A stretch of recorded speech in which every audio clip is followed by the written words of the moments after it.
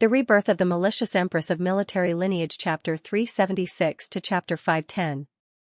Bringing out Emperor Wen Hui's name, the domineering consort Su Xian could not say anything. Just as she was about to say a few sarcastic words, she suddenly saw her own female official coming in. Consort Su Xian asked, "Arrived?" The female official nodded her head, and in a short while, Luo Shuiyan and Shen Miao walked in. After greeting the two females, Shen Miao followed Luo Shuiyan and stood at the side with her head lowered, not lifting it up. One could only hear a slightly sharp voice, "Shen Foreign, this must be your daughter. Lift up your head and let Bengong take a look." Shen Miao paused for a moment and slowly lifted her head up to meet the two females' sizing gaze. When she saw clearly who the person sitting on the right was, her heart could not help but tighten and felt that the blood in her entire body was boiling. Consort Su Xian on the left was Prince Zhou and Prince Jing's consort mother, and Consort Dong Shu on the right was Fu Shouyi's birth mother. At this moment Consort Dong Shu looked over with a smile and said to Consort Su Xian, "Really a neat child. Clean and tidy, one can see that one has good fortune." Good fortune. Shen Miao only felt flustered in her heart. Consort Dong Shu looked at her with a gentle face, and if one did not know, one would definitely put down the vigilance in one's heart because of her kind attitude.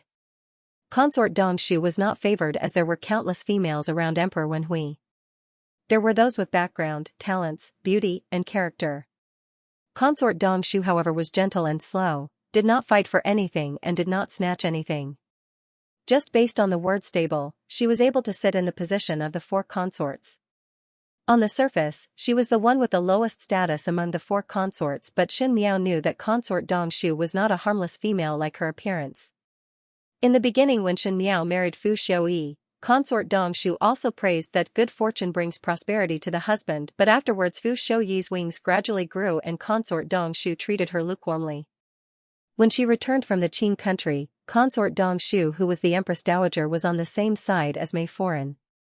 In Consort Dong Shu's eyes, she was also a chess piece that was used to rope in the Shen family and was a vulgar chess piece that could not be seen in public.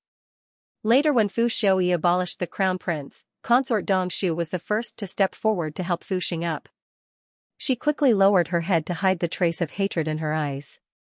Consort Su Xian and Consort Dong Shu however thought that Shen Miao was shy, and Consort Su Xian casually asked, "How old are you this year?"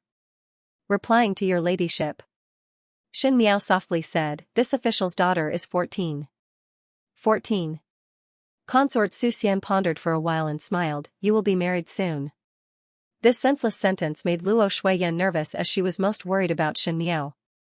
And a female's marriage was more important to one's entire life. If Shen Miao's marriage was controlled by the people in the palace. Luo Shuiyan's expression was not good. Seeing Luo Shuiyan being so affectionate, Consort Su Xian laughed instead and said, "Shen Foreign is so nervous. Why?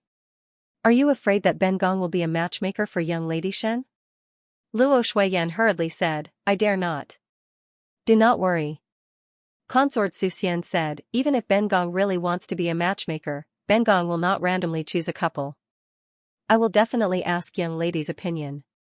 Speaking of which." Su Xianfei looked at Shen Miao and smiled maliciously, "Shen young lady, do you have anyone in mind now?" To ask Consort Dong Shu if Shen Miao had anyone in mind in front of her, everyone knew that Shen Miao was once in love with Fu Shouyi. This was to embarrass Consort Dong Shu in public. Consort Su Xian had always relied on Emperor Wen Hui's favor to be arrogant and despotic. Among the four consorts, Consort Dong Shu was the easiest to bully, so to be able to use Consort Dong Shu as a raft, Consort Su Xian was never tired of it. "Many thanks to your ladyship's good intentions. This official's daughter does not have anyone in mind now," Shen Miao said as she hung her head.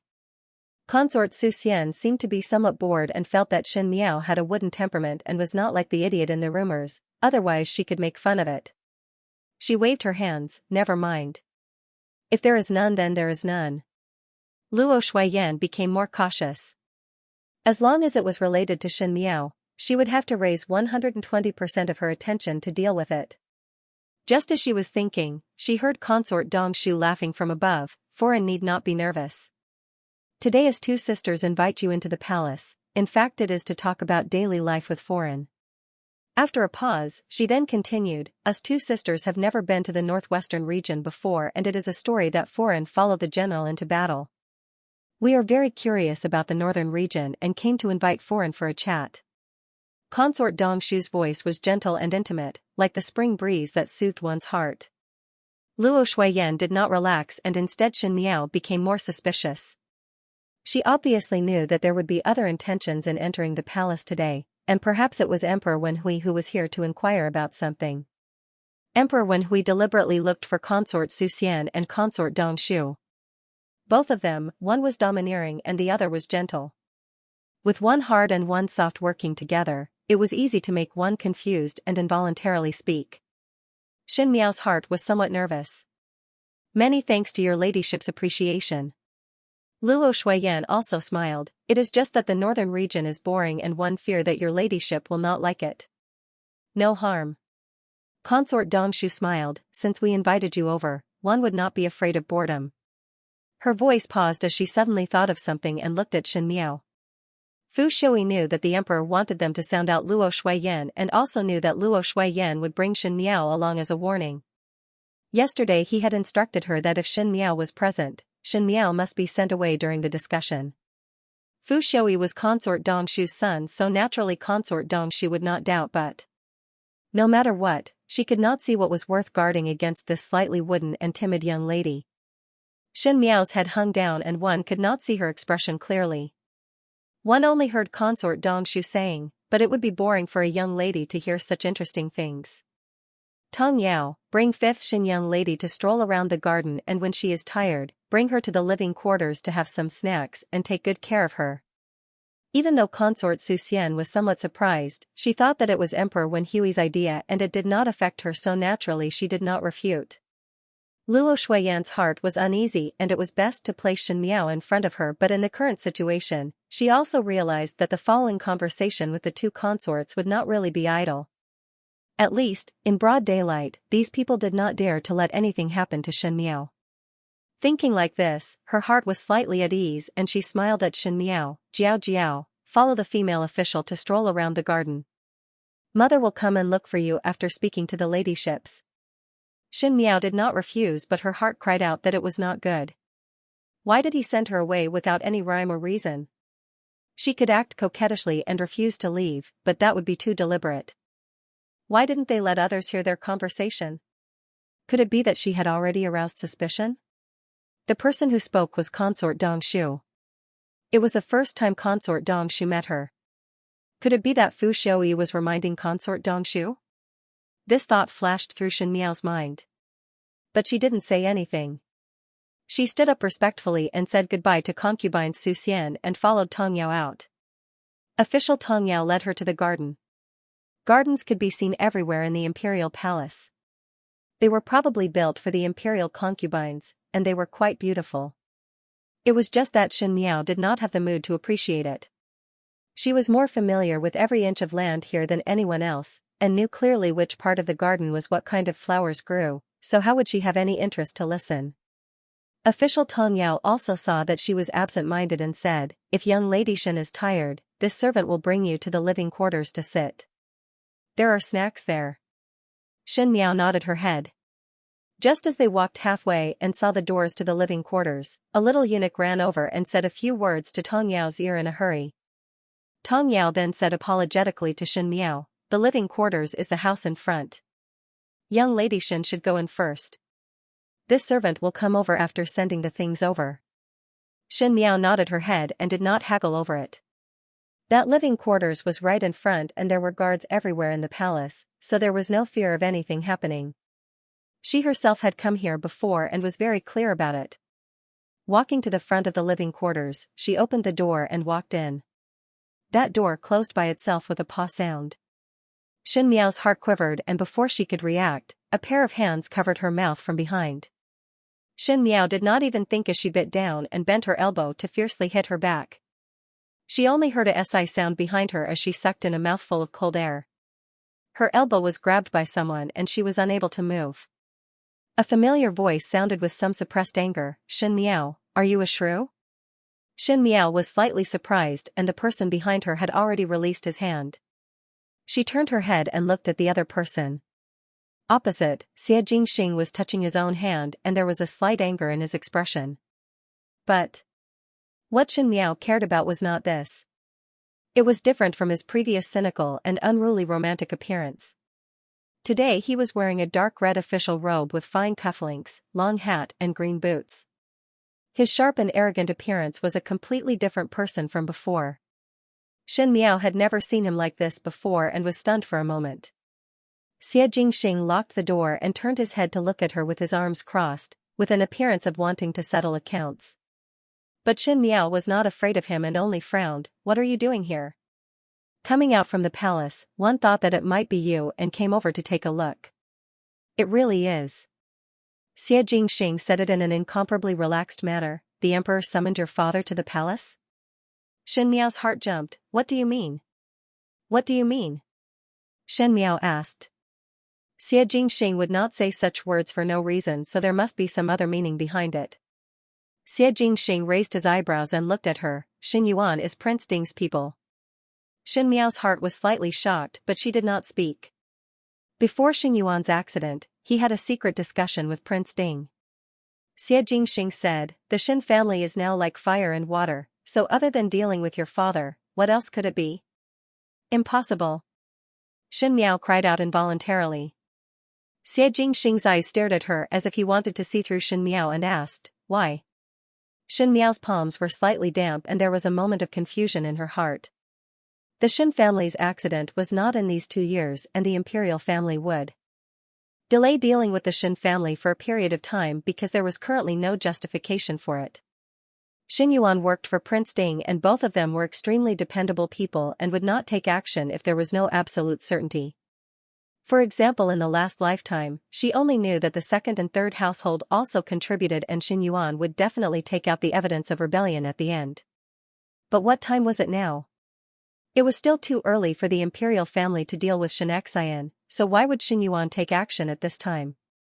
The evidence at this time should not be complete and Fu Xiui chose to take action now. How did it become like this? Her expression was uncertain and when she raised her head, she met with Xie Jingxing's thoughtful gaze. Shen Miao's heart quivered. Xie Jingxing was quick-witted and one feared that he would be able to find out something from her expression. Thinking of this, she covered up her smile. "Xin Yuan is my second older brother. Why would he harm my father?" Hearing this, Xie Jingxing smiled instead. His smile had a deeper meaning. "Shen Miao, do you think I am a fool?" "Since little Xia Marquis told me all these," Shen Miao said seriously, "but how does His Highness Prince Ding want to deal with my father?" Xie Jingxing shook his head.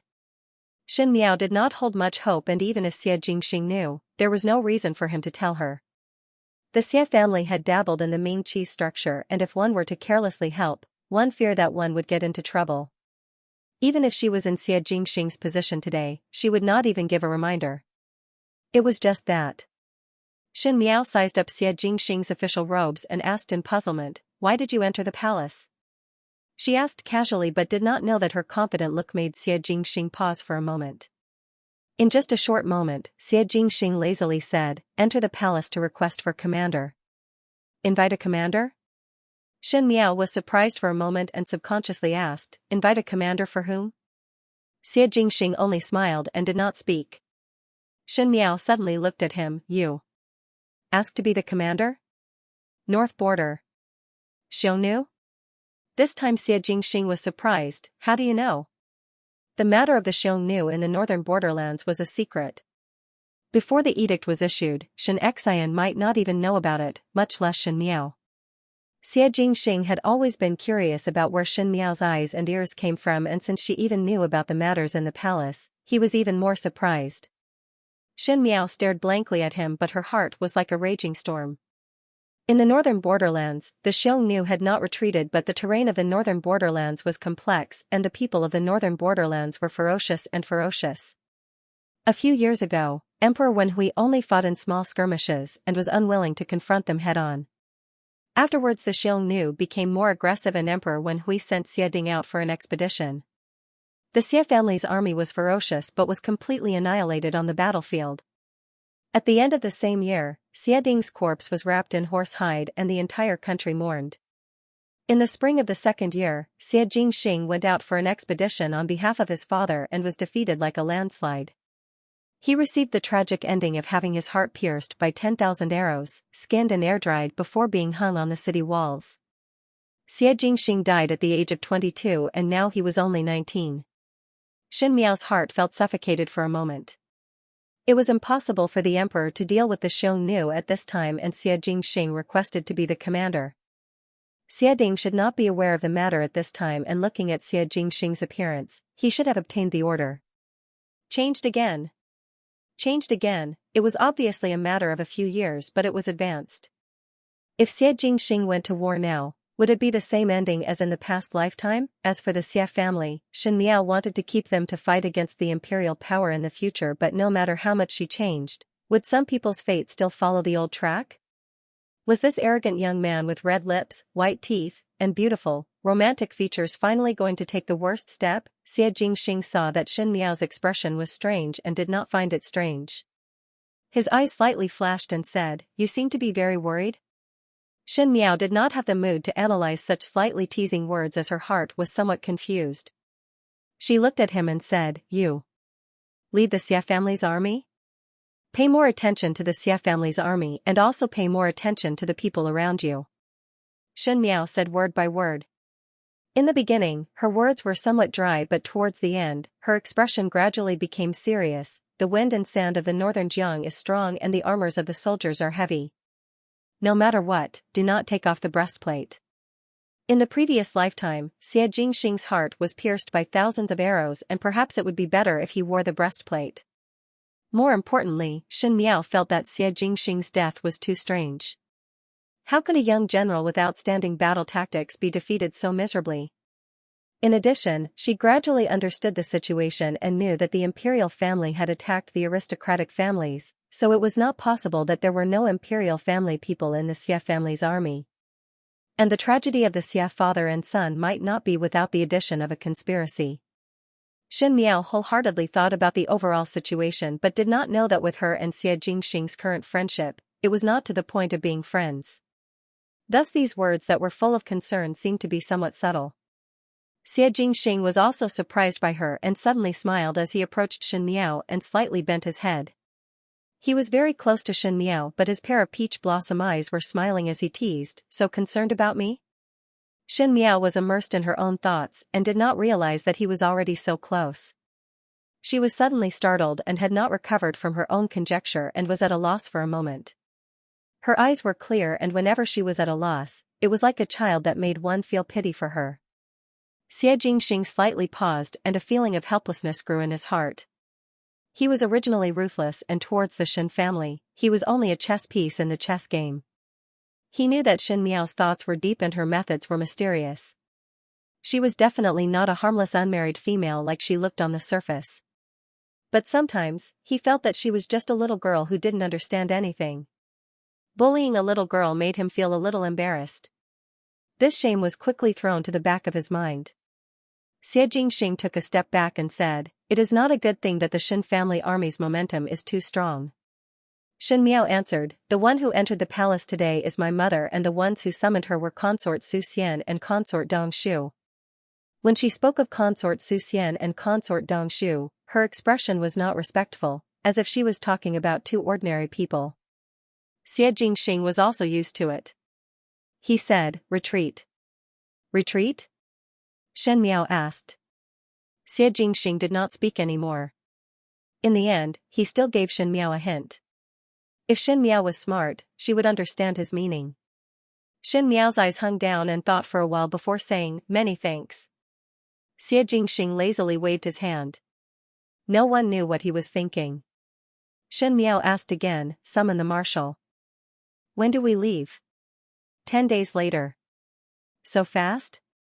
Xin Miao exclaimed. "Why?" Xianxia turned his head to look at her and said with a smile that was not a smile, "Can't bear to part." "Not at all." Xin Miao said expressionlessly, "As such." Then one wished the little marquis to be victorious and return triumphantly. After receiving the reward, Xianxia said without a care, "At that time I will give you a little thing as a good luck." Just as Xin Miao was about to speak, she saw Xie Jingxing pressing her waist and said, "Someone is coming." He then smiled at Shen Miao, "Farewell, Shen Jiao Jiao." He turned and flew out of the window of the room. This person walked out of the window as though he was walking through his own front door. Shen Miao was still in a daze when the door was pushed open and Tong Yao walked in. Seeing Shen Miao standing in the middle of the room, she asked curiously, "Why is Shen young lady not sitting?" Shen Miao recovered to her senses and smiled before getting up and walking to one side to sit down. But her heart was still thinking about what Xie Jingxing said just now. Xie Jingxing's commander request was to set off 10 days later. 10 days later. Was it not exactly the same as 3 years later?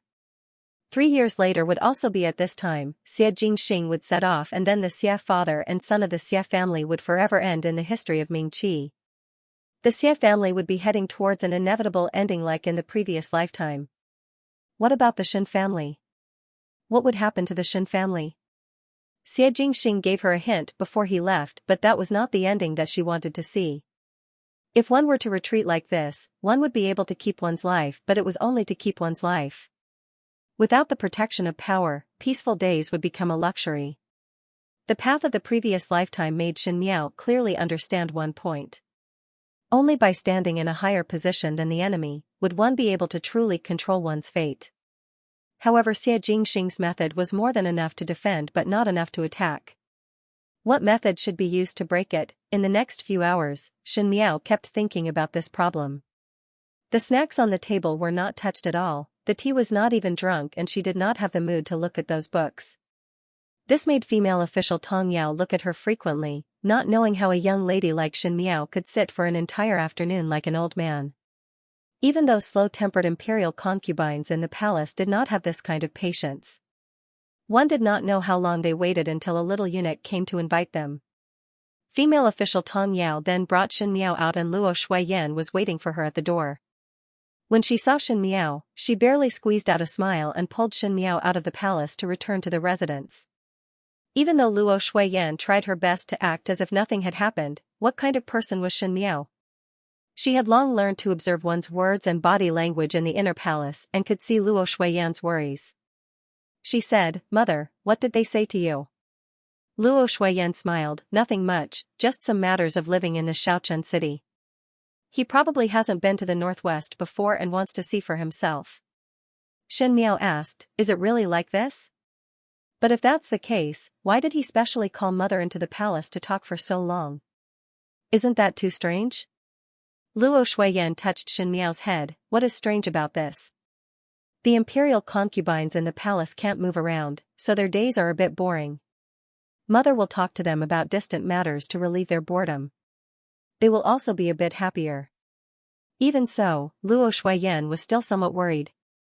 Although she did not participate in court affairs, it did not mean that she was ignorant of the dangers of the court. Today, she dealt with it carefully, but it was precisely because she talked with the two concubines about daily life that she was even more puzzled. There were no fools in the palace. Everyone was smart. But in today's conversation, it did not involve military affairs at all and did not even mention the Shen family army. Instead, he only talked about the commoners of the Xiaochun city, which made Luo Shuiyan puzzled. Those who fought had an intuition for danger. She obviously felt that danger was approaching, but did not know where the problem was. Luo Shuiyan felt somewhat depressed. But she was afraid of scaring Shen Miao and did not intend to talk about these matters with Shen Miao. Shen Miao also did not ask her again. When they returned to the residence, the sky was already nearing evening. Shen Qiu and Shen Xian had been waiting at the residence's doors and upon seeing both of them return, they were relieved. After the meal, Luo Shuiyan instructed Shen Miao to rest early before pulling Shen Qiu and Shen Xian back to the room to discuss the matter of entering the palace today. Shen Miao did not follow. She had already heard a lot of things from Luo Shuiyan's mouth, but what she could not understand was what did Xin Yuan give to Fu Xiuyi. The oil lamp shone brightly in her eyes as Shen Miao sat at the table deep in thought. Xianxia and Guyu were careful not to disturb her. Outside the window, it started to drizzle. This was the first drizzle since the end of the year, indicating the arrival of spring. Spring was about to arrive and all living things were revived. It was obviously a new hope, but how could one walk out of the dark willows and bright flowers in the heavy ice and snow? Xianxia closed her eyes. This night, there were also people in embroidered clothes walking in the night. When Xie Jingxing passed by the courtyard, he coincidentally met Xie Changwu and Xie Changchao. When both of them saw him, they immediately stopped and respectfully greeted him, eldest brother. Towards these two people, Xie Jingxing had always turned a blind eye to them, and it was the same today. When he lifted his feet and was about to leave, he was stopped by Xie Changchao. Xie Changchao was somewhat pleased with himself. Long time no see, eldest brother. One do not know what eldest brother is busy with. A few days ago there was a hunt and one wanted to go with eldest brother, but father made us follow to Lu Daren's official banquet, thus one could only regret not going. These days Xie Ding had been bringing Xie Changwu and Xie Changchao to his colleagues' banquets because everyone knew that Xie Ding wanted to bring his two sons into an official career. Speaking of which, Xie Changwu and Xie Changchao were Shu sons and their qualifications were not as good as Xie Jingxing's. If it was not for Xie Jingxing being frivolous and unwilling to enter officialdom, everyone knew that it would not be their turn.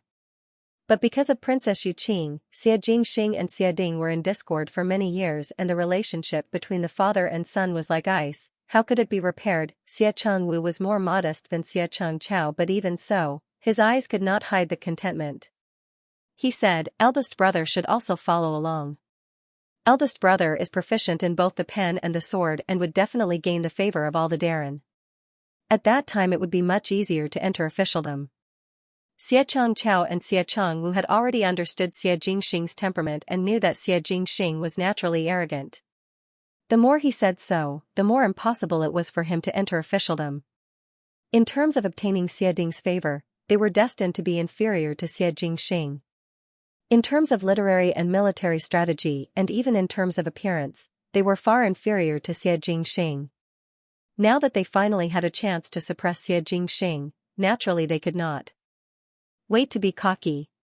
When Xie Jingxing heard it, he looked at them with a smile that was not a smile and suddenly asked, very proud? Xie Changchao and Xie Changwu were surprised, but Xie Jingxing had already left. The disdain in the corners of his eyes fell into the eyes of the two of them. Looking at Xie Jingxing's fading figure, Xie Changchao said hatefully, what plaything, who does he think he is? Xie Changwu's expression was sinister, there will be a day when I will trample him under my feet. When Xie Jingxing returned to the room, there were already two people waiting. One of them was a middle-aged man with a full beard, while the other was a young man with a straight face. The bearded middle-aged man asked, Master, you really want to? Xie Jingxing sat down in front of the table and waved his hands. Xie Changchao and Xie Changwu. The younger one said, why not? At the end of the words, there was a hint of killing intent. No need. If we take action now, there will be complications. Xie Jingxing interrupted his words, without me, Xie Changwu and Xie Changchao would not do anything to Xie Ding. As for Madame Fong, he sneered, keep her. Both of them bowed their heads in agreement. Xie Jingxing took out a booklet from his sleeve. That was the copy of the commander request that was presented today. In the end, he still had to make this move. The first ray of sunlight shone through the carved window onto the table. Xin Miao sat in front of the table without moving. Xianxia carried a silver basin in and jumped in shock upon entering. Why is young lady up so early today? Xin Miao did not speak as Xianxia walked over. The oil lamp in front of the table had already burned out and on Xin Miao's fair face, there was a faint greenish-black under her eyes. Xianxia was surprised for a moment and exclaimed, could it be that young lady did not sleep for the entire night? Xin Miao shook her head and pressed her forehead tiredly. She sat there for the whole night. Xie Jingxing's hint made her puzzled and confused. She did not know what Xin Yuan gave to Fu Xiaoyi and only knew that it must be bad news for the Xin family. And the word retreat was a move that she did not want the Xin family to make. How should he get out of this predicament? Xianxia spoke with some heartache. No matter how worried young lady is, one should not torment one's body like this. Master and Madam will be heartbroken if they see this. Young lady, you should eat something first and rest. You don't look well. What if young lady falls down first?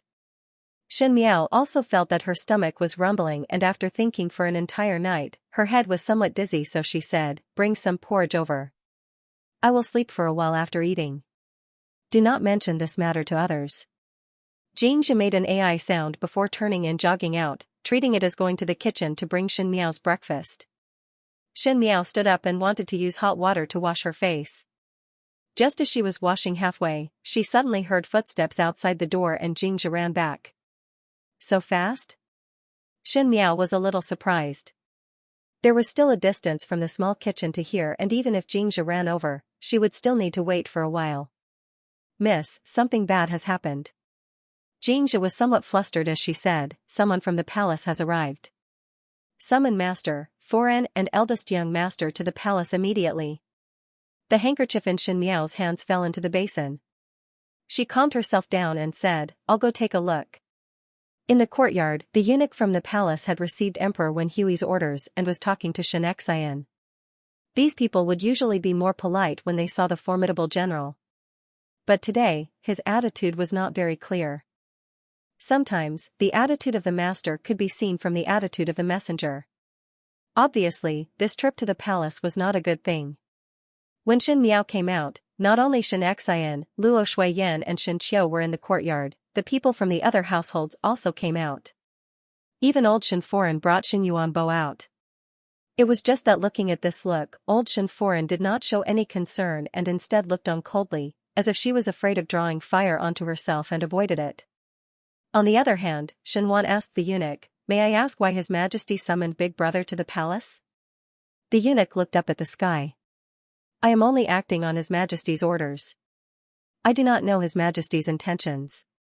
Darren, quickly follow me into the palace.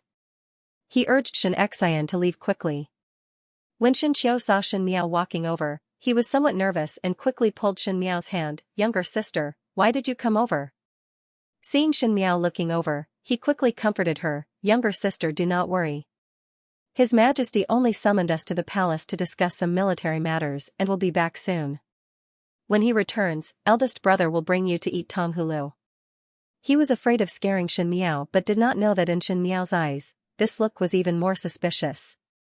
To summon Xianxia, Luo Shuiyan and Xin Qiu to the palace, even though she was not brought along, upon careful thought, the people brought along were the leading figures of the Xin family's army, so this matter was definitely related to the Xin family's army. Now that it was the Xin family's military power, it was a hot potato, and once it involved military power, one must be careful of everything. At this time, if Xin Miao continued to show fear, not only would she not be able to help, it would instead burden Luo Shuiyan and the rest. Thus Xin Miao smiled, really? Eldest brother must keep to his words. Seeing Xin Miao like this, Xin Qiu then let out a sigh of relief. Xin Qiu knew that Xin Miao was intelligent but did not want Xin Miao to be involved with the matters of the court. Moreover, in the court matters, it was never a person's worth, as there would be deaths and injuries at every turn and countless people would be involved, so how would it be easy to explain?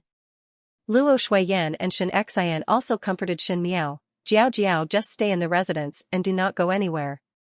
Wait for father and mother to return, then we will go together to make new clothes for Jiao for the beginning of spring. Xin Miao also complied.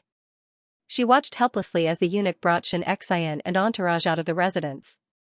Chen Roqiu pulled Xin Wan's hands and said worriedly, why would eldest brother and eldest Sa suddenly enter the palace? Did something happen? Xin Wan shook his head. Xin Gui said, eldest brother is already in the limelight and does not know how to conduct himself in court. One feared that if something really happened, there would not be anyone to speak to. These words were somewhat meaningful. Xin Gui's meaning was that if something really happened to Xianxia, the two brothers Xin Gui and Xin Wan would not send charcoal in the snow. Xin Miao sneered in her heart.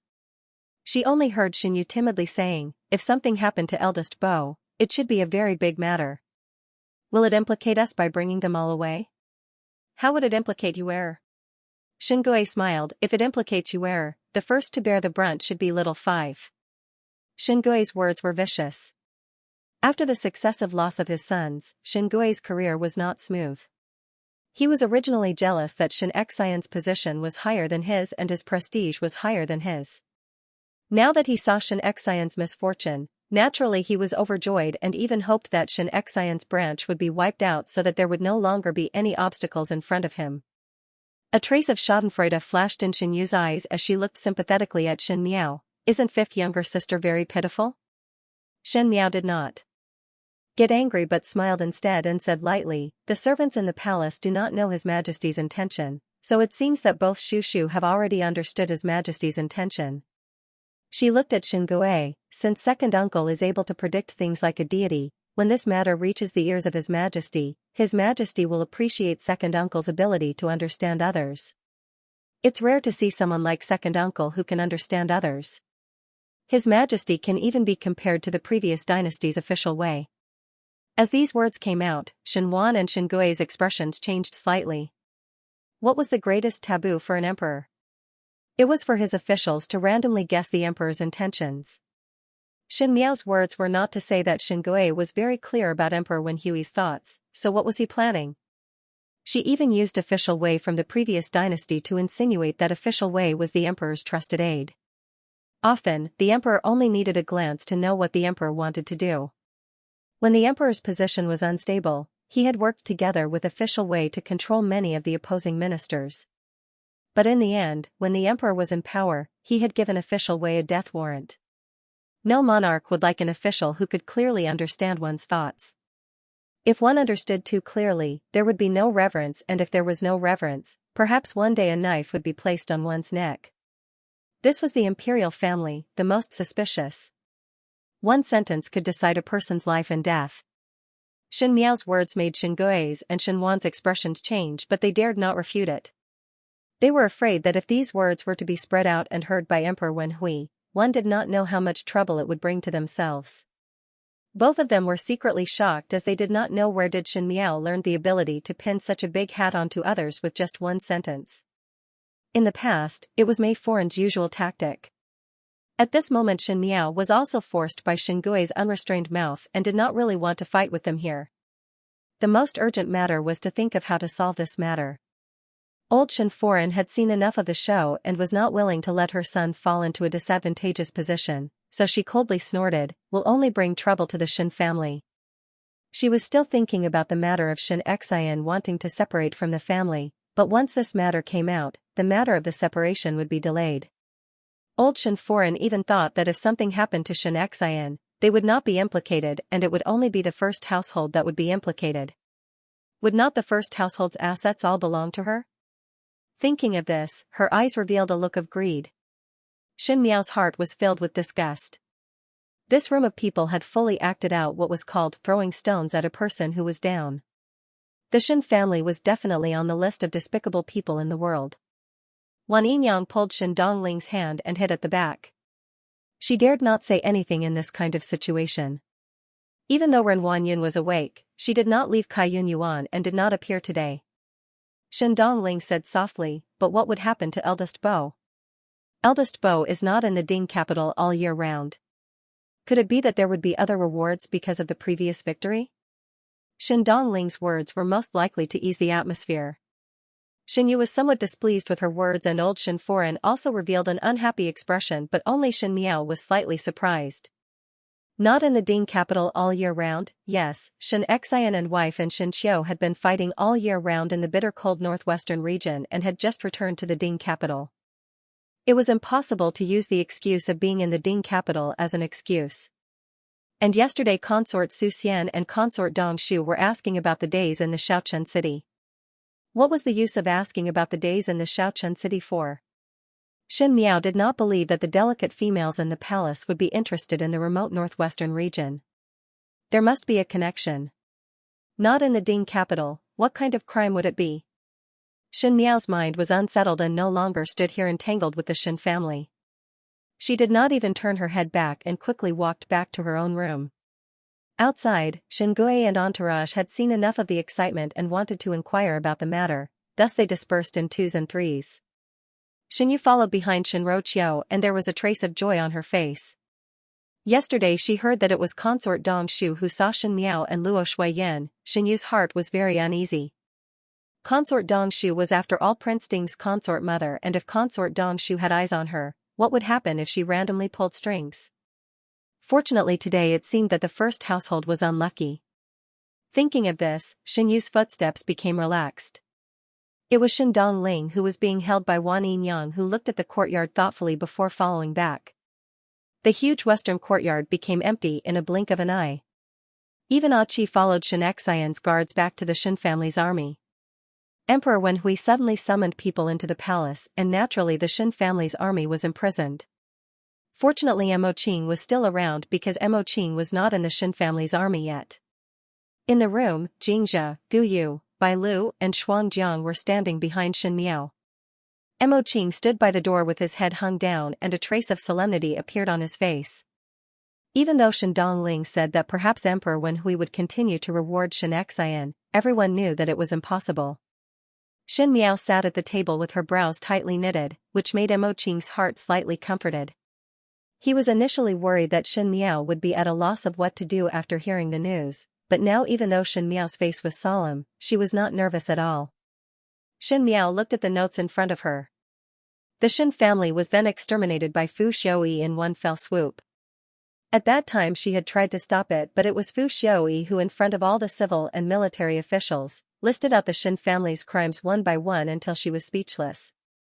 Even though one knew that it was all fake, but these fake evidence were so conclusive that it made one powerless to refute. That day in the throne room, the scenes of the past were like knives and chisels that were carved into her heart.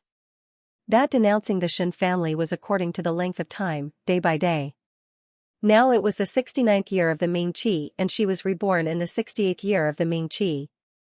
In the things that Xing Yuan presented to Fu Xiaoyi, the criminal evidence must be something that happened in the 68th year of the Ming Qi or before. In the 68th year of Ming Qi, what crimes did the Shen family commit? Shen Miao closed her eyes and some scenes flashed through her mind. She was wearing the Empress court dress, and the phoenix hairpins on her head could not hide the embarrassment around her. The civil and military officials were agitated, Pei Lang was indifferent, and Fu Xiaoyi angrily threw the booklet at her face. A civil official was reading, in the 68th year of Ming Qi, the Shen family's officers and soldiers disobeyed the emperor's order and released the bandits, deceiving the monarch. Releasing the bandits without permission was deceiving the emperor. Shen Miao suddenly opened her eyes. She suddenly remembered that in the 68th year of Ming Qi, there was indeed a not a small matter that happened. Xianxia went against the Shirong and defeated them, seizing 3 cities. Emperor Wenhui ordered that everyone in the cities be killed without mercy. To a general, massacring a city was the cruelest achievement. And in the Shirong city, other than the soldiers, most of the people were the elderly, the weak, women and children. These old and weak women and children were like the common people of Ming Qi, safe and sound, and the ones at fault were the Shirong soldiers. Xianxia was not a person who liked to kill, thus in private, he left the lives of those women and children. Other than the Shen family's army, no one else knew about this matter, and the people of the Shen family's army were brought up by Xianxia, so it was impossible for them to betray Xianxia. In this, there should be Xing Yuan's credit. Perhaps a long time ago, Xing Yuan had buried a hidden chess piece in the Shen family's army. It was just that after the crown prince was deposed, the entire Shen family's crimes were pursued one by one, and this crime of deceiving the monarch was not that important. However, in the hands of Fu Xiaoyi, who had always been steady, to take it out at this time when the time was not ripe, it could only mean that the current situation made Fu Xiaoyi feel a crisis, and the Shen family had become a variable. In this lifetime, because there was no entanglement between her and Fu Xiaoyi did not stop Emperor Wenhui to let the Shen family stay for a few more years, and the imperial family finally had their eyes on the Shen family, this fat meat. So the evidence that Xing Yuan handed over to Fu Xiaoyi should be the crime of Xianxia not acting according to Emperor Wenhui's order to massacre the city. This matter could be said to be big or small. It was just that in the current situation, the imperial family was bent on taking back the Shen family's military power, so how would they let go of this opportunity? Things had become extremely tricky. Shen Miao clenched her fists and slowly calmed her emotions. Now it was not the worst time yet. Even though the imperial family wanted to deal with the Shen family, they only wanted to recover the military power. To move against the Shen family at this time, it would inevitably cause dissatisfaction from the other aristocratic families. The Fu family was cunning and would not do that. What should be done at this time? The few people in the room looked at Shen Miao's changing expression and were puzzled in their hearts. But they saw Shen Miao suddenly standing up. she said, I want to go out of the residence for a while. Ah? Guyu was surprised for a moment. Young lady, to leave the residence at this time would attract gossip. Something happened in the family and one's heart is depressed. How about finding a friend to relieve it? Shin Miao's eyes turned cold. Go. Mo Qing naturally had no objection to Shin Miao's decision. Moreover, in his heart, he was convinced by Shin Miao and knew that Shin Miao had her own way of doing things. At this moment, seeing Shin Miao like this, his heart calmed down a little and said, this subordinate will go and arrange. Seeing Mo Qing like this, Xianxia and Guyu did not speak anymore and let Bai Lu and Xuanjiang stay in the residence to wait for news while they went out with Shin Miao. Shin Miao's actions naturally caused the people in the residence to be surprised, and when someone came to probe, she only said that she was going to look for Feng Ning. Feng Ning and Shin Miao were considered as friends, so it was natural for Shin Miao to look for Feng Ning to complain about the first household of the Shin family. Thus, no one stopped him. After leaving the residence, Mo Qing drove the carriage towards the Feng residence. After driving past the small alley and confirming that no one was following, Shin Miao then said, go to the Su residence. Su residence? Guyu was surprised for a moment. Which Su residence? Pingnan Count's Su family, Suyu residence. Mo Qing, who was outside, was very familiar with the roads in the Ding capital and was even more clear about which noble residences were located. He did not need to ask for directions and turned the horse around to head in another direction. Xianxia and Guyu wanted to ask but did not dare to. It was true that Shin Miao had an idea. But even they, as servants, knew that in the Shin family's court, the Xie family was one of the political enemies and the Marquis of Lin and Xie family and the Count of Pingnan's Su family were grasshoppers on the same boat. Naturally, the Su family and the Shin family were like fire and water. Now that the Shin family was in trouble, why would they help their sworn enemy? But he probably wasn't asking for help. Xianxia and Guyu anxiously thought. In the residence of the Count of Pingnan, there was still one person sitting in Su Mingfeng's room. That person's purple gold robe was overflowing with color and there was a casual and lazy smile on his face. On the contrary, it was Su Mingfeng who had an anxious face. What is going on? Why did you ask to be the commander? The Ding capital is too boring. Go to the northern Jiang to play. Xie Jingxing said. Play? Su Mingfeng looked at him and anger appeared on his usually cultured and refined face. Do you know what kind of place the northern Jiang is? Currently no one dares to confront the Xiongnu, so why are you going to join in the fun? Seeing that Xie Jingxing did not take his words to heart, Su Mingfeng slowed down his tone. I know that your heart is not happy that your father brought Xie Cheng Chao and Xie Cheng Wu into officialdom, but there is no need to use this method to vent. This matter is not a small matter and is not a child's play. Even though you are highly skilled in martial arts, the northern Jiang's terrain is complex and you have never been there before. Jingxing, you cannot go. Su Mingfeng. Xie Jingxing laughed. His Majesty had already given me the commander request. Do you think that I can still not go? Su Mingfeng was surprised for a moment and a look of despair appeared on his face. The emperor's words were like gold and jade, so there was no reason to go back on it. With the commander request in his hands, there was no leeway at this time. Even if Xie Jingxing changed his mind, he would still have to go. Seeing Su Mingfeng like this, Xie Jingxing said, are you cursing me to have an accident or curse me to have an accident? Bastard! Su Mingfeng scolded and was somewhat angry. Why did you not discuss this matter with me? What's the point of discussing it with you? Xie Jingxing took the teapot at the side and poured some tea for himself to drink. It is not bad for me. You. Su Mingfeng was angry but helpless at the same time. She knew that Xie Jingxing had a lawless temperament and once he decided on something, even 9 bulls would not be able to pull him back. It was said that they were childhood friends, but now it seemed that it was as if his head was hot. Xie Jingxing did not tell him anything, and even if he did, it was only a notice. For example, right now, he was just here to inform him that he had obtained the commander's token. Once the time was up, he would set off. Why do you want to go to the northern Jiang? Su Mingfeng paced back and forth in the room. Do you not want to live anymore? Do you know that if you win, it'll be great, but if you lose, your 2 Shu younger brothers would be the first to clap their hands. Su Mingfeng suddenly clapped his hands and stood in front of Xie Jingxing. you are assured to leave them in the Ding capital? You are not afraid of what your father would say. Speaking till here, she suddenly paused and looked at Xie Jingxing. Does your father know about this matter? Xie Jingxing shook his head. Look. Su Mingfeng said, you are so willful and Marquis Xia would definitely be furious when he knows about it. At that time, your two Shu younger brothers would stir up some gossip and there is still a hidden yin yang. In the residence.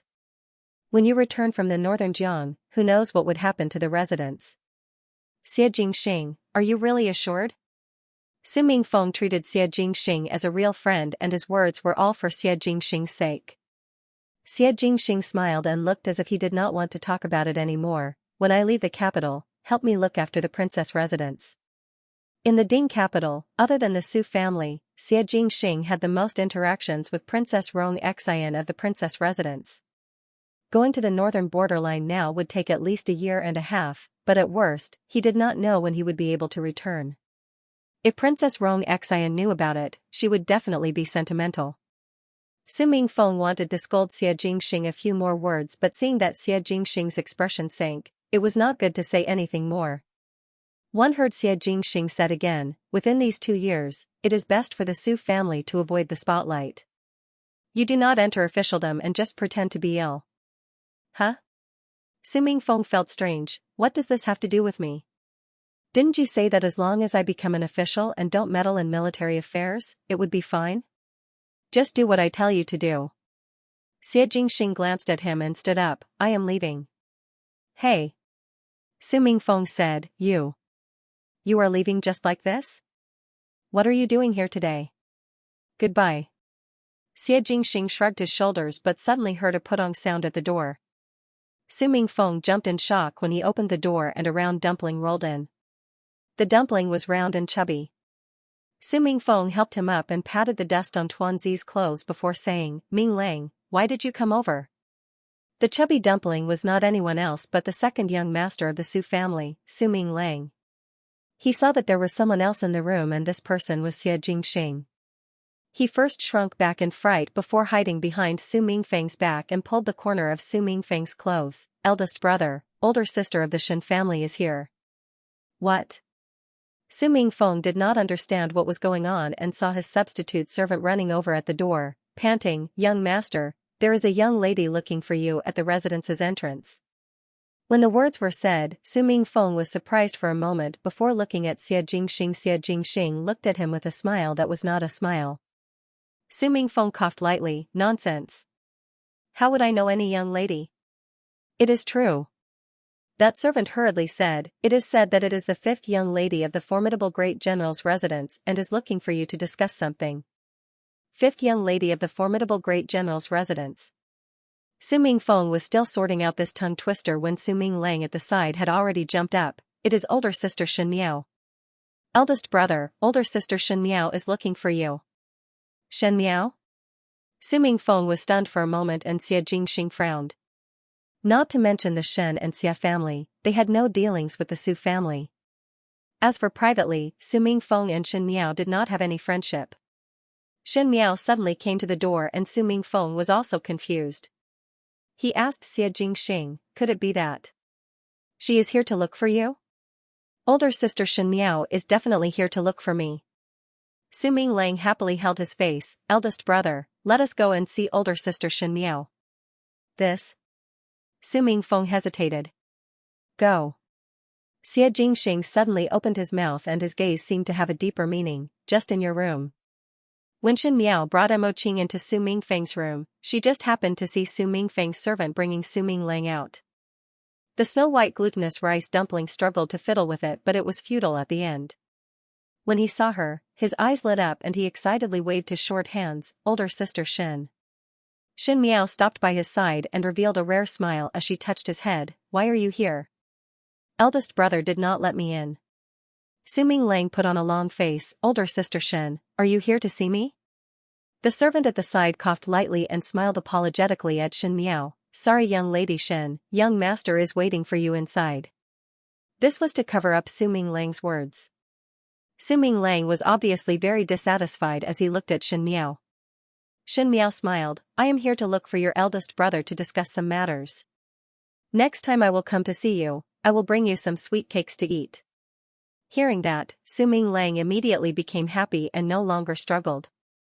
He carefully instructed Shen Miao not to forget the agreement before leaving happily with the servant. Mo Qing, who was following behind, was somewhat surprised. Shen Miao was not a patient and kind person to strangers, and just now she treated Su Minglang with a good temper. If one did not know, one would think that Su Minglang was her son. Just as this strange conjecture appeared, it was suppressed by Mo Qing. Not to mention that the age difference between Shen Miao and Su Minglang was not that big. Moreover, Shen Miao was a young lady now, so how would there be a mother? Shen Miao pushed the door open and walked in.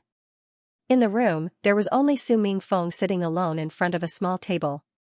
Seeing Shen Miao entering and even bringing along Mo Qing, he was first startled but did not stop her and allowed her to enter the room. The servant hurriedly closed the door. Mo Qing stood in front of the door and did not move, in case there were any accidents.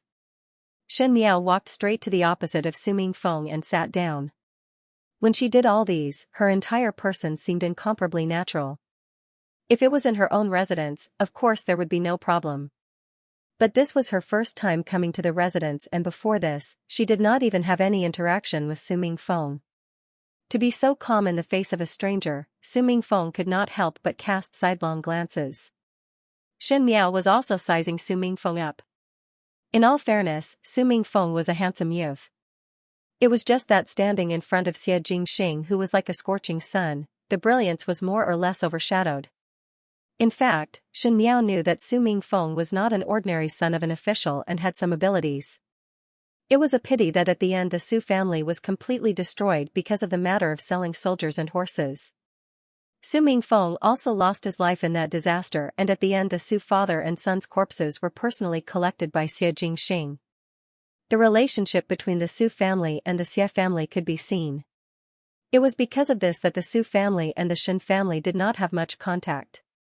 Su Mingfeng felt somewhat uncomfortable being probed by Shen Miao's gaze and lightly coughed. "Shen young lady, one do not know the reason for coming to the residence? My father, mother, and eldest brother were summoned to the palace by His Majesty. Does young Master Su know why?" Shen Miao asked. Su Mingfeng was somewhat inexplicable. The matter of the Shen family had spread throughout the entire Ding capital early in the morning, and all the officials felt insecure. After all, as an official in court, once there was a little bit of trouble, it would be a huge matter.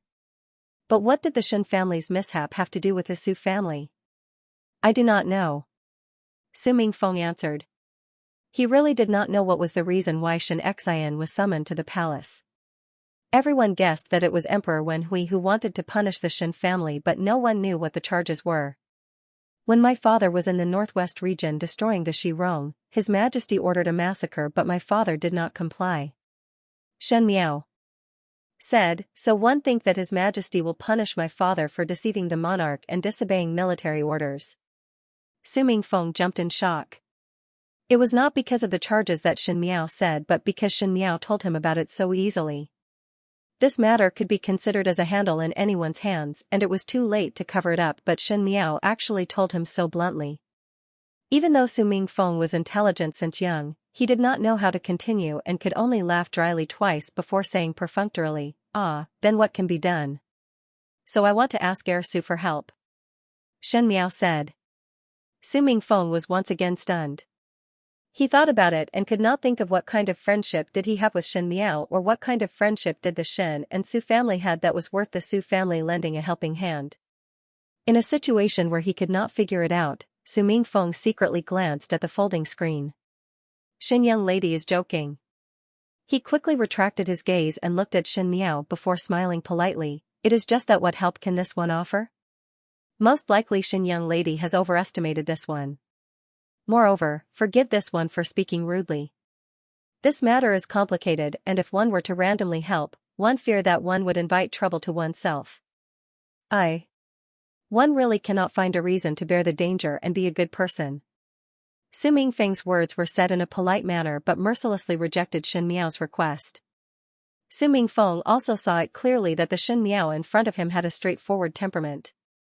He simply abandoned his usual roundabout ways and straightforwardly stated, no. Hearing this, Shen Miao gently smiled.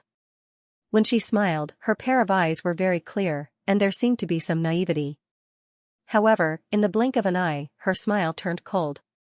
She said, "Prince Su, although you are not an official, your father seems to be in charge of the military horses." Su Mingfeng slightly frowned and said, "Correct. Did your father tell heir that there seems to be a problem with the military horses?" Shen Miao said. This time Su Mingfeng's brows wrinkled even tighter as he stared at Shen Miao. "What does Shen young lady mean by this?" Shen Miao smiled gently. "I heard that there are some small problems with the military horses recently, and a few of the military horses are sick." "Medicine is ineffective?" Su Mingfeng tightened his grip on the teacup. Shen Miao's words were not false. These days Suyu was extremely busy with this matter, and other than a few subordinates in the military horses and Suyu who secretly told him about it, no one else knew about it. But it was impossible for the people in the military horses to tell Shen Miao. If it were to spread, Emperor Wenhui would punish them and everyone would not be able to bear the consequences, and it would be even worse. But how did Shen Miao know about it? Su Mingfeng heard his own dry voice. "Shen young lady. Where did you hear these false words from? Untruthful words?" Shen Miao sighed, but there seemed to be a slight smile in her eyes. She got close to Su Mingfeng and whispered, "Could it be that Heir Su is not afraid that this horse disease will eventually become a horse plague?" Su Mingfeng's pupils suddenly widened. Horse plague? With the Count of Pingnan's cautious temperament and having dealt with military horses for a lifetime, it is impossible for him not to suspect this. Shen Miao pretended to be surprised. "Why? Was it not told to Heir Su?" Su Mingfeng gritted his teeth and did not speak. "So you did not tell him?" Naturally, Suyu had told him that the horse disease that no medicine could cure was a precursor to the horse plague.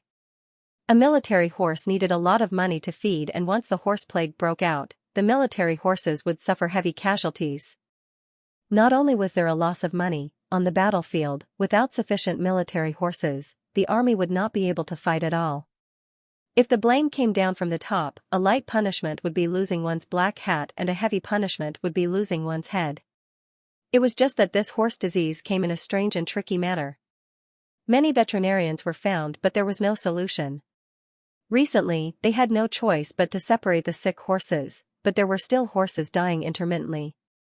If at the end it was uncontrollable and it really became a horse plague, one feared that it would be a big disaster.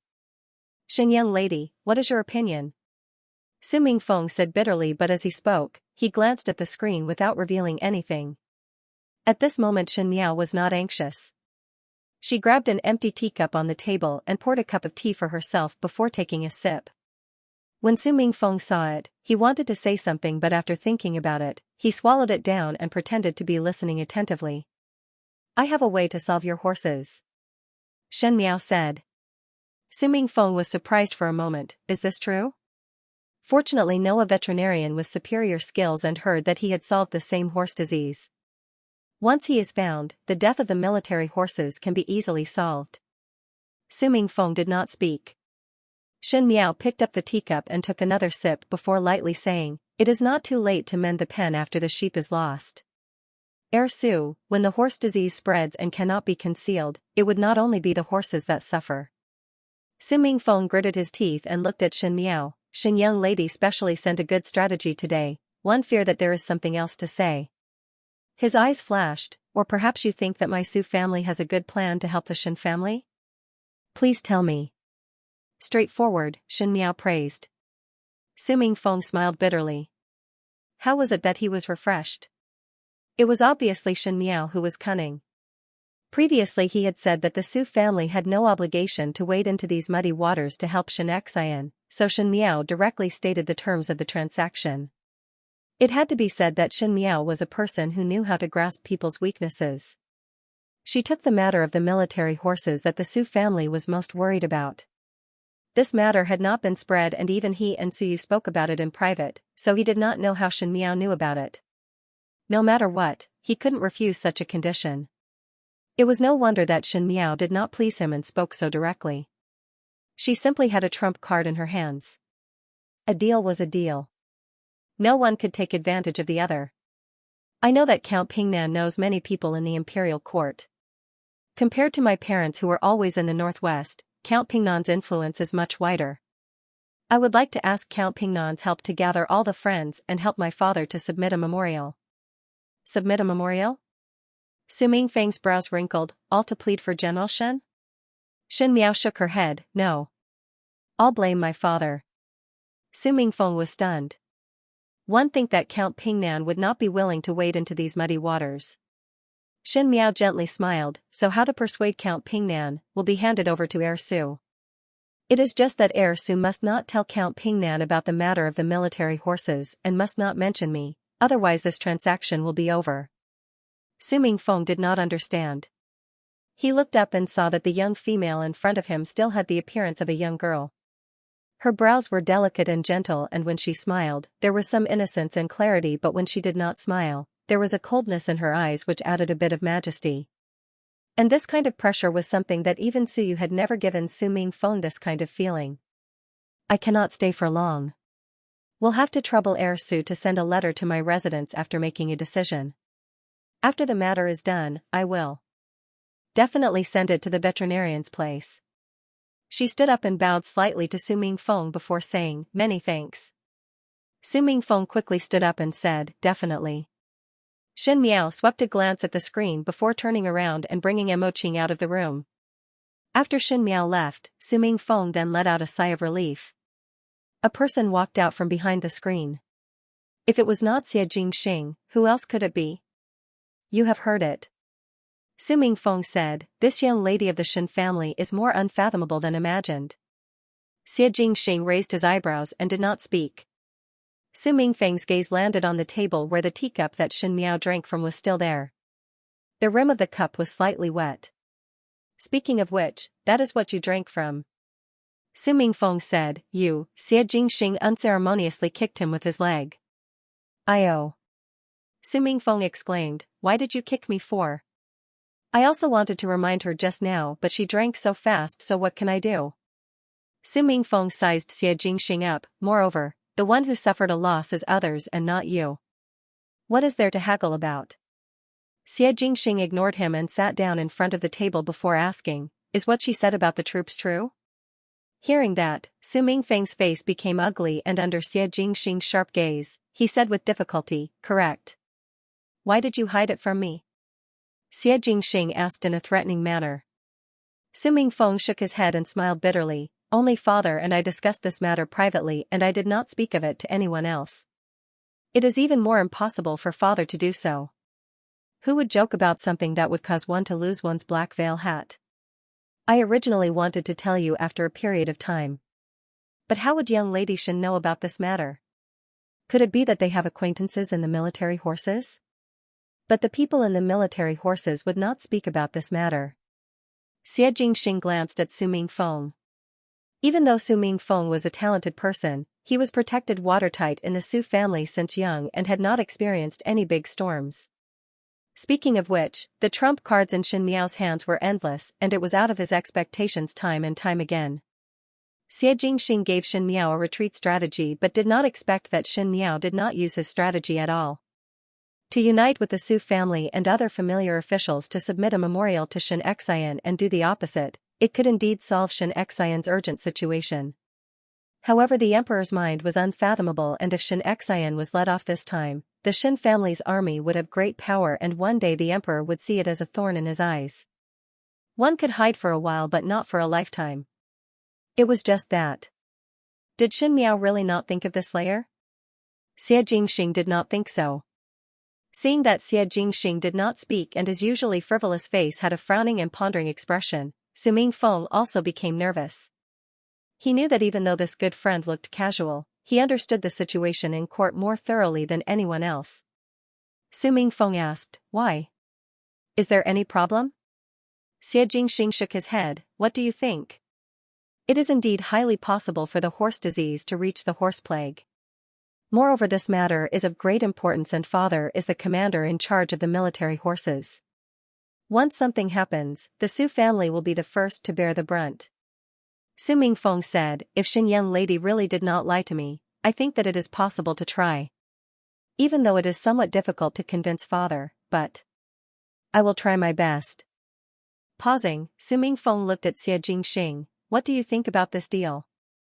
Xie Jingxing raised his eyebrows. The biggest winner of the transaction is definitely not you, but you also did not suffer a loss. He looked at Su Mingfeng. Just do as she said. Su Mingfeng lowered his head and was somewhat hesitant, but to jointly impeach Xianxia, she is not afraid of overreaching herself. Did you not discover? Xie Jingxing said with a smile that was not a smile. She understands the emperor's thoughts more clearly than you. Su Mingfeng did not speak but saw Xie Jingxing standing up. Su Mingfeng was stunned. Where are you going? Requesting the commander's order. Xie Jingxing returned to his previous lazy look. One must let the Marquis of Lin take a look. Outside the main doors of the Xie residence, Shen Miao put on her bamboo hat and asked Emo Qing, who was beside her, just now in Su Mingfeng's room, did you feel that there was anyone else? Emo Qing was startled. One did not feel that there was anyone else present. Did young lady discover something? Shen Miao shook her head. Emo Qing's martial arts skills were outstanding, and even he did not discover that there was anyone in the room, so there should be no one else. It was just that. Shen Miao felt somewhat strange in her heart. Why did Su Mingfeng keep glancing at the screen? Even though she did not have any martial arts skills, her ability to observe was at the point of perfection. It was more than enough to deal with Su Mingfeng, this kind of immature youth. Now that he thought about it, the two teacups on the table were a little strange. Shen Miao shook her head and threw the messy thoughts to the back of her mind. No matter if there was anyone behind the screen or who it was, she had already said what she wanted to say to Su Mingfeng, and with her understanding of Su Mingfeng, this matter should be successful. After sitting in the carriage, Yu asked, young lady, will eldest young master Su help master and foreign? Jingjia and Yu were outside and did not know what Shen Miao and Su Mingfeng were talking about, and only thought that Shen Miao was asking Su Mingfeng for help. However, the relationship between the Su family and the Shen family had always been like that, so he was somewhat worried. Shen Miao nodded her head. I will. In his previous life, the entire Su clan was beheaded because of secretly selling soldiers and horses. Although they were still part of the Tian clan, they couldn't tolerate the Count of Pingnan, an established aristocratic family, but they still had to put on a good show. Other than the evidence of selling military horses, there was another matter that was also recorded as a crime. At the beginning of the 69th year of Ming Qi, the military horses that the Count of Pingnan, Su Yu, was in charge of had an illness and even caused a small horse plague. It was just that the Count of Pingnan found a veterinarian from the countryside to control the epidemic. Other than the confidants of the military horses, no one else knew about it. Therefore, no one knew about it. Later on, when Count Pingnan's property was confiscated, this matter was also exposed. Shen Miao was still the Empress and had carefully looked through the dossier on the Count of Pingnan's crimes, thus she knew where the veterinarian was staying. In fact, even if Shen Miao did not look for Su Mingfeng today, Su Yu would be able to find the vet to control the epidemic when Xiaobo's horse plague spread. The reason why Shen Miao did not let Su Mingfeng tell Su Yu about this matter was to make use of the time difference. Su Mingfeng used other reasons to request Su Yu to submit the memorial, and she also used this condition, which was just right. It's just that. Shen Miao's face sunk. Before Shen Yuan died, he had given the evidence of the Shen family defying the emperor's orders to Fu Xiui, so it was definitely not complete. Fu Xiui actually started to deal with the Shen family now, and this made Shen Miao feel a trace of nervousness. The current her did not have a complete trump card to contend against Fu Xiui. The time was not ripe and there was no opportunity, but it really answered to Xie Jingxing's words, retreat. However, how to retreat was also a problem. To retreat was to retreat, and to retreat in order to advance was also to retreat. What she should be worried about now was how to get out of this unscathed after arranging everything. Because she could not go out for too long and arouse suspicion, Shen Miao quickly returned to the Shen residence. In the Shen residence, everyone saw her return and thought that Shen Miao had complained to Feng and Ning. Xianxia and Luo Shuiyan did not show any signs of returning from the palace. Most likely Shen Gui and Shen Wan had said something, as the rest of the Shen family looked like they were watching a show. She was already used to the Shen family treating the first household as enemies, so Shen Miao did not even look at them and headed back to the western courtyard. Jingjia and Guyu thought that Shen Miao's mind was heavy tonight and would most likely sit in front of the table for the entire night like yesterday. Who knew that Shen Miao actually went to bed early after washing up, causing the few maids to look at each other in dismay and became more worried for Shin Miao. Shin Miao laid on the bed and looked at the 4 scented sachets hanging on the carved bedpost before slowly closing her eyes. She had done everything she could. The only thing she could do now was to wait. Wait for the Su family to unite with the other courtiers and wait for Emperor Wen Hui's suspicions to flare up. In the palace. In Shufang Palace. It was different from the other magnificent palaces as Shufang Palace was considered simple. Even the decorations were just some flowers and plants or paintings. Consort Dongshu was sitting on the soft couch listening to a tune. The one playing the tune was a young female with a round face and was not considered very beautiful, but the tune she played was rather lively. Consort Dongshu listened with a smile. Consort Dongshu was not considered very beautiful, and among the thousands of beauties, she seemed much more ordinary. Even though she was beautiful, she was gentle and did not have any temper. No wonder she was the most unremarkable of the 4 consorts. At her side, there was a young man sitting. He was dressed in splendid clothes and had a handsome appearance. His temperament was somewhat cold, but the smile on his face seemed to be somewhat cordial. He said to Consort Dongshu, "This song is played well." This person was not anyone else but Consort Dongshu's son, the 9th prince, Prince Ding, Fu Xiaoyi. Consort Dongshu smiled as she looked at Fu Xiaoyi and waved her hands. The person who was playing the song suddenly stopped. Consort Dongshu smiled, "Played well. Take some money." The young lady who was playing the song had a flash of joy on her face and quickly carried the zither down. Everyone in Ming Qi's palace knew that the servants in Shufang Palace were the most comfortable, as Consort Dongshu was a kind person and treated the servants very generously. For example, at this moment, one only needed to play a group and one would be able to get a generous reward. "I'll withdraw." Consort Dongshu swept a glance at the other palace people. When the palace people heard this, they also withdrew in a well-behaved manner. In a blink of an eye, there was only Consort Dongshu and her son left in the middle of the palace. Consort Mother's method of training the servants is getting better and better. Fu Xiaoyi smiled. "It is better to show favors than to make enemies." Consort Dongshu said with a smile, "How many times has Consort Mother told you?" "Yes, yes, yes." Fu Xiaoyi sighed. "Unfortunately, with this son's position, it is much easier to make enemies than to show favors." Hearing this, Consort Dongshu's smile faded a little and asked, "These few days your imperial father is worried about the formidable great general's matter. Do you have confidence on your end?" Consort Dongshu had never cared about Fu Xiaoyi's matters, as the inner palace should not interfere in politics. Moreover, Emperor Wen Hui had 9 sons and all of them were not easy to deal with. It was better to hide one's incompetence than to show one's incompetence. Now that the time was not clear, Consort Dongshu was not afraid of being a disfavored consort.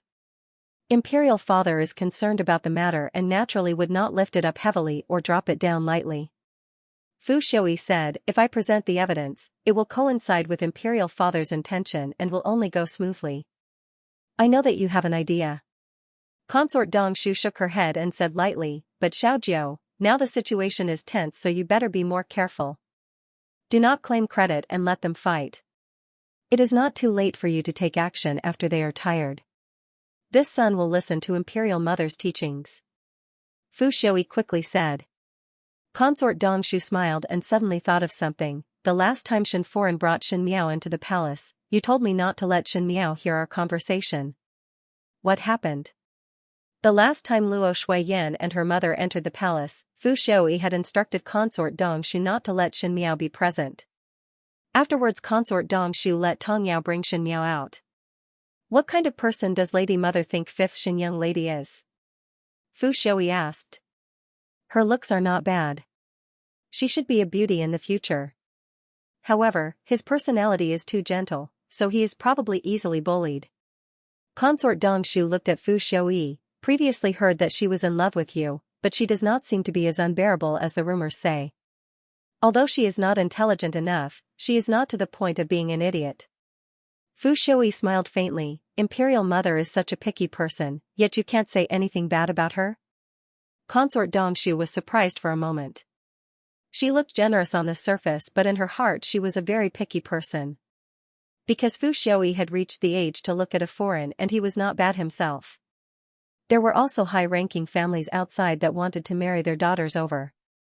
There were naturally a lot of virtuous females, but consort Dongshu could always pick out faults and felt that others were not worthy of her son. And in these words, even though she did not praise Shen Miao, there was no contempt in her words. If one thought about it carefully, there was even some bias towards Shen Miao. Among the young ladies of official families, it was the first time that consort Dongshu evaluated a person so generously. So when Fu Xiui reminded her, consort Dongshu was also stunned. She was obviously an ordinary young lady, how could she not say anything bad about her? But other than being a little dull, one really did not know what was wrong with her. No desire, no ambition, and her eyes were as calm as a married woman. Consort Dongshu's heart jumped. This and herself. Or rather her disguised self, was it not exactly the same? Consort mother can also see it. Fu Xiui smiled, this Shen young lady is a hidden expert. Consort Dongshu looked at Fu Xiui in puzzlement, you say that she is pretending? At such a young age, one can pretend other things but one's temper cannot be controlled. Consort mother. A strange light flashed in Fu Xiuyi's eyes, I have seen her make a fool of herself in public and also saw her shameless expression of love. She was filled with killing intent on the drill ground and shot 3 arrows at the Kai family's gentleman until he could not get off the stage. Now you have seen her silly and dull look. Consort mother think that with so many looks, which one is the real her? Consort. Dongshu's hand that was holding the teacup paused. How could a person have thousands of looks and each look was lifelike and each look was like one's own temperament? That disguise was too scary. What was even scarier was that she had just reached marriageable age. Fu Xiui lowered his head. What he did not say was that at the palace banquet, Shen Miao looked at him with uncontrollable hatred in her eyes. That kind of hatred that went deep into the bone marrow was not the hatred that a young daughter would have when she could not love. That kind of hatred was like one's soul was trembling in anger and could not wait to tear him apart. There were many points that made one puzzled. Consort mother, leaving the Shen family is also a variable. The current state of the country cannot be changed anymore. Fu Xiui lowered his voice, young lady of the Shen family, it is not as simple as we think. To cut the weeds, one must eliminate the roots and it would be best to end it before it starts. So this time the formidable great general cannot escape from this calamity? Consort Dongshu asked. That is not so. Fu Xiui smiled, the Shen family is now the head of the aristocratic families and if the Shen family is removed, it would only cause more variables. But after taking over the Shen family's power, the Shen family would gradually decline and when the time is ripe, one can catch them all in one fell swoop.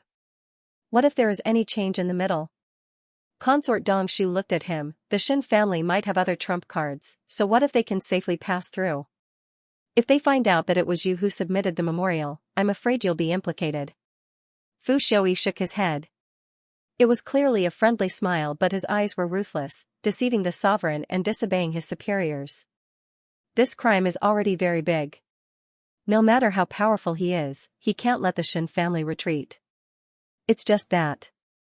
He lightly said, this was originally a test of mine. Probe?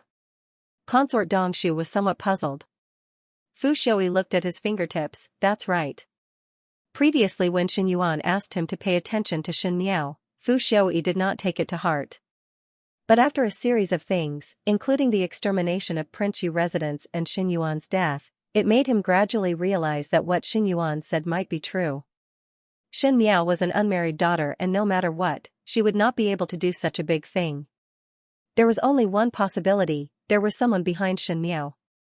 The person behind her was so capable that Fu Xiui had no choice but to be on guard. This time something happened to the Shen family and only Shen Miao was left behind. Naturally it was his suggestion to Emperor Wenhui. It was just that Fu Xiuyi's aim was to see how this fifth Shen young lady of the Shen family, who had hidden so deeply that even he was played in the palm of her hands, would use any method to solve the problem. Who was her helper, but no matter what method was used, Xianxia would not be able to retreat safely. Fu Xiui clenched his fists. How could one spit out the fat meat that was in his mouth? There was no doubt in the history books that the Shen family was destined to perish in Mingqi. Tonight in the residence of the Marquis of Linen, it was not peaceful. In the innermost courtyard, in the room, Xianxia took off his outer robe and the door opened with a paw sound. The servant trembled as he stood at the door, afraid that he would implicate himself as he lowered his head and said, "Young master." This lowly one could not stop. The Marquis of Linan, Xiading, stood at the door and was even angrier when he heard it. "Stop? Try and stop me. I am your father." When did the master of the residence of the Marquis of Linan change? Xianxia, stand properly for me. Xianxia casually swept a glance at Xiading and lazily threw his robe on the couch. He sat down on the chair and leaned back, putting on an air of a hedonistic son of rich parents. What is the matter for the Marquis to come here in the middle of the night? It was as if he was treating a stranger. Xiading was naturally angered to the point that he was in a complete mess. It was Xiachang Wu and Xiachang Chao who were following behind Xiading who revealed a look of indignation. But if one looked carefully, there was a glint in their eyes. Xiachang Chao said, "Eldest brother, father usually do his best for you.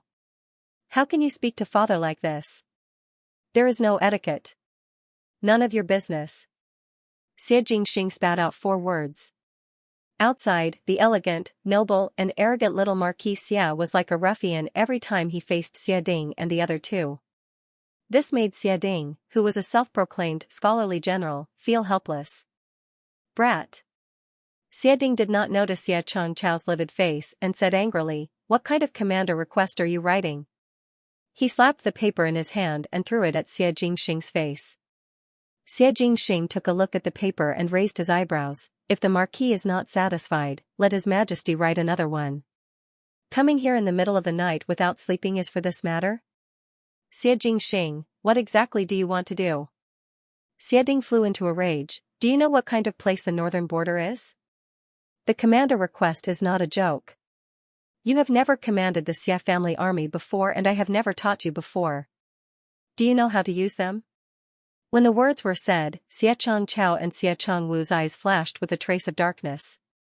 The Xia family army was the most valuable asset of the residence of the Marquis of Linan and was more valuable than the wealth and glory of the Marquis of Linan. Xiachang Wu and Xiachang Chao also practiced martial arts, but Xiading never had the intention to let the 2 brothers take over the Xia family army, but groomed Xianxia as the successor of the Xia family army.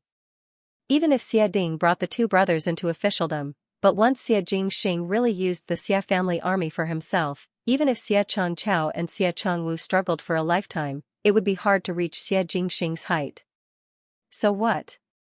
Xianxing's lips hooked up into a smile. His eyes swept across the place and there was actually a little bit of evil in them. After using it a lot, it becomes more convenient. "No." Xiading flatly refused. "Come with me to the imperial court tomorrow and make it clear to His Majesty that this commander-in-chief request cannot be accepted." "Marquis." Xianxia tilted his head and looked at him, as if he was watching a joke. "The commander-in-chief request was requested by me and if I renege on it with His Majesty. If the Marquis wants to see me lose my head, just say it directly. There is no need to learn from others to beat around the bush."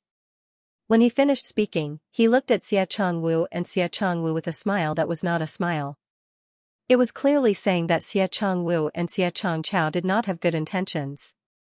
Both of their expressions stiffened and Xiachang Wu said, "Eldest brother, father also has good intentions. The terrain of the northern Jiang is complicated and if something were to happen, not only your own safety would be difficult to predict, even father would be punished and the entire Xia family army would be shamed.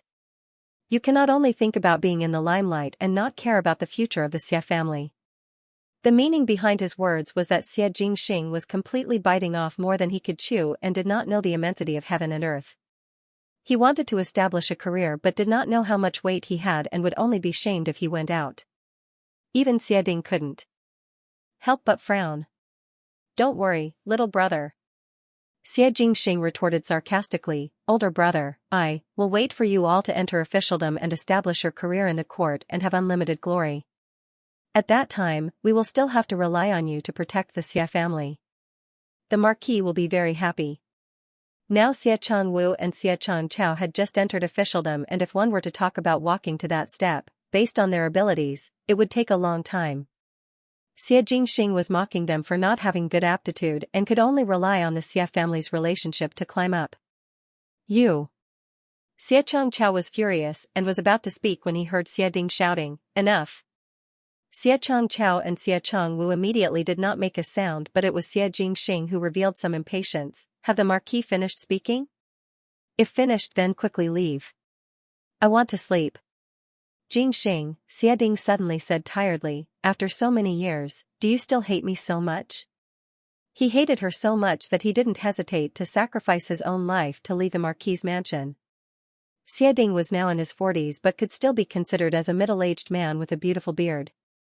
Even though he was a military general, he was different from Xianxia's coarse and forthright manner and had the elegance of a gentleman. When Xiading was young, he was already known as the Confucian general, and he could be considered handsome. Most of the Xia family had inherited Xiading's looks, and even Xiaochengwu and Xiaochengqiao were considered handsome, but compared to Xia Jingxing, there was a huge difference.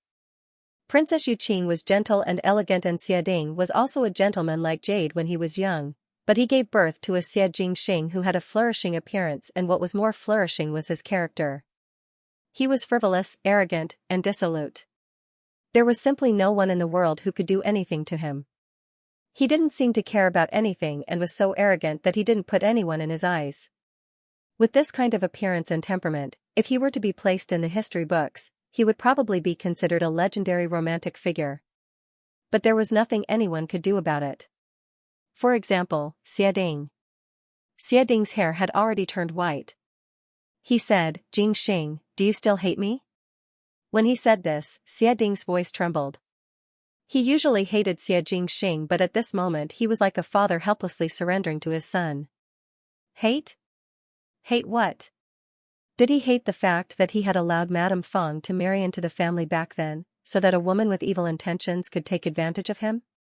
Let Princess Yuqing die with hatred and let Xia Jingxing live in such a deformed house? He was clearly in the wrong first, but he was infatuated with her and refused to marry again. There was such an infatuated person who refused to execute Madame Feng. Doting on Xia Jingxing in every possible way, trying to use this to atone for her sins, the mistake had been made, but the person was not around. How could the sin be redeemed? Xia Jingxing glanced at him and his gaze sharpened for a moment. However, even if this once all-powerful general showed such fatigue, he was not moved. He had never hated Xiading, he just disdained him. Furthermore, Xia Jingxing said, "Marquis is thinking too much. How would I have that leisure time? I don't have the time to hate you." These words were too hurtful. When Xiading heard this, he unconsciously took 2 steps back, clutching his chest. His face was sorrowful and difficult to understand. It was Xiaochengwu and Xiaochengqiao who were more and more delighted in their hearts. The deeper Xia Jingxing was injured, the more disappointed Xiading would be with Xia Jingxing. Only in this way, there would be a day when the 2 brothers could completely replace Xia Jingxing's position. Like this? Xiading said with difficulty, "Then you go to battle." His voice became lower. "I will explain to the Xia family's army that those people will assist you. You can take the armor and the residence and the heart-protecting mirror." Xiading seemed to have aged 10 years in one night as he looked at Xia Jingxing. "You promise more." Xiaochengqiao and Xiaochengwu supported Xiading out. Before leaving, Xiaochengqiao smiled maliciously at Xia Jingxing. This younger brother will congratulate eldest brother for defeating the enemy and returning triumphantly. But he looked as if he could not wait for Xia Jingxing to die on the battlefield. After Xiaochengwu and Xia Jingxing left, the doors of the room were closed, and under the flickering lights, one did not know when a black-clad person appeared. The black-clad person said, "Master, Xiaochengwu and Xiaochengqiao, forget it." Xia Jingxing said, "Now that they are dead, the Marquis of Lineage will not let me leave. The Xia family's army only listen to the Marquis of Lineage and will not listen to Master's orders." The black-clad person said, "What does Master plan to do?" "Just a mere Xia family's army. Who would care about them?" Xia Jingxing was somewhat impatient. "How is the princess residence's arrangements?" Replying to Master, "The people placed are all in the dark to protect Her Highness Princess Xianxia. Is Master not going to bid farewell to Princess Xianxia? No need." Xia Jingxing waved his hands, "This will do." The black-clad person respectfully acknowledged before turning and retreating. In the dim lights, that handsome face with red lips and white teeth had lost its previous unruly and romantic look and showed some gentleness. Taking off the purple gold robe and only wearing a jade white inner robe, the youth's eyelashes were long and seemed to be looking at the fire, as handsome as a person in a painting. Hate? He lowered his eyes and smiled faintly. Everyone in the world will hate me. There was never a lack of new things in the Ding capital. As long as there was any movement the day before, the news would spread like wildfire the next day. If he were to implicate some famous person, he would naturally be talked about for 3 days and 3 nights. Some of them were discussing these things as a joke, but there were also some who truly felt that it was not worth it for the people they were discussing. In today's liveliness, the person they were talking about was the unparalleled formidable great general of Mingqi. Quelling the Woku pirates, fighting the Xiongnu, fighting in the northwest all year round, not claiming credit, not being arrogant, with outstanding military achievements, protecting the country. He was talking about the Shen family of generals. Ever since old General Shen, the Shen family had relied on their illustrious meritorious service to win prestige among the common people of Mingqi. It was a pity that out of the 3 sons of old General Shen, only the eldest Xianxia inherited his mantle and continued to walk the path of a military official. Fortunately, a tiger father would not beget a dog son. Xianxia did not disappoint. The name of the formidable great general and even Xianxia's son, Xianxiu, was a brave young general on the battlefield. Brothers fighting a tiger, father and son soldiers going into battle. Xianxia did not put on airs in the army and charged at the forefront in battle. His union with Luo Shuiyan, the tiger daughter of a family of generals, was hailed as a legend of a generation. The common people of Mingqi respected Xianxia from the bottom of their hearts, and if there was anything bad, it would be that Xianxia's daughter did not inherit any of her parents' excellence and was instead an idiot. But even if the daughter was an idiot, when Xianxia was mentioned, the commoners would always support and chase after him. But now, with the accusation of deceiving the emperor, the people were all dumbfounded. It wasn't a small matter, nor was it a matter of one's house. The first thing he did was to deceive the emperor and defy his superiors. That was a serious crime that could result in the confiscation of one's house. Early in the morning, the officials of the court surrounded the entrance of the Shen residence, saying that they wanted to collect evidence. The commoners only knew that Xianxia had committed the crime of deceiving the emperor, but they did not know what the crime was and how he had deceived the emperor. How would General Shen deceive the emperor? He's such a good person. Yes, the last time my child was naughty and startled Shenforan's horse. Not only did Shenforan not blame us, she even apologized to us. Could it be that your majesty is mistaken about such a good person? Hey, what mistake? I heard that this time, it's already a done deal. There's even evidence. Someone whispered, even though one do not know what it is, one heard that His Highness Prince Ding personally reported it to General Shen. Your Highness Prince Ding? That's right. Think about it. His Highness Prince Ding would definitely not fake it. Perhaps it was because 5th Xingyang lady was in love with His Highness Prince Ding and was humiliated. In order to vent his daughter's anger, General Shen did something that let His Majesty down. It is possible to say so. Poor General Shen's family, they were really harmed by that daughter. The voices of these commoners were not low, and Shen Miao stood at the residence's entrance and could clearly hear it. The people in the mansion all stood at the entrance of the mansion so that the soldiers could enter and search. Shen Yu pretended to be afraid as she hid behind Shen Roqiu and looked at Shen Miao sympathetically. 5th younger sister, how can these people say that about you? What does uncle's actions have to do with you? Shen Miao looked coldly at those fiendish-looking soldiers and smiled when she heard that. Once he was blinded, he would be branded as an idiot who adored Prince Ding for the rest of his life.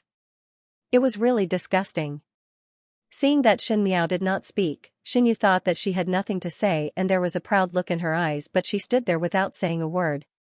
After old Shenforan was sure that Xianxia would not implicate her, she was relieved and put on an upright attitude of a matriarch and angrily rebuked, how can eldest lady do such a treacherous thing? My Shen family has been loyal for generations and there is no such shameless person. Simply throwing the Shen family's face. If the general was still here, he would not see eldest lady spoil the family's reputation. When Shen Miao heard it, her heart moved and she looked at old Shen Foran. What is grandmother saying? Father is also a member of the Shen family and the Shen family and father are connected as one. How can one not care about father at this time? Previously when father was praised by the emperor, did grandmother not say that it was the Shen family's fortune to have such a male? Words that are said are like water that is spilled. Did grandmother forget this time? When the commoners who were watching the bustle outside heard it, their gazes shot towards old Shen Foran. The formidable great general had outstanding military merits and when he was bestowed by the emperor, old Shen Foran did not say that. They were one family and should share prosperity and misfortune together. Why was it that old Shen Foran's appearance was that one could only share riches and not trials and tribulations? Once one saw that others were in trouble, one could not wait to draw a clear line. What was wrong with that? Old Shen Foran was also aware that everyone was looking at her with unkind eyes and flew into a rage out of shame but did not know how to continue and could only look towards Chen Roqiu at the side. Shen Gui and Shen Wan had gone to court and the only one who could take charge was Chen Roqiu. Chen Roqiu smiled. Fifth older sister, how would old Foran have the meaning that you said? Old Foran was just angered. You also know that our Shen family has always been upright people and that deceiving the monarch. If the old general knew of it, he would also blame your father. For your father to do such a thing, would the Shen family be like this in the future? When old Shen Foran saw Chen Roqiu's support, her foundation became firmer and she saw Chen Roqiu more pleasing to the eye. She nodded her head, correct. Your father committed a mistake and one is not allowed to say it. Shen Dongling and Wan Yinyang stood at the side and since they did not have the authority to speak, they only quietly watched and did not speak. Shen Miao said, so to speak, could it be that grandmother wants to draw a clear line with my father and expel him from the Shen family before letting it go? When she said that, Chen Roqiu knew that it was bad in her heart. Before she could stop it, she saw old Shen Foran's eyes lighting up and she said with righteous indignation, such an unfilial descendant, naturally one must be expelled from the Shen family. If grandmother is really so heartless, my father is still in prison and grandmother does not help to deal with it. Shen Miao's eyes hung down. Seeing Shen Miao bowing her head to show weakness, old Shen Foran felt a burst of comfort in her heart. A few days ago, everything was not going well for her because of the first branch. The grievance in her heart was swept away at this moment. The more carefree she was, the more righteous her tone became. The Shen family has been loyal for generations and even if one were to bear the infamy of being heartless, this old one would still make this decision for master. This kind of person cannot enter my Shen family's ancestral hall. From today onwards, Xianxia and his family will be expelled from the Shen family. Old Shen Foran was speaking carefreely but did not see Chen Roqiu's face change in color. Even though it was natural to draw a clear line of relations, but for old Shen Foran to do it so clearly, it was really too stupid. In the eyes of the commoners were not fools and would not stand on the side of the Shen residents. Thinking of this, Chen Roqiu smiled apologetically to Shen Miao, fifth older sister, old Foran does not mean this. It was only because he was angered by his eldest brother that he said that. Fifth lady, after a few days, when old madame's anger subsides, she won't be like this anymore. Shen Yu somewhat did not understand why her mother would say that. Was it not good to let old Shen Foran drive Shen Miao out? Now that Xianxia and the rest were carrying the crime of deceiving the monarch, even if they were to rely on their years of meritorious deeds to avoid death, it would be hard to escape punishment and they would definitely be in dire straits. To drive out this dire family, perhaps they would not even have a place to stay. Just thinking about it made one happy. Third Shen need not say any more. Shen Miao said loudly, since old Foran values the Shen family's reputation so much that she does not even place familial affection in her eyes, then what is there for me to fear? It is better to separate from here and be at peace with each other, so as to not spoil the Shen family's reputation. She said it sarcastically, it is just that it would be difficult to move in such a short period of time. When the Lord Army is done searching, I will pack my luggage and move out once father and mother return. I will not tarnish the Shen family by a single bit. She spoke angrily. At first glance, she seemed like a proud young lady who had been forced to speak indiscriminately. However, if one listened carefully, there was no room for negotiation at all. Xianxia and wife were people who loved their daughter dearly. If they knew that in the time that they entered the palace, their daughter was forced to the point where she was almost swept out of the Xin family, one fear that there would be a score to be settled. The surrounding commoners were in an uproar. They never expected to see such a good show here. It was just that old Xianforan's attitude was really displeasing, and on the contrary it was the fifth young lady of the Xin family who was called an idiot. She was delicate and pretty but was forced to such a situation. One could not help but feel sympathy and lean towards Shen Miao's side. Shenroqiu was secretly shocked and looked at Shen Miao without speaking, as it was too late to say anything now. To quarrel in front of so many commoners, within half a day, the entire Ding capital would know about this matter. Even though it was said that the Shen family and Xianxia had drawn a clear line of relationship and it was the Shen family who benefited, but Shenroqiu had a faint uneasy feeling in her heart. Shen Miao had been leading everyone by the nose. No matter if it was to let old Xianforan say that Xianxia was expelled from the Shen family, or now everyone's sympathy was biased towards Shen Miao's side. But why did Shen Miao want to do that? Why did it look like Shen Miao borrowed old Xianforan's words to urge Xianxia to get rid of the Shen family? Shenroqiu could not help but think of the first household separation from the family a few days ago. Naturally, old Xianforan was not willing to let the first household leave with the treasures, but Xianxia and wife's decision could not be changed. At that time they agreed to look at other residences, but who knew that such a thing would happen? He thought that the separation of the family would be left unsettled. He didn't expect that it would be brought up again. Moreover, under the watchful eyes of so many people, it would be impossible for him to go back on his words in the future. Old Xianforan was dissatisfied with Shenroqiu helping to intercede for Shen Miao, but after seeing that Shen Miao did not know what was good for her, she said that there was not a trace of relationship with the Shen family before she was satisfied. With a cold snort, he ignored the disdainful gazes of the commoners outside and went in with his servant girl. Shenroqiu hesitated for a moment before holding Shen Yu's hand and followed in. Wan Yinyang also wanted to follow in but saw Shen Dongling release her hand and walked straight to her side. Fifth sister. Shen Dongling called out to her. This seemed to be the first time Shen Dongling called her after leaving the courtyard. Shen Miao's eyes hung down and lightly answered, third older sister. Fifth sister, don't worry. Shen Dongling looked soft and weak, but her smile was warm. First uncle will definitely be fine. Eldest uncle is not a person who will deceive the monarch. The truth will eventually come to light. Shen Miao's expression did not change and said, many thanks to third older sister. Shen Dongling then smiled and turned to the stunned Wan Yinyang's side and pulled her towards the door. Young lady, Xianxia came over and asked, what is third young lady's meaning?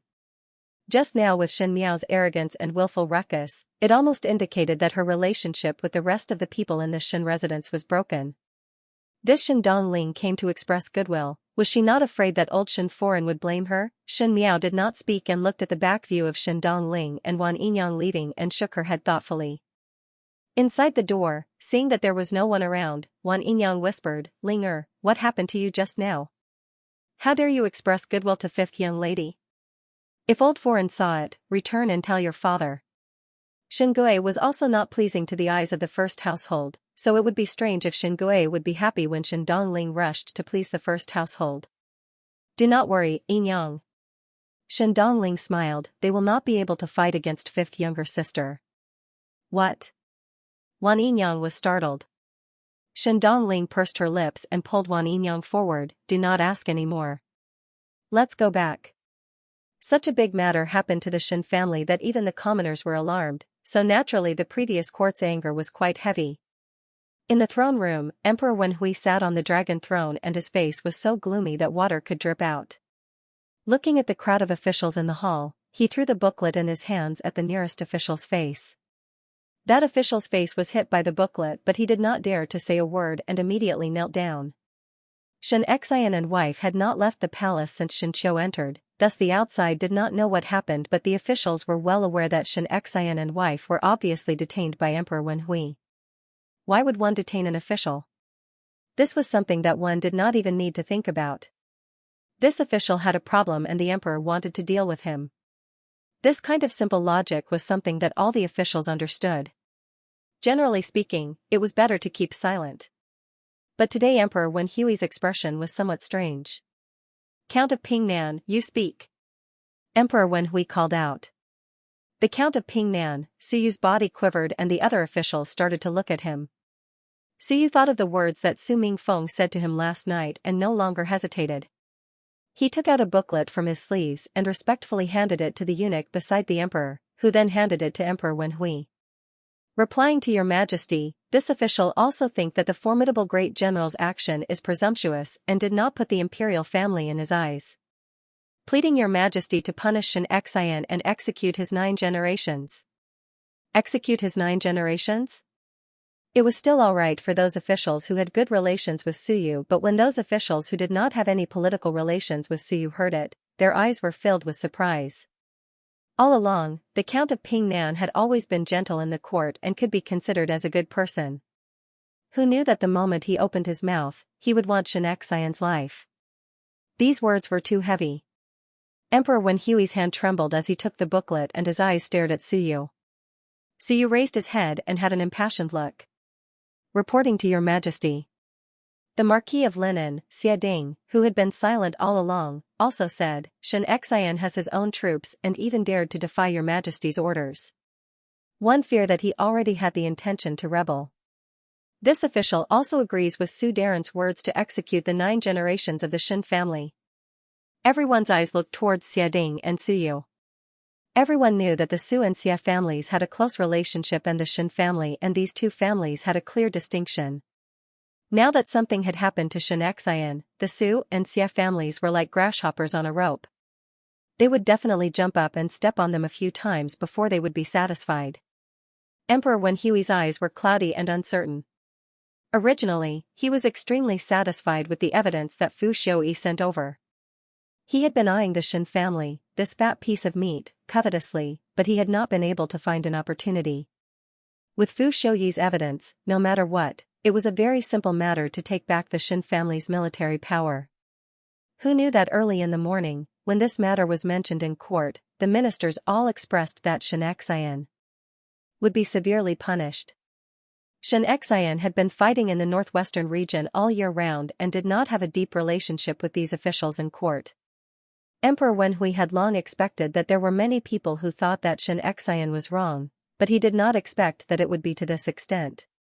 But there were very few who pleaded for Xianxia. The emperor's heart was full of suspicions, and if there were many officials that interceded for Xianxia, Emperor Wenhui would most likely suspect that Xianxia was privately close to the officials.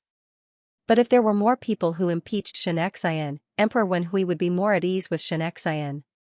An official who had a rebellious heart would not set up so many enemies for himself. If one were to say that these officials impeaching Xianxia made Emperor Wenhui hesitate, then the Count of Pingnan and the Marquis of Linan's 9-clan execution made Emperor Wenhui suspicious. The Xin family, Su family, and Xia family were all thorns in Emperor Wenhui's heart. Not to say how these officials were, but just based on the prestige and military power that these large clans had, it would make Emperor Wenhui sleep uneasy. How could the side couch allow others to sleep soundly? Emperor Wenhui did not allow the existence of a family that was above the imperial power. And the Su and Xia family were ropes that were twisted together. It was fortunate that the Xin family and these 2 families were like fire and water, otherwise they would really become a big trouble for Emperor Wenhui. If it was really as what the Su and Xia families said, and the Xin family's 9 clans were exterminated, then within the Mingqi's lands, there would no longer be any power that could contend against the Su and Xia families. If he allowed the Su and Xia families to grow stronger, his throne would become even more unstable. For the first time, Emperor Wenhui felt that it was difficult to dismount the tiger. He only wanted to take back a part of Xianxia's military power as the Xin family could still keep Su Xia in check, but now there was no one who was willing to speak up for Xianxia. Emperor Wenhui only felt that his head was hurting. He asked slowly, 9 familial extermination? Normally, the officials would be able to see that the emperor's expression was not right. However, Xiading did not know what was wrong with him today. He stiffened his neck and said, yes. Emperor Wenhui closed his eyes, and when he looked at Xiading again, it was as if he was looking at Xiading's wolf's ambition through his skin. Suyu was a little worried, but he didn't show it on his face. He still looked like Xiading's words made sense. Finally, a junior general stepped out and said, even though General Shen had acted willfully and recklessly this time, but the crime does not warrant death. Previously you had also made great contributions to the court and can atone for your crimes. His Majesty is benevolent and hope that the Shen family's army has been fighting on the battlefield for many years, protecting the country and giving a lenient sentence. This young general had a good relationship with Xianxia. He probably saw that the situation here was disadvantageous to Xianxia, so he couldn't stand it anymore and spoke up for Xianxia. Emperor Wenhui had been waiting for the person to say these words, but one did not know if it was because Xianxia's popularity was too bad that no one spoke. When this young general opened his mouth, Emperor Wenhui's eyebrows stretched out and said, "Beloved official is right. Even though General Shen is guilty this time, he had made meritorious services in the past. If one were to say that the 9 generations of one's family were to be executed, it would seem that Jin do not remember old feelings. Your Majesty, you mustn't." So you quickly knelt on the ground. General Shen can even do things like deceiving the emperor. One does not know what will happen in the future. Xiading also hurriedly said, "Yes, yes. Your Majesty, please reconsider." The more both of them said so, the more suspicious Emperor Wenhui felt. He did not even look at the both of them and spoke to that young general, or rather to the entire court's civil and military officials. When old General Shen was alive, he also accompanied the late emperor through life and death. The Shen family had been loyal for generations. The formidable great general Xianxia used to be incomparably brave, and returned after defeating Shi Rong at the end of the year. It could be considered as atoning for his crimes. Jin is not a tyrant. I will implicate the 9 generations. Xianxia's family are innocent. Your Majesty is wise. The young general hurriedly knelt down again. Emperor Wenhui waved his hands and said, "It is just that Xianxia is like this, so Jin still want to punish him. Pass down the orders to take back the Shen family's military tally and punish Xianxia's salary for 1 year. The Shen family's army will only be allocated to the front for him to transfer and the rest will be merged into the imperial army." Everyone gasped, and their gazes were a little strange. One could say that Emperor Wenhui was cruel, but he did not harm the lives of the Shen family. It could be said that Emperor Wenhui was gentle and wanted to snatch the tiger tally from the start. The tiger tally commanded the 3 armies, and to a military general, if the tiger tally was taken away, it meant that the soldier had lost his life on the battlefield. And the front of the Shen family's army were just some insignificant cookery soldiers, but the proper Shen family's army was merged into the imperial army. That was to say, the troops that Xianxia had trained for so many years, were all used as wedding clothes for the imperial family. The ministers were all distressed. No wonder Emperor Wenhui was so generous in his words. Emotions were already grasping the other's lifeline. Even if Xianxia escaped this calamity, this formidable great general would only be left with an empty shell, so what kind of deterrence was there? To keep the reputation of the Shen family, it was only to check and balance the other aristocratic families. After Emperor Wenhui finished speaking, he waved his hands in annoyance and said, "End of court." He turned around and flicked his sleeves. Following his words, it would not be long before Xianxia and wife who were under house arrest and Xianqiu would be released from the palace. It was just that at that time, one did not know if Xianxia and wife would be able to rejoice when they were stripped of their military power. Emperor Wenhui flicked his sleeves and left the officials looking at each other in dismay. No one had expected that such a grand and spectacular matter would be handled so simply. It could be said that it was simple. Quietly one would become a lone commander. Would Xianxia be so angry that he would curse one's mother? Suyu patted the soil on his knees and stood up. Coincidentally he saw that Xiading had also tidied up his clothes. He walked over to Xiading and whispered, "What happened to you just now? Why did you suddenly speak?" Even though Suyu had obtained Su Mingfeng's words and promised to report against Xianxia, he did not want to get his good friend involved in this muddy water. The situation that the Xie family was facing was more complicated than his, and if one was not good, he would implicate the Xie family. Suyu really wanted to blame himself to death. So Suyu informed the matter to his colleagues that he was on good terms with but did not tell Xiading. He did not expect that today Xiading would actually follow along with his words and was almost angered by Emperor Wenhui. Xiading shook his head. "From what you said, I know that you have other ideas. Since you want to help Xianxia, then I will. Conveniently help, but it is only to help you. Xiading was an old fox that had been in the court for many years. Compared to Xianxia, who only knew how to fight, Xiading was better at the interests of the court. He could see that Suyu was doing the opposite to help Xianxia, so he took the opportunity to add fuel to the fire. Hearing this, Suyu was somewhat helpless. He felt that his good friend's casual character was the same as Xiading's son, Xia Jingxing. Thinking of Xia Jingxing, Suyu was suddenly surprised. Oh yes, I heard from Ming Feng that Jingxing requested for the commander's position. Is it true? Ming Feng also know about it. Xiading shook his head and sighed. Yes, it is true. Could it be that Jingxing is crazy? Suyu said incredulously, the northern Jiang is not a place to play around. Old Xia, are you really not worried? What's the use of me not being at ease? What's the use of not being at ease? Xiading was helpless. When have I ever been able to interfere with something he has decided on? Now, I only hope that he is safe. This is all my fault, and only I can pay for it now. Actually, this isn't your fault. Hearing this, Suyu felt a little sad. One wrong step after another. All these years, Xiading had been tormented because of what happened in the past. His conscience was uneasy, and his son was not close to him. As an outsider, he felt sad, and Xiading felt even worse. He diverted the topic, heard that the report on Xianxia's crimes was submitted by the 9th Prince, Prince Ding. Why do I not see him today? It seems that His Majesty sent him to the Ministry of Works to inspect. Xiading frowned and said, when he learns of this, I wonder what he will think. What else can I think? Suyu sneered, I've already taken everything I want. It doesn't matter if I keep those heads or not. This was the first time Xiading had seen Suyu like this. He was somewhat surprised and asked, that's right, you still haven't said why did you suddenly help Xianxia? When did you have a friendship with the Xin family? Suyu looked at the people who had walked far away, and when there was no one around, he then whispered to Xiading, AI, how is it me? It is my son Ming Feng.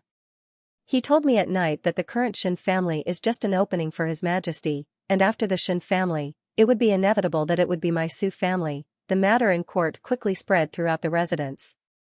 Emperor Wenhui left Xianxia's entire family alive and only gave orders on their positions, which made the commoners sigh that the imperial family was still very benevolent.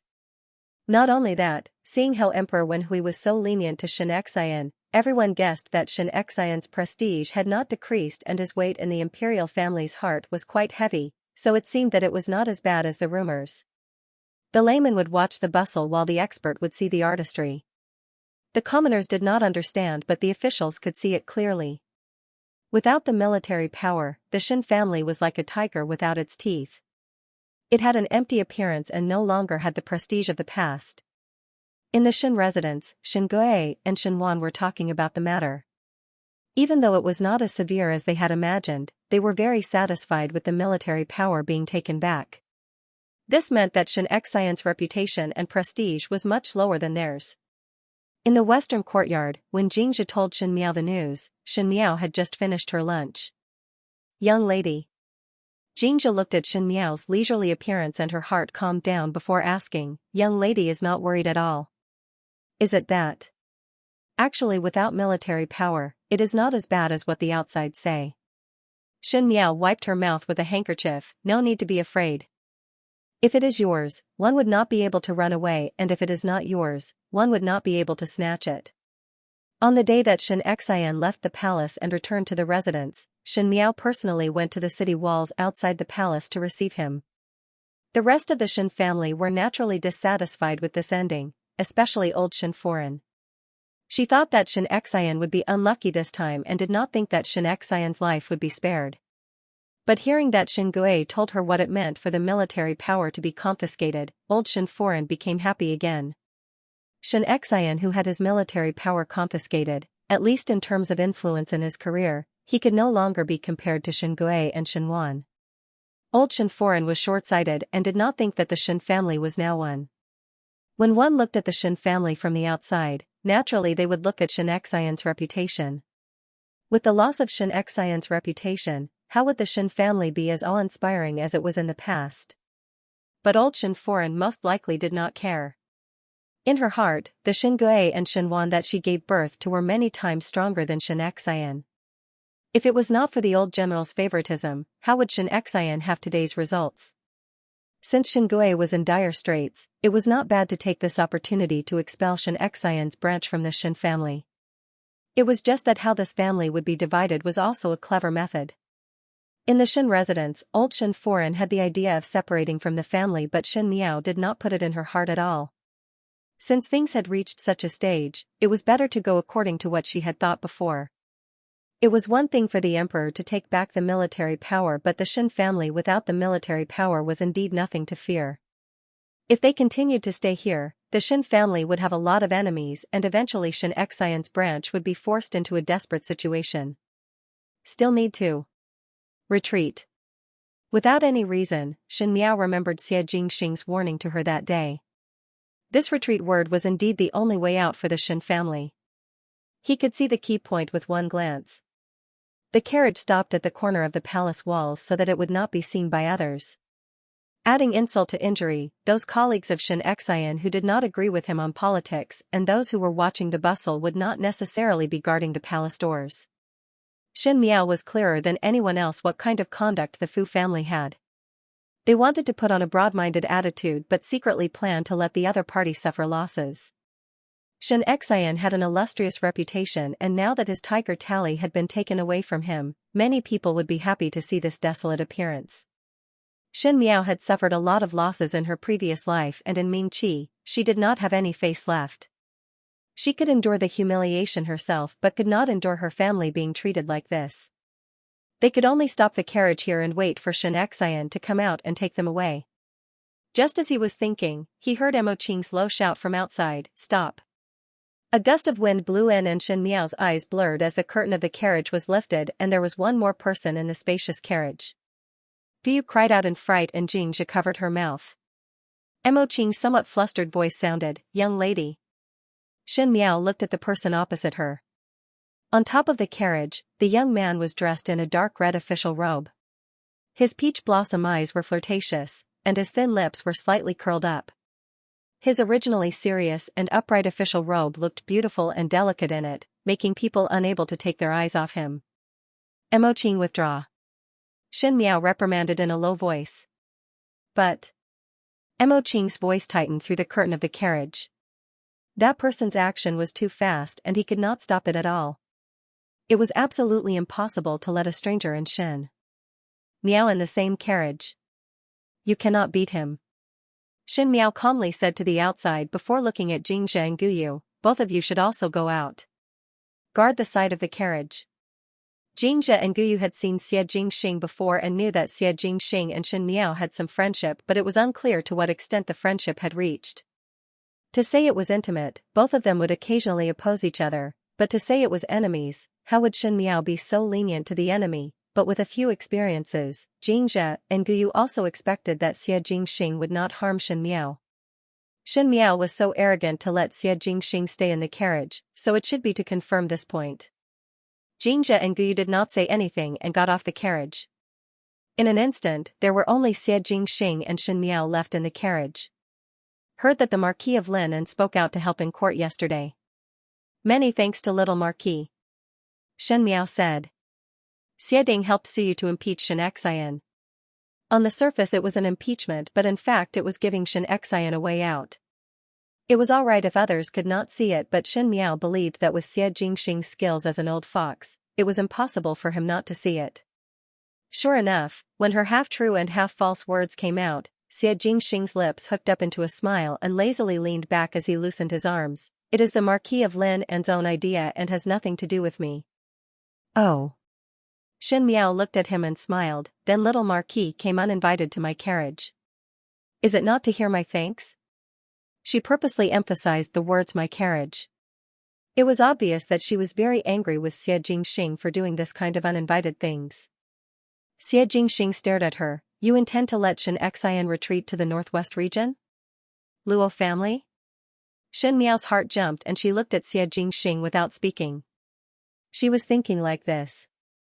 Xie Jingxing had given her a retreat route, but she did not want to passively retreat like this. She had not even played this game of chess in Mingqi, so how could she lose the initiative now? Her ambition and her revenge had not even started, and if she was to be suppressed, naturally it would not do. It was not a big deal to have the military power confiscated. What Xianxia's side valued the most was not the tiger tally that the Fu family thought, but their ability to lead troops into battle. To be able to bring out one Shen family's army, it did not mean that one could not bring out another Shen family's army. And in the currently confiscated military power, Shen Yuan's people had already mixed into the Shen family's army, and that was also Fu Xiuyi's people. It was too tiring to lead such an army and guard against people shooting arrows from the back at any time. Unless one led another clean army. Starting over, the Shen family's military power was gone, but Luo Shuiyan's maiden family, the Luo family, still had it. It was just that the Luo family's military power was not as good as the Shen family's, and the matter of defending the border was not good enough, thus it did not attract the attention of others. Shen Miao had the idea of the Luo family. She wanted to turn the Luo family into another Shen family's army, a trump card that no one knew about. Wasn't the Fu family worried all day that Xianxia would raise his army and rebel? She would show it to the Fu family. It was just that, this kind of secretive thought was actually exposed by Xie Jingxing's sharp eyes. When her thoughts were exposed, the moment of panic made Shen Miao's face flash a trace of embarrassment. If Xie Jingxing knew of her thoughts, this person, the tragic hero who had left a thick and colorful stroke in the history of Mingqi, what would he do? Threaten her? Tell on her? Or kill her? However, he probably wouldn't have such a chance. What kind of person was Shen Miao? She had experienced the most difficult times in her previous lifetime, and even if she was momentarily shocked, she would quickly suppress the emotions in her heart. She thought that Xie Jingxing was about to leave for the northern borderline, and if this trip to the northern borderline was to follow the route of the previous lifetime, Xie Jingxing would die. He would end up with 1,000 arrows piercing his heart. The deadline of 10 days was almost up. Fate was a hand that could flip the clouds and rain. Xie Jingxing's hands and eyes were omnipotent. So what if his mind was treacherous? In the end, he would not be able to escape that ending. Shen Miao looked up at Xie Jingxing. Xie Jingxing was really good-looking. In the previous lifetime when Shen Miao stayed in the 6 palaces, she had seen a lot of talented and handsome youths. Even Fu Xiuyi, who she had been pining for, did not have this kind of grace. Long eyebrows that slanted to the temples, a high nose bridge, thin lips that were slightly raised but very rosy. His smile always had a bit of evilness. His handsomeness was somewhat overbearing, with a clear outline that was hard and cold, but he had a pair of dark and bright peach blossom eyes. When he looked at people, he was affectionate but ruthless, giving an illusion of gentleness. It was just that under this person's cynical and unruly appearance, only one knew what kind of black heart he had. Xie Jingxing was still a youth and had a youthful handsomeness and heroic spirit, but today he was wearing a dark red court robe which made him look more mature. Fu Ming once read a section of Ming Qi's Xie family's history and lamented, a young talent, an eternal character, to die young, the sorrow of Ming Qi. One could see the high evaluation of Xie Jingxing. When Shen Miao really noticed Xie Jingxing, it was already later and she only saw him from afar at the palace banquet. She vaguely felt that he was a very good-looking young man, but Fu Xiuyi's attitude towards him was not warm. Today Xie Jingxing was still a miserable youth. Who would have thought that it would not be long before this handsome smiling youth would lose his life on the battlefield? There was an additional trace of pity in Shen Miao's eyes. Being reborn, she was not a good-hearted person, but Fu Ming and Wan Yu had praised him before, so there was an additional trace of appreciation. Her uncertain and sometimes vigilant and sometimes sympathetic gaze made Xie Jingxing somewhat inexplicable. Suddenly he thought of the first time he saw Shen Miao at the entrance of Guangwen Tang. Shen Miao also used such a pitiful expression to look at him. Xie Jingxing asked thoughtfully, "You pity me?" This person was simply better at observing one's words and body language than her. Shen Miao secretly thought in her heart, but a smile floated on her face. What qualifications do I have to pity others? Xie Jingxing made an end sound as if he felt that what she said was reasonable. But he suddenly reached out to lift the curtain of the carriage. This was a remote place and no one would come over. Lifting a corner of the curtain of the carriage, one could see the high palace walls. Shen Miao's gaze could not help but be somewhat distant. She had lived in the palace for so many years and was reborn, but she was still unable to escape this fate. But she did not regret it. What was the purpose of living? The dead could no longer be revived. Living was naturally to take revenge. Xianxia looked carefully, as if she wanted to engrave every piece of the palace walls in her eyes. When Xianxia saw it, his lips curled up. "You want to live in?" Xianxia was slightly startled. "If you want to live in, I can help you," Xianxia said. His tone was inexplicable, but his smile seemed to hide something deeper. "When the time comes, how will you thank me? If little Marquis is able to burn down this palace, perhaps I will be endlessly grateful to you," Xianxia answered. Xianxia raised his eyebrows in surprise.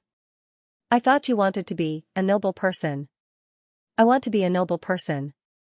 Xianxia turned her head and looked at him with a sarcastic smile, "But not the kind of noble person that you are talking about. They are nobles who are even nobler than nobles." "You want to be the Empress?" "Empress?" Xianxia's eyes were slightly absent-minded. She also wore court attire and had a full head of phoenix hairpins. During the coronation ceremony of the Emperor and Empress, the scene was boundless, the officials knelt down and the common people cheered. She was the mother of the world. At that time, she thought she had everything she wanted. But now, it seemed that the higher one climbed, the more painful the fall would be. Empress? It was just an empty reputation. "It is easy to be an empress," Xianxia plainly said. "It is difficult to be an emperor." The winds and clouds of Ming-Chi were gathering, and the 9 princes each had their own merits. Even the crown prince's position was not very stable. Who knew which hand the imperial seal would fall into in the future? For a noble family to marry their daughter to a prince, was it not a gamble for one's future? Riches were sought and danger and greed was a human's instinct.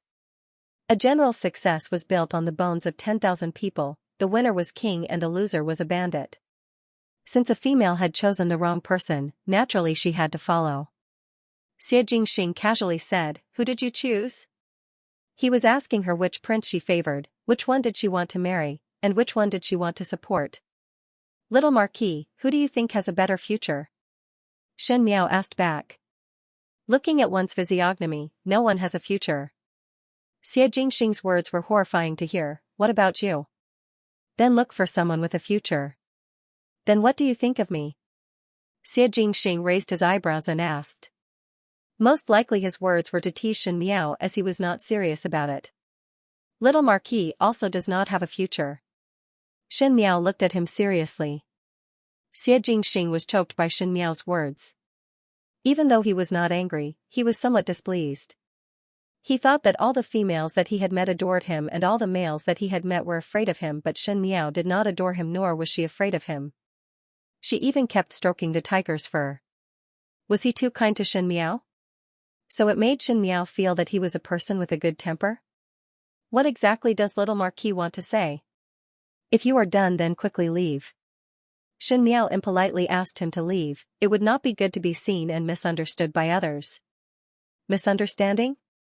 Xianxia's eyes flashed with a smile as he deliberately said softly, "What misunderstanding?" "A lecher taking advantage of a young female from a good family." Xianxia did not even blink as she answered neatly. She could see that Xianxia was shameless in the matter of despising etiquette and rules. Even though Xianxia had seen all kinds of orioles and swallows, he was somewhat dizzy from Xianxia's valiant words. He coughed twice and sat up straight. He did not tease Xianxia anymore and said, "Retreat to the northwestern region, and the faster the better. The longer it drags on, it would not be good for Xianxia." Xianxia looked up at him as she did not expect that Xianxia would remind her of such a sentence. After all, she did not want to go up against Xianxia, and it was already very good that Xianxia did not have any hostility towards her. "Many thanks," Xianxia said. "It would be best if Xianxia could leave the Ding capital before I set off." Xianxia was somewhat helpless, that would also need to succeed. Not everyone had the same ability as Xianxia. Xianxia always felt that the background that Xianxia relied on did not seem to be the residence of the Marquis of Linen, and was even above the residence of the Marquis of Linen. But in Ming-Chi, other than the imperial family, what else was there that was more powerful than the residence of the Marquis of Linen? And the imperial family and Xianxia were now opposing each other. Shen Miao could not guess. Xianxia paused for a moment and suddenly lifted the curtain of the carriage and flew out. He came and left quickly, and before Shen Miao could react, she heard someone calling from outside, "Foreign, master, eldest young master." Shen Miao lifted the curtain of the carriage and saw Xianxia and wife and Xianxia walking over from the corner of the city gates. When she saw Xianxia and Guyu, she was surprised for a moment. Shen Miao looked around again and did not find any trace of Xianxia. She thought that this person was very alert and his skills were good. To appear and disappear so mysteriously, he could be the ancestor of the gentleman on the beam. Luo Shuiyan saw Xianxia and walked over quickly, just in time to see Shen Miao jumping down the carriage. After not seeing for a few days, Xianxia and wife and Xianxiu had become a lot more haggard. Shen Miao had seen the imperial family's methods before. Sometimes when one had not decided on how to deal with a person, house arrest could wear down a person's willpower. Xianxian's family were all martial people and had firm willpower, but to leave Shen Miao in the residence, it would inevitably make one think more. Luo Shuiyan took a few steps forward and pulled Shen Miao's hands to size her up. "Jiao Jiao, was there anyone who made things difficult for you these few days?" Shen Miao shook her head. Luo Shuiyan then gave a sigh of relief. Xianxiu asked, "Why did younger sister not stay in the residence and ran over here?" "Heard that father and mother returned to the residence today and feared that there would not be a horse carriage, thus came over to receive." Shen Miao smiled.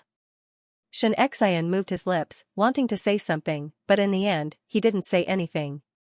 He knew that there were a lot of people watching the show, and Shen Miao's action was to avoid the eyes and ears of others, and it was very considerate. It was just that he had promised to protect his wife and child, but now his tiger tally had been snatched away by someone else. How could he not feel depressed? He silently boarded the carriage, and Luo Shuiyan did not want Shen Miao to worry, so she also pulled Shen Miao into the carriage. Xianxia and the rest sat in the carriage at the back, and there was only Shen Miao's family in the front carriage. "Mother, what did His Majesty say?" Shen Miao asked. Luo Shuiyan hesitated for a moment, then smiled and said, "It's nothing. It's just a misunderstanding." Shen Miao said, "The tiger tally was taken away, how can it be a misunderstanding?" Xianxiu was surprised for a moment and subconsciously looked at Xianxia. Having the tiger tally taken away, the one who was the most angry should be Xianxia. He also did not know where the mistake was. The only possibility was that there was a problem within the Shen family's army, otherwise who would know about the matter of disobeying orders and massacring the city? Actually, there is nothing wrong with the tiger tally being taken away. Luo Shuiyan tried to comfort Shen Miao as she was afraid that Shen Miao would feel uneasy. He said, "Even without the tiger seal, we can still fight. Your father is still a general.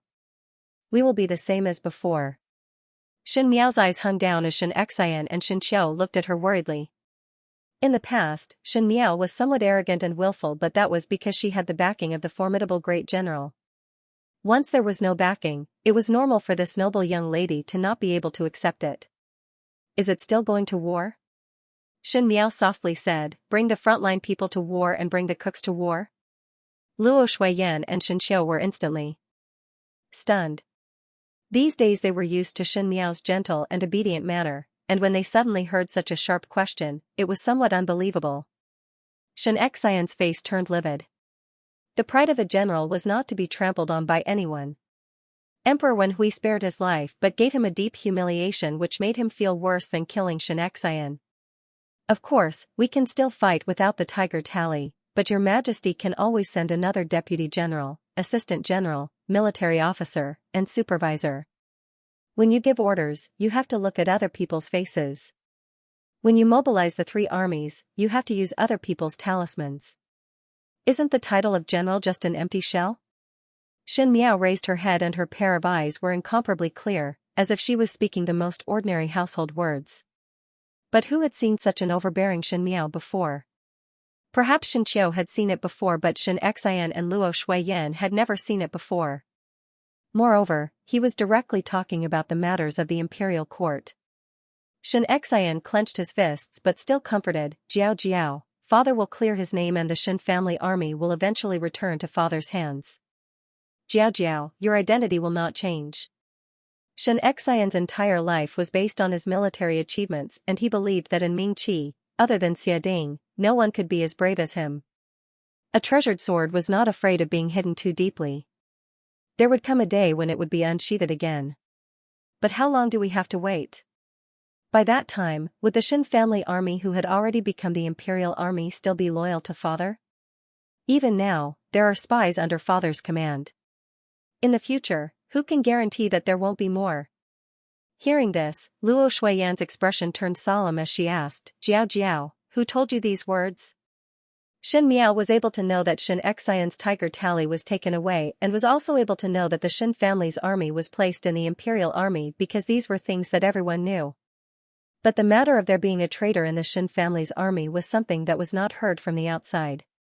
Those who were able to say such things to Xin Miao would at least have done some research on the matters of the imperial court. Luo Shuiyan was afraid that Xin Miao was being used by others. Xin Miao shook her head, I am not a fool. I might not really not know about the things that others do not tell me. Xianxia said, younger sister is very smart. On the matter of Prince Yu, Xianxia could see Xin Miao's ability.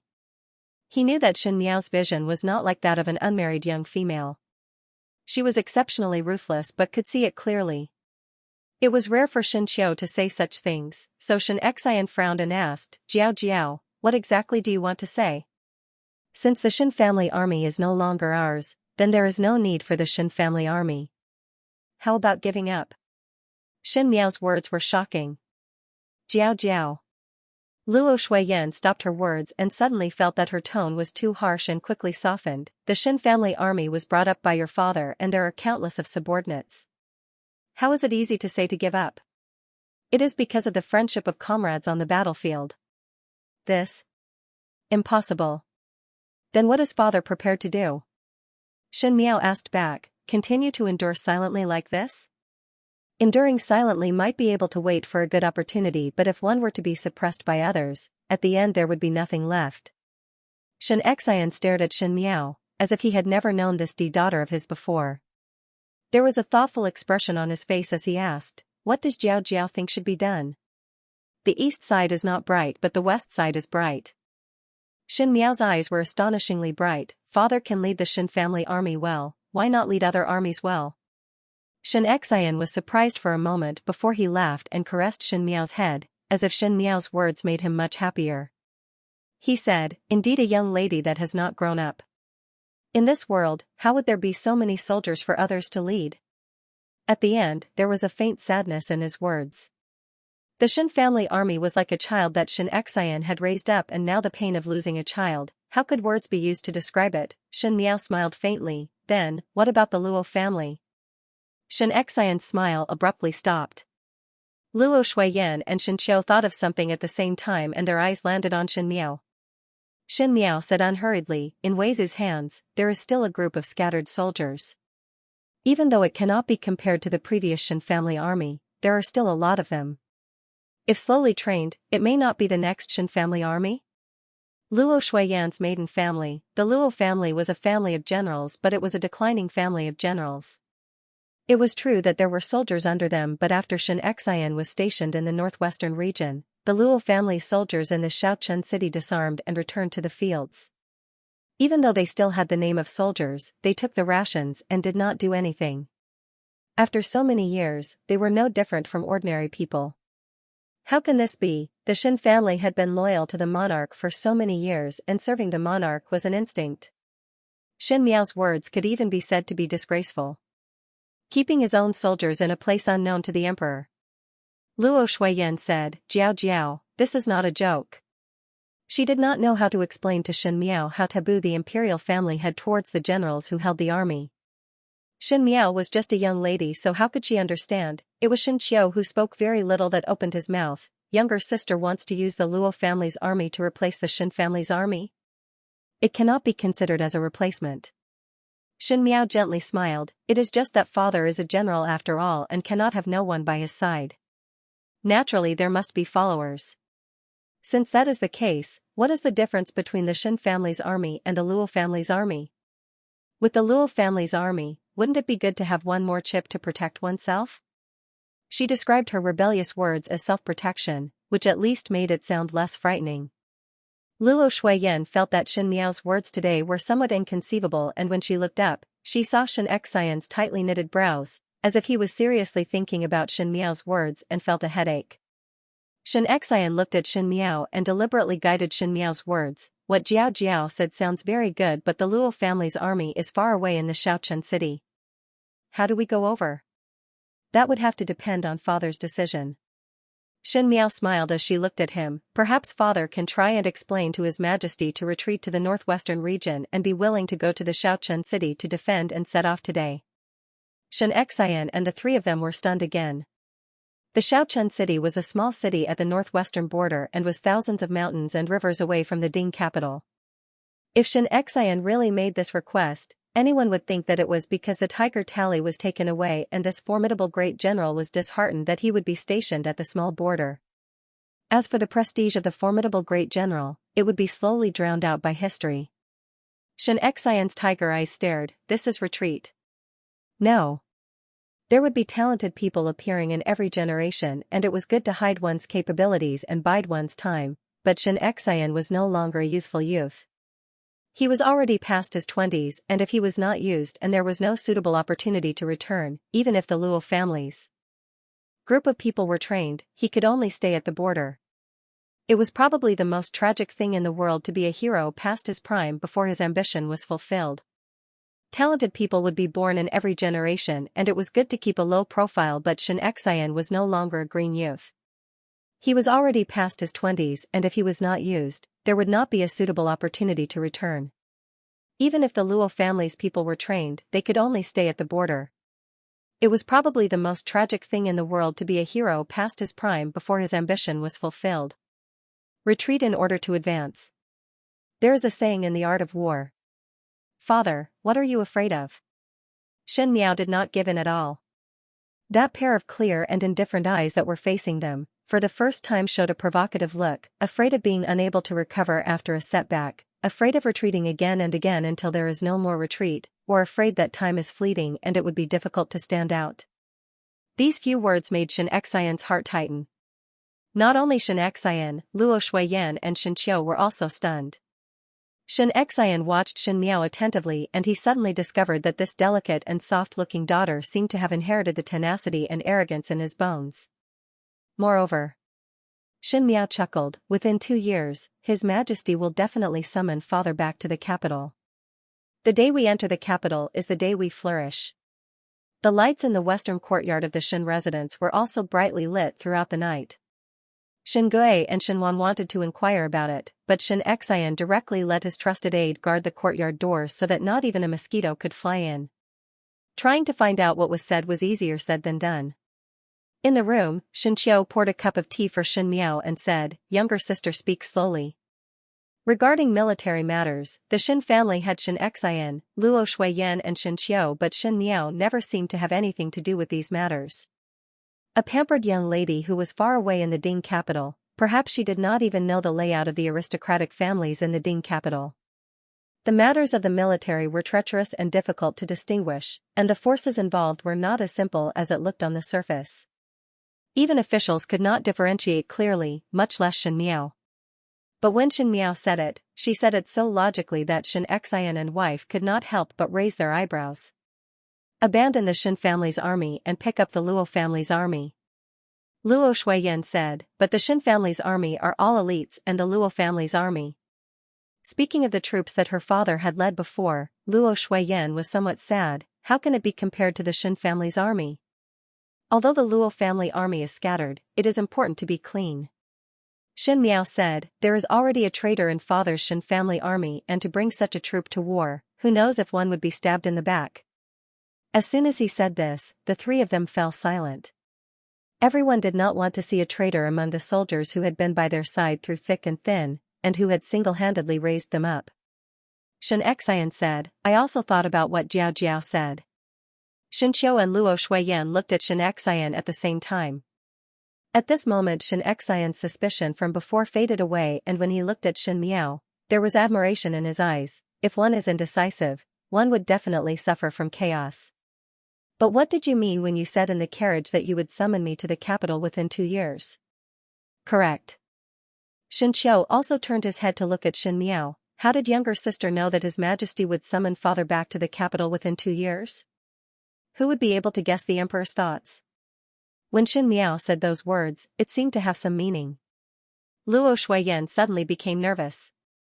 She was thinking about the long term, and the person who could understand the emperor's mind would definitely be someone around Emperor Wenhui. Could it be Prince Ding? Prince Ding and Xin Miao's past matters had been exposed, and Luo Shuiyan's greatest worry was that Xin Miao would be dragged into the muddy waters of the fight for the throne between the princes and be used as a bargaining chip for no reason. Xin Miao's eyes hung down. Within 2 years, Emperor Wenhui would naturally summon Xianxia back to the capital. Because of the Ming Qi's tribute, there was the Qing country in the north and the Great Liang in the west, thus the Ming Qi, which was caught in the middle, was in a precarious situation. At that time Emperor Wenhui's health was not very good, the crown prince was bedridden, Prince Zhou and Prince Li fought till their heads were broken and bleeding, and Fu Shouyi's hidden big net was gradually spread out. Xianxia was a loyal general and would definitely be used by Emperor Wenhui to deter the enemy countries. Just like in the previous lifetime, even if the imperial family was still suppressing the Shen family's army at that time, they still left a line, and Xianxia would be squeezed dry by the imperial family to the last drop of oil. It was just that these words could not be said to the outside. Xin Miao gently smiled as she faced the different gazes of the few people. I only had a very realistic dream. In the dream, within 2 years, father would make a comeback and the formidable great general's name would not be disgraced. These words were actually somewhat perfunctory, but Xin Miao said it gently, and her pair of eyes were so clear that even if one did not believe it, their heart would soften by half. Whether one could be recalled back to the capital within 2 years, this was something that no one could say clearly. But whether it was 1 year, 2 years, or 3 or 4 years, it was indeed the best way to retreat to the northwestern region at this moment. Not only was it to make a comeback, it was also because the fight for the throne was currently at an intense time. If the Shen family were to stay in the Ding capital, even if they did not have military power, they would still be implicated. It was this logic to retreat bravely in the face of a crisis. Before achieving success, one must first protect one's family. This was what Xianxia thought. He smiled as he looked at Xin Miao. Since Jiao Jiao said that it is a dream, then the dream will definitely come true. Father believes you. He did not intend to delve into the reason at all. The words "father believes you" almost made Xin Miao cry. In the beginning, she wanted to marry Fu Shouyi no matter what, and Xianxia actually tried his best to stop her. It was only after she threatened to kill herself that Xianxia finally relented. The proud general, who had been giving orders all his life, revealed a dejected and helpless expression. He said, "Since you have chosen him, I believe you." So he pushed the Shen family to a dead end. Xin Miao closed her eyes and the tragic past disappeared. She said, "If father really believed what I said, then tomorrow one will request His Majesty to retreat to the Shaochen city." Tomorrow? Luo Shuiyan was surprised. Why so urgent? It is precisely because you are in such a hurry that His Majesty will think that father was dissatisfied with having the tiger tally taken away and acted in a fit of pique. I won't think too much, Xin Miao explained. Xin Qiu still wanted to say something, but Xianxia ordered, "Then do it." Xianxia. Luo Shuiyan was somewhat anxious. After all, these were all important matters. Even though what Xin Miao said was somewhat reasonable, but to make such a hasty decision was too sloppy. Xianxia shook his head. "You and I have been on the battlefield for many years, but we are not as clear as Jiao Jiao." He looked at Xin Miao and there was some complexity in his eyes. Finally he stretched out his hand and rubbed Xin Miao's head. "If Jiao Jiao is a male, how many people in the world can be compared?" Xin Miao looked at him quietly. What she said today was something that an unmarried girl would never be able to think of. What kind of person was Xianxia? Even though he was a boorish person, it did not mean that he did not have a brain. One feared that he had long seen the suspicious points on her. It was just that Xianxia did not expose it. Even if he did, Xin Miao would not tell Xianxia the secret of his rebirth. Perhaps this was the unconditional trust between relatives. Just like how Xianxia had always been on her side in her previous life. The Shen family will be fine. Shen Miao promised. Father will present the report in the morning court tomorrow. Xianxia smiled and pulled Luo Shuiyan up, foreign should also rest early. Luo Shuiyan wanted to say something, but when she saw Xianxia's expression, she suddenly shut her mouth. She had followed Xianxia for so many years and Xianxia was naturally full of confidence. She had never seen such a heavy expression before. He was supposed to be a hero revered by the people, but he was going to be stripped of his military power and had to defend a small place at the border. No one was more aggrieved than Xianxia at this moment. For the first time, her face softened as she supported Xianxia. All right. It was Xianxiu who was lagging behind and looked at Shen Miao wanting to speak but hesitating. Finally he could not help but said, "Younger sister, you want father to rebel?" Among the Shen family, Xianxiu was the clearest about the hostility in Shen Miao's bones. Prince Yu of the first rank coveted her, so she did not leave a single person in Prince Yu residence alive. The Jing family schemed against her and now she ended up dying without a complete corpse. The emperor had taken away the Shen family's tiger tally and Shen Miao's seemingly retreating action. Was it really just to protect herself? Eating the monarch's salary, one must be loyal to the monarch. Shen Miao smiled lightly. The Shen family has always been loyal to the monarch and love the country, so how would such a thing happen? Eldest brother better not think too much. If the walls have ears and were to be heard by others, one fear that you and I will be in trouble. Xianxiu paused before saying, that would be the best. Younger sister. Do not do silly things. He then turned and walked out of the room. Shen Miao slowly sat down on her seat. She really wanted to rebel, but how to rebel without leaving behind a bad reputation was also a big matter. The most urgent matter was naturally to avoid disaster. But when she returned, she would definitely send a big gift to the Fu family. One could only hope that the Fu family could swallow it. The matter of Xianxia being stripped of his military power was lively for a day in the Ding capital, and on the second day, it was covered by new rumors. There were new things happening in Mingqi every day and such a scene was not new. But on the second day, it was still Xianxia's matter that was being discussed in the streets and alleys. It was said that on the second day after the formidable great general Xianxia's military tally was taken away, he handed a memorial to Emperor Wenhui in front of all the civil and military officials, proposing to bring the remaining frontline troops and the scattered Shen family guards to retreat to the Xiaochen city. The once illustrious great general was going to defend a small place at the borders. Others felt that it was inconceivable and Xianxia himself felt even more aggrieved. To feel aggrieved but to take the initiative to submit a memorial, it was obvious that he was dissatisfied with Emperor Wenhui's punishment and made the decision in a fit of pique. The storyteller in the restaurant explained the matter clearly and logically, saying that Emperor Wenhui's expression changed on the spot in the throne room and threw the memorial at Xianxia's face. One did not think that Xianxia was still stubborn and stubbornly requested to retreat to the Xiaochen city. Would the emperor tolerate one's pique? Even if one had great meritorious service, it would be useless. Did you not want to retreat to the small place at the borders? Good. Very good. Then you go and defend. Thus the entire Ding capital knew that the formidable great general would be leaving the capital for the Xiaochen city tomorrow. Almost everyone in the restaurant was talking about the matter. Some people felt that Xianxia did the right thing. The formidable great general had become a commander without an army and would be aggrieved to stay in the Ding capital. It was better to go far away and avoid getting tired of it. Some people however felt that Xianxia was held up too high and did not know the immensity of heaven and earth. It was obvious that he had deceived the emperor first and was lucky to keep his life, but he still dared to throw his face at Emperor Wenhui. If it was not for Emperor Wenhui's benevolence, if it was another ruler, one feared that he would have given a heavier punishment. In Kuaihualu, Jiyushu held his chin and looked at Gao Yang. What do you think the Xianxia's intention is? To abandon the Shen family's army in the Ding capital? If that is the case, then one really have some boldness and is not a reckless martial artist. Gao Yang sighed. To retreat bravely in the face of a crisis, not everyone can do it. After drinking a mouthful of tea, Gao Yang then said to Xie Jingxing, who was silent at the side, "Why are you not speaking?" Xie Jingxing was interrupted and recovered to look at both of them. The Shen family moves too fast. Fast?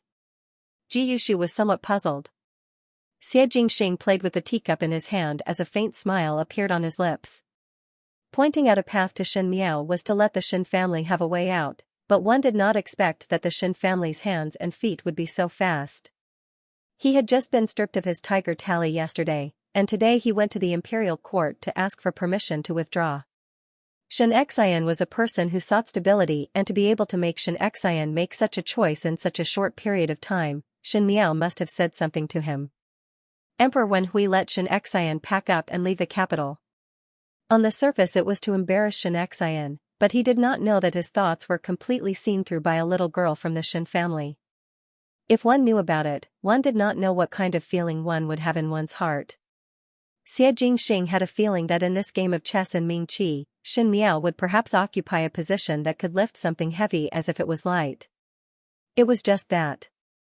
For him who was about to leave the capital, this did not have any meaning. "Yushu will leave the capital with me," he said. "Gao Yang, I will leave the rest to you." Ji Yushu touched his nose and showed some excitement. "All right. Third older brother Xia. The pastries that the chefs here make are just too unpalatable. It is still third older brother's chefs that are good.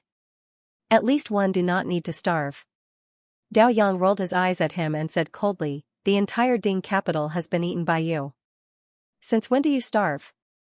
Finishing, he changed into a serious look and said to Xie Jingxing, "Do not worry. Leave this to me." Xie Jingxing nodded his head. The same news naturally spread to other places.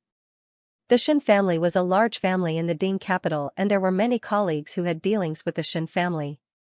Just because of Xianxia's prestige, there were many officials who wanted to curry favor with him. But when the wall is down, everyone pushes it, and when the tree falls, the monkeys scatter. When the person leaves, the tea cools. This time Xianxia was obviously demoted and left the capital. When he went to the crowded Shen family's residence, other than a few families who were on good terms with Xianxia, there was no one else. Shen Miao made a trip to Guangwentang. To leave the Ding capital, naturally she could not go to Guangwentang. Some time ago, because of Shen Miao's change in temperament, the students in Guangwentang were somewhat afraid of her. But seeing that the Shen family's military power was confiscated, there were unscrupulous faces that ridiculed her. It was just that Shen Miao did not even turn her head as she walked over, as if she did not hear anything, which made those noble children feel bored. When Feng Yinming saw her, she cried and grabbed her sleeves. "What to do? Shen Miao, when will you return after this trip?" Shen Miao was somewhat at a loss with Feng Yinming's tears. In all fairness, in the previous lifetime, because of her stupidity, the noble females in the Ding capital were not willing to be associated with her. In this lifetime, she had a cold heart and did not deliberately try to attract anyone's liking. This Feng Yinming accidentally became one of her friends. Even though her temperament was a little arrogant, she did not have any bad intentions. Sometimes looking at her age, Shen Miao would think of Wan Yu. She comforted, "He will return not long later." Liar. Feng Yinming sobbed, "I heard from father that this time General Shen had angered His Majesty. Now that His Majesty is angry, how could he return so quickly? Shen Miao, you have to write to me. By the time you return, will I be married?" Shen Miao almost laughed out, but when she saw Feng Yinming's red eyes, she could not laugh anymore. She was clearer than anyone else about the Feng family's ending and Feng Yinming's ending. Even though the Feng family would not fall after 2 years, but... She patted Feng Yinming's shoulders. "It is all right. I will be able to see the day you marry." Feng Yinming still wanted to say something but saw Pei Lang walking in with a book. Pei Lang was dressed in green as he stood on the stage. His gaze landed on Shen Miao and paused for a moment before saying, "Shen Miao, come with me." If Shen Miao were to leave Guangwentang, it was only right for her to bid farewell to Pei Lang. Everyone did not feel that there was anything wrong. Feng Yinming unwillingly released Shen Miao's sleeves and allowed Shen Miao to follow Pei Lang out of the academy. Pei Lang brought Shen Miao to the triangular courtyard of Guangwentang. The teachers of Guangwentang all lived in the residences in the academy, and this was Pei Lang's own residence, so no one else could enter. He pushed the door and walked into the nearest study. Shen Miao followed in and closed the door at the right time. "You're leaving?" This time, Pei Lang didn't beat around the bush as usual and asked directly. Shen Miao nodded. Pei Lang's expression changed and he hesitated for a moment before saying, Lu Ying's matter, young lady Lu Ying has already been settled. Shen Miao interrupted his words, she is living very well in the embroidery shop.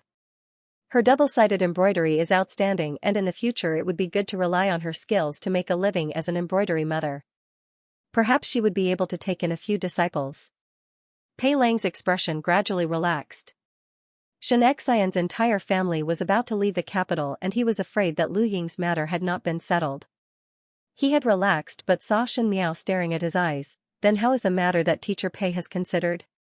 Pei Lang was startled.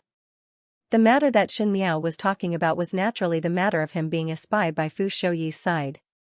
That day at Kuaihualu, Pei Lang had already expressed his attitude, but as to how to proceed, he needed to think further. Hearing that, Pei Lang frowned. What do you want to say? 2 years. Shen Miao said, within 2 years, I must return to the capital. At that time teacher Pei must become His Highness Prince Ding's aide and the most dependable one. Pei Lang smiled but there was some anger in his smile. Shen Miao, aren't you overestimating me? I am just a poor scholar and do not have anything. Even if I managed to sneak into His Highness Prince Ding's side, how would I be able to obtain the most dependable reputation? Teacher need not belittle yourself. Teacher is 1,000-li horse and naturally there will be Bo Lu who appreciates you. Shen Miao smiled gently, if one is not 1,000-li horse, one must see oneself as 1,000-li horse in order to let Bo Lu appreciate.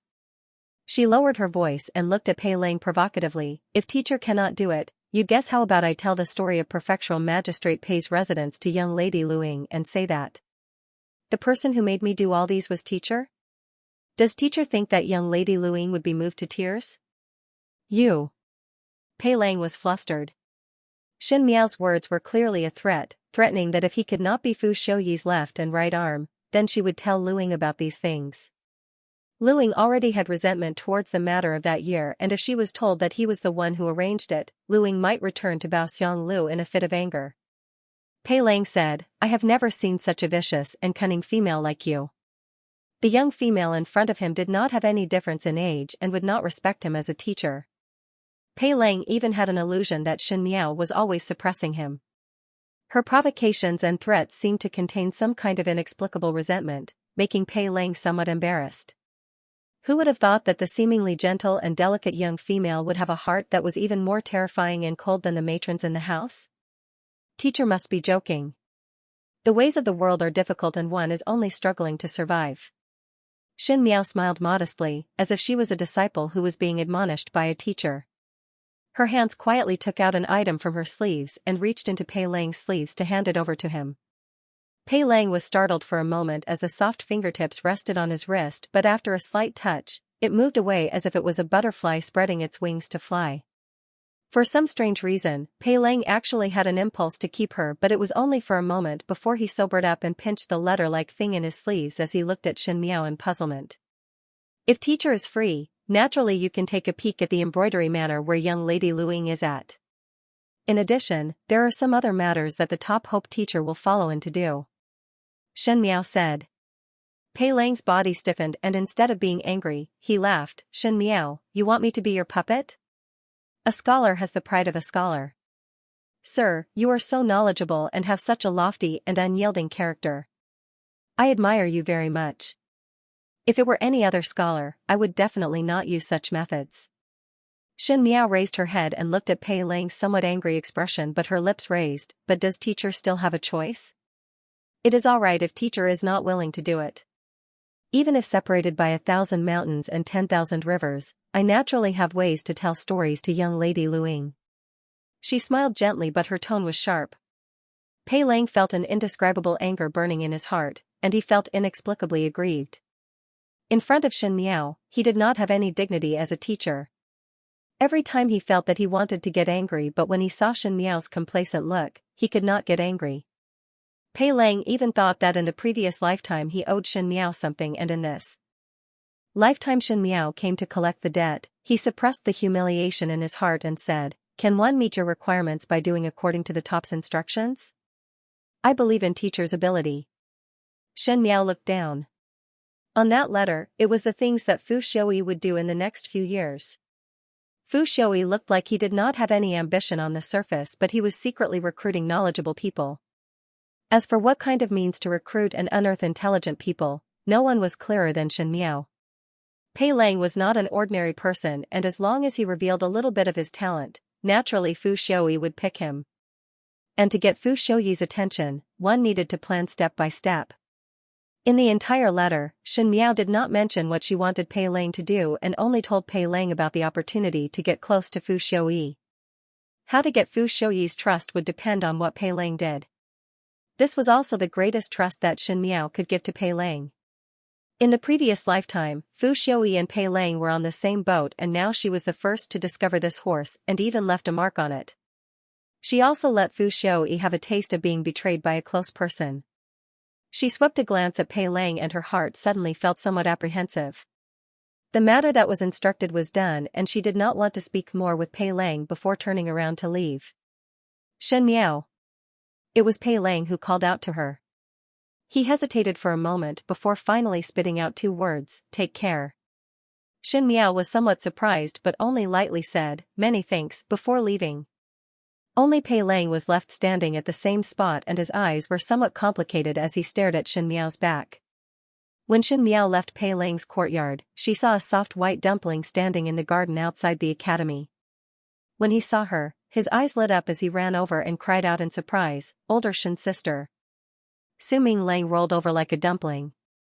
Shen Miao. In fact, Su Ming Lang was already over 10 years old this year, but one did not know if it was because the Su family had raised him too well that he was different from Su Mingfeng's mature older brother. Su Ming Lang looked more childish than a 5 or 6-year-old child. He ran a few steps before panting. Shen Miao walked in front of him and held his plump arms. "What is the matter?" "Older Shen's sister, you are leaving?" Su Ming Lang puffed and puffed for a while. "Can I obediently wait here for you to return?" Shen Miao was stunned for a moment. When everyone here knew that Xianxia was going to the Xiaochen city, the first thing they said was, "When will you return, or will you not return?" Everyone felt that once Xianxia left, perhaps he would stay in the Xiaochen city forever. Su Ming Lang's first sentence was to wait for her return, as if he was certain that Shen Miao would definitely return to the Ding capital. Shen Miao found it interesting and tapped his forehead before deliberately teasing him. "Who said that I will definitely return? Perhaps I will not return." "Will not." Su Ming Lang raised his head and vowed, "Older sister will definitely come back." Shen Miao tilted her head and looked at him. When Su Ming Lang said those words, his eyes were firm and there was no trace of doubt. She asked, "Why are you so sure?" "Older brother Xia said that in less than 2 years, you will definitely come back." Su Ming Lang said excitedly. "Brother Xia?" Shen Miao's mind turned. "Xia Jingxing?" Even though father and eldest brother felt that after eldest sister's family left, they did not know when they would return. Father also said that General Shen had angered His Majesty this time, and one feared that His Majesty would not recall General Shen in this lifetime. Su Ming Lang's childish words carried no harm and did not pay attention to whether his words would hurt Shen Miao or not. He only cared about himself and said, "But when older brother Xia came to see eldest brother, he told eldest brother that General Shen would definitely return to the capital within 2 years. Xia Jingxing could actually guess her thoughts so accurately? Shen Miao's heart was somewhat frightened. Even though older brother Xia is a bad person and bullied me, bullied my eldest brother and bullied my father. But the words that he said were all true. This was the first time Su Ming Lang spoke so quickly, as if he was trying to prove something as he continued. He said that you will come back, then you will definitely come back. Older sister Shen, you will come back, right? As he spoke, his eyes were filled with hope. Shen Miao suddenly thought of Fu Ming and her heart softened as she smiled. What he said is right. I will come back. That is great. Su Ming Lang jumped up and said word by word with his short fingers, then I will wait here for older sister to come back. When older sister comes back, I will treat older sister to candied haws, small dough figurines, steamed sugar cakes. Shen Miao could not help but laugh again. When she was together with Su Ming Lang, it seemed that some of the hazy emotions would be swept away in an instant. It was as if time had become carefree. She said, you just listen to your father's words. It is just that. Regarding the matter of me coming back, the words that you said to me today must not be said to other people. If other people were to hear these words, they would parrot the crowd, and when it was passed to Emperor Wenhui's ears, he might be able to detect some clues. It was fine if there was only one person in this world who knew the thoughts in her heart, but if there were too many people who knew, it would not be good. Su Minglang saw Shen Miao's solemn expression and immediately said obediently, "Understood. I only told older sister and will not tell others." He then whispered to Shen Miao, "Older sister Shen, but you cannot tell this to older brother Xia. It was me who eavesdropped. If older brother Xia knew that I eavesdropped, he would beat me up again." In the eyes of the second young master of the Su family, the elegant and noble little marquis of the Xia family was an out-and-out black-hearted bandit. Shen Miao said, "All right, I will not say." Xianxia's household started to pack their luggage overnight, and the most amazing thing was that before they left, they forced old Shen Foren to separate from the family in front of the Shen family. That day when Xianxia and wife were summoned to the palace, Shen Miao's dispute with old Shen Foren at the residence's doors eventually fell into Xianxia's ears, and naturally Xianxia was unable to restrain his anger. The timing to throw stones at a person when they were down was too good that he did not even bother to maintain his face. Luo Shuiyan was even angrier at herself for being blind and treating this family of hoodlums with sincerity. Even though Xianxia's military power was taken away, he was still a courageous person. When he was really stubborn, even 9 bulls would not be able to pull him back. The clan head would not be able to rush over, but the clansmen would still be there. Before old General Shen left, he hoped that this family would live in harmony, but at the end it still fell apart. Old Shen Foren brought out the skills that she had when she was a songstress in the marketplace and occupied more than half of old General Shen's residence and fields. Shen Miao did not stop this at all. After so many years, because it was not managed well, those shops and fields were not as pleasing as before, and it would be a burden to keep them by one's side. Moreover, they were about to go to the Xiaochen city, and these things were useless. Xianxia was not lacking in money, as the emperor had bestowed a lot of rewards every year. Old Shen Foren originally thought that in the public accounts books, the whereabouts of Xianxia's money had already been cleared clean, but did not know that at the last moment, Shen Miao actually found another account book from who knows where.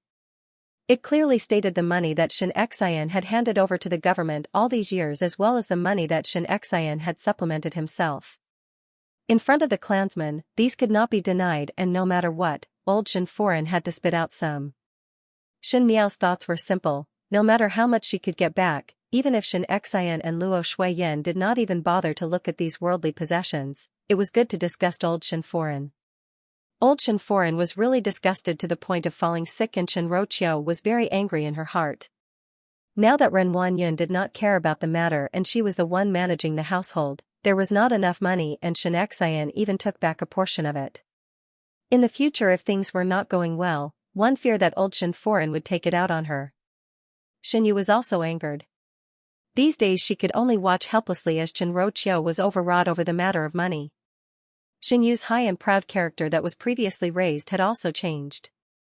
Originally she did not put money in her eyes, but now she felt that she wanted to fight for it. It was not good to say anything in front of the clansmen, so he looked at Shen Miao and pretended to be worried. One do not know when fifth younger sister will return from this trip. One heard that the Xiaochen city is lacking in supplies, and it would be bad if the food is not good in the future. It is better to bring more money over. These words were faintly discernible ridicule of Shen Miao going to a bitter and cold place. Luo Shuiyan was about to get angry, but she saw Shen Miao lightly smiling. Correct, but the prices in the Ding capital are very high. In the future, without His Majesty's bestowment, second older sister must not spend as extravagantly as before. Her eyes landed on Shen Yu's wrist and smiled. After all, in the future, father will not give you a bracelet. Shen Yu was surprised for a moment and looked at the bracelet on her wrist before her face flushed red. That bracelet was none other than one of the bestowments that Xianxia received. Originally Xianxia's bestowments were confiscated, and Shen Yu would pick some good-looking jewelry from it. Who knew that when she said those words, Shen Miao would directly say that the bracelet that she was wearing was Xianxia's. Was this not slapping her face in public? But this bracelet was extremely precious, and Shen Yu was not willing to take it off and return it to her. Shen Miao seemed to see her thoughts and smiled gently. Older sister must not return this bracelet. There is no logic in taking back something that is given out. One do not know if there will be such a good bracelet in the future. At this moment, even Xianxia, who was standing at the side without saying anything, had an ugly expression on his face. The meaning of Shen Miao's words was that it was impossible for Xianxia to obtain such a good reward based on his own ability. Xianxia would never be able to reach Xianxia's level in his entire life. He pulled down his face and looked coldly at Shen Miao before saying to Chen Roqiu and Xingyu, "Go back." He did not look at Shen Miao again before leaving. Since Xianxia had already left the capital and his military power had been confiscated, there was no longer a need to put on an act of pretending to be brothers. Xianxia would never look at those who did not have any value. Xingui also cupped his hands towards Xianxia with some pride and said, "Eldest brother, this younger brother will withdraw first." The figure that brushed his sleeves and left seemed to have some arrogance. When Wan Yinyang saw this, she quickly pulled Shen Dongling and followed up. She had been acting like a little girl for decades and did not change because of the changes in Kaiyun Yuan. Xingui was a person who could not keep his cool, and in his career, he relied on flattery to climb up. In terms of talent, he could not compare to his son Xin Yuan, and in terms of temperament, he was not as tenacious as Xianxia. He was also heartless, and as long as he obtained a bit of sweetness, he would forget the bitterness he had suffered and was nothing to be feared. Xianxia was so angry that he said, "What kind of people are they?" Shen Miao gently smiled but did not answer. Not to mention Xianxia and Chen Roqiu, but for Xingui's branch, within 2 years, Xin Yuanbo would die from smallpox. Xingui had already been drugged by Ren Wanyun and would not be able to have any more children in this lifetime.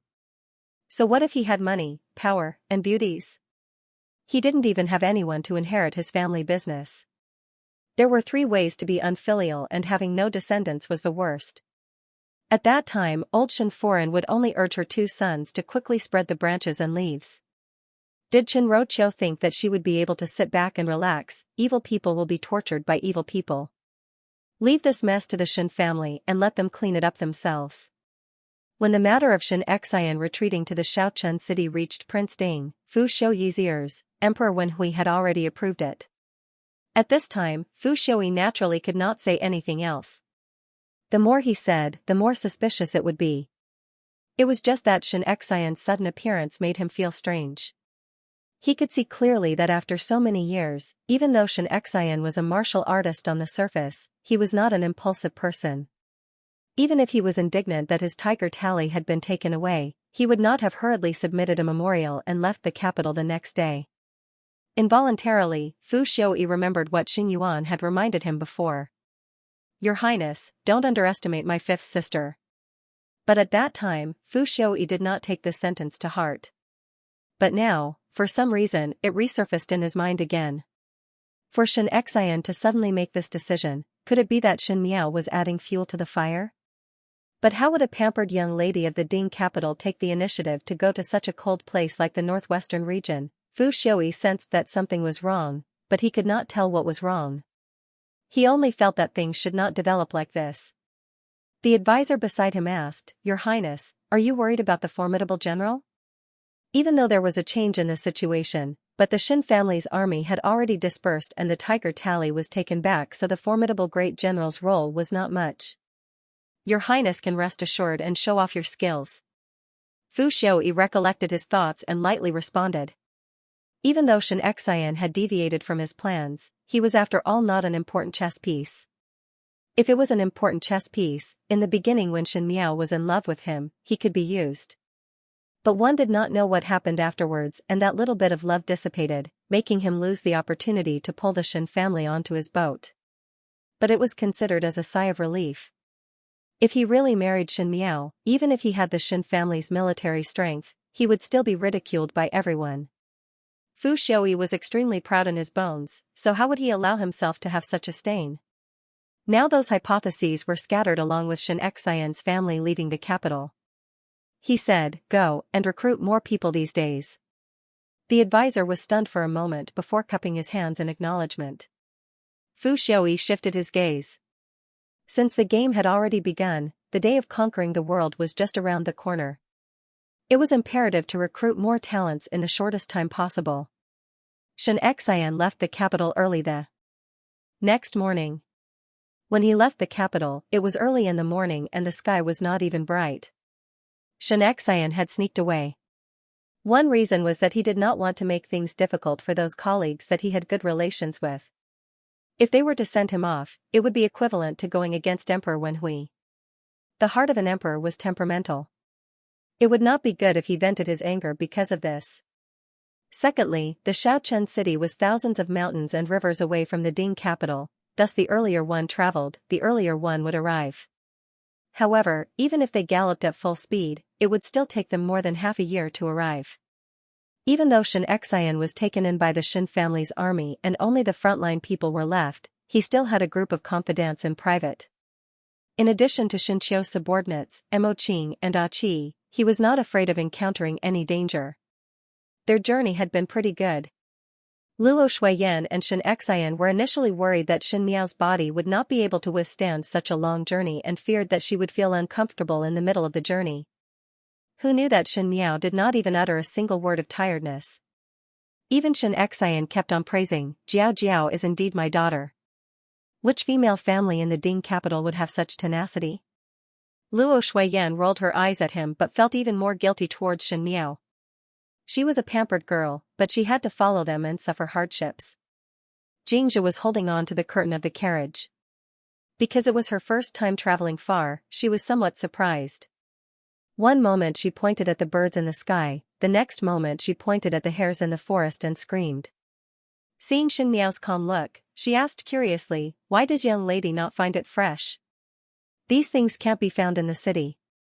With that said, Yu also knocked on Xin Miao's face and probed, "Young lady, look at it and there is not a bit of nostalgia." Luo Shuiyan, who was sitting in the carriage, was stunned. To leave the hometown that one had lived in for more than 10 years and go to a place that one had never heard of. The Xiaochen city was definitely not as prosperous as the Ding capital, and one was unfamiliar with the people and the place. Any young lady would at this time show their attachment and reluctance to leave their hometown. However, Xin Miao was very calm from the beginning to the end. Sometimes, she even looked a little lively. Brisk? What was there to be happy about leaving one's home? Feeling Luo Shuiyan's gaze, Xin Miao was slightly surprised for a moment before smiling. Looking at the scenery outside the carriage, she said, "Father, mother and eldest brother are by my side, what is there to miss? Even if one were to stay in the Ding capital, one would not have any relatives and it would not be considered as a home." Hearing this, Luo Shuiyan's heart ached. Thinking that she had seen the ugly faces of the Xin family when she came back this time. For so many years, she had thrown Xin Miao into that family and thought that she was living well, but now it seemed like a big joke. Xin Miao most likely did not treat those people as family, otherwise she would not have said such words. Thinking of this, Luo Shuiyan pulled Xin Miao into her embrace and said guiltily, "Correct. In the future Jiao Jiao will be together with father, mother and eldest brother. No one would dare to bully you." Xin Miao nestled in Luo Shuiyan's embrace and lowered her eyes to hide the trace of coldness in them. How could this be the first time he had to leave his hometown and travel alone? In her previous life, when she went to the Qin state as a hostage, the mountains were high and the rivers were long. When she brought along her trusted maids, how many of them died in foreign lands? The scenery at that time was just like now. It was obviously very blurry, but one could clearly remember the feeling of that moment. From the Ding capital to the Qin country and from the Qin country back to the Ding capital, both roads were very bleak. It was a pity that she thought that she was doing it for the sake of righteousness and for the common people of the world, but did not know how ridiculous and lame she was in the eyes of everyone. Now she did not leave alone, and when she returns, she would not be alone. The mountain road was long and unknowingly the sky had turned dark. Because it was a mountain road, there were no inns on the mountain and one could only lodge at a farmer's house. Fortunately, that farmer's family had a warm-hearted temperament and warmly received everyone. They even cooked a lot of food and wine. Because they had to hurry on with their journey, Xianxia and the rest did not dare to drink alcohol as they were afraid that drinking would cause trouble and delay the next day's departure. It was Xin Miao who did not know if it was because her mood was good or because the plum blossom wine that the farmer's family brewed was sweet and intoxicating that after drinking a few cups, her cheeks turned into a peach color. Why did Jiao Jiao drink so much? Luo Shuiyan initially did not notice, but when she saw it clearly, she could not help but turn pale with fright. Seeing Shen Miao's hand supporting her cheek with a drowsy look, she quickly reached out to check her head. Most likely older sister does not know the power of this wine. The female owner of the farmer's family smiled. The plum blossom wine that we brew ourselves has a sweet taste, but the after effect is strong. Our family's girl often drinks too much and would be drunk. But one would be fine after a sleep and would not feel dizzy the next day. Foreign need not worry. Luo Shuiyan then felt relieved. Xianxia looked at Shen Miao's somewhat drunk look and felt it was funny, did not think that younger sister would also get drunk one day. Really interesting. When Xianxia returned this time, he saw a calm and gentle Shen Miao. She was so mature that Xianxia would sometimes have the illusion that Shen Miao was the older sister. Sometimes he would miss the Shen Miao of the past. Even though she was willful and impolite, she still had the temperament that a young lady should have. Now looking at her appearance, it made Xianxia recall the Shen Miao of the past and unknowingly felt some familiarity. Brat. Xianxia kicked Xianxia. Your younger sister is already drunk to this extent and you still make trouble. Xianxia quickly stuck out his tongue and pretended to be afraid as he begged for mercy. The whole family, including the farmer's family, were all lively and happy. Where was the disappointment and helplessness of leaving one's hometown? Shen Miao's hand supported her chin as she squinted at the scene in front. Even though this plum blossom wine was intoxicating, she was still somewhat sober. He was indeed very happy today. Everything went according to the plan. In fact, other than letting Xianxia stay away from the whirlpool of the Ding capital, it was also because there would be a smallpox outbreak in the Ding capital in a year's time. Even though nothing happened in the previous lifetime, she was not willing to let her family take any risks at all. Staying away from the Ding capital meant staying away from danger. Even if he wanted revenge, he had to protect his family first. The lively dinner lasted until late at night before dispersing. The enthusiastic owner of the farm arranged enough rooms for the few of them. Originally Luo Shuiyan wanted to share a room with Shen Miao, but Shen Miao insisted on staying in the room next to the wall of the farm and even had to sleep alone.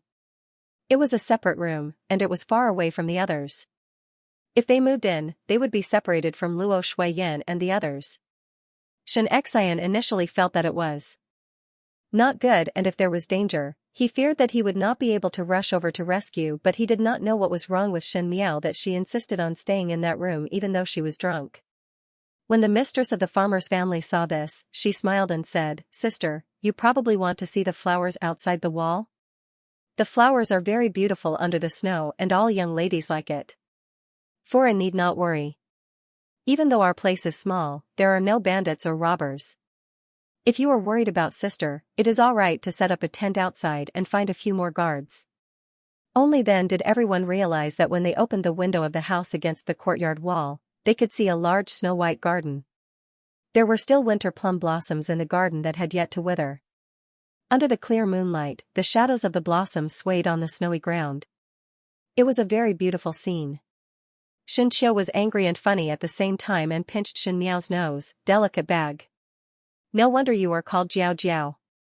You are drunk and still looking forward to a place with good scenery."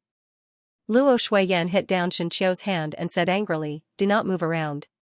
She then looked at the somewhat confused drunk Shen Miao and shook her head, "Not willing to sleep with me and still want to sleep at such a far place.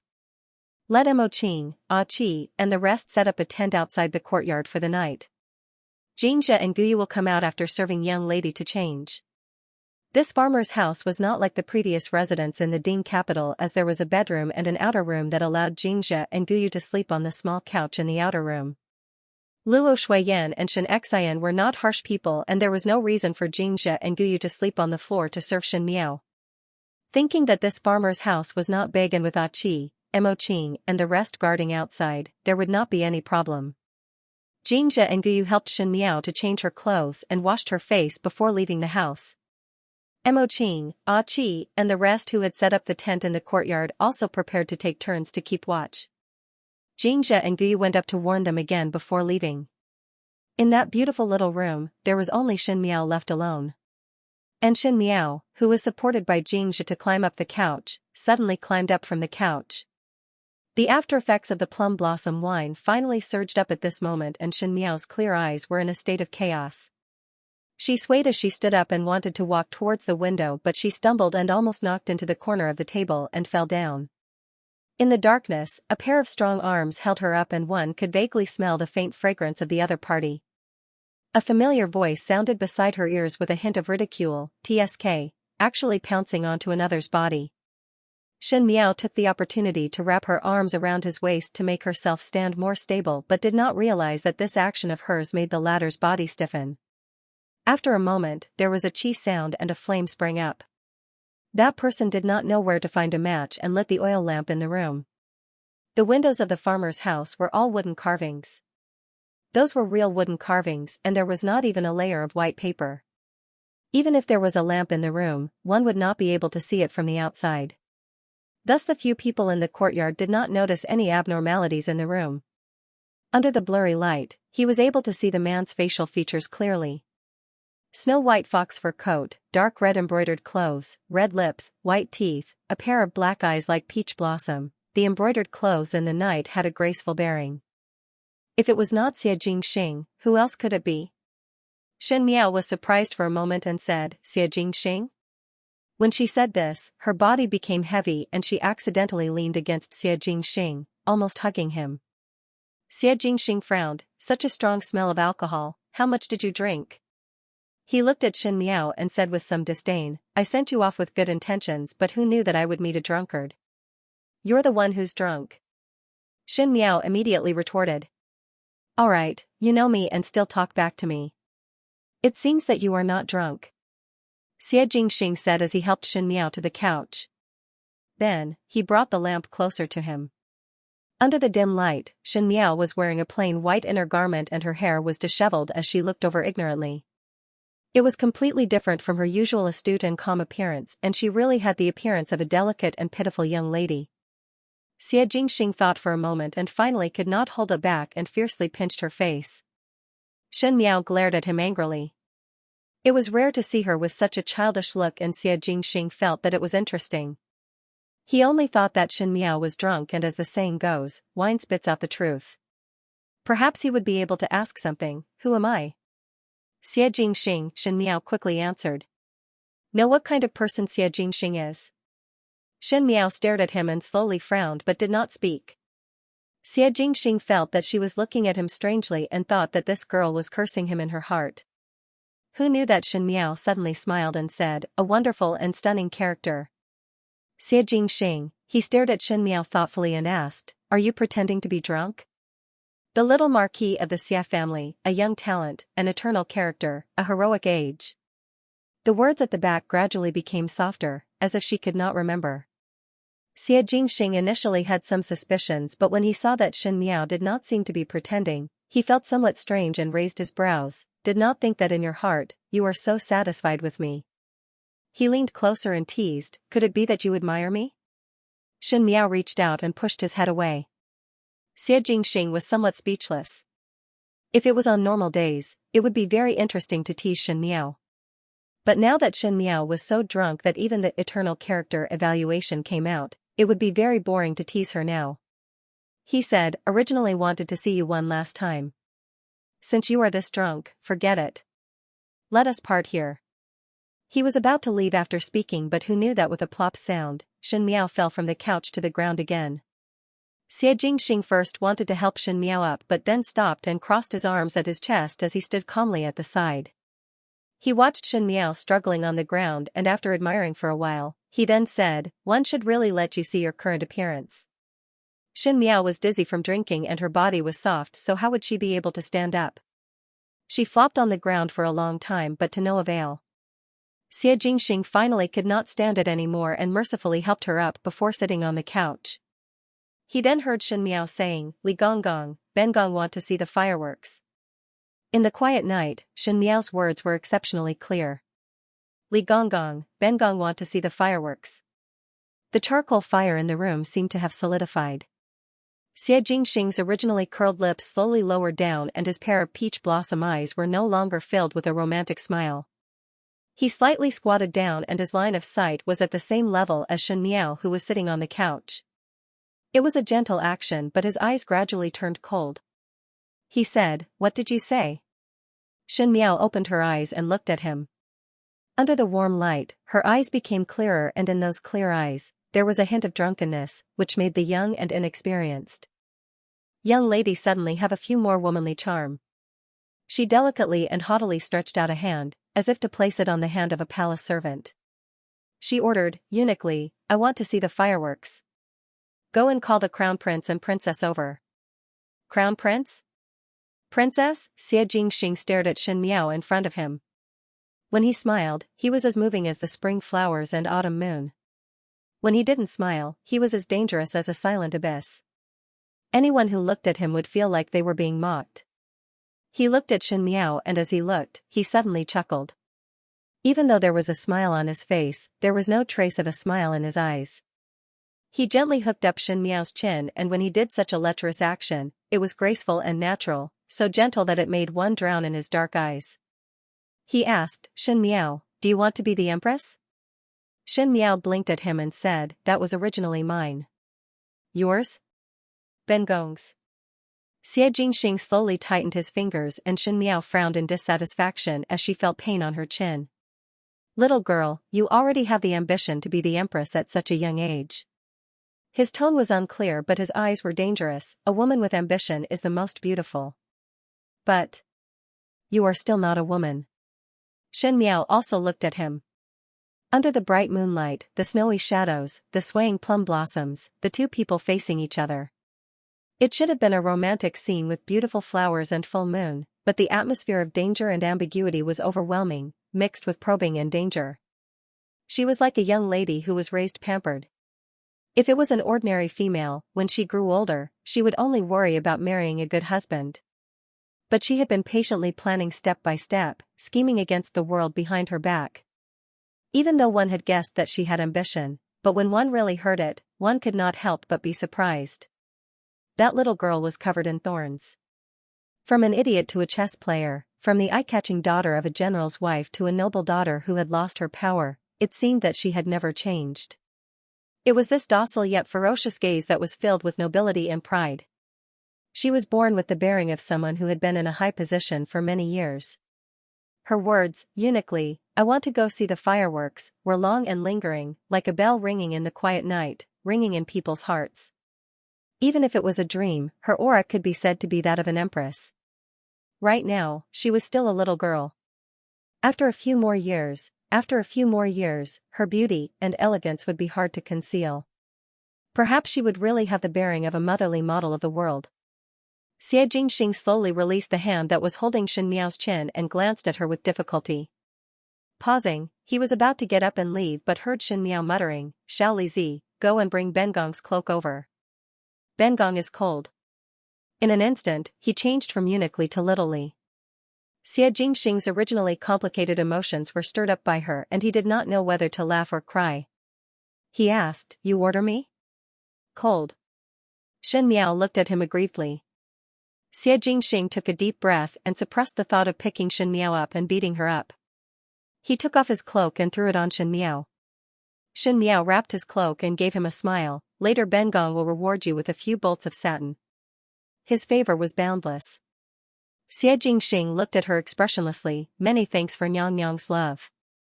This official will take his leave." Just as he was about to leave, Shin Miao grabbed his sleeve.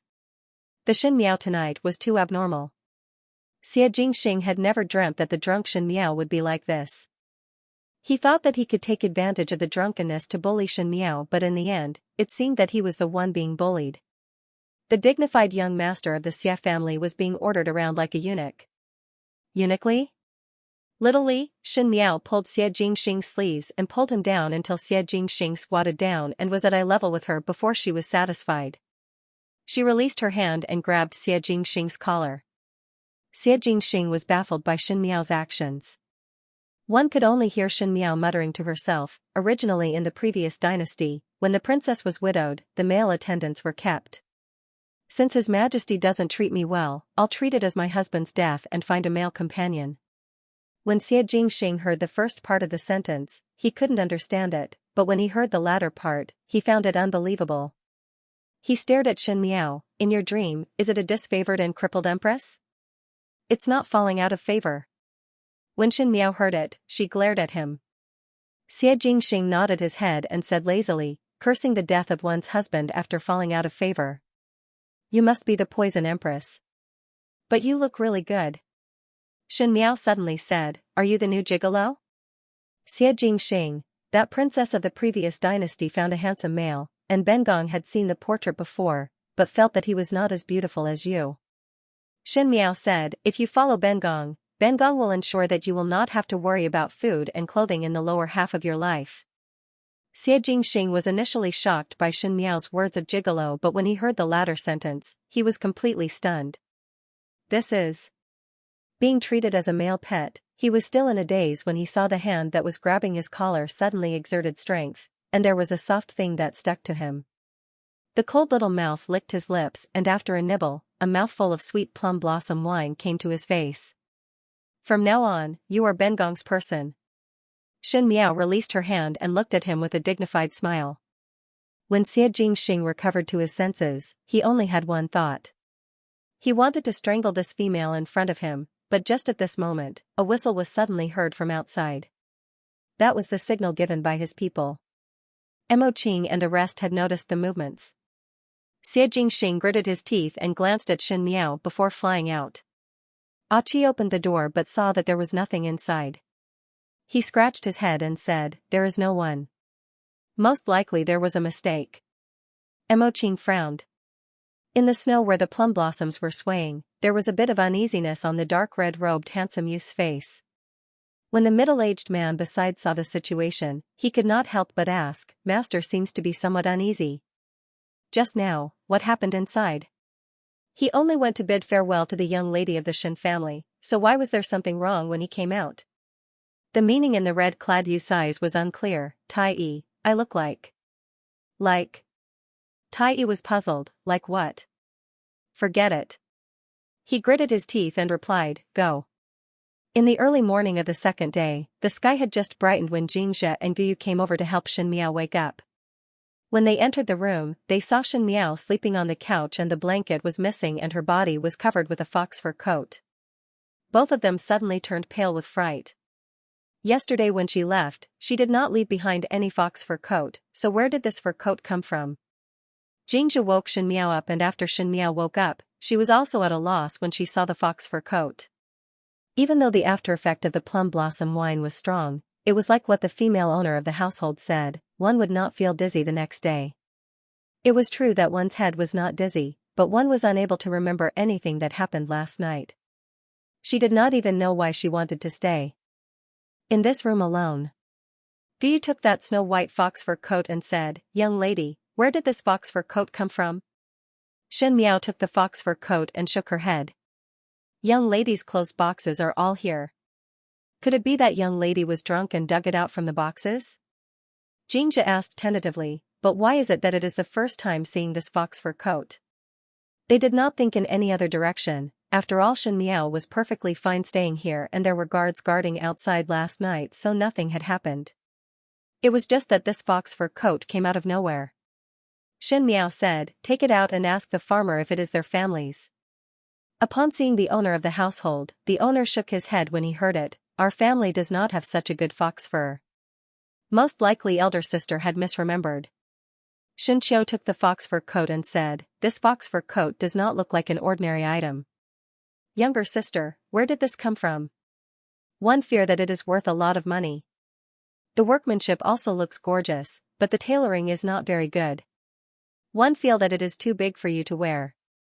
Shen Miao took the fox fur coat and her heart was very puzzled. She really did not remember when she had such a cloak.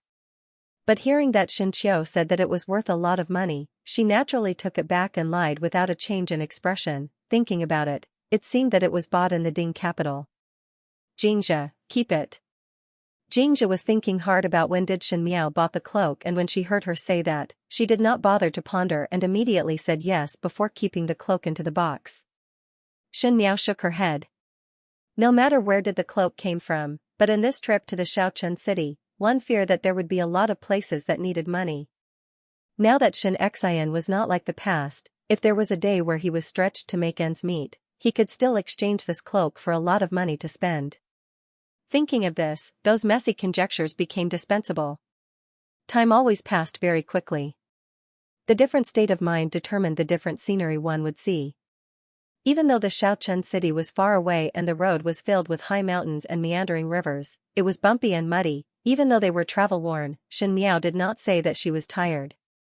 Those soldiers in the front of the Xin family's army who were regarded as burdens, followed Xianxia's remaining trusted aides, and because of the hardships they shared along the way, they became closer to everyone. Leaving the capital in the second month of spring, at the beginning of August, she finally arrived at the Xiaochen city. The Xiaochen city was located at the border of Mingqi and was a very small city. If one were to talk about the highest official in the city, it would be the garrison general Luo Sui, Grand General Luo. All along, Luo Sui had been protecting the people of the Xiaochen city to live and work in peace and contentment, but because it was too far away from the Ding capital, everyone was well aware that this kind of job was not a good one. In addition, after so many years, the Luo family's army was almost scattered, and the Luo family only had some prestige in the Xiaochen city. When the guards at the city gates saw Luo Shuiyan taking out the Luo family's identity token, they were suddenly in awe and sent someone to pass the news to the Luo family. The Xiaochen city was only such a big place, and when the Xin family brought a group of people into the city, it was immediately noticed by the surrounding commoners. One after another, they went forward to inquire and found out that it was the Luo family's married daughter who brought her family over. Immediately there was a wave of liveliness. Xianxia quietly lifted the curtain of the carriage and looked at the outerwear before saying to Shen Miao, "Young lady, this is the Xiaochen city." Shen Miao glanced outside. The Xiaochen city was not as unbearable as what the noble females in the Ding capital said. Even though it was a small place at the borders, it looked lively. It was just that the sandstorm was a little strong. Because of the sandstorm, the women's skin was slightly darker, and they were not as delicate as the women in the capital. Perhaps it was because of the open culture of the people, they were all lively and quick-witted. Some of them even looked a little mischievous, making people feel that they were full of vitality. There were peddlers and stalls along the streets, so there was no shortage of goods. The more Xianxia looked, the happier she became, and the original apprehension was swept away. "Young lady, the Xiaochen city and the Ding capital are not much different. Does Jiao Jiao like it here?" Luo Shuiyan asked uneasily. What she was most afraid of was that Shen Miao would not be used to living here. Luo Shuiyan grew up in the Xiaochen city, so of course there was no problem. Shen Qiu and Xianxia were military generals who had been on the battlefield and would not say anything more. She was just a spoiled daughter that she needed to worry about. Shen Miao smiled, "It's good here." Only then did Luo Shuiyan feel relieved. She smiled and said, "Let's go to your maternal grandfather's house. You haven't seen your grandfather since you became a governor.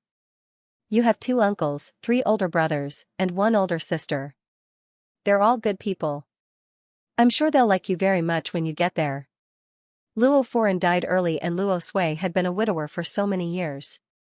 The Luo family had 3 siblings, and Luo Shuiyan was the youngest.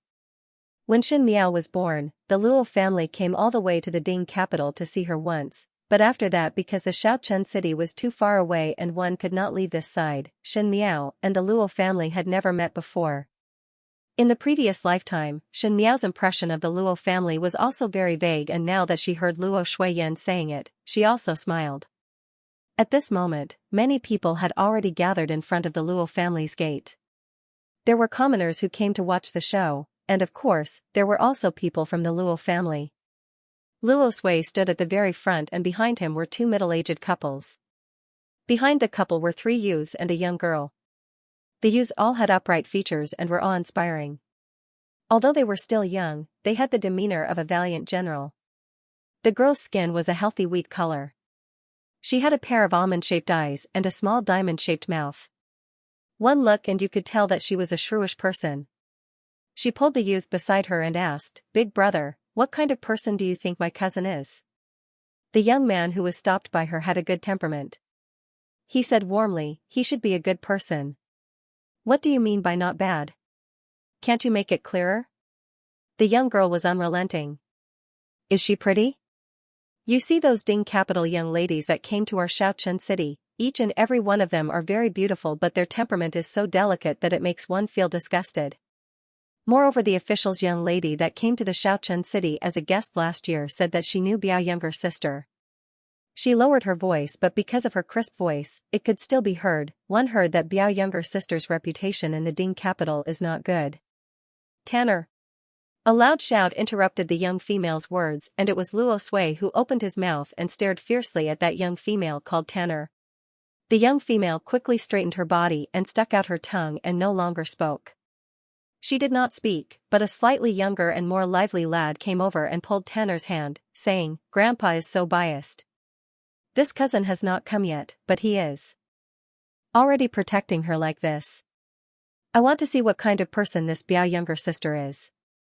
Xianxia had been fighting in the northwest region all year round and would pass by the Xiaochen city whenever he went to the northwest border, thus he would come over every year.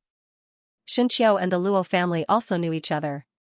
If one were to say that the person that the Luo family was most interested in was Xianmiao, whom they had never seen since she was born. The world was so big that it could be said that it was big, but it could also be said that it was small. In the Xiaochen city, there would occasionally be some officials who were demoted or passing by, so they would know a thing or two about the rumors in the Ding capital. What kind of person was Xianmiao? Regarding the rumors of the idiot D daughter, it was also famous in the Xiaochen city. Hearing of one's reputation was not as good as seeing. Today one could finally see it. There were so many commoners surrounding outside, and speaking of which, the majority of them wanted to see what Xianmiao looked like. Just as this young female and that youth were whispering, a line of horse carriages slowly came over, and the ones riding at the front were Xianxia and Xianxiu. Behind them was a group of soldiers. "Father." Xianxia got off the horse and Xianxiu quickly followed up and ran to Luo Sui with a smile. "Waizu." Luo Sui's gaze swept across the father and son pair before landing on the horse carriage. After all, it was not nice to see too much, as Luo Sui wanted to see his own granddaughter the most.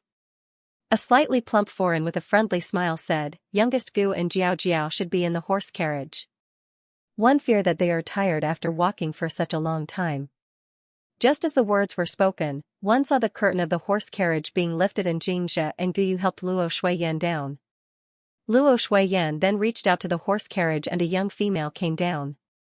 That young female bent down from the horse carriage, and when she raised her head, a pretty face was revealed. When she turned her head back, Luo Shuiyan was already holding her hand and walking forward. "Jiao, let us go home." The young female called Tanner opened her mouth but did not speak.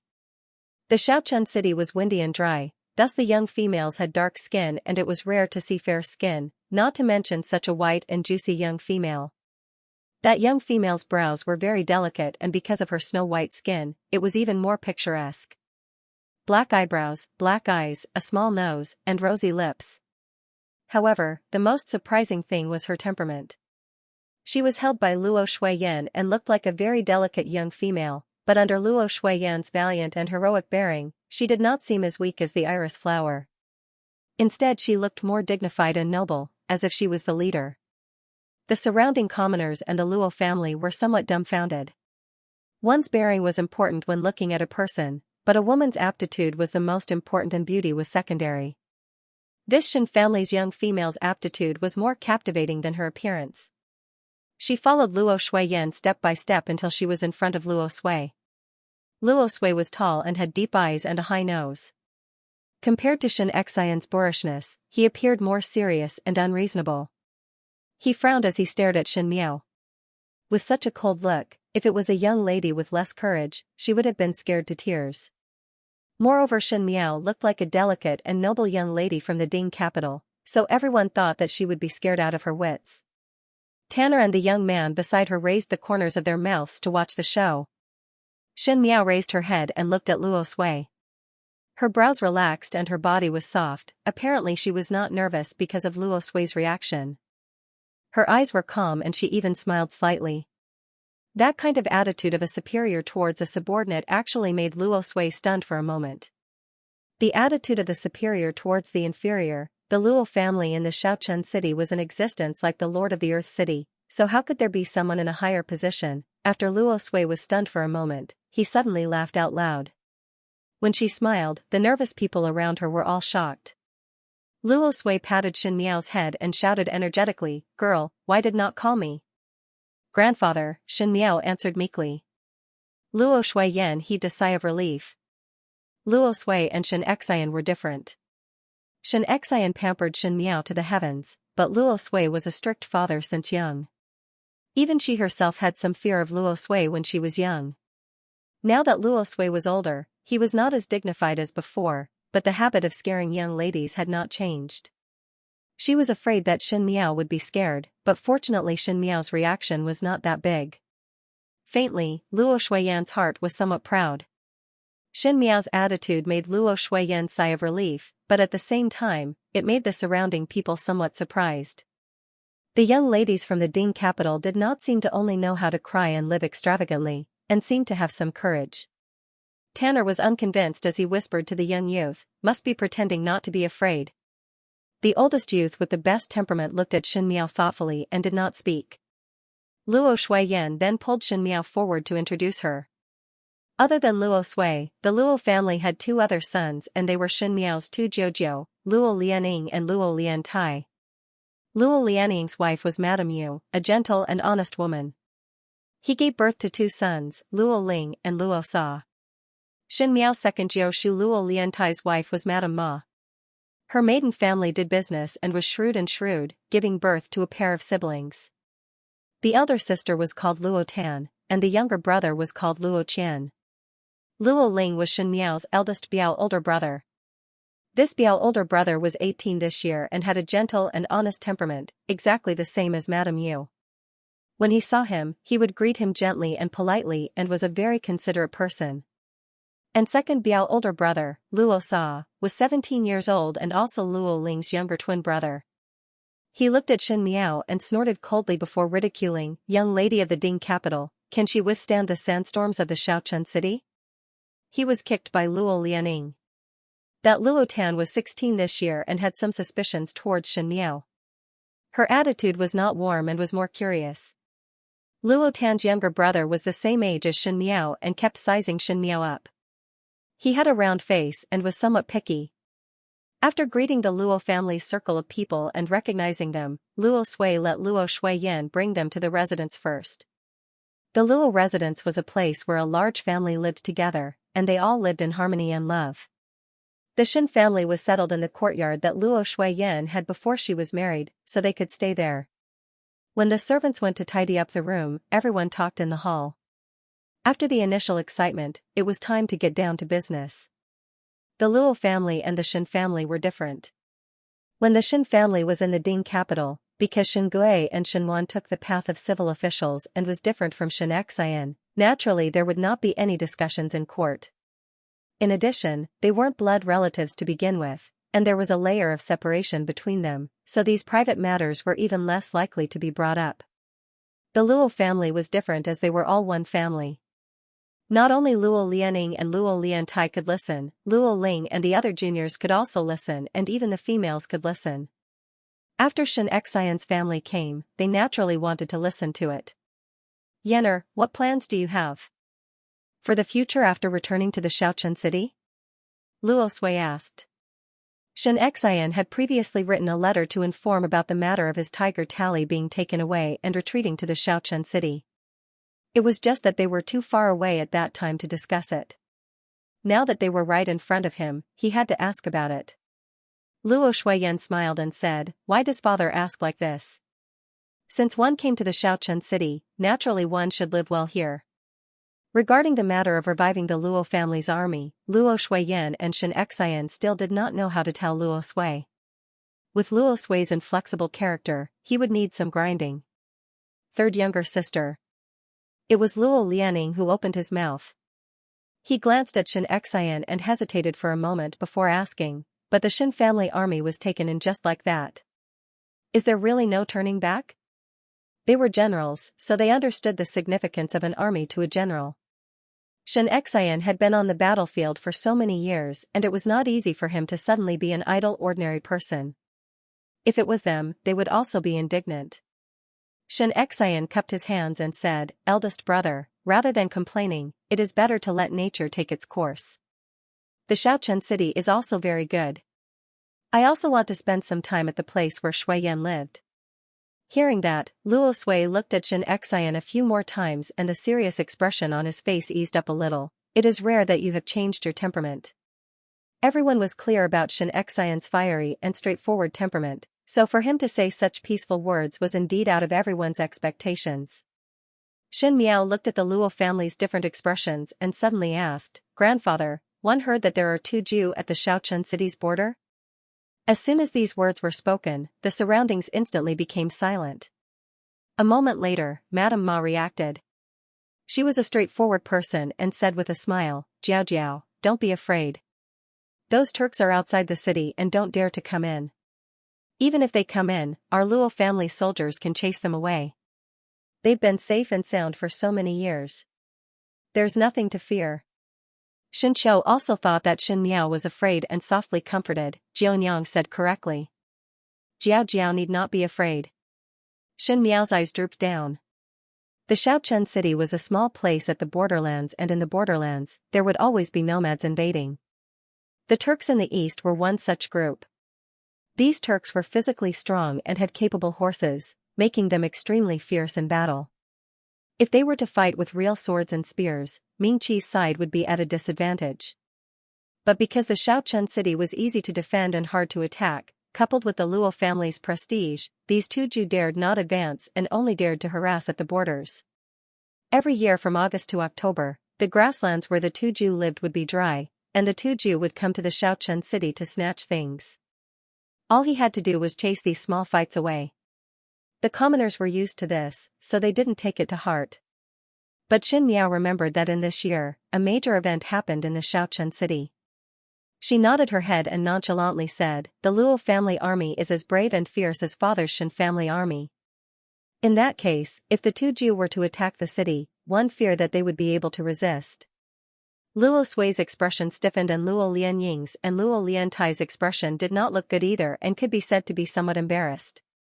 When there was no opponent, the Luo family would not be able to cope with such a huge expenditure of troops and horses. Moreover, Emperor Wen Hui in the Ding capital simply did not care about the Xiaochen city, thus after so many years, the Luo family's army was no different from dispersing. The officers and soldiers went home to farm or do business.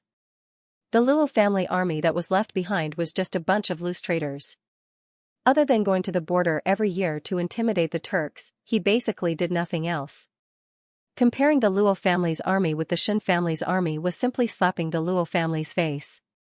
Luo Sa immediately turned hostile and looked at Xin Miao with anger. "What do you mean?" Luo Ling quickly pulled him back and looked at Xin Miao warmly. "Second younger brother's words are too serious. Biao younger sister must not lower herself to second younger brother's level. Those from the Ding capital are indeed different." Luo Tan's mouth twitched. "We've lived here for so many years without any problems, but cousin is always afraid of this and that." "Don't worry, the Turks will not enter the city. It's already been so many years." Xin Miao gently smiled. "What if one enters the city?" Luo Tan did not expect that Xin Miao would refute and could not help but be surprised for a moment. Luo Sui, who was sitting on the high seat, did not speak. The Luo family's education of the younger generation was like this, to let them fight for themselves and discuss on their own. There were some things that one would only be able to find out more by exploring on their own. The elders just watched quietly from the side. Xin Miao's words just now had some meaning, but since Luo Sui did not speak, it was not good for Luo Lianing and the rest to speak, so they could only watch the younger generation speak. "How can he enter the city?" Luo Tan angrily retorted, "Those Turks only want some rations and tools. Once the 10th month is over, the drought will be over and they will not dare to act recklessly. After entering the city, we still have to fight. How can it be that easy?" Xin Miao's expression did not change as she lightly said, "Only food and tools for more than 10 years. Don't you feel that it is too easy to satisfy?" Everyone was surprised for a moment. Luo Qian's age was similar to Xin Miao and he asked curiously, "Biao youngest sister, what do you mean?" "If it was me, I would not be so satisfied." Xin Miao replied warmly, "There are brave soldiers, strong horses, and retreating grasslands. All of these, as compared to the scattered soldiers in the Xiaochen city and the broken weapons, are much better. Why not fight for it?" If one does not fight, it is because one is not familiar with the route to the Xiaochen city. But after exploring for more than 10 years, for such a small city, even if one only comes once a year and only goes to one place every time, the map can be drawn out. She tilted her head and smiled. When two armies confront each other, one side is fully prepared but do not take action. Is it because of the rules that have been observed for so many years and must be abided by? Who said it? For a long time, no one in the room spoke. The two Jew did not have any ambitions towards the Xiaochen city, and every time because of the lack of supplies, they would snatch things, and everyone was used to it. Who knew that Xianxia's words today from another aspect, an aspect that they had never thought about before, awakened them from their dreams? Not bad, the Turks had everything, so why couldn't they have ambition? If the two Jew wanted to take over the Xiaochen city, how could the people in the Xiaochen city resist? Luo Sa's expression also slowly changed. He looked at Xianxia, and even though his tone was still not good, compared to the anger just now, it had eased a lot. He said, "Then what do you want to say?" "I see that the Luo family's army is not as tightly gathered as the Shen family's army." Xianxia said it politely. How was it not as tightly gathered as the Shen family's army? It was obviously a plate of loose sand. Seeing the flash of pain in Luo Sui's eyes, Xianxia smiled gently. When one was young, one had heard from mother about the heroic bearing of Waizu leading the Luo family's army into battle. Waizu had never thought of restoring the glory of the Luo family's army? The glory of the Luo family army was restored once again. Everyone in the room sucked in a breath of cold air. Even Xianxia and Luo Shuiyan looked at Xianxia with some disbelief. Luo Qian's and Luo Tan's eyes brightened. The younger generation would always look forward to unlimited glory, and the scene that Xianxia described would at least greatly satisfy the vanity of the youths and females. Luo Ling and Luo Sa were older and did not show that eagerness, but there was still a trace of expectation in Luo Sa's eyes. Luo Sui looked at Xianxia for a while and suddenly laughed. "You, this little girl, your ambition is not small. It is rare for a place like the Ding capital to be able to raise such a hard bone like you." His words were filled with appreciation towards Xianxia. Luo Shuiyan and Xianxia immediately felt honored. But it was only for a moment before Luo Sui sighed and said in an unclear tone, "It is just that girl. To restore the glory of the Luo family's army, how would it be as simple as you said? Soldiers, horses, and rations all cost money. How could the Luo family afford it? It's useless to raise an army.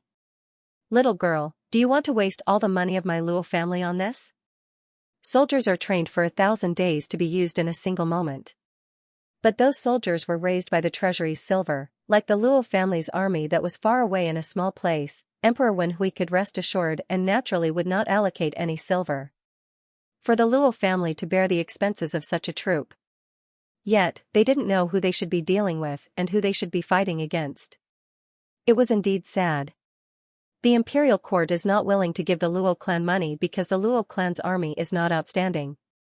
But if the Luo family army's prestige was outstanding and they won the battle, His Majesty would take the initiative to send money to them in order to appease the various factions in the court. As for the enemy, Xianxia smiled gently. Far away there is the Qing country and Great Liang. Nearby there is the Tuju and Xiong Nu. Mingqi never had a lack of opponents, and with the advancement of their military strength, naturally they would be sent to further battlefields. Grandfather, what do you think? Let's not talk about what she said, but the way she talked and smiled as she analyzed the various forces, and the way she smiled and tilted her head could be seen clearly. She was obviously a pampered young lady from a noble family, but she made people feel that she was a tenacious woman who had climbed from the bottom of society. Luo Sui suddenly got angry. He suddenly stood up and flicked his sleeves before saying coldly, "There is no need to mention the matter of reorganizing the Luo family's army. I do not agree. Shui Yan, bring them down to rest. There is no need to discuss this matter in the future." Finishing, he did not even look at the people in the hall and turned to leave. Luo Sui's anger was inexplicable and Luo Shuiyan was also very puzzled. Shenqiu touched Xianxia's head and firmly stood on Xianxia's side. "Younger sister is good." Luo Sa swept a glance over and whispered to Luo Ling, "This Biao younger sister is not simple." Luo Ling smiled and said, "Perhaps." Luo Tan's lips twitched. What is so great about just talking glibly? Even grandfather was angered. Luo Qian shook his head and his eyes stared at Xin Miao, who was talking to Xianxia. Not only glibly talking, she also looks very pretty. Older sister is prettier than you. Luo Tan glared at him fiercely. The days in the Luo family was thus settled down. Xianxia and Xianxia were masters that could not stay idle, and would train the soldiers at the simple and crude training grounds outside the Luo family's residence. Naturally, they were training the front line of the Xin family's army. Those frontline soldiers were the kitchen soldiers, and after being tormented by Xianxia daily, they were miserable, and Xianxia also trained till he was angry. Luo Shuiyan was busy visiting friends and relatives. The Xiaochun city was the place where she lived during her childhood and teenage years, and there were many close friends here. Every day she would bring Xin Miao out to visit her old friends, and inexplicably, Xin Miao got to know a bunch of Hurons. Initially everyone served young Lady Jiao, who came from Mingqi, cautiously, and the food she ate was the most elaborate, the silk thread was the most delicate, the snacks were made in different ways, and even the flowers and plants were trimmed more beautifully than before. In the past, those female officials who came to the Xiaochun city from the Ding capital had some temper, and everyone was afraid that they would not be careful and not serve Xin Miao well. Who knew that after staying for a period of time, one would discover that the previous thoughts were superfluous. Xin Miao blended in very well in the Xiaochun city, and did not receive any special treatment.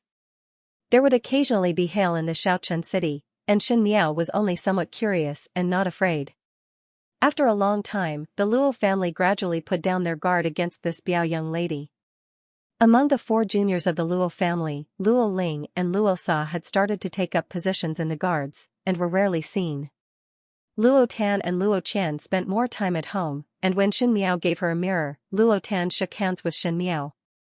As for Luo Qian, he had a lively temperament, and was like a grown-up Su Ming Lang, pestering Xin Miao all day to tell her stories of the Ding capital. Xin Miao did not need to think about Fu Shouyi's matters in the Xiaochun city, and her mind was much clearer. She treated Luo Qian as a younger brother. On this day, Luo Qian and Luo Tan came to Xin Miao's courtyard to look for her. The Xiaochun city was not comparable to the Ding capital, and if one went to the Ding capital, one could still go shopping. The big and small shops would not be finished even after a few months, but the Xiaochun city was small, and there was not much to shop after a few days. Xin Miao stayed in the residence, and Luo Qian and Luo Tan felt bored, so they came over to talk to her. Luo Qian was eating the Jiangnan snacks that the kitchen made for Xin Miao as he said, "Yesterday I went to the drill grounds to watch older brother Qiu train the soldiers. Even though those soldiers were not good, older brother Qiu's martial arts were very high. And cousin Qiu's bodyguard Mo, I couldn't even last a few moves against him. Cousin, can you ask cousin Qiu to teach me a few moves?" Xin Miao smiled, "If you want to learn, just tell eldest brother directly. He will definitely agree." Really? Luo Qian's youthful nature instantly made him happy. Speaking of which, it was strange. Most of the gentlemen in the Ding capital were arrogant, but because they had experienced too many things in their youth, they would show some slyness that was not commensurate with their age. However, the younger generation of the Luo clan was different. For example, Luo Qian was sincere and straightforward. He had the innocence of a young man, and it was easy for others to have a good impression of him. Biaomei, Luo Qian was also very close to this good-looking and docile little Biaomei and had long regarded her as one of his own. He said, "Qiu Biaomei's martial arts are really very good to look at. Is he the #1 person in the Ding capital?" No. It should be the #1 person in Mingqi? Eldest brother and second brother's martial arts are the best among us, but still lost to older brother Qiu's hands." Luo Tan, who had been flipping through the picture book, finally could not bear to listen anymore. She bit the tangerine in her mouth and rolled her eyes at Luo Qian. "Are you stupid? So ignorant and ill-informed? Not to mention the Luo family's people, not to mention that I am your older sister. Really shameful." Xin Miao was already used to Luo Tan and Luo Qian, these two siblings, bickering all day long. Sure enough, Luo Qian was not convinced when he heard it. "What do you know? How am I ignorant and ill-informed? You mean that older brother Qiu is not the #1? Southern Xia, Northern Shen," Luo Tan unhurriedly said. Xin Miao was startled. Luo Tan was already proudly shaking her head. Everyone knows that there are two great military families in Mingqi. One is Gugu and Gufu's formidable great general Shen family, and the other is the Xie family of the residents of the Marquis of Lin. An older brother Qiu is a talent of the Shen family, and one heard that the little Marquis of the residents of the Marquis of Lin is also a stunning talent. At that time Zufu had the fortune to see that little Marquis of the Xie family once and said that this child is not a person of the pond and will one day soar to the 9 heavens. Maternal Zufu. Seen little Marquis of the Xie family? Shen Miao asked hesitantly. Luo Qian also said, that's right. Older sister, why do I not know? You only know how to eat, eat, eat. How would you know? Luo Tan rolled her eyes at Luo Qian and continued, one heard that in the beginning when the Marquis of Lin took the military strategy, one coincidentally saw little Marquis Xia in the tent. After Zufu saw that little Marquis Xia, he sighed. Originally I wanted to inquire about it, but Zufu told me to stay away from him and said that little Marquis Xia is a dangerous person and not to be provoked. Shen Miao's eyes hung down. She did not know that Luo Sui had seen Xie Jingxing before. But Luo Sui was actually able to see that Xie Jingxing was not simple. Before she could break free from her own thoughts, she heard Luo Tan asking, youngest Biao sister, speaking of which, you also grew up in the Ding capital, so you should have seen that little Marquis Xia before? Shen Miao paused for a moment and nodded her head. What does he look like? Luo Tan grabbed Shen Miao's arm. Is it the same as the rumors say that he is a handsome immortal? Is he more handsome than older brother Ling? The older brother Ling that she was talking about was naturally Luo Ling. Among the 3 sons of the Luo family, Luo Ling was gentle, Luo Sa was violent and Luo Qian was lively. It was just that because Luo Ling was the most gentle, he looked the most handsome. Shen Miao said, not as handsome as older brother Ling, ah? Luo Tan released her hand, her eyes filled with disappointment, but I heard that the Xie young Marquis has a good appearance and his character is the most romantic. If a woman were to take a look at him, they would be intoxicated. You're even inferior to big brother Ling? Luo Qian looked at her gloatingly. The most important thing for a man is naturally his ability. What does it have to do with looks? Moreover, even if that little Xie Marquis is really looking for a wife, he would definitely not look for someone like you. Luo Qian smiled as he looked at Shen Miao. Naturally one would look for youngest Biao sister, this kind of fresh and gentle young lady. Luo Tan and Luo Qian immediately became a mess. Shen Miao held her forehead as she looked at the 2 siblings quarreling and felt somewhat helpless in her heart. She did not expect that Xie Jingxing's reputation would spread far and wide in the Xiaochen city. Thinking about Xie Jingxing's trip to the northern borderland, he should have already arrived. This was his first time leading troops into battle as a young marshal. Although he knew that Xie Jingxing had the ability to lead troops into battle, but when he thought of the ending of this person's previous life, his heart could not help but shrink. Forget it. Shen Miao shook her head and drove away those inexplicable thoughts in her heart. In the past, she thought that Xie Jingxing was best at commanding troops and setting up formations.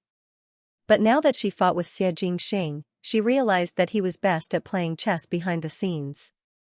That person's mind was calm and steady, so he must definitely be able to turn misfortune into blessing. Time passed by in a flash. Luo Tan and Luo Qian sat at Shen Miao's place until evening. The skies started to turn gloomy.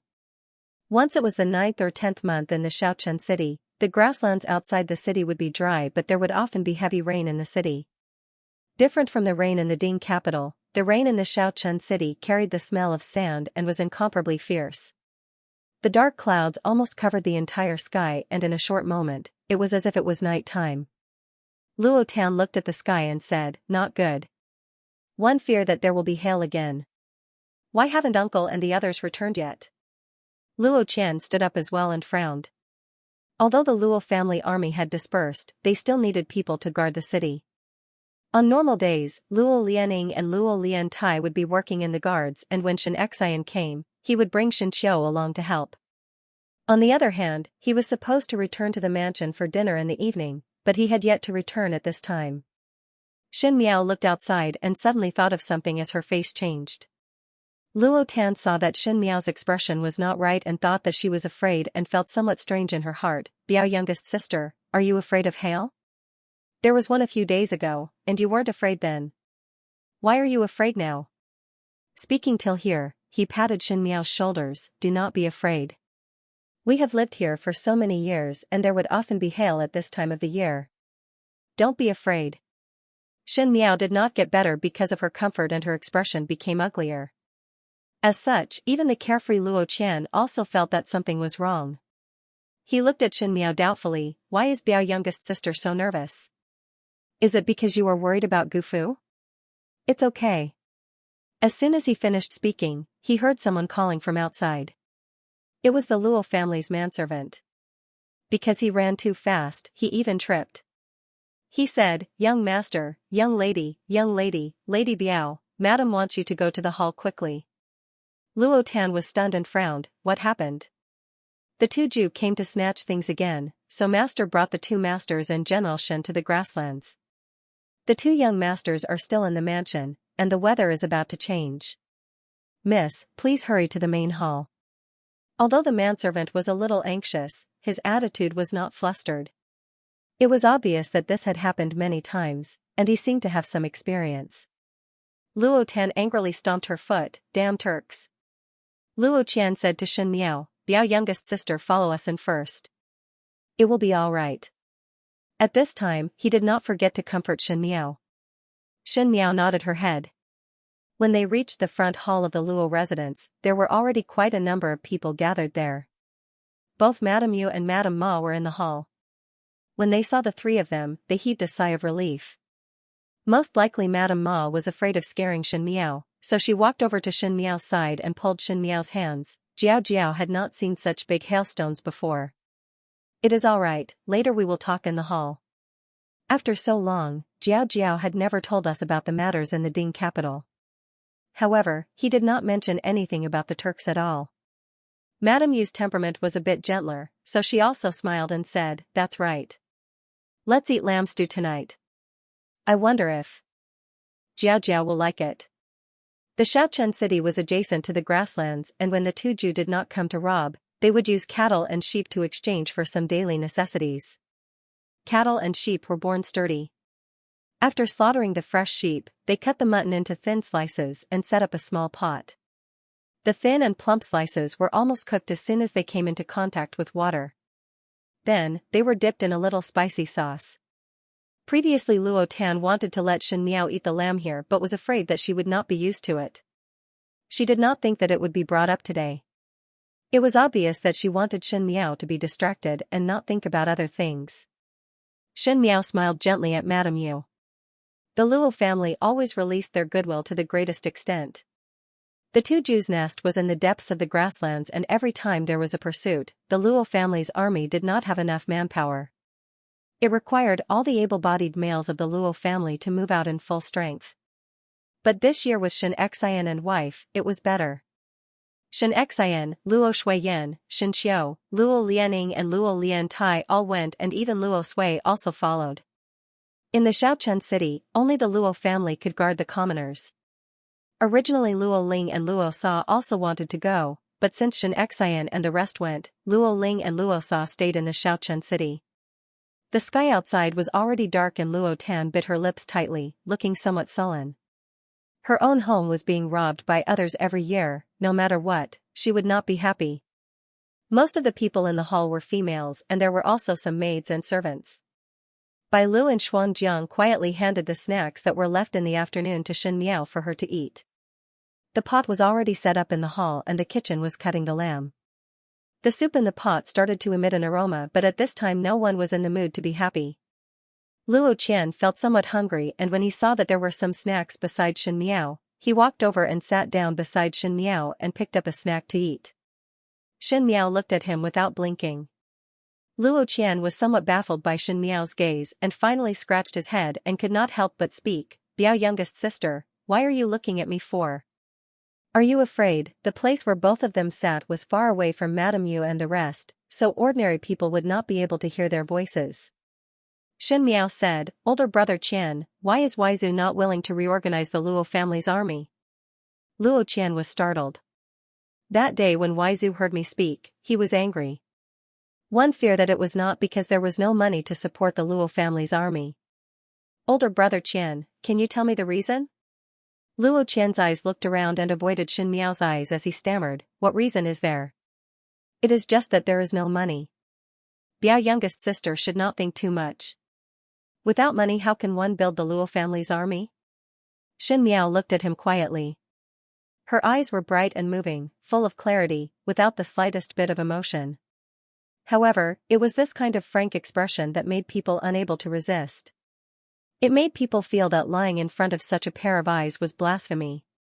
Luo Qian was after all a lively youth and his relationship with Shen Miao was not bad, so he finally gave up and said softly, Biao youngest sister, this matter is something that no one in our residence dare to say.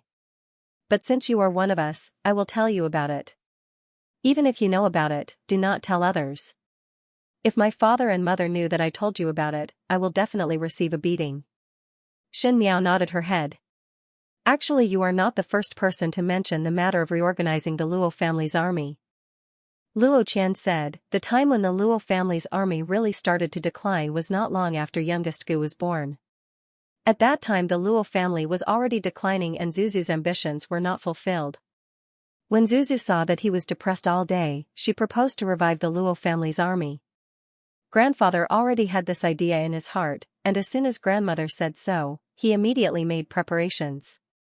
But at that time we were still short of money, so grandmother said what Biao Mei said to grandfather that day, that the army should be famous. As long as we win the battle, His Majesty will notice this army and naturally allocate the money. At that time, the problem of the silver would be solved. Thus, my grandfather volunteered to be the commander to fight a border war. Luo Qian sighed, Biao youngest sister, you should have already guessed what the result was. Grandfather's great defeat had almost become a joke. The Luo family's army was already in decline, and after suffering such a heavy blow, they were even more unable to recover. Most importantly, when grandfather was leading the army to war, grandmother was seriously ill. In order to make grandfather feel at ease, grandmother didn't let her family tell grandfather the news. By the time grandfather returned from the defeat, grandmother had already passed away. Grandfather always felt that if he didn't fulfill his promise to grandmother, he wouldn't be able to face her even if he died 100 years later. After so many years, he did not reorganize the Luo family's army because he did not have the courage to face the past failures. Luo Qian put down the snacks in his hands and looked at Shen Miao, Biao youngest sister, I know that you want to let the Luo family's army regain its prestige, but our Luo family does not seek to be famous. My mother said before that one must cherish the people in front of one. Just like grandfather, if time could be turned back, he would definitely not fight that war and choose to stay by grandmother's side. So if one can make grandfather happy, even if the Luo family's army continues to be depressed, it would not matter. Shen Miao looked at Luo Qian and her heart was slightly surprised. She did not think that with Luo Qian's carefree temperament, he would actually say such words. The Luo family's righteousness, kindness was indeed not fake. But to know of such a past event from Luo Qian's mouth, one's heart also sighed. This was the worst defeat of the awe-inspiring great general's life. Was it because he was overconfident, or because he didn't have any confidence in the outcome? Shen Miao thought that it was not that Luo Sui could not afford to lose this battle, but the one he could not afford to lose was none other than Luo Foreign. Abandoning his ill wife and choosing meritorious service, the final outcome ruthlessly slapped him in the face. No wonder that when Shen Miao said those words that day, Luo Sui's face instantly changed color. One feared that the most hidden pain in this general's heart had been evoked. But if one is depressed like this, would Waizumu be happy? Shen Miao suddenly opened her mouth. AI? Luo Qian turned his head to look at her and was somewhat puzzled. Shen Miao smiled gently, if I admire a person and he is a hero, one would hope that he would wear the treasured sword that he should wear, ride the fierce horse that he should ride, lead the bravest soldiers and obtain the most proud meritorious service. I am not willing for him to suffer grievances. Now that Waizumu is suffering grievances, if Waizumu knew, would she not feel heartache? If it was me, I would feel heartache. Luo Qian was somewhat confused by Shen Miao's words. Not to mention anything else, to say admire in front of a male like him made him somewhat aghast. Madame Ma also said that Shen Miao was a young lady from the Ding capital and was delicate and timid, one must take good care of her as she would have a shy temperament. Now it seemed. Where was there any shyness? One feared that she was more magnanimous than Luo Tan. Just as he was thinking, one heard a servant shouting outside, "Eldest young master, second young master is back." Everyone looked towards the entrance of the hall and it was the two brothers, Luo Ling and Luo Sa. Most likely it was about to rain outside as the air was somewhat humid. Both of their clothes seemed to be stained with water. Luo Ling and Luo Sa had just returned from the garrison and looked somewhat travel-worn. Madame Yu first instructed the servant to pour tea for both of them and Luo Sa downed it in one gulp. Luo Tan had already ran up and asked Luo Ling, "Older brother Ling, how is it outside?" "Seeing that it's going to hail, I've already told the commoners to go back to their houses to hide. Everything is prepared outside." Luo Ling replied with a smile, "Second younger brother and I will guard here for the night after returning. Our hall is sturdy, so there's nothing to be afraid of." "What happened to Dad, Uncle, and Grandpa?" Luo Tan asked relentlessly. Luo Sa frowned and said, "He's not back yet." Luo Tan still wanted to say something but when Luo Ling saw Luo Qian and Shen Miao walking over, he quickly said, "It is nothing. Most likely one would be somewhat busy tonight and would return tomorrow." He changed the topic, "It smells so good. Are we going to eat hot mutton tonight? Cousin has never eaten this before. I don't know if she is used to it." Shen Miao walked in front of Luo Ling. Luo Ling was 18 this year and his brows were as handsome as Luo Lianing but his temperament was as gentle and considerate as Madame Yu. It was a far cry from Luo Sa's violent and unruly temperament. Shen Miao said, "Older brother Ling, is the city guards deployed?" Luo Ling was surprised for a moment as he did not expect that Shen Miao would ask about this and replied, "It is all arranged." "How many people are there in the city guards?" Shen Miao asked. This time Luo Sa's gaze landed on Shen Miao. When these juniors spoke, Madame Yu and Madame Ma were far away. Luo Qian asked, "Why is youngest Biao sister asking this for?" "Tonight there will be hail so most likely no one will enter the city. 30 in the east and 30 in the west. In addition to 10 in the north, there are a total of 70 people." Luo Ling patiently answered. "Is there usually so many people?" Shen Miao asked. After hesitating for a moment, Luo Ling said, "On normal days there would be more people, but today father and the rest had transferred them away, so there are not many city guards left. However, as long as nothing happened in the city, 70 people would be enough. The weather is not good tonight.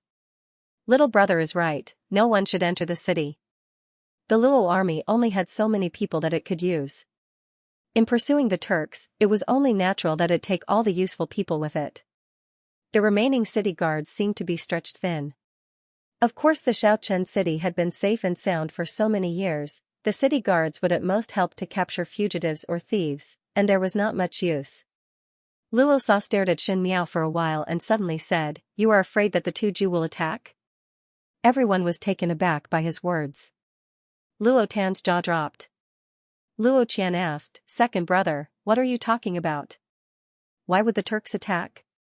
Luo Sa sneered and stared at Shen Miao's eyes without blinking. "Didn't Biao youngest sister say it on the day you came? The Tuju have ambition and strength, so why can't they attack? Is this what you're afraid of?" Luo Sa's character was somewhat aggressive and facing his sharp gaze, Shen Miao nodded her head, "Correct. What I am afraid of is this." "How is this possible?" Luo Tan said, "Not to say if what you said will happen, today father and Gu Fu had gone to the grasslands to pursue the Tuju, so how would the Tuju be distracted to attack the Xiaochen city? If he was really ambitious, wouldn't it have been better to find an opportunity before? Luring the tiger away from the mountain. Not only the Mingqi people would use it." Shen Miao said lightly, "Even though the Tuju are nomads, they are not fools. After living with the people of the Xiaochen city for so many years, do you think that you would not learn something? As long as the Turks aren't fools, they would have learned it long ago."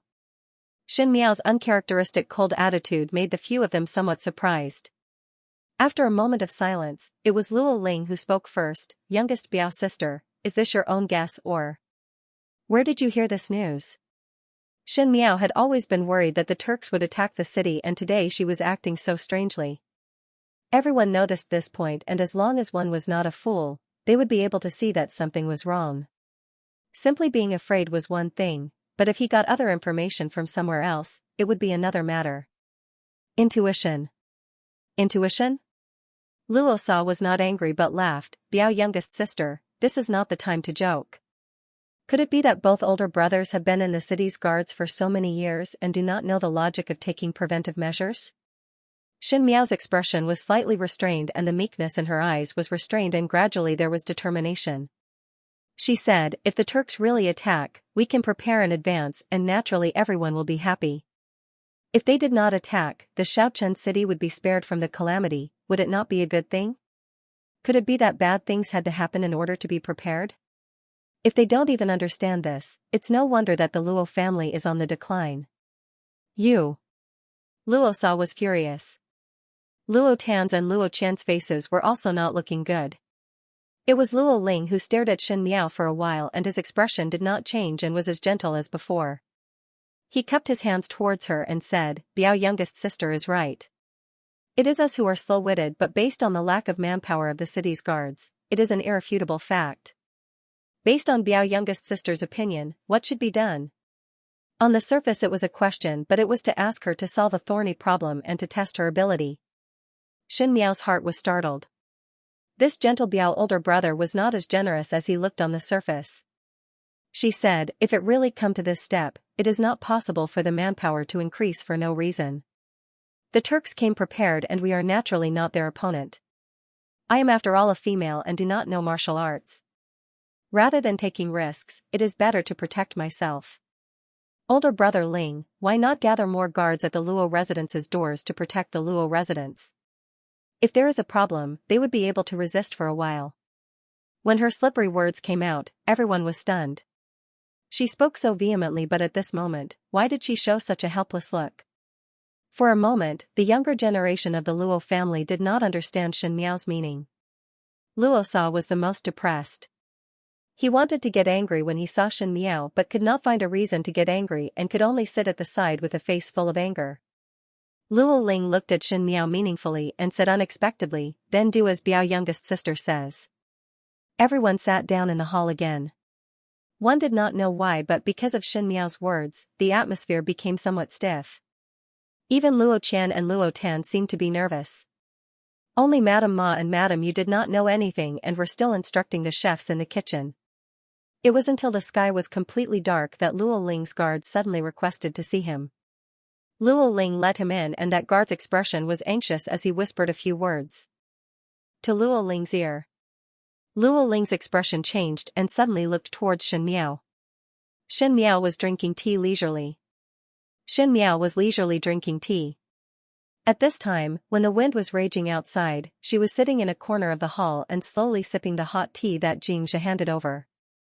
It was as if she was really a naive and innocent young lady who was waiting for the lamb slices at the back of the kitchen to be ready so that she could sit around and enjoy the hot lamb. Luo Ling's expression became somewhat serious.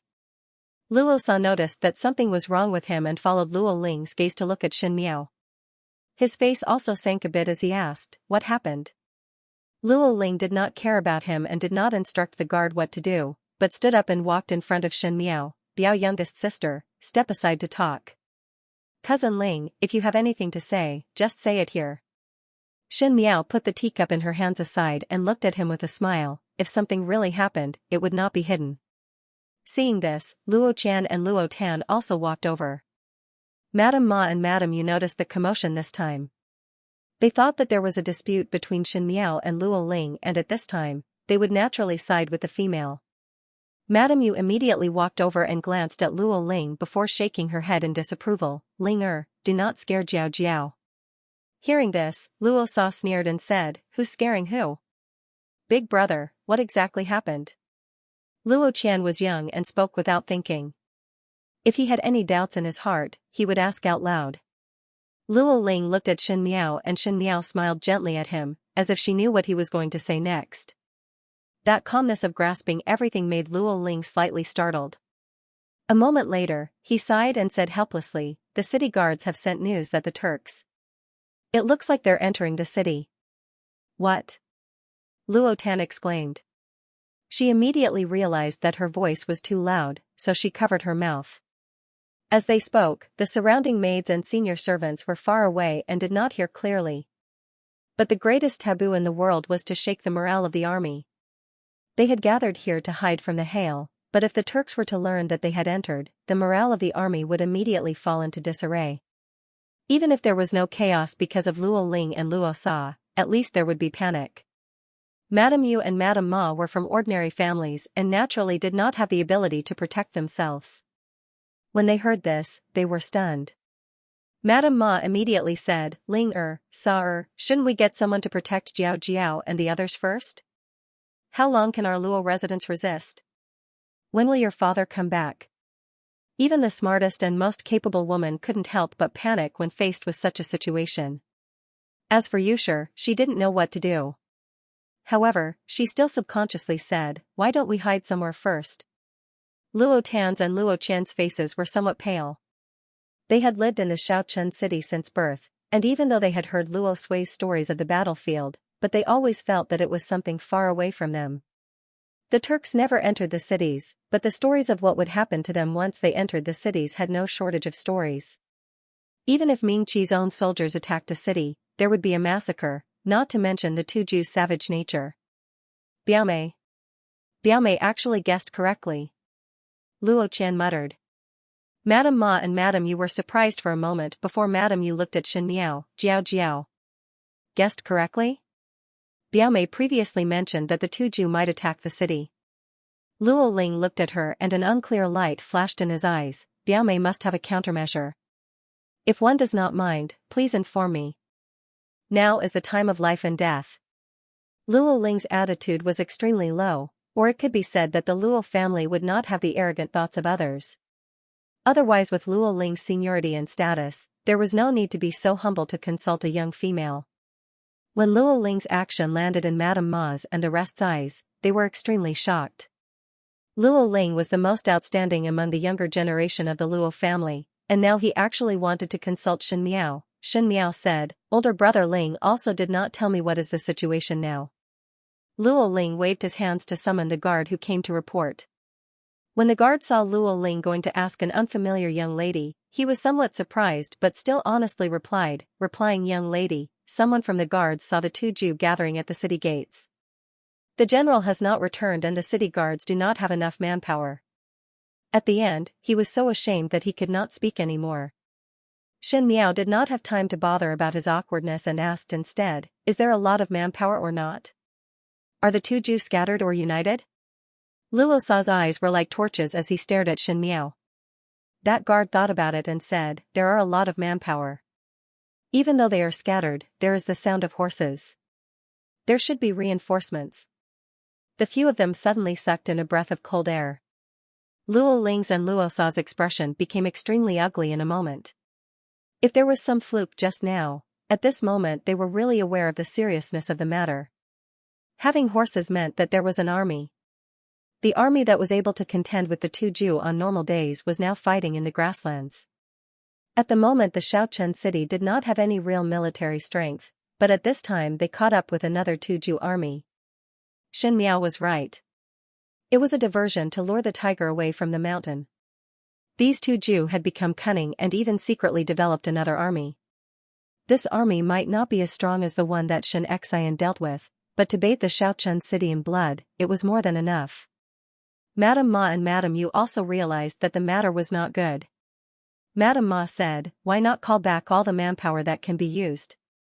No matter what, first protect your younger generation.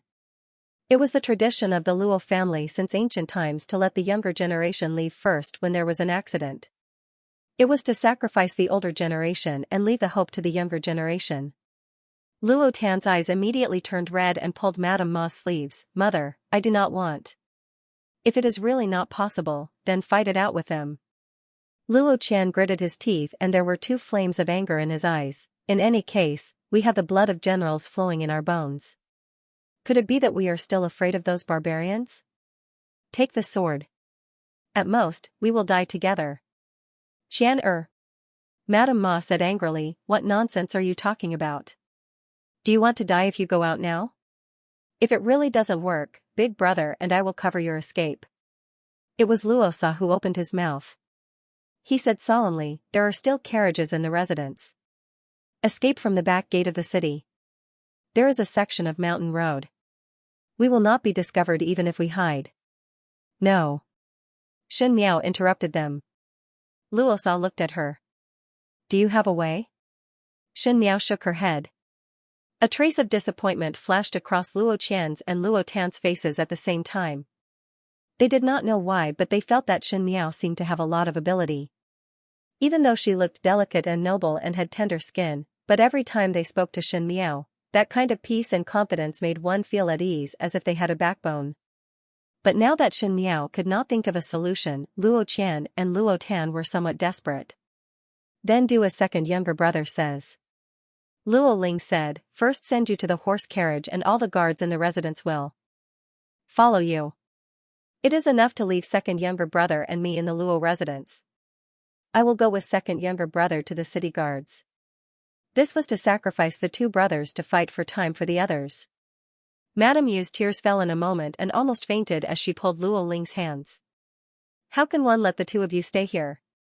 Madame Ma shook her head, we are one family. If we are to leave, we will leave together. This deadlock could not be resolved.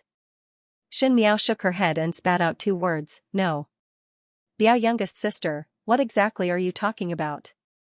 Luo Qian could not help but ask. Shen Miao swept her eyes across everyone and said, in the Xiaochen city, the Luo family has the largest military strength. The leaders of the city guards are also older brother Ling and older brother Sa. The two Ju are also clear about this point, so if they were to really attack the city, in order to boost morale, they would definitely deal with the Luo family first. As long as the Luo family is destroyed, the citizens of the Xiaochen city would definitely lose their fighting spirit and be captured. If I am the two Ju, even if I have to use all means, I will deal with the Luo family first. It is impossible for the Luo family to escape unscathed. Exposing the terrible reality without any concealment, Luo Tan could not help but tremble and looked at Luo Ling, eldest brother. Is what she said true? Luo Ling stared at Shen Miao, correct. Luo Sa's anger suddenly rose, this cannot be done, that cannot be done. Since one cannot escape and the two Ju have brought troops over, why not fight it out with them? Our Luo family has never produced a coward before, so why would we be afraid of them? There is no need to be anxious. Shen Miao suddenly spoke. The hall was silent for a moment before Luo Ling looked at Shen Miao and softly said, does Biao youngest sister have a brilliant plan? Cannot be considered as brilliant. Shen Miao's brows were calm. She was born delicate and pretty, and in the midst of all the anxious emotions, only her expression was indifferent. Everyone then discovered that from the beginning till now, Shen Miao had not shown any other emotions. The Xiaochen city was at the borders and would panic when the two Ju suddenly entered the city, but Shen Miao was a pampered young lady who had been sleeping comfortably in the Ding capital, and was not surprised at all. The two Ju have brought their troops but did not advance for a long time. It is obvious that they are hesitant and have some scruples. I think that after so many years, even though the Luo family's army had dispersed, the remaining prestige is still there and can still be some deterrence. Their hearts are hesitant and probe before advancing. Even the commander is not certain, so one can make use of it. Madame Ma and Madame Yu did not understand Shen Miao's words, but felt that Shen Miao's words were very reasonable, so they did not speak for a moment and quietly listened to her. Luo Sa frowned and asked, how to make use of it? Let's buy some time. Shen Miao lightly replied, my father and mother, Waizu and Jiujiu are not ordinary people, and one think that they would soon discover that something is wrong here, and once they discover that something is wrong, they would quickly rush back to the Xiaochen city. Before that, all we need to do is delay the footsteps of this end. But how do we delay it? Luo Tan had an impatient personality and impatiently asked, based on what you've said, the Turks are so smart that they know that time is of the essence and will quickly attack. What are they afraid of? Just show them what they want to see. Shen Miao smiled gently, what they are afraid of is that the Luo family's army actually still have surplus strength, so let them see the surplus strength of the Luo family's army. Biao youngest sister. Luo Qian said anxiously, where are we going to get the Luo family army now? Shen Miao smiled gently, this will require everyone's cooperation. But before that, one do not know if both older brothers believe in me? She looked at Luo Ling and Luo Sa. It was clearly a very gentle and humble attitude, but there was a faint hostility. Luo Ling looked at her seriously. I believe you. Outside of the Xiaochen city tower, it was already very dilapidated and there was a lot of dirt and dust accumulated over the years, which was the mark of time. There were generations of people here and there were also generations of heroic generals who guarded the peace and tranquility of the Xiaochen city. But just like how cracks would appear on the brick walls of the city, the once indestructible doors would gradually decay. At this moment on the city tower, there were not many guards walking back and forth as they stared vigilantly at the gradually clearer sounds of horse hooves and torches. Big drops of cold sweat trickled down their cheeks. The two Jew were savage by nature and it was impossible for them, who had been slacking for many years, to go against them. And from the movements, there were quite a number of two Jew. The fear was mutual and in a moment, the footsteps of the city guards became much heavier. Just when the people not far away were ready to move, someone from the city guard suddenly shouted, "What is that?" Even the sound of the heavy rain in the rainy night could not cover the surprise in the words. Everyone looked back and saw that in the Xiaochen city, one did not know when large and small torches had appeared. These torches were densely packed and accompanied with the sound of the sky-shaking noises. If one listened carefully, there was even the sound of horses. When the two armies confronted each other, naturally there would be spies who climbed high to inquire about the news in the city. The city guard standing at the city gates could see it and the two Jews spies outside could also see it. Those inexplicable men and horses that appeared were especially clear in the rainy night and the sky-shaking shouts along with the messy sounds of the horses galloping on the ground, accompanied by the wind and rain, there was an unstoppable magnificence of thousands of troops and horses. It is the Luo family's army. It is the Luo family's army. Someone from the city guards shouted and almost kneeled down in joy. The Luo family's army has regained its glory. The 100-year-old Luo family had been declining for many years and the Luo family's army that remained in these years were all small businesses. The sudden shout made everyone recall the invincible grace of Luo Sui's army in the past. It was as if there was a new hope and the morale soared in an instant. The few men and horses in the city guards pulled out their swords and looked around. The blood and heat in their bones seemed to be ignited and the shouts from their mouths, along with those inexplicable men and horses in the city, rushed towards the Milky Way, the first drumbeat of energy, the second weak and the third exhausted. This sudden surge in morale and the sudden appearance of more men and horses with the name of Luo family obviously shocked the two Jew. The Turks angrily communicated with each other, and the soldiers paused, not daring to approach. After 2 hours of this stalemate, the Turks began to sense that something was wrong. Suddenly, the sounds of fighting came from outside. This time, it was a real army. Xianxia and his men had returned. Even though the two Jews' men and horses were spirited, but they were not as experienced as Luo Sui and Xianxia, who had been fighting on the battlefield for many years. Their formation was at a disadvantage and they were quickly defeated. In the Xiaochen city, at the entrance of the Luo residence, when Luo Ling heard that the soldier in front had returned to report, he then heaved a sigh of relief and respectfully bowed to Shen Miao. This time it is all thanks to younger Biao sister. Biao. Youngest sister is so smart. Luo Qian exclaimed, to think of such an idea. Shen Miao let Xianxia gather all the useful people in the residence, and then gather the commoners on the streets, and lit all the torches that could be used. One person held 2 torches, and then let the blacksmiths use horseshoes to imitate the sound of the horses' hooves hitting the ground. The commoners of the Xiaochen city also knew that it was a critical moment of life and death, so they pretended to shout like the soldiers. In addition to the strong wind and rain that night, it was more than enough to deceive the two Jew outside. When the two Jew saw so many torches, they would subconsciously think that there were so many people. The sound of the horses' hooves and the shouts, in addition to the fear of the Luo family's army, would make them think that there was still a portion of the Luo family's forces guarding the Xiaochen city. The two Jew had fear in their hearts and did not dare to blindly move forward. They tried to probe and stall for time.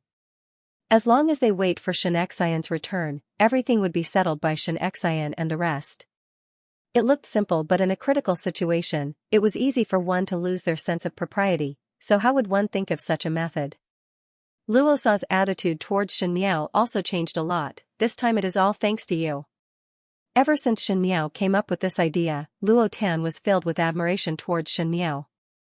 At this moment when she saw that the plan was effective, she pulled Shen Miao's arm and asked, "Biao youngest sister, honestly confess, did you secretly read the art of war? I remember that the military books in grandfather's study seemed to be what you said."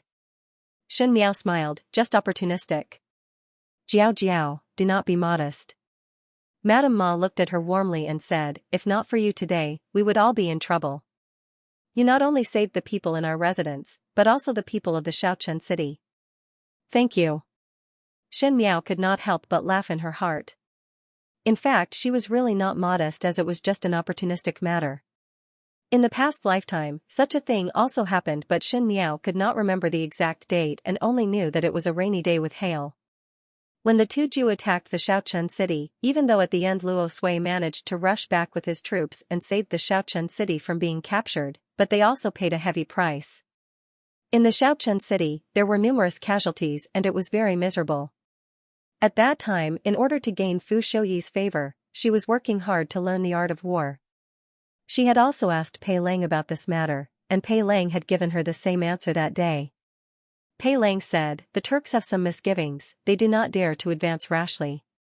Fighting them head-on is futile, and they have lost the will to escape. It would be better for them to use the empty city stratagem to confuse the enemy. As long as they can delay until reinforcements arrive, they will be able to solve the problem." She had recorded Pei Lang's words in her diary, and it was now very clear. Shen Miao knew that she did not have any military tactics, but she believed in Pei Lang. In those years in the inner palace, in order to gain Fu Shouyi's favor and consult with Fu Shouyi's aides, she finally had a lot of unexpected chips. Those were all gifts that Fu Shouyi gave her. Little cousin is so bad. When Luo Qian heard the reports of success from the guards outside, his uneasiness finally dissipated and he started to tease Shen Miao. "Obviously you already had a well-thought-out plan, but you still scared us like that previously, causing us to really end up in such a bad situation. Scared me to death." Luo Tan slapped her on the head. "Shameful. You can't even compare to a little girl. Aren't you the same?" Luo Qian retorted. Shen Miao smiled and declined to comment. She naturally knew that it would be solved in the end, but she deliberately made it so serious, to let everyone in the Luo family understand that just by relying on the remaining Luo family army, not to mention protecting the Xiaochen city, it would be difficult to protect the Luo family. If one didn't have enough power in this world, one wouldn't be able to protect the people they wanted to protect. The Turks were eyeing them covetously and it was only a matter of time before they made a comeback. When that day comes, what will the Luo family do? Only when they were truly aware of the danger would the Luo family feel nervous. The younger generation of the Luo family, Luo Lianing and Luo Liantai, even Madame Ma and Madame Yu, would spare no effort to urge Luo Sui to reorganize the Luo family's army. As for Luo Sui himself, he had eyes to see and ears to listen. There would always be a time when the scale in his heart would tilt. It was impossible for Shen Miao alone to persuade a stubborn person like Luo Sui, and because of her identity, it would inevitably make Luo Sui have some misgivings, but it was different for the Luo family. Sometimes, when you want to achieve something, don't use the most direct method. You need to be tactful. In her previous life, whatever Shen Miao wanted, she would directly say it and do it, and in the end, she would lose miserably. On the contrary, Mei Foran's method of twisting and turning was exceptionally brilliant. She hated Mei Foran but wanted to learn from Mei Foran what she did not have. At the dawn of the second day, the Xiaochen city finally calmed down. In this battle, the two Ju were defeated miserably. Originally because of Shen Miao's empty city stratagem in the Xiaochen city, it made the two Ju bewildered, and with the addition of Xianxia and Xianxiu, they suffered an unprecedented heavy blow and retreated to the depths of the grasslands. One think that for a long period of time, they would not have the energy to make a comeback. Even though they had won the battle, the atmosphere in the Xiaochen city was not relaxed. Especially the entire Luo residents. The two Ju entering the city this time meant that Shen Miao's frightening conjectures in the past few days had finally become a reality. With such a terrifying neighbor eyeing them all day long, no one would be able to sleep peacefully. After knowing that the empty city stratagem was thought of by Shen Miao, Luo Sui had a higher opinion of Shen Miao. Xianxia was naturally proud and repeatedly praised that his daughter could not be compared to a man. 2 days later, Luo Sui announced in front of everyone in the Luo family that he wanted to reorganize the Luo family's army. The entire Xiaochen city cheered and jumped in joy as they spread the news. Even the younger generation of the Luo family were extremely excited. Only Shen Miao's expression was calm, as this was already expected. The night of the two Jews' surprise attack would make Luo Sui determined that rather than being chased, it would be better to make a comeback while he was still young. As for the matter of money, Luo Shuiyan still had some savings, and as for the people to train the soldiers, Shen Qiao and Shen Xian were worried that there was no place for them to use their skills, so naturally they happily agreed. It was not an easy matter to recruit all of those brave generals who had long removed their armors and returned back to train the troops, but the Luo family were all brave generals. Since they had done it, naturally they were determined. In a moment, the Xiaochen city became lively. The days passed peacefully and satisfactorily. One day, Shen Miao was sitting at the table reading when Luo Tan rushed in and almost knocked over the chair at the door. Gu Yu jumped in shock. Shen Miao looked at her, and before she could speak, she saw Luo Tan panting and stroking her chest. Biao, younger sister, have you heard? What? Shen Miao asked. That little marquis of the Xia clan. Luo Tan gestured in a flurry. It's the little marquis of the Xia family that I mentioned to you before, the one who is as famous as cousin Qiu. Didn't he ask to be the marshal to go to the northern borderline to resist the enemy? Shen Miao's heart jumped and she looked at Luo Tan and slowly nodded her head. I know. You've heard the news from before, right? That young Marquis Xia has been winning battles all day, and the Xiongnu have been forced to the edge of the desert. Luo Tan said, everyone is saying that when little Marquis Xia returns to the capital, one fear that his meritorious service would be higher than the Marquis of Linen, and His Majesty would definitely reward him with a high official position. These words were not false. Not long after Shen Miao reached the Xiaochen city, Xie Jingxing also led the Xia family's army to the northern border. The bravery that Xie Jingxing displayed on the battlefield caused people to click their tongues in amazement. Whether it was arranging troops or fighting alone with the enemy leader, the fierceness and coldness that he displayed made the enemy tremble in fear upon hearing his name. They originally thought that Xie Jingxing would not be able to subdue the Xie family's army, but the Xie family's army had performed miraculous feats in Xie Jingxing's hands. This finally made people put away the last shred of doubt towards Xie Jingxing. Everyone said that Xie Jingxian would be the most outstanding male in Mingqi, and in the future his achievements would be above the Marquis of Linen. When Shen Xian and Luo Sui occasionally talked about this matter, they were full of praises for Xie Jingxing, saying that he was a rare talent in the world. Because Shen Miao knew of Xie Jingxing's ability in her previous life, she was not surprised at all. She patiently listened to Luo Tan's words, but she saw that Luo Tan's eyes were red, and an ominous premonition rushed into her heart. She asked softly, "What's wrong with you?" "Dead." Luo Tan could not hold it in and her tears fell. Little Marquis Xie is dead. In Luo Tan's heart, Xie Jingxing was a hero like Shen Qiu, and she worshipped him very much. At this moment her tears could not be stopped. That little Marquis Xia was surrounded by the enemy from the back yesterday, and thousands of arrows pierced through his heart. His corpse was hung on the city walls and skinned to show to the public. Luo Tan cried, "Biao, youngest sister, he is dead. He is dead." The teacup in Jing's hands fell to the ground with a bang, and she immediately looked at Shen Miao in panic. Shen Miao and Xie Jingxing had some friendship, so if Xie Jingxing was dead, what would be Shen Miao's reaction? What would be Shen Miao's reaction? Shen Miao sat in front of the table and quietly looked at the crying Luo Tan. Her expression was so calm that it was scary, as if what Luo Tan said was not an extraordinary event, but ordinary words like the weather was good and the flowers were blooming well. It was just that the more peaceful her eyes were, the tighter her grip on the book in front of her was. Did Xie Jingxing die? Thousands of arrows pierced through his heart, skinned to dry, and hung on the city walls to show to the public. It was the same ending as in the previous lifetime. Was it really Xie Jingxing? Shen Miao thought absent-mindedly, as if she was trying to distinguish if this news was a joke or reality. However, what floated in her mind was that day in the courtyard of Guangwen Tang, when glutinous rice dumpling tricked her out to talk, and the tall and handsome youth that walked out from the forest. That youth was wearing an ivory-white embroidered robe with silver threads. He was handsome and arrogant as he elegantly walked towards her step by step. His lips hooked up into a mischievous smile, and his peach blossom eyes had a smile that was not a smile that was very intoxicating. It was 30% frivolous, 60% probing, and the remaining 10% was a youth's romantic. "So it is you," he said. In the late spring season, the grasses were long and the orioles were flying. Wherever the pitter-patter of rain fell, even the flowers were wet red. The entire small town was filled with the unique fragrance of spring, and even the sandstorm seemed to have lessened. The rainwater dripped down from the eaves and created small puddles on the green flagstones. The clear drops splashed up and seemed to be pitiful and adorable. In the birdcage hanging on the beam, the orioles were chirping, and the crisp sound of the rain mixed together was more beautiful than the music played by the best musicians. At the end of the corridor, a young female ran over in a hurry.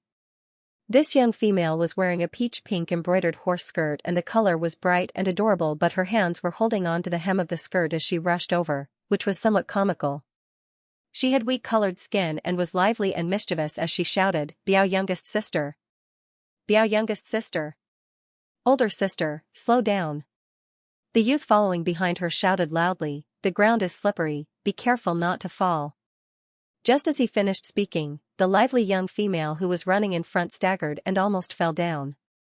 Luckily she had some martial arts skills, and with a light tap of her toes, she steadied her body. She angrily turned back and complained to the youth, "Luo Qian, shut your crow mouth." Luo Qian stuck out his tongue, and behind Luo Qian, two slender figures appeared and a dissatisfied voice sounded, "Luo Tan, be careful that you will not be able to get married like this." Older brother saw. Luo Tan anxiously stomped her feet, "If I am not able to get married, I will marry older brother Qiu." Luo Qian scoffed, "Older brother Qiu will not take an interest in a tigress like you." "Luo Qian." Luo Tan made a posture to hit him. "Enough. Stop messing around." It was the gentle youth who was walking at the back who smiled, "Aren't you going to look for Biao youngest sister to talk? Go in." When they went to the innermost courtyard, they saw Bai Lu and Xuan Jiang moving the flowers and plants outside. When they saw them, they quickly said, "Young lady is waiting for you in the room." Luo Tan lifted the curtain and shouted, "Biao youngest sister." There was no incense in the room, but the maidservants found a few sprigs of jasmine from somewhere. The room was filled with the sweet fragrance of flowers. A young girl was sitting in front of the window. She was dressed in a dark black brocade robe with fine cloud and goose feathers. She wore a purple skirt with emerald patterns. The color was very dark, but it didn't make her look old at all. Instead, it made her skin look as translucent as jade. It was drizzling in front of the window. When she heard the noise, she raised her head slightly, revealing a delicate and pretty face. Her eyes were dark and spirited, her eyebrows were elegant, her lips were red, and her teeth were as enchanting as a new moon. Speaking of which, it was quite strange. This young lady's appearance was very delicate, like the morning clouds reflecting the snow, making people feel pity for her. However, her eyes and brows were gentle and combed, giving her a sense of elegance. It was as if he was a person who could bear the burden of magnanimity. Under that calm demeanor, if one looked closely, there seemed to be a hardness that was completely different from his appearance. She looked weak but was actually very strong. She tilted her head and smiled.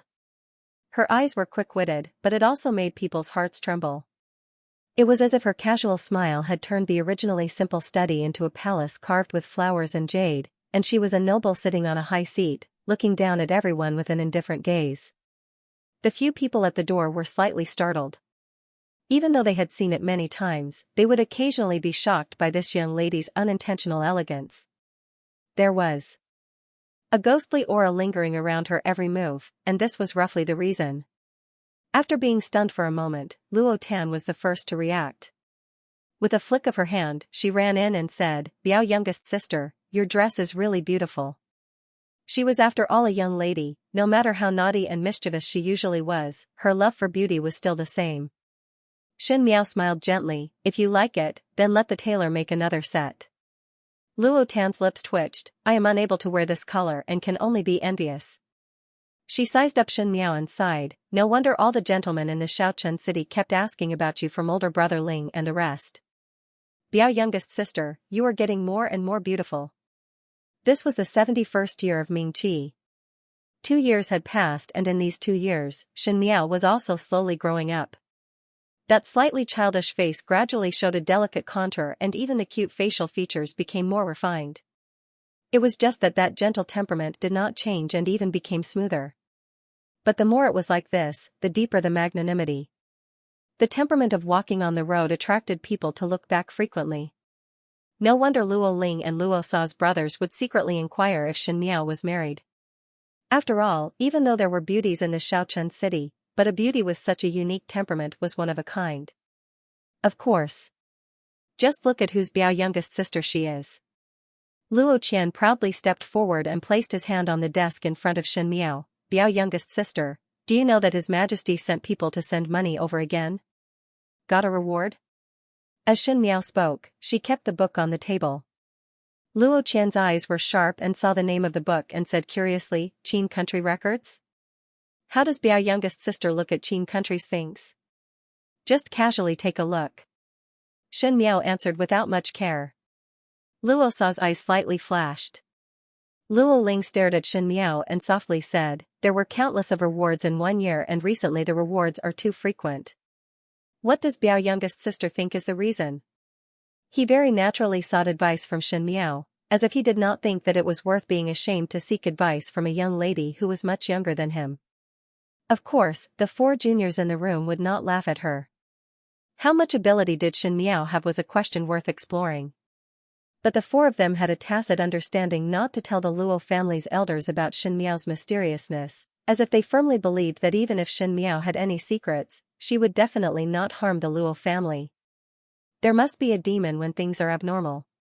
Xianxia said, the Son of Heaven is overly suspicious, and with the rapid rise of the Luo family's army, one would only suppress them quietly, but the frequent rewards seem to be spreading one's name. That is a request. She pondered for a moment. His Majesty has a request for the Luo family's army, or is deliberately raising the status of the Luo family's army. As for the request, what is the request? Ming Qi's tribute ceremony is about to begin. Everyone was stunned. Luo Tan rubbed her chin and said, it seems so. When the Ming Qi pays tribute, the Qin country and the Great Liang will send people over. The Qin country and the Ming Qi are evenly matched, and the Great Liang is far stronger than the Ming Qi. His Majesty will also be afraid. Xianxia lightly said, the Shen family army is not around and the Xie family army is heavily injured. Ming Qi does not have a country guarding military general. How can this be? That's why His Majesty wants to elevate the Luo family to deter the Qin kingdom and the Liang dynasty. Luo Tan quickly replied. Xianxia nodded her head. So it is like this. Luo Qian said and looked at Xianxia with some admiration. She was obviously of the same age as him, but Luo Qian always had a feeling that Xianxia was much older than him and was even more mature and steady than Luo Ling. Xianxia would never avoid the analysis of the imperial court's forces. Compared to the elders who were tactful and tangled, Xianxia was much more ruthless and direct. For example, the words that the Son of Heaven is overly suspicious, the elders would never say it. The younger generation of the Luo family liked to play with Xianxia and sincerely accept her.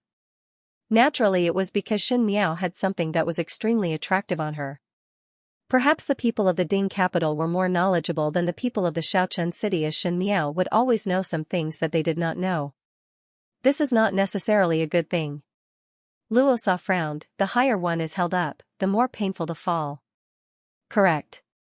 Xianxia said, but it is also an opportunity. What kind of opportunity does younger Biao sister think it is? Luo Ling asked with a smile. It's not easy for the Luo family's army to improve in the past 2 years. His Majesty has the heart to support them. Although the greater the contribution, the more dangerous it was, the Luo family army already had the strength to not be bullied. For the past 2 years, the Luo family army had been trained by the Luo family and not the emperor. This was the Luo family's military strength and not Ming Qi's. His Majesty is supporting the people of the Luo family. As long as you insist on this point, it will be fine. All under the heavens was the king's land, all under the king's command were the king's subjects, but Xianxia had clearly divided the Luo family and Ming Qi into 2 sides. If it was heard by Luo Sui, one feared that he would faint from anger. These treasonous words were clearly preparation for a rebellion. However, when the Luo family's younger generation heard that, while they were surprised, they did not feel angry. Unlike their ancestors, when the Luo family's juniors were born, the Luo family was already in dire straits. The royal family did not allocate any silver to the Luo family's army and had forgotten about the Luo family's army at the border. The juniors were not without complaints. The more he complained, the less obvious his loyalty would be.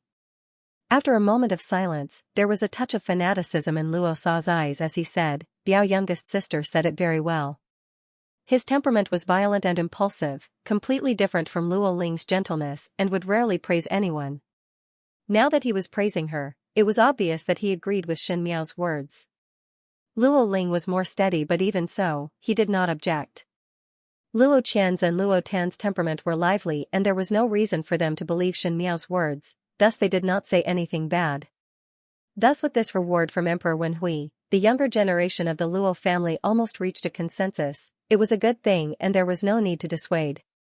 Speaking of which, Luo Tan leaned on the table and looked at Xin Miao. "Youngest Biao sister is now 16 and yesterday one of my sisters came over to ask me if you have a family to marry. If not, take a look at her older brother. Biaomei, do you want to see him?" The people of the Shaochun city were open and simple, and if there was a young lady that one fancied, one could inquire through friends and relatives. Luo Qian said, "What nonsense are you talking about? Biao youngest sister is only 16 and there is no rush. But you are already 18, why don't you worry about yourself? What's there to be anxious about?" Luo Tan flipped her hair. "I'm so pretty and smart. Even when I'm 80 years old, there will still be people proposing marriage to me. I am just worried about Biaomei. Biaomei is so delicate and weak that people are always thinking about her. It is better to find a husband to protect her. Luo Qian, if you continue to be so violent, I guarantee that no lady will marry you in the future." "Who said that there is no young lady who wants to marry me?" Luo Qian was not convinced. "Even if it is not possible, there is still youngest Biao sister. Biao youngest sister has a good heart. When that day comes, you will definitely marry me and help me out of trouble, right?" He walked forward with a thick face. Luo Tan slapped his face away and said, "Why don't you take a piss and look at yourself? If Biao youngest sister really wants to marry, our residence's older brother Ling and older brother Sa are not married yet. Who isn't better than you? If you don't believe me, you can ask brother Ling and brother Sa if they are willing to marry Biaomei." These words were inadvertently turned to Luo Ling and Luo Sa. Luo Ling was surprised for a moment and his face turned slightly red. Luo Sa also lightly coughed twice and turned his head away. The atmosphere was somewhat awkward for a moment. Luo Tan was totally unaware of it and asked with a smile while holding her cheeks, "Biao youngest sister, say it. What kind of male do you like? Handsome? Rich in silver? Good martial arts? Able to compose poems?" Shen Miao looked at Luo Tan. Even though the three men in the room were looking at other places, their ears were perked up. Shen Miao said, "Able to beat my eldest brother." With a bang sound, Luo Qian's feet slipped and fell down as he cried out in grievance, "No, no. Older brother Qiu's martial arts is so good, who can be compared to him?" Coincidentally, at one end, one side was talking about Shen Miao's sweetheart, at the other end, there were people talking about Shen Miao's marriage. In the small room, Madame Ma, Madame Yu, and Luo Shuiyan were talking. Different from the Shen residents in the Ding capital, the Luo family's sisters-in-law got along very well. Madame Yu was gentle and honest, Madame Ma was shrewish and Luo Shuiyan had the temperament of a military officer, straightforward and efficient. The three females got along very well in these 2 years. Madame Yu held an invitation in her hand and said to Luo Shuiyan, "This is an invitation from Zhang Foreign in the city, asking us to visit the Zhang residence." Speaking till here, she hesitated for a moment before saying, "One must also bring Jiao Jiao along." Madame Ma laughed when she heard it. "I say that Zhang Foreign usually look down on us martial artists just because there is a top scorer in her residence. How would such a person with eyes at the top of her head send an invitation to us? So it is because the drunkard's intention is not on the wine and came to see Jiao Jiao." Madame Ma nudged Luo Shuiyan with her elbow, "Youngest Gu, this Jiao Jiao now has more face than our father." As Shen Miao grew older, she became more beautiful, and there were a number of people in the Xiaochen city who came to inquire about Shen Miao's marriage. Previously everyone did not know the temperament of the young ladies in the Ding capital, and thinking of those rumors, one feared that she was the eldest young lady who caused trouble in heaven and earth. Who knew that in these 2 years, Shen Miao's temperament was very calm, and as compared to those impetuous young ladies, it was to the liking of those Furins. Especially that gentle and magnanimous bearing, one could not help but think that if Shen Miao became the matriarch of the household, she would definitely be able to control the residents. In addition, Shen Miao's looks were not bad, and the Luo family was famous in the Xiaochen city. In these 2 years, the Luo family's army was reinvigorated, and the Luo family was like a fragrant cake. The matchmakers almost broke the Luo family's doorstep. Speaking till here, Madame Ma was half jealous and half envious as she said, one family having a daughter, hundreds of families would seek after her. This is really good, unlike our family's Tanner. Really, such a grown-up young lady, yet she is always fooling around. Not to mention a marriage proposal, there isn't even a matchmaker. If this goes on, could it be that she's going to be an old maid at home? Ma Shi was originally just joking, but who knew that as she spoke, she really became a bit worried. Luo Shuiyan persuaded, it is good that Tanner is lively. There will always be a suitable family, sister-in-law, why are you so anxious? As for Jiao Jiao, she's only 16 years old, but why does she look more mature than a 60-year-old woman? Her temperament isn't like mine, nor is it like her father. I don't know who she took after. What is little aunt worrying about? Madame Ma didn't know whether to laugh or cry. There aren't many young ladies like Jiao Jiao now. Look at her temperament. Just by sitting there, who wouldn't say she's full of nobility? If you ask me, I'm afraid even the Empress in the palace wouldn't have such an imposing manner. That's why I said that Jiao Jiao's bearing is innate. Correct. Madam, you also praised, sister-in-law and I have stayed in the Xiaochen city for so many years, and those old people in the aristocratic families definitely do not have Jiao Jiao's bearing. Luo Shuiyan shook her head and sighed. It was good that she was obedient and sensible, but for such a young temperament to be so calm, it made one feel somewhat worried. Luo Shuiyan would rather Shen Miao had a cheerful temperament like Luo Tan, and watch the bustle, but have the liveliness that a young lady should have. Speaking of which, Madame Yu said seriously, Jiao Jiao is 16 this year. If she does not return to the Ding capital, sooner or later she would have to marry. Does little aunt have a suitable candidate in mind? Previously Jiao Jiao was young, but now she is 16 and should be at the age to talk about marriage. Now all the families in the Xiaochen city want to marry Jiao Jiao home. Is there no one that little aunt likes? Luo Shuiyan was surprised for a moment. She was used to being carefree, and it was her own bold and proactive choice to be together with Xianxia. She had never asked others to look at her face like a normal female, thus she did not think about this. When she heard Madame Yu mention this, she was somewhat stunned. After a moment, Luo Shuiyan then said, this still depends on Jiao Jiao's intention. Youngest Gu, you are really willing to let a young lady like Jiao Jiao marry? Madame Ma sighed, so intelligent and not irritated, with a personality that makes one dote on her.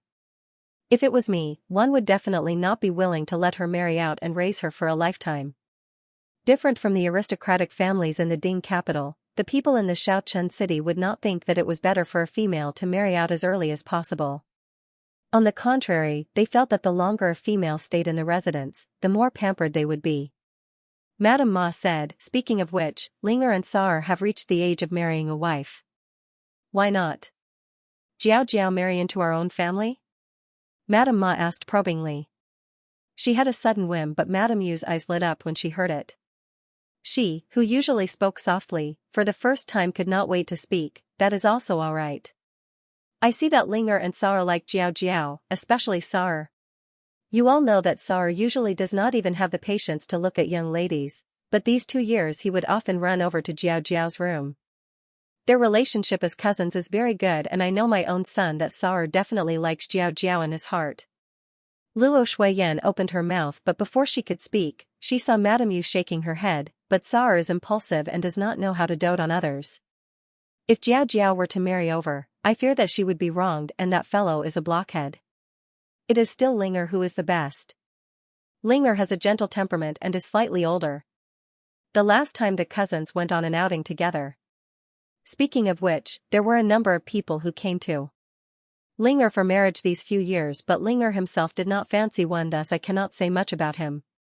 Linger definitely likes Jiao Jiao, otherwise he would not look for Jiao Jiao to talk after leaving the army. Madame Ma was not happy when Madame Yu spoke to herself and was not to be outdone. Eldest saw, how can it be calculated like this? According to what you said, our families Chan'er and Jiao Jiao's age are similar. They were about the same age and usually played well together. Although Chan'er was a little mischievous, she was more considerate. Playing together with Jiao Jiao like this was the best. There is also our family's Tanner. Tanner and Choer are a pair. In this case, they can be even closer. Finishing, Masher looked at Luo Shuiyan, youngest Gu, what do you think? Luo Shuiyan, two pairs of ardent eyes looked at her. Luo Shuiyan braced herself and said, this still depends on the children's intentions. She did not expect that Madame Yu and Madame Ma would have such thoughts, but when Luo Shuiyan thought about it carefully, she did not feel that it was bad. First of all, they were all part of the same family. The younger generation of the Luo clan all had good characters and good looks. This was exactly what she liked. The official position does not need to be too high, the money does not need to be too much. The most important thing is to treat Shen Miao well and place Shen Miao in his heart. She had also experienced it from the side of a young girl in love. Not to mention Shen Qiu's side, even these few sons of the Luo family, Luo Ling was gentle, Luo Sa was brave, Luo Qian was cheerful, and the most important thing was that they were kind-hearted. If Shen Miao was good with any one of them, the days in the future would only be sweet and not bitter. But Luo Shuiyan still had to depend on Shen Miao's intentions. She also did not know what kind of person Shen Miao liked. Originally she knew that Shen Miao liked those like Fu Xiuyi, but in these 2 years, Shen Miao did not mention about Fu Xiuyi at all, which made her gradually put her heart at ease. But her own daughter had such a dull temperament, thus Luo Shuiyan was worried. Why not find an opportunity to ask Jiao Jiao's intentions? Madame Ma hurriedly said, if Jiao Jiao really fancy one of our family, no matter who it is, our Luo family would burn incense and have good luck. It is better to settle the marriage early so that the sons will be smart and the daughters will be beautiful. Luo Shuiyan was somewhat embarrassed by what she said and rebuked, sister-in-law, how can there be a logic of the youngest marrying first? Madame Ma waved her hands, I am afraid that Jiao Jiao will be taken by someone else first. Just as they were talking and laughing, one suddenly saw a servant at the door reporting, Foreign, there is a message from the palace. The general asked Furens to quickly go to the front hall. Did the people from the palace just leave? Why are they here again? Did they send the rewards? Madame Ma got up and casually asked. It seems that it is to ask Shanghai to return to the capital. The servant answered. Luo Shuiyan's actions of getting up stiffened. The front hall of the Luo residence was in a mess. It was not that the people in the hall were in a mess, but the people's hearts were in a mess. Emperor Wen Hui's imperial edict wanted Xianxia to bring his family back to the capital and restore the title of formidable great general. He also said to return the Shen family's army's tiger tally to Xianxia. 2 years ago Emperor Wen Hui had given Xianxia a slap in front of the world, and now he was giving him a sweet date to eat in such a big way. But it was another matter if Xianxia was willing to eat the sweet date or not. Luo Sui sat on the high seat. For the past 2 years, because of the reorganization of the Luo family's army, he had to worry a lot and there were more white hairs on his temples, but his prestige did not diminish. Perhaps it was because of his fighting spirit that he looked more like a general. He said, Ming-Chi's tribute is about to begin. His Majesty wants you to return to the capital so that you can rush back before the tribute. Tribute in 100 years. A dynasty would have a tribute every 100 years, and the previous tribute of Ming-Chi was almost exploited by the Qin country. At that time the late emperor relied on the Xia and Shen families to barely get through. Now other than the Qin country, even the great Liang court had come. If one were to say that the Qin country only made the Ming-Chi fearful, then the great Liang court was enough to make the Ming-Chi afraid. The great Liang was located in the south and the country was rich and powerful with a strong army and horses. Emperor Yonglu was a wise ruler and was different from the Ming-Chi's chaotic court. The great Liang appointed people based on merit and there were more loyal people. If the Great Liang had ambitions, it was only a matter of time before they annexed the Ming-Chi. It was just that Emperor Yongle did not have this intention for so many years. Of course, there was another possibility that Emperor Yongle wanted to destroy the Qin country and Ming-Chi at the same time to unify the world. The world that has been divided for a long time must be united for a long time must be divided for a long time. The days of separation between the three kingdoms of Qin, Liang, and Qi would eventually be broken one day. It was just that one did not know when that day would come. It was obvious that Emperor Wenhui was not willing to see this day when he was alive. But after Xie Jingxing's death, Xie Ding no longer had any interest in politics. Only the remaining Shen family had their tiger tally seized and rushed to the Xiaochun city. No one knew if Emperor Wenhui regretted it, but at the moment, Emperor Wenhui hoped that Xianxia could support the situation. Especially when Xianxia helped Luo Sui to reorganize the abandoned Luo family's army, one could see Xianxia's outstanding ability to lead troops. Emperor Wenhui was expressing one meaning: Ming-Chi needed Xianxia. He would appear when needed, and silently retreat when not needed. Perhaps the Xianxia of the past had such an awareness, but the Xianxia who had been mercilessly treated by the royal family might not be so selfless. A scholar would die for his bosom friend. Could the imperial family of Ming-Chi be considered as bosom friends? You should go back. Luo Sui said, Xianxia, take back all the things that you have lost. Let them see what kind of person the Luo family's son-in-law and the Shen family's son is. Shen Miao jerked her head up. She had expected that Emperor Wenhui would summon Xianxia back to the capital after 2 years and also expected that the situation in the Ding capital would have earth-shattering changes, but she did not expect that the usually old-fashioned and dignified Grand General Luo would actually say such treacherous words. She slightly opened her eyes, and when this look fell into Luo Sui's eyes, Luo Sui smiled and looked at her. Girl, you also think so? Am I right? Everyone's eyes in the hall landed on Shen Miao. Luo Lianying's and Luo Liantai's expressions slightly moved, but in the end they did not say anything. Shen Miao sighed in her heart. Her little bit of skills could not be hidden from Luo Sui, this kind of all-powerful veteran general. Luo Sui had a pair of eyes that had seen the world. Perhaps from the beginning, when the Luo family's army was reorganized, he had faintly guessed what she was planning. She was grateful for Luo Sui's trust and support. The feeling of having a family member behind her was really good. Shen Miao looked at Luo Sui and her lips curled up. Yes, maternal grandfather. Luo Sui laughed out loud. Luo Ling looked at Shen Miao and there seemed to be a slight smile floating in his eyes. Luo Sa's lips also pulled up. Luo Tan and Luo Qian looked at each other and had a somewhat puzzled look. Luo Shuiyan's and Shen Qiu's eyes were complicated. After leaving the Ding capital for 2 years, now. Was it time to return, take back the things that were lost? Military strength, momentum, reputation, and dignity. One must let them see what the real Shen family was like. A tiger would not become a dog just because it fell off the cliff. A dragon that swam in the water would one day soar to the 9 heavens. Xianxia cupped his hands towards Luo Sui and said, listen to General's teachings. The road from the Xiaochun city to the Ding capital was long and trekking for thousands of li, thus it would take half a year to go back and forth. Xianxia left on the 2nd day after receiving the imperial edict. Luo Ling and Luo Tan also accompanied them. Luo Ling was asked to go by Luo Sui. As the eldest grandson of the Luo family, Luo Ling would support the entire Luo family in the future. Luo Sui's intention was to let Luo Ling follow him to the Ding capital to gain experience and also to understand the current situation of Ming-Chi. Luo Sa had to stay in the Xiaochun city to continue training the Luo family's army with the elders. Originally, Luo Tan and Luo Qian were not allowed to tag along. Who knew that Luo Tan would secretly climb onto the carriage and hide in the box at the back of the carriage?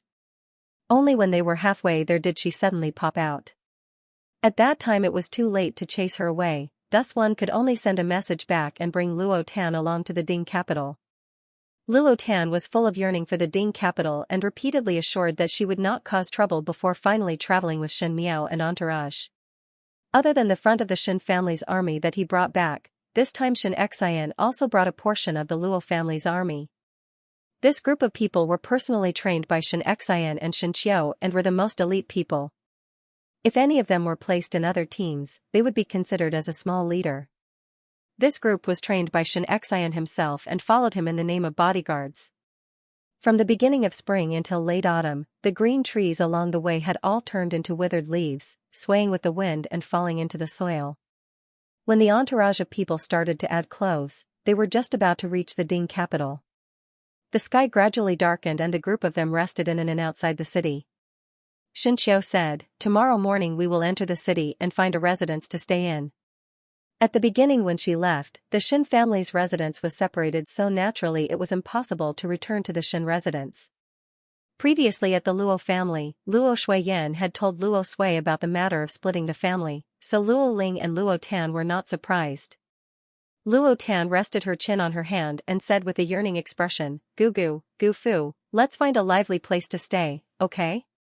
I have never been to the Ding capital before. It would be great if I could find a house where it would be lively the moment I step out. Luo Shuiyan smiled and said, originally, the eastern part of the city was the most lively, but we haven't been back there for 2 years. I don't know if it has changed. Isn't that simple? Luo Tan asked the waiter who was serving the dishes, this young brother, do you know where is the most bustling place in the Ding capital? The waiter didn't know the identity of this group of people, but he saw that they had brought so many people with them and that they were dressed very well. Especially the young lady sitting in the middle, she was young but had an outstanding bearing. With one look, he knew that she was a young lady from a noble family. Immediately she did not dare to neglect and replied enthusiastically, young lady, there are many lively places in the Ding capital.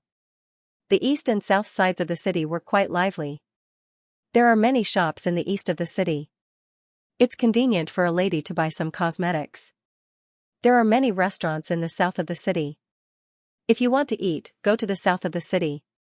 Luo Tan was obviously not very satisfied with this answer. She wrinkled her nose and said, that's it? The waiter was afraid that he would make her unhappy, so he thought for a while and said, if Miss really wants to have some fun, it's better to go to the south of the city. Recently, the people of Qin and the Great Liang came.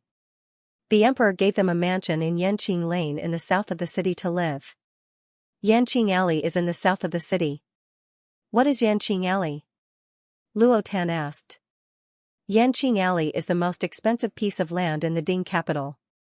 Xianxia explained, it is a good place that even the relatives of the imperial family would not be able to live in. Even the few imperial highness princes did not live in that area when they left the palace. Only the imperial brother-in-law stayed in Yanqing Alley for a period of time. Luo Tan was first surprised, this Yanqing Alley is actually so expensive. Then she was somewhat disappointed, but since it is so expensive, we would not be able to afford the residence there. When the waiter heard this, he was startled and carefully looked at Luo Tan. Yanqing Alley was a place where one could afford to stay for a few days, let alone buy a house. Seeing Luo Tan's arrogant tone, the waiter almost suspected that he had misjudged her. This person was just a country bumpkin who entered the city for the first time. It does not matter. Shen Miao opened her mouth. There is a street next to the Yanqing Lane and it is adjacent to the restaurant. It is just outside the lane and the price is not that expensive. One can always afford it. It's not far from Yanqing Alley, so it's not bad to take a step back. Hearing this, the waiter was taken aback.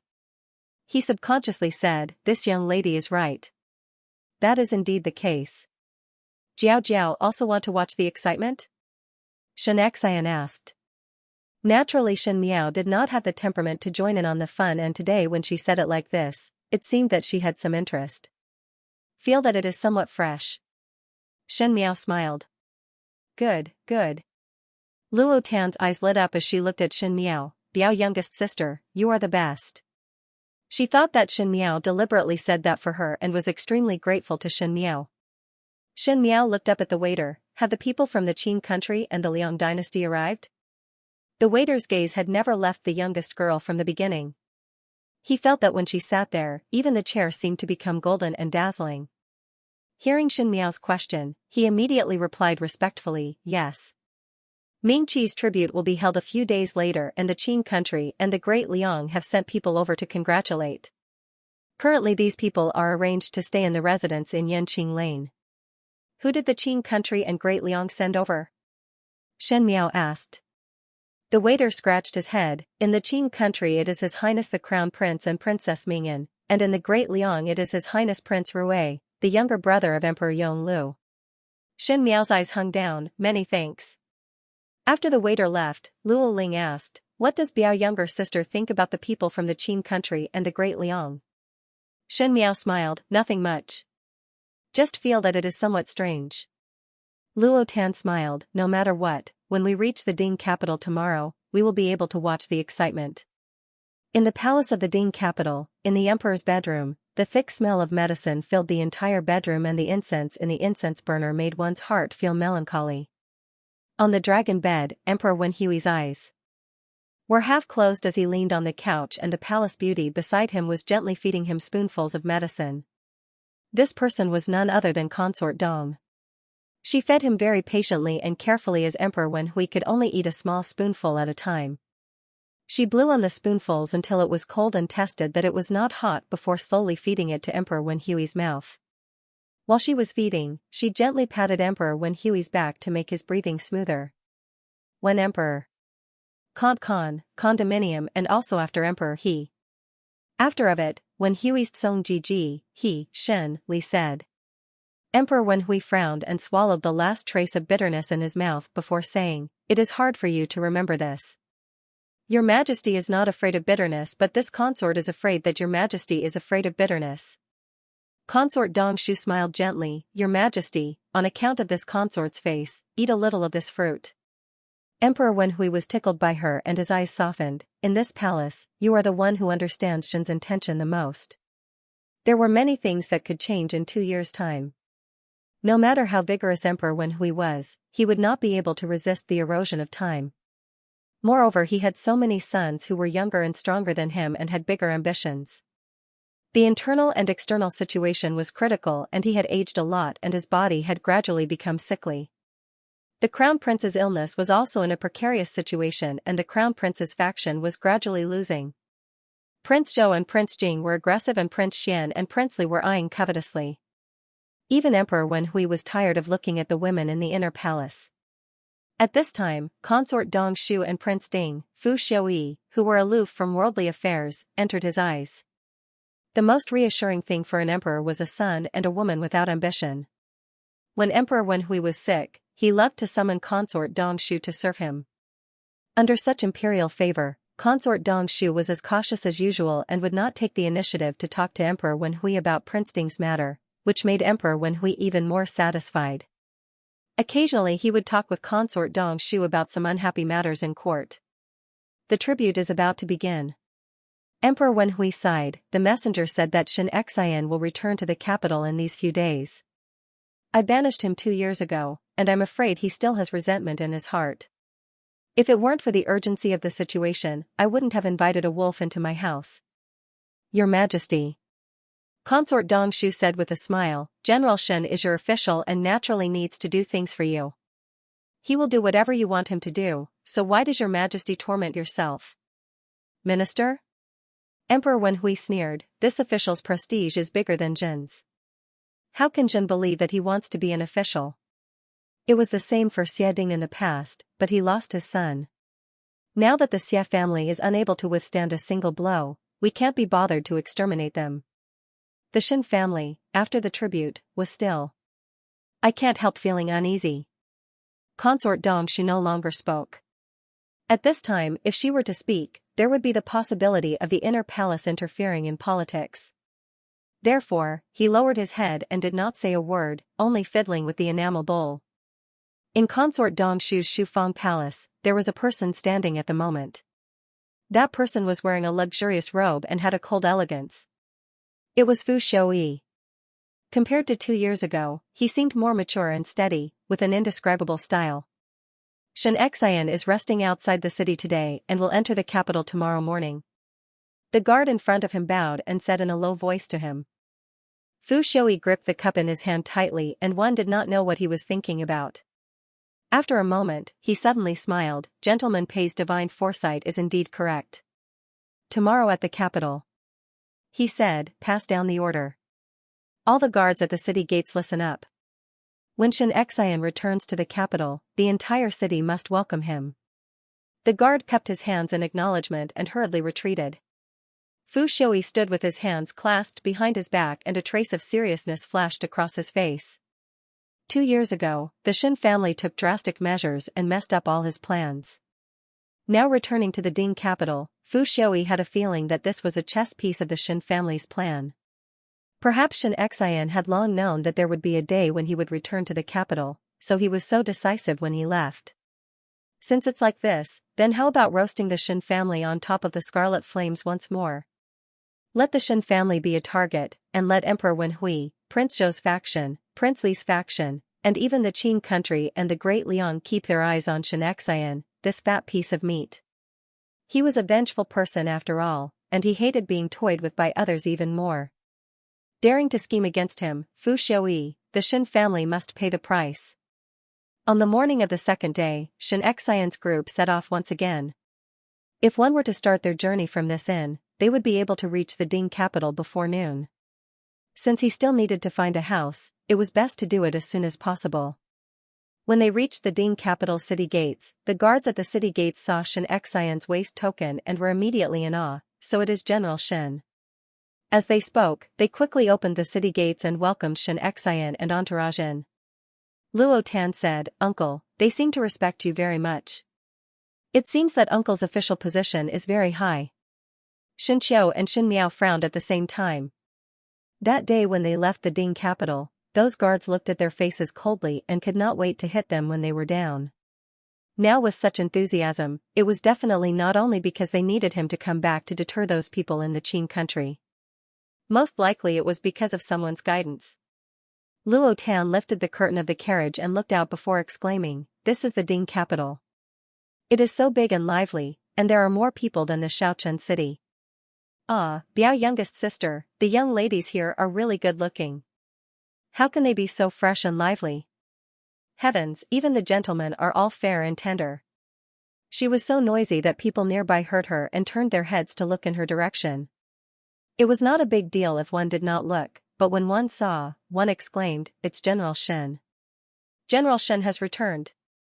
General Xin is back." Xianxia already had an illustrious reputation in the hearts of the common people of Mingqi, and with the Xia family's mishap in these 2 years, the Xin family also moved away. It really made one feel a hero's end of the road.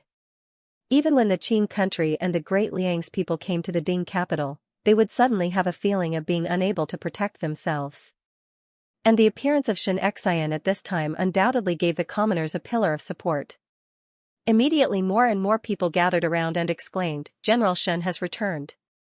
For a moment, the cheers of the crowd almost blocked the entire path of the carriage.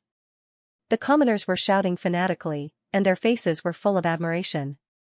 Luo Tan covered her mouth. "Oh my God, Uncle has such a high reputation in these people's hearts."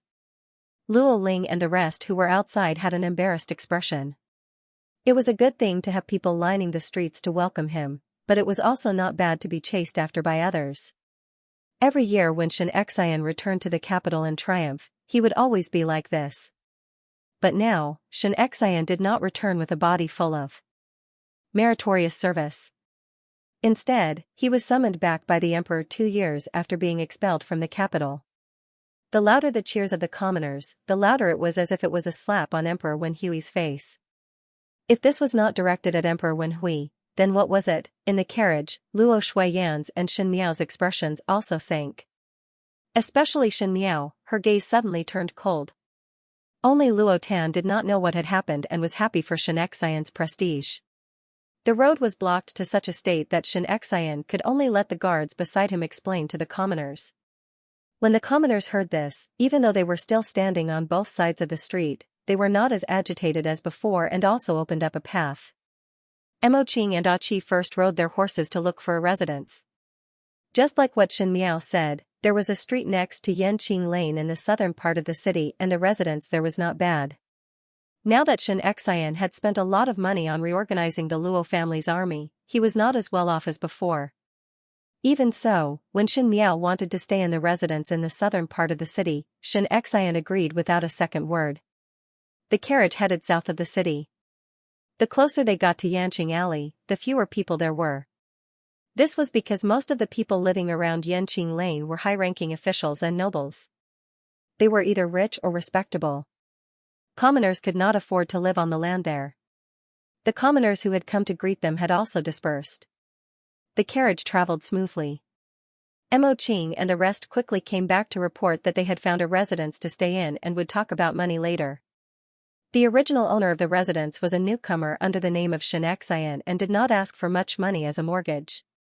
When they were just a wall away from the Yanqing alley, a gust of wind suddenly blew and coincidentally blew open the curtain of the carriage that Shen Miao was sitting in. The curtain flew up and quickly fell back down. Shen Miao's gaze slightly congealed, and when Luo Tan saw it, she asked, "What is it?" Shen Miao swept a glance at the curtain of the carriage and shook her head, "Nothing." But her heart was secretly alerted as for a moment just now, she felt that she was being spied on. Being the center of attention was extremely uncomfortable. On a tall building in the distance, there was a young male and female holding a jade flute standing side by side. That female was as beautiful as a flower and wore a golden dress. She had big eyes and a small mouth and was covered with pearls and jades. When these tacky jewelry landed on her body, it did not look ugly but made her look delicate and charming. She looked at the distant carriage and said disdainfully, "This is the formidable great General Shen family? Such a great reputation, but it is only so." The man beside her was in his early 20s, and he bore some resemblance to her. He was considered handsome, but because his nose was slightly hooked, his entire person had some hostility that was hard to get along with. He smiled. To be able to make the imperial family of Mingqi afraid, it is not a simple thing. Crown Prince's older brother is joking again.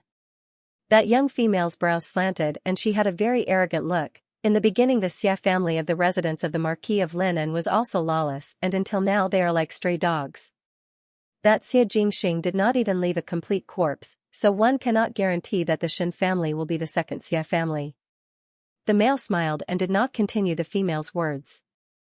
On the other side, someone was leaning on the building and the lush evergreen trees covered half of his figure, only revealing a corner of his golden robe. One hand was holding the teacup in front of him and that hand was handsome and strong. There was a white jade ring on the middle finger, making the entire hand look like it was carved out of jade. Holding the teacup close to his mouth, one could see the beautiful chin. His thin lips were slightly red and because of the tea, it was somewhat moist, but it was even more captivating. The corners of his lips slowly curled up. The residence that Mo Qing found was a street away from the Yanqing Lane, and after a turn, it was the busiest restaurant in the southern part of the city. There were endless shops and the location was very good. That owner was also very easy to talk to, and Luo Shuiyan and Xianxia were straightforward people. The price that the owner offered was also fair, and they bought the land deeds that night and the residence changed owners. In the end, this end had just settled down when there was an imperial edict from the palace for Xianxia to enter the palace to meet the emperor the next day. For Emperor Wen Hui to be so impatient, it was obvious that the situation had reached a critical point. After receiving the imperial edict, they were busy moving the things and it was already late. After dinner, they could finally settle down after such a long journey and everyone went to rest. Shen Miao and Luo Tan stayed in the adjacent courtyard. The residence here was not as spacious as the general residence, but it was considered clean and tidy with a unique design. It was just that Xianxia and Xianqiu were somewhat regretful that they could not train the soldiers in the courtyard. Luo Shuiyan and Luo Tan were extremely satisfied. Shen Miao did not care about these and naturally had no objections. In the end, at night, Luo Tan slipped into Shen Miao's room to talk. Luo Tan wrapped herself in a cloak and sat on Shen Miao's couch. "Biao, youngest sister, I cannot sleep. Accompany me to talk." "What do you want to say?" Shen Miao let Xianxia and the rest withdraw and cut the wick of the oil lamp. At this moment she was not in the mood to sleep and casually found a book to flip through on the table, but she did not read it seriously. One did not think that the Ding capital would be like this. One could not tell if Luo Tan's tone was lost or happy. "I grew up in the Xiaochen city and thought that the outside was the same as the Xiaochen city." One did not expect that the Ding capital was bigger and livelier than what the storytellers said. "Biaomei, I am still a little afraid." The eldest young lady of the Luo family, who was out of control of the law and natural morality, would actually have a day of fear. Shen Miao smiled gently. "What is there to be afraid of? Of course I'm scared when I'm alone. Even though older brother Ling was also here, but this was after all not the familiar Xiaochen city. Biao youngest sister, have you ever been this afraid? At that time Gugu and Gu Fu were in the northwest region and left you alone in the Ding capital, were you not afraid? There's nothing to be afraid of, Shen Miao replied indifferently. It was not scary for her to stay in the Shen residence because in her eyes, the people in the Shen residence were all trustworthy relatives. One did not know why there was no fear, but like what Luo Tan said, she was afraid of being alone outside. Wasn't it the same when she was in the Qin country? Thinking of the Qin country, Shen Miao's eyes flashed and suddenly thought of what the waiter said today. The people from the Qin country and the Great Liang had arrived. At this time in her previous life, she met the crown prince of the Qin country and the Great Liang's people when they were paying tribute. At that time, the Great Liang already had stupid ambitions, and the imperial family of the Ming Qi had always been fearful. In order to keep the Great Liang in check, the Ming Qi and the Qin country had been probing each other until Fu Xiaoyi ascended to the throne, and the Qin country and Ming Qi formed an alliance, letting her, the Empress, go to the Qin country as a hostage. And the crown prince of the Qin country, Huang Fu Hao, was a very vicious person, and one did not know why, but he always liked to go against her, and Princess Mingyan was so arrogant that it made one feel afraid. Her difficult and humiliating days in the Qin country were mostly because of these two siblings. As for Prince Rui of the Great Liang, Shen Miao frowned. At the beginning when Ming Qi was paying tribute, the envoy that the Great Liang sent over was not this Prince Rui. Instead, it was another relative of the royal family. This Prince Rui's reputation had already spread far and wide. He was the younger brother of Emperor Yonglu, but he rarely appeared in the royal family and the outside world knew nothing about him. Shen Miao was the Empress of Ming Qi in her past life and knew very little about this His Highness Prince Rui, thus Fu Xiaoyi did not mention much about this person. In the end, some things had changed. Luo Tan did not notice that Shen Miao was in a daze and continued talking. Originally I was thinking that if I were to make a trip to the Ding capital in my lifetime, I must pay a visit to the little Marquis of the Xia family of the residence of the Marquis of Linan in Ming Qi, but did not think that now that I am here, I would not be able to see him anymore. At this point, there was a hint of sadness in his voice. Why didn't you wait for me to come and see me? Shen Miao was slightly surprised for a moment and the figure that she rarely thought of in the past 2 years gradually became clear in her mind. Fang Yuan returned to the Ding capital and found a servant from the original residence to talk about what happened 2 years ago. The residence of the Marquis of Lin and was one of the major events. Ever since Xie Jingxing's death, the Xie family army's vitality was greatly damaged and Xie Ding aged by 10 years in one night. Xie Ding originally requested Emperor Wen Hui to resign, but Emperor Wen Hui did not allow it. Although Xie Ding still maintained his official position, he did not have any fighting spirit at all. He spent his days muddling along aimlessly. It was his 2 Shu sons who had entered officialdom. Even though they did not hold a high position in the court, they had a good reputation. It was assumed that after a few more years, they would be able to become outstanding figures in the younger generation of Ming Qi.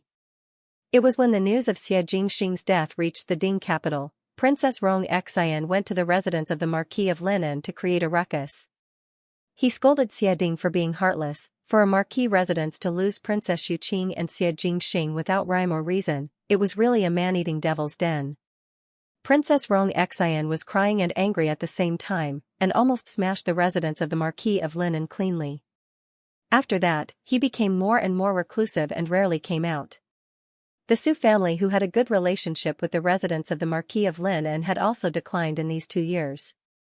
Not to mention Su Yu, even the son of the family who had a bright future, had gradually quietened down. In summary, the decline of the Xie family was due to the fall of Xie Jingxing, and the commoners were filled with regret when they mentioned it. A romantic youth, untamed and heroic. He was originally heroic and vigorous on the battlefield, but in the end, he died a tragic death. It was no wonder that when the young ladies of Ming Qi heard of Xie Jingxing's death, they cried uncontrollably. Shen Miao looked at the dancing flame and closed her eyes. In a blink of an eye, she saw that Luo Tan had fallen onto the couch and was sound asleep. Luo Shuiyan combed her long hair with a comb. Although she was already a mother of 2 children, her hair was still black and shiny. There was not a single strand of white hair on her head. Xianxia took off his heavy armor and heard Luo Shuiyan say, "Entering the palace tomorrow, my heart will always feel heavy." "What are you afraid of?" Xianxia walked behind her and pressed on her shoulders, comforting her. "It is not our first time entering the palace." "Could it be that you are afraid of music?" "Don't be afraid, I'm here." "I'm not afraid of that." Luo Shuiyan rolled her eyes at him. "You and I both know that we came back this time." One feared that that person in the palace would have a knot in his heart. "Originally I had talked about this matter with father, and father said that he was afraid that His Majesty would use something to tie down our Shin family." Xianxia frowned. "What does foreign's words mean?" "Jiao Jiao and Qiu'er are not married yet." Luo Shuiyan reminded, "If it was in the Xiaochun city for these 2 years, it would be alright if both of them got married, and at least one worry would be settled. But one did not expect that His Majesty's imperial edict would come so quickly. Now that our Shin family has regained power, one fear that many people in the capital are watching closely. Would His Majesty, in order to tie down the Shin family, make an issue out of Qiu'er and Jiao Jiao's marriage?" Xianxia jumped in shock. "How can this be?" "Nonsense." No matter what, Xianxia's eyes would not allow political selfishness to be involved in Shin Qiu and Shin Miao's marriage. Not to mention using their marriage to place the Shin family in other forces. "Forget about Qiu'er, but I feel that Jiao Jiao cannot wait." Luo Shuiyan said, "Jiao Jiao is now 16. Not to mention in the Xiaochun city, in our Ding capital, this age has reached the age to talk about marriage. After 2 years, when one reaches 18, one would be suitable to marry. One must settle Jiao Jiao while there is no news from the palace." "So urgent?" Xianxia hesitated. "How would there be any good families around? Moreover, one must understand the other party's character." "What do you think?" Luo Shuiyan looked at him. "What about Ling'er?" Early in the morning the next day, Xianxia and Luo Shuiyan followed Shin Qiu into the palace.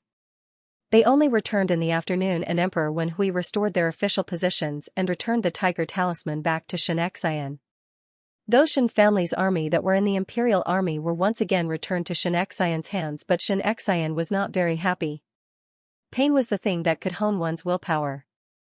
In the harsh environment of the Xiaochun city, to be able to train the scattered Luo family's army to an outstanding state, Xianxia was even more indifferent than 2 years ago. Towards Emperor Wen Hui's method of giving a carrot after a slap, he did not show much expression. It was not long after Xianxia and Luo Shuiyan entered the palace, the Shin residents actually sent people over to Shin Miao's place and invited Shin Miao back to sit. Shin Miao was too lazy to care about those people and directly let the servants treat them as if they were not present. The people from the Shin family who came to inform waited for a long time and did not believe it. They first begged at the door and said that it was all a misunderstanding at the beginning and later scolded Xianxia and wife for being heartless and unfilial descendants. Luo Ling frowned when he heard it. Luo Tan was an impulsive person and immediately rushed out of the door to scold the Shin family people. Luo Tan grew up quarreling with the young ladies in the Xiaochun city, and naturally her words were very crafty. She repeated the words that the Shin family people used to throw stones at them when they were down, and those Shin family people were all red in the face. Finally they could not stand the pointing of the surrounding commoners and ran away with their tails between their legs. When Xianxia and the rest returned, Shin Miao informed them about the matter. Xianxia was silent for a moment before waving his hands to instruct Mo Qing to arrange more guards at the residence's entrance. It was an iron-blooded look that did not care about sentiments at all. This was exactly to Luo Tan's taste and made her clap her hands in delight. Luo Shuiyan said at the dining table, 3 days later is the tribute day and we all need to go to the palace. In the afternoon let the tailor come over to cut some new clothes, especially for Tanner and Jiao Jiao. We have not been in the Ding capital for 2 years and do not know what kind of fabric styles are popular at this time. One must not fall behind. When she finished speaking, she looked at Shin Miao with a satisfied gaze. If one were to say that 2 years ago everyone still called Shin Miao an idiot, now after 2 years, Shin Miao had been reborn. With such elegance, coupled with her temperament, even a princess would be inferior to her by a third. Enter the palace. Luo Tan was a little excited. Won't we be able to see the people in the palace? Can I still see the people of Qing State and Great Liang? I heard that the people of Qin State are all tall and big, and the people of the Great Liang imperial family are all incomparably beautiful. I wonder how many of them we can see this time. Luo Shuiyan laughed in spite of herself. Our Ming Chi's people are not bad.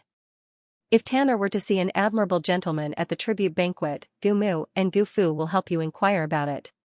When Luo Tan heard about her marriage, she did not feel embarrassed or shy at all and instead said, I am not in a hurry, but Biao youngest sister must seriously consider it. Biao youngest sister does not fancy those people in the Shaochun city, but there are many noble gentlemen in the Ding capital. If Biao youngest sister fancy anyone, one must think for yourself first. She smiled mischievously at Shen Miao. Shen Miao swept a glance at her and did not speak, but it was Luo Ling who was at the side who paused with the chopsticks, and his gaze was somewhat hesitant. In the afternoon, there was indeed a tailor who came to make clothes for them. In order to win over Xianxia, Emperor Wenhui had rewarded Xianxia quite a lot when he just returned from the palace. Among them, there were a few bolts of high-quality fabric that could be used to make clothes. Just as it was late autumn, Luo Shuiyan let the tailor measure and made a few pieces for each of the two young ladies. Even winter clothes were made. She also picked a lot of jewelry and let others send it over, to dress the two young ladies up beautifully. Actually, it was not Luo Shuiyan's intention to do this, as the tribute was a big matter. Ming Qi must show the richest side of the Qin country and the Great Liang. The civil and military officials would bring their wives and children, and everyone must dress luxuriously and not lose Ming Qi's face. Otherwise they would be the sinner of the world. Luo Ling would also go along. This time Xianxia intended to find a job for Luo Ling in the Ministry of War, and it was considered as training his ability. Before that, naturally he would bring Luo Ling to familiarize himself with some of his colleagues, so that he would be able to help in the future. In these 3 days of waiting, Shen Miao would listen to Xianxia and Guyu inquiring about the matters that happened in these 3 years, treating it as a plaything. But what made her surprised was that the Fengxian pawnshop in the capital closed not long after Xianxia went to the Shaochun city. One did not know why it only reopened a few days ago, and it was said that the shopkeeper had gone on a long journey and had just returned to the Ding capital. When Feng Ning knew that she had returned, she sent someone to send a letter saying that she wanted to personally look for Shen Miao, but since they would meet at the tribute banquet, there was no need to make this trip. Other than Feng Ning, Su Ming Lang also gave her an invitation. The words were crooked and he had his servant send it over behind the back of the residence, making Shen Miao not know whether to laugh or cry. Just like that, he accompanied Luo Tan to the restaurants, and in the blink of an eye, it was already the tribute ceremony 3 days later. Ming Qi's tribute was a major event for the entire dynasty, and early in the morning, the bells and drums of Southern Hill rang. The peddlers on the street were also discussing this matter. However, due to the laws of the royal family, the common people could not enter the palace. They could only listen to the sounds and movements outside the palace walls. Most people envied the families of the officials. The families of the officials could enter the palace. If the officials were a bit higher, they could even attend the tribute banquet. Looking at the luxurious banquet, it always gave people the illusion that it was a time of prosperity and prosperity. The commoners were always very simple. They only saw what was in front of them and felt that this Ming Qi's rivers and mountains would be able to continue on for generations to come. There were very few intelligent people who could see that the external enemies were not cleared and the internal troubles were intensifying. It was only a precarious state, and even if one had given face, how could one really sit back and relax? Xianxia's carriage stopped at the gates of the palace, and there were already palace servants waiting outside to lead them in. Luo Tan looked around curiously and was pressed down by Xianxia to prevent her from offending the nobles in the palace. Luo Ling, on the other hand, appeared to be very steady. Even though it was his first time entering the palace, he did it properly. When it was time for the ceremony, most of the civil and military officials had arrived. The sound of beating drums, playing music, and 100 salutes shot into the sky. It was grand and dignified, with an impressive heavenly might. The Emperor and Empress sat high up on the main seat. Shen Miao looked up and saw that Emperor Wenhui was wearing a dragon robe and had a dignified expression. In a trance, there was no difference from 2 years ago. However, if one were to take a closer look, one would notice that he had to be supported by his eunuch as he walked. His footsteps were not as strong as before, and he had aged quite a bit. Fu Shouyi followed the other princes and stood at the side. Now that his elegance was growing, he was extremely outstanding among the princes. He was the youngest one, and now that he was so handsome and slender, it caused many of the high-ranking female officials to secretly look over. In the end, Fu Shouyi had reached the point where he could not even hide his brilliance. It seemed that his brothers were not as assured as they were in the beginning. Xianxia also looked towards Fu Shouyi's direction, but the place where her eyes landed was behind Fu Shouyi, was the green-robed man among the court officials. That person's temperament was aloof and out of the world, and among the court officials, there was a sense of awkwardness that was out of place. He did not look like an official, but more like a scholar. It was Pei Lang. The place where Pei Lang was standing was not far behind Fu Shouyi. In such an occasion, with Fu Shouyi's cautious attitude, it was obvious that he was relying on and trusting Pei Lang, thus he gave Pei Lang such a big face. As if he was aware of the gaze, Fu Shouyi suddenly turned his head over. Xianxia's eyes moved and did not stop for even a moment. Fu Shouyi looked at the crowd for a moment before turning his head over. And at the front of the guests, there was a male and female sitting, and both of them were very young. It was already late autumn, and the weather was actually somewhat cold. Even those daughters of officials who were gorgeously dressed would wear a cloak to prevent themselves from catching a cold. This young female was wearing a thin golden muslin long dress, and there were complicated patterns embroidered on it. With this kind of needlework, it would take at least a year and a half to complete. This young female's eyebrows were exquisite, but her actions were not very respectful. Even when the ceremonial officer started to recite the congratulatory words, she swept her eyes across everyone with disdain, and there was not a trace of respect in her expression. This young female was Princess Ming, and beside Princess Ming was the crown prince of the Qin country, Huang Fuhao. Huang Fuhao was better than Princess Ming, at least he was not as obvious as Princess Ming's unbridled performance. He was still smiling as he watched the proceedings on stage, as if he was genuinely proud of the Ming Qi's tribute. It was just that under such a smiling tiger, it made one's heart turn cold. It was Luo Tan's first time coming to such an occasion, and she felt that it was a novelty, and naturally noticed the people at the VIP seats. She thought about it and pulled the sleeves of an official's daughter beside her, and when no one was paying attention, she asked softly, "Why is there only the crown prince and princess of the Qin country? Where is His Highness Prince Rui of the Great Liang?" That young lady was caught off guard by Luo Tan, and almost jumped in shock. Even though she was somewhat displeased, she still answered Luo Tan's doubts with good upbringing. "His Highness Prince Rui of the Great Liang is not feeling well and did not come today." Luo Tan was suddenly enlightened and looked at Xianxia at the side. Xianxia was standing beside her, and naturally the conversation between Luo Tan and that young lady was heard by Xianxia. Luo Tan said, "This His Highness Prince Rui's airs are really big. Is this not deliberately embarrassing the emperor?" During the Ming Qi's tribute ceremony, the Qin country and the Great Liang's people came to congratulate, but at the end Prince Rui was absent during the ceremony. Was this not a slap to the imperial family of the Ming Qi in front of everyone? Unfortunately, the imperial family of the Ming Qi dared not get angry, and not only that, they had to eat and drink well. There was no reason why, in this world, the strong were respected, and the Ming Qi would not dare to go against the Great Liang. The tribute ceremony lasted for 6 hours, starting from noon, when the sun was at its strongest, and only ended when it was almost evening. All the civil and military officials and their families could not leave. This was a long period of suffering. It was the same for the emperor and empress. The higher one's status was, the more attention they would receive, and the more they could not show fatigue. Even if Luo Tan was a military family's young lady, she would feel that she was lacking in strength even if she had martial arts skills. When she turned her head, she saw Xianxia standing upright with both hands crossed in front of her, looking dignified and dignified. Luo Tan could not help but be slightly startled. She quietly asked, "Biao, youngest sister, are you not tired?" Xianxia said, "Not tired." Luo Tan was amazed. The surrounding females were all in the dark using their wide sleeves or skirts to relax, thus it was rare to see someone as honest as Xianxia. Luo Tan originally wanted to persuade Xianxia to secretly relax a little, but looking at her actions, she was unable to say it out. Luo Tan had always known that Xianxia's bearing was hard to come by.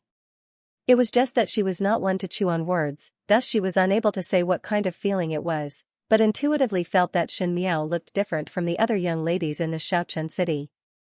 Now at this point, there was an illusion that the dignified bearing between heaven and earth was done by Xianxia, and that was the correct posture. Even the Empress on the high seat was not as graceful as Xianxia at this moment. It was already rare for a 16-year-old young female to have such a graceful posture. Not only Luo Tan noticed this, it seemed that some of the noble family's young masters were gradually attracted by Xianxia. In a group of dispirited noble females, Xianxia was simply too eye-catching. When Luo Ling saw this, he slightly frowned and quietly moved his body to the side, covering Xianxia by his side, isolating those slightly presumptuous gazes. When Luo Shuiyan saw it, she smiled in relief. Xianxia was completely undecided. Luo Tan winked at Luo Ling and Luo Ling's cheeks were slightly red as he turned his head away as if nothing had happened. After the 6 hours of offering ceremony was completed, it was time to start the banquet with the Emperor and Empress. Tomorrow's tribute banquet would naturally be a celebration of peace and prosperity, to let the Qin country and the great Liang people see how rich the Ming Qi was. Xianxia and Luo Tan had just walked a few steps towards the hall of the palace banquet when someone patted her shoulder.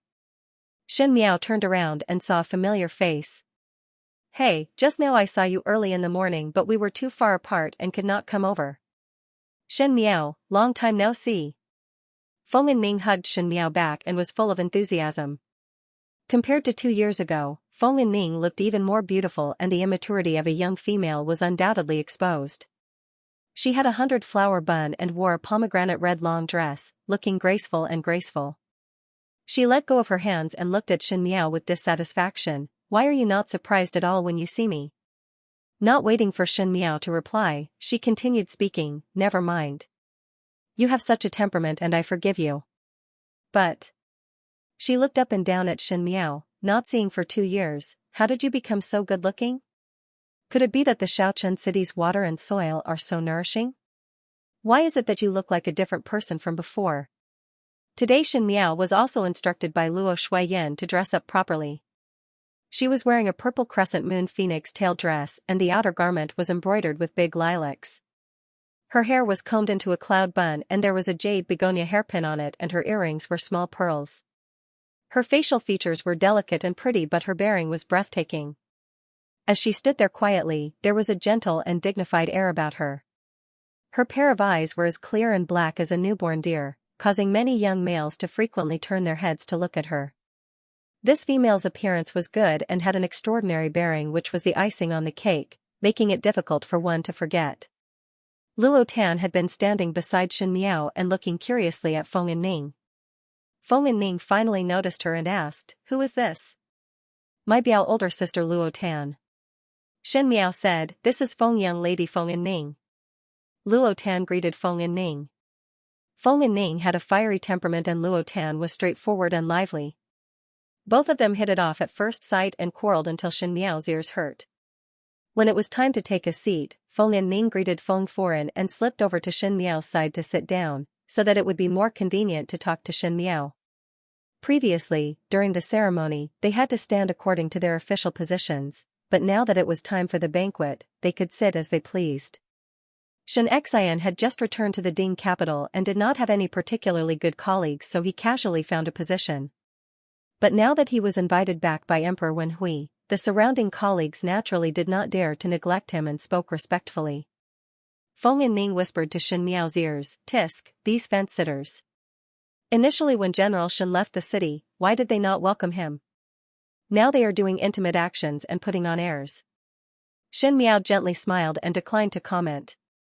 One heard Feng Yinming speaking again, "Look, your Tangjia also came." Xianxia was startled for a moment and raised her eyes to look at the direction that Feng Yinming was pointing at and just happened to meet the other party's gaze. After 2 years, she finally saw Xinyu again. Ever since Xingui's incident, his position in the court had plummeted. He originally relied on all sides to climb up and after Xingyuan was beheaded, the courtiers saw him as a plague and could not wait to avoid him. Xingui himself did not have any ability and was getting more and more destitute every day so he did not have the opportunity to come to such an occasion. It was Xinwan's entire family that came. Most likely Shenwan's career was going smoothly, as at this moment he was toasting with people with a face full of smiles. Shenroqiu was sitting beside him and talking to her foreign with a smile, looking as satisfied as 2 years ago. But time had passed and was not as lively as before. Thinking that the second household did not have a son, old Shen Foreign had also put a lot of pressure on the third household, and Shenroqiu had to bear the pressure of old Shen Foreign to give Shenwan more branches and leaves, thus it was not easy for her. The one who was looking at Shen Miao was Xinyu. Xinyu, Yi Peilan, Bai Wei, and Jiang Shaoxian were sitting together and their eyes were staring at her. Even though they were far apart, Shen Miao could still taste the resentment in Xinyu's eyes. Xinyu was wearing a smoky pink pleated dress and had her hair combed into a crown. She was now 18 years old and had a delicate and refined appearance, but her looks were pleasing. But Shen Miao's eyes paused on the bracelet on her wrist and glanced at the agate silver hairpin on her head before her lips hooked up. With Xinyu's love of being in the limelight and fear of missing every opportunity to show herself, she was still using jewelry from 2 years ago. This could only mean that the current third household's money was not that loose. Thinking about it, old Shen Foreign was extravagant in spending money, and after separating from the family, there was no Xianxia's support, thus Shenroqiu's family must be very difficult. In addition to Shenwan's official career, the amount of money that Xinyu could control would be a lot less. No matter how noble one was from a scholarly family, one still had to live. Without money, how could one be tough? Actually, with Xinyu's good looks, it was not difficult to marry an official's young master. As such, she could more or less help Shenwan, but Xinyu did not talk about marriage until now. In her previous lifetime, Shen Miao did not understand and even foolishly wanted to find some young talents for her. It was only later that she saw that Xinyu's heart was big, and how could ordinary young talents enter her eyes. Xinyu stared straight at Shen Miao and her heart was filled with boundless jealousy and hatred. She could clearly see that the material of Shen Miao's clothes was only available in the palace. Previously, when Shenwan did a good job, she was lucky enough to get a bolt of it. She originally wanted to keep it to make clothes, but who knew that Shenwan gave it to his superior. In the past 2 years, Shenwan's official position was getting higher and higher, but Xinyu's money was not as easy as before. Xinyu attributed all this to Xianxia, who took away most of the money after the separation, causing her to be in such a tight situation.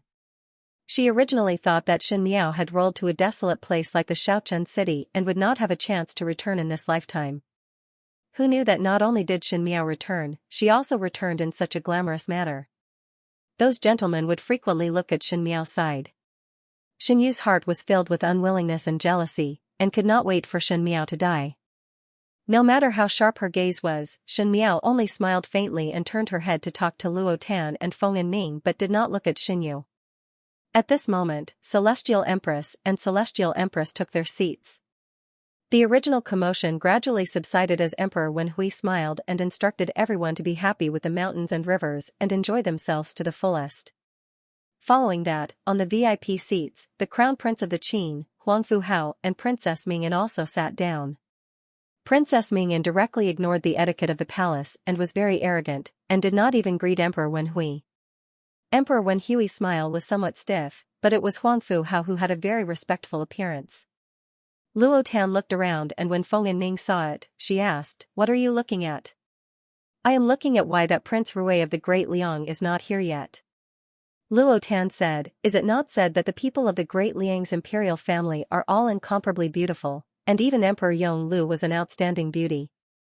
Since Prince Rui is Emperor Yong Li's younger blood brother, naturally he would have boundless elegance. I also want to see the shocking beauty." When Feng Ning heard it, her lips twitched. "Come on." After that Prince Rui came to the Great Liang, other than His Majesty, he had never appeared in front of outsiders. Moreover, even if he appeared today, you would not be able to see his shocking beauty. "Why?" Luo Tan was puzzled. "Is he very ugly?" Before the words were finished, one heard a long and sharp shout from the eunuch outside, "His Highness Prince Rui of the Great Liang has arrived." Everyone's eyes suddenly looked towards the door. One saw a slender figure walking in from the outside with the guards following behind and that person walking in front. His figure was extremely tall and he was wearing a purple robe embroidered with gold threads. As he walked, the purple and gold robe flowed and there was a faint elegance to it. There was a rhinoceros horn belt around his waist, a white jade pendant and deerskin boots. Even if it was an extremely simple attire, it could be compared to the entire court's civil and military officials. However, the most attractive thing was not these. His face was half covered with a silver mask. The mask started from the forehead and stopped at the tip of the nose, but because it fitted the facial features, it showed a very smooth line. One could see the high bridge of the nose, and the shape of the pair of eyes was like something in a painting. With a casual sweep, there were thousands of romantic feelings. The chin that was revealed was beautiful and the lips were thin and rosy. Even if they were tightly closed, it seemed to be a silent invitation. Everyone was silent. This young man was clearly wearing a mask and one could not see his appearance clearly, but there was a kind of ability to captivate one's soul. Everyone stared at that face without blinking. The silver mask was suffused with a cold light that made one feel a chill. However, that pair of eyes were black and bright, and seemed to contain a playful smile. It was somewhat frivolous and somewhat indifferent, making one unable to differentiate if it was warm or cold. This was a person that was able to attract everyone's attention, a youth that was as bright as the sun. He sat down on the VIP seat and his every move was elegant and noble. In contrast, Huang Fuhao, who had good etiquette, was actually rude like a boorish person. And Princess Mingyan, who was beside Huang Fuhao, was already somewhat silly looking at him. Emperor Wenhui laughed out loud and looked at Prince Rui. Is Prince Rui not feeling well today? Why did you come to the tribute banquet and make Zhen and the other ministers surprised? Prince Rui nodded his head at Emperor Wenhui, and his attitude was somewhat casual and lazy, suddenly had the mood and came. His voice was very pleasant to listen to and had a bit of magnetism that all the seated daughters slightly blushed upon hearing it. But these words were extremely rude and presumptuous. Ming Qi's tribute banquet was a big event, but in Prince Rui's mouth, it was like an ordinary family's banquet that one could come and go as one wished. It was really somewhat condescending. The Ming Qi's officials dared to be angry but did not dare to speak. Emperor Wenhui did not dare to say anything, so what else could they do? This Prince Rui of the Great Liang had the same style of doing things as Emperor Yonglu. It was extremely presumptuous, but there was a kind of oppressive pressure. Emperor Wenhui really did not pursue the matter and let the officials continue to eat and drink, obviously intending to let the matter pass. Luo Tan was eating the pastries on the banquet as she whispered to Xin Miao, "This His Highness Prince Rui is really daring to speak to His Majesty like this. Is he not afraid that His Majesty would punish him? What crime?"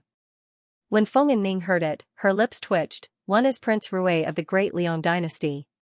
The Great Liang's people can only be Ming Qi's guests, and whatever the guests do is right. Even though Feng Yanning's voice was very low, she spoke vaguely and did not dare to speak too clearly since they were in the palace. If it was heard by someone with ill intentions, who knew what the consequences would be? I have never heard of this Prince Rui before. Luo Tan rested her chin on her hand and said, "He looks like a handsome man. I really want to see what he looks like under the mask." What Luo Tan liked the most were handsome males, and when she saw this Prince Rui, her eyes were almost glued onto him. Perhaps it is an ugly monster under the mask. Feng Yanning poured cold water on her, otherwise why would one wear a mask? I bet he's a rare handsome man in the world. Luo Tan pushed Xin Miao, otherwise Biao youngest sister, say, "What kind of person do you think Prince Rui is?" Xin Miao did not even raise her head, "Do not know." "Say it." Luo Tan was unrelenting, "Make a guess, this is Highness Prince Rui who is wearing a mask, or the little marquis of the Ding capital, who is more beautiful?" Xin Miao did not expect that Luo Tan would describe Xie Jingxing as the most beautiful in the Ding capital. She was originally drinking tea, but the mouthful of tea was choked in her throat and she coughed twice, scaring Luo Tan and Feng Yanning so much that they quickly covered her mouth to avoid being rude. However, her actions were too big and those who were closer looked over. Xin Miao wiped the corner of her mouth and saw a pair of eyes in a blink of an eye. The man with the mask on the VIP seat tilted his head slightly. One did not know if it was real or an illusion, but his eyes stopped on her for a moment before moving away. His eyes were very playful. The tribute banquet was naturally filled with wine and everyone exchanged toasts with one another, and suddenly there was an appearance of prosperity and peace. It was just that at the VIP banquet, Emperor Wenhui and the Crown Prince of the Qin, Huang Fuhao, had some fear in their conversation, and when it fell into the eyes of the observant people, naturally they were well aware of it. In the Qin country, Great Liang and Mingqi. Mingqi was the weakest, the Qin country was second, and the Great Liang was the strongest.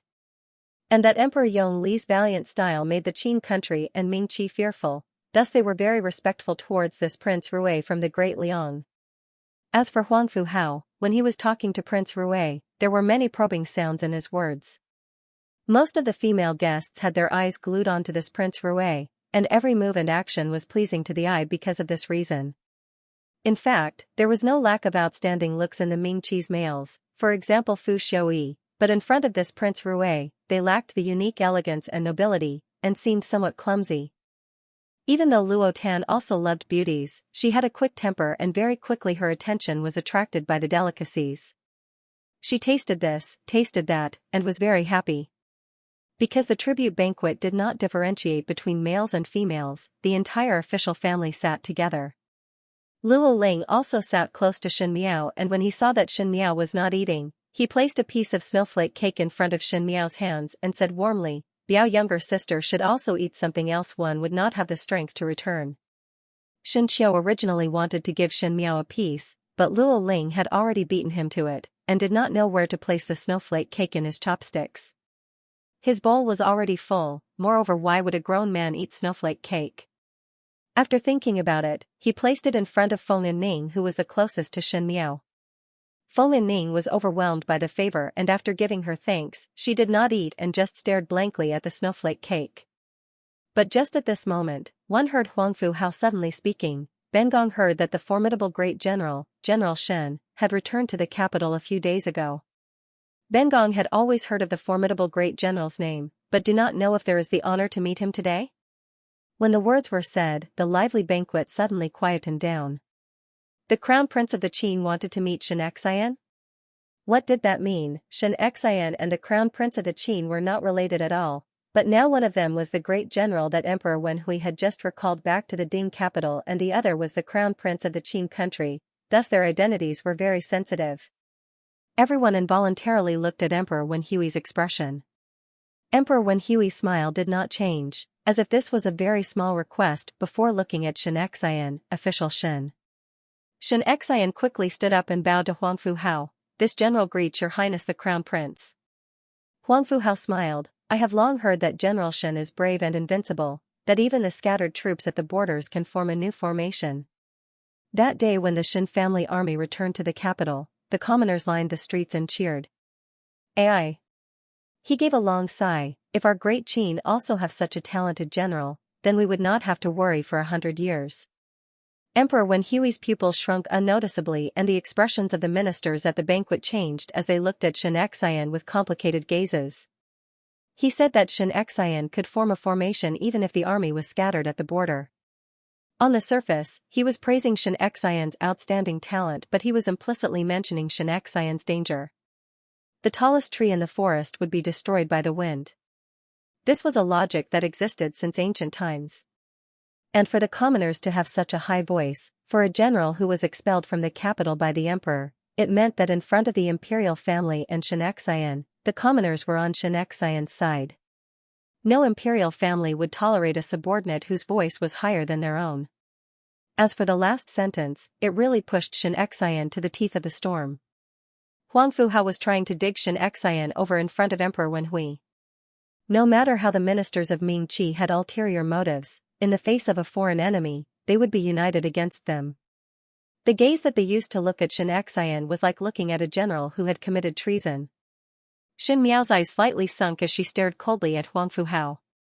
Huang Fu Hao was a person who liked to see others in a difficult position, as if the imperial family of the Qin country had the word vicious in their blood. Xianxia and the Qin country did not have any antagonism, but Huang Fu Hao still refused to let them go. Perhaps this was a destined enmity. Before Emperor Wenhui could speak, he heard a chuckle. Everyone looked towards the direction of the voice and saw Prince Rui, who was sitting at the VIP seats, put down the wine cup in his hands and looked at Huang Fu Hao. His voice was low and pleasant to listen to, with a kind of lazy drunkenness, almost with a bit of bewitching color, but his words were impolite. He said, since Brother Huangfu loves General Shen so much, one can request from His Majesty. His Majesty is generous and would not disagree. It was obviously pushing the boat with the current, but when it fell into everyone's ears, it had 1,000 different meanings. How would Huangfu Hao really want Xianxia? He was only pushing Xianxia to the teeth of the wind and waves to see Xianxia struggling. If Emperor Wenhui really gave Xianxia to him, the Qin country would have no choice but to provide for Xianxia due to their face. But who knew if Xianxia was Emperor Wenhui's spy? The Qin country and Ming Qi were still in a mutual probing relationship, so who would place an untrustworthy person under one's eyelids to find trouble for oneself all day long? Emperor Wenhui also thought of this point, and the strange expression gradually dissipated, and returned to his previous appearance. He smiled. Talents are cherished by the world. If the crown prince insists on wanting General Shen, then Zhen can only respectfully comply. This time Huangfu Hao was placed in an awkward situation. Just now he had provoked so much, and now he had fallen into a disadvantageous situation.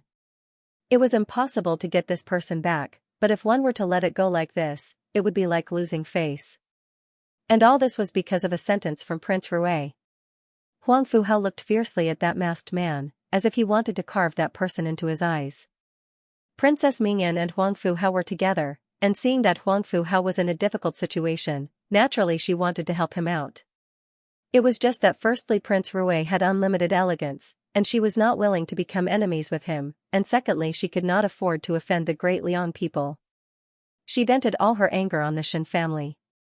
Looking at Xianxia, she suddenly laughed. Her voice was thin and sweet, but because of her current attitude, it seemed a bit sharp. She said, how would General Shen dare to take back such a great general? With such bravery, Ben Gong and Crown Prince's older brother would have a headache. Why don't we take back the young miss of the Shen family? I heard that the young miss of the Shen family is the apple of General Shen's eye and is a beauty. I wonder if our great Qin will have this fortune. Luo Tan and Feng Ning suddenly grabbed Shen Miao's hands and became vigilant. Luo Ling and Shen Qing's expression slightly changed, Shen Qiu's and Luo Shuiyan's expression sank, and Xianxia suddenly looked at Princess Mingyan. As for Shen Miao, she lowered her head and looked at the teacup in front of her, as if she did not hear Princess Mingyan's words. She watched as the tea leaves in the teacup swirled around and slowly sank to the bottom of the tea. A general of a country couldn't be easily taken away, but it was easy to take away a minister's daughter. If one wanted to have a good relationship with the Qin country, marrying over a princess or a minister's daughter was a common thing in the past. It was just that no one was willing to marry to a foreign country, not to mention that after marrying over, there would be no father or older brother to help, and even if one were to suffer grievances, one could only swallow it. Xianxia smiled, my daughter is mischievous and cannot afford the princess love. There was no trace of politeness in his words. Emperor Wenhui's eyes were deep, but he did not intend to speak out to help. Xianxia had such a straightforward temperament, and once it was related to Shen Miao, his attitude would be incomparably tough. When Shen Yu saw the situation, there was a flash of gloating in her eyes. She really wished that she could marry Shen Miao to the Qin country, and it would be best to marry an old man as a concubine, and torture her to death in a foreign country. That Princess Mingyan did not think that Xianxia would reject her without giving her any face, and there was a look of displeasure on her face. Because when she answered, Xianxia's matter had already passed, and Huangfu Hao did not have any reason to continue, and was too lazy to speak. He sat at the side leisurely drinking his wine, and coldly looked at Princess Mingyan making things difficult for the Shen family. Princess Mingyan said, one cannot say it like that. Everyone knows that the young lady of the Shen family's army has both ability and integrity. Why? Does young lady Shen look down on Ben Gong, and is not willing to greet Ben Gong? With such a rude hat being put on, Shen Miao could not cover it up even if she wanted to. She simply stood up and bowed to Princess Mingyan, this official's daughter greets your Princess Highness. She suddenly stood up, and everyone's eyes in the hall landed on Shen Miao. 2 years' time was enough to change a lot of things, including the impression of an idiot female that was deeply engraved in people's hearts. Because it was too far away, it gradually faded. When the young female in front stood up, she was like a different person from the memory. The light purple dress made her skin even more translucent like jade. After staying in a place like the Shaochun city for 2 years, the sandstorms did not even grind her down a bit, but instead the noble air around her became more obvious. Her facial features were as delicate as a painting, which made one's heart feel comfortable, but there was a faint majesty in her gestures. Gentleness and firmness were strangely blended on her, and there was a kind of grace and dignity. Even the Empress by the Emperor's side did not seem to have such a natural bearing. Princess Ming An's brows wrinkled. She did not expect that Shen Miao would have such good looks and bearing, and she had long known of Shen Miao's name as an idiot. Bringing Shen Miao out was nothing more than to embarrass the Shen family, and did not think that at this moment it would be lifting a rock to smash one's own feet. But the reason why Princess Ming An was Princess Ming An was that she had some capital to be arrogant. She immediately raised her eyebrows, and looked at Shen Miao up and down, as if she was sizing up goods, and said, "Young lady Shen has the countenance of a flower and the moon, and is indeed an outstanding beauty." No wonder General Shen wanted to hide young lady like a pearl in his palm. With such good looks, I wonder which family will be fortunate enough to marry young miss into their mansion in the future. These words were a little overboard and Xianxia immediately glared at him. Although he had to take into consideration the other party's identity, he could not tolerate his own daughter being spoken to like this in public. Just as she was about to speak, that Princess Ming An diverted the topic. "One think that young lady Shen is also talented?" As soon as these words came out, the expressions of everyone in the hall became very interesting. Yi Lan and the rest were trying their best to hold back their laughter. What talent did Shen Miao have?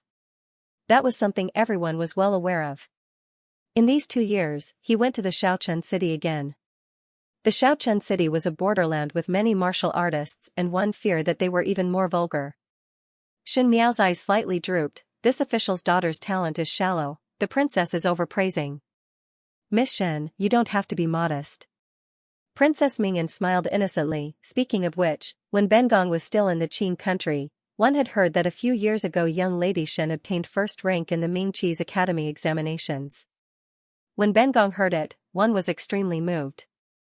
Now seeing young lady Shen again, one recalled this old matter. Shen Miao lowered her head and did not speak. Luo Shuiyan and Xin Qiu however were anxious in their hearts. At this moment, if one still could not see that Princess Ming An was deliberately finding fault and deliberately targeting Shen Miao, then one would be blind. With that said, everyone recalled the Chrysanthemum Banquet's academy examinations, where Shen Miao and Kai Lin competed in archery, and the 3 arrows made Kai Lin speechless, and he ended up in a sorry state. It was also at that time that Shen Miao, who was completely different from the past, appeared in front of everyone for the first time. Coincidentally, Kai Darren and Kai Lin were present at the tribute banquet, and Kai Lin's face immediately turned red. Now that Kai Lin was 2 years older, he had matured a lot as compared to the domineering one. That little grudge with Shen Miao had long been thrown to the back of one's mind with time, and because he was no longer infatuated with Shen Yu, it could be said that the grudge was resolved with a smile. But one did not expect that the old matter would be brought up in front of so many people, making him extremely embarrassed. It was not only Kai Lin who was thinking about the old matter. In the corner of the tribute banquet, the Marquis of Linan, Xia Ding and his 2 sons were sitting. The current Marquis of Linan was getting older, and no longer had the high and vigorous spirit of the past. Even in such an occasion, he only wanted to find a quiet corner. When the matter of the academy examinations was suddenly mentioned, he remembered that Xia Jingxing was also there, and unexpectedly went up to the stage and defeated Xia Chengwu and Xia Chengchao. At that time when he returned to the residence, he angrily reprimanded Xia Jingxing, but in his heart, he was proud of Xia Jingxing. Thinking of the old matters, it was even more difficult to bear. Xia Ding revealed a dejected expression, but it was seen by Xia Chengwu and Xia Chengchao, who were beside him, and a trace of darkness flashed in their eyes. Princess Ming An continued to speak. "Today Bengong also have the interest to compete with young lady Shen. Why not compete in archery? Just treat it as a game." These words were said abruptly and strangely. Emperor Wenhui was the first to laugh. "Young lady Shen is a delicate young lady, how could she know such a thing like archery?" "Your Majesty does not know." Princess Ming An smiled. At that time young lady Shen's grace was something that even the great Qin had heard of. It is said that a tiger father does not have a dog daughter. General Shen is so valiant, so young lady Shen must be an extraordinary female. Moreover, young Lady Shen is a delicate female, so is Bengong not a female? Or is it that your majesty feels that my great Qin is not worthy to be on par with the Ming Qi? Princess Mingyan looked delicate and beautiful, but her words were very vicious. In one sentence, she brought out the entire Ming Qi. If one did not compete, it meant that the Ming Qi did not look at the great Qin. At this time, how could Emperor Wen Hui let the great Qin and the Ming Qi have a rift? He immediately looked at Shen Miao and said in a seemingly gentle manner, "What does young Lady Shen think?" Xianxia clenched his fists as he really wanted to help Shen Miao reject this rude request. But if one were to reject it, it would only give Princess Mingyan more justifiable leverage. It was Shen Miao who glanced at Princess Mingyan and lowered her head. This official's daughter dare not disobey the princess instructions. Did not dare to disobey. At the end it was still expressing one's unwillingness, as if Princess Mingyan was bullying others. Princess Mingyan also heard the meaning in Shen Miao's words and her face sank. She then thought of something and giggled. She said, "I heard that during the academy examinations, young Lady Shen and that opponent used the method of betting their lives to compete. Today we will also use the method of betting our lives to compete, alright?" "No." Xianxia did not wait for Shen Miao to finish and flatly refused. His face was cold and he did not care about Emperor Wen Hui's expression as he looked at Princess Mingyan and said word by word, "Since your Princess Highness said it is a game, then just treat it as a game. Why must one implicate one's life? Moreover, the tribute banquet is a joyous occasion, it is better not to see swords and sabers at the banquet." When Luo Shuiyan saw Xianxia speaking, she could not help but grip the teacup in front of her tightly. At that time they did not know about the matter of Shen Miao betting her life with Kai Lin during the academy examinations, and when they returned to the capital to know about it, their hearts palpitated endlessly. If they were present, they would definitely not let Shen Miao use her life as a gambling stake. Now that this Princess Mingyan from the Qin country obviously had ill intentions, how would she let Shen Miao take the risk?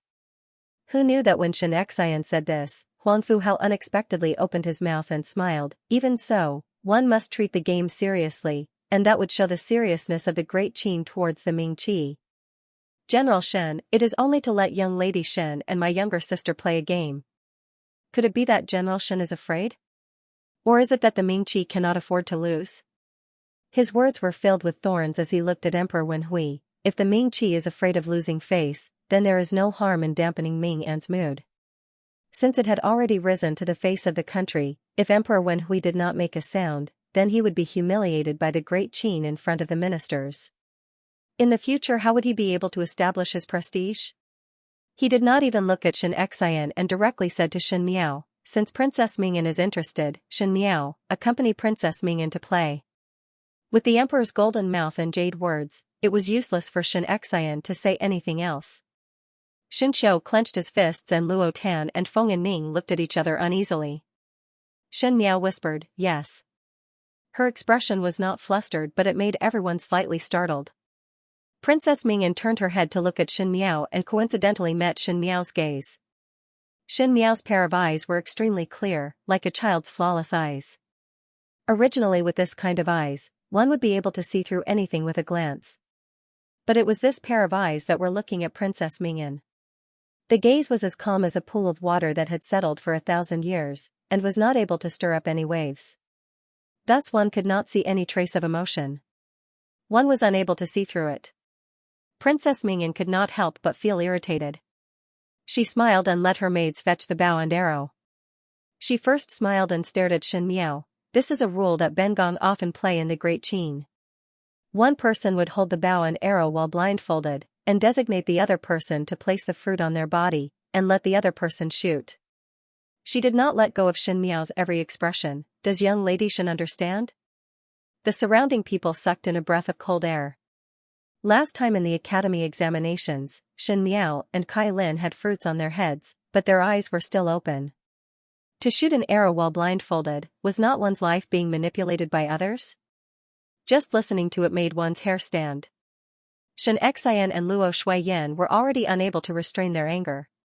Shen Miao smiled gently, as if she was not frightened by Princess Mingyan's words. Many thanks to the princess for informing. She was this calm and did not lose the imposing manner of Ming Qi's side. Immediately more than half of the people present could not help but look up to her. Huang Fuhao stared at her and a strange light flashed in his eyes. Luo Tam pulled the corner of Shin Miao's clothes. Biao youngest sister, why don't I go on your behalf? I've practiced martial arts before, so I know a thing or two about it. If it really doesn't work, I'll just avoid it.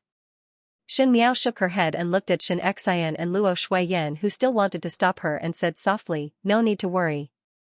Since she said it like that, then she has confidence that she would not hit me. If they hit me, they would be in trouble. Huang Fuhao and Mingyan are both smart people and won't do stupid things. They are only doing this to scare me and embarrass me. But sister, Xianxia held her shoulders worriedly, you'll be afraid if you're alone.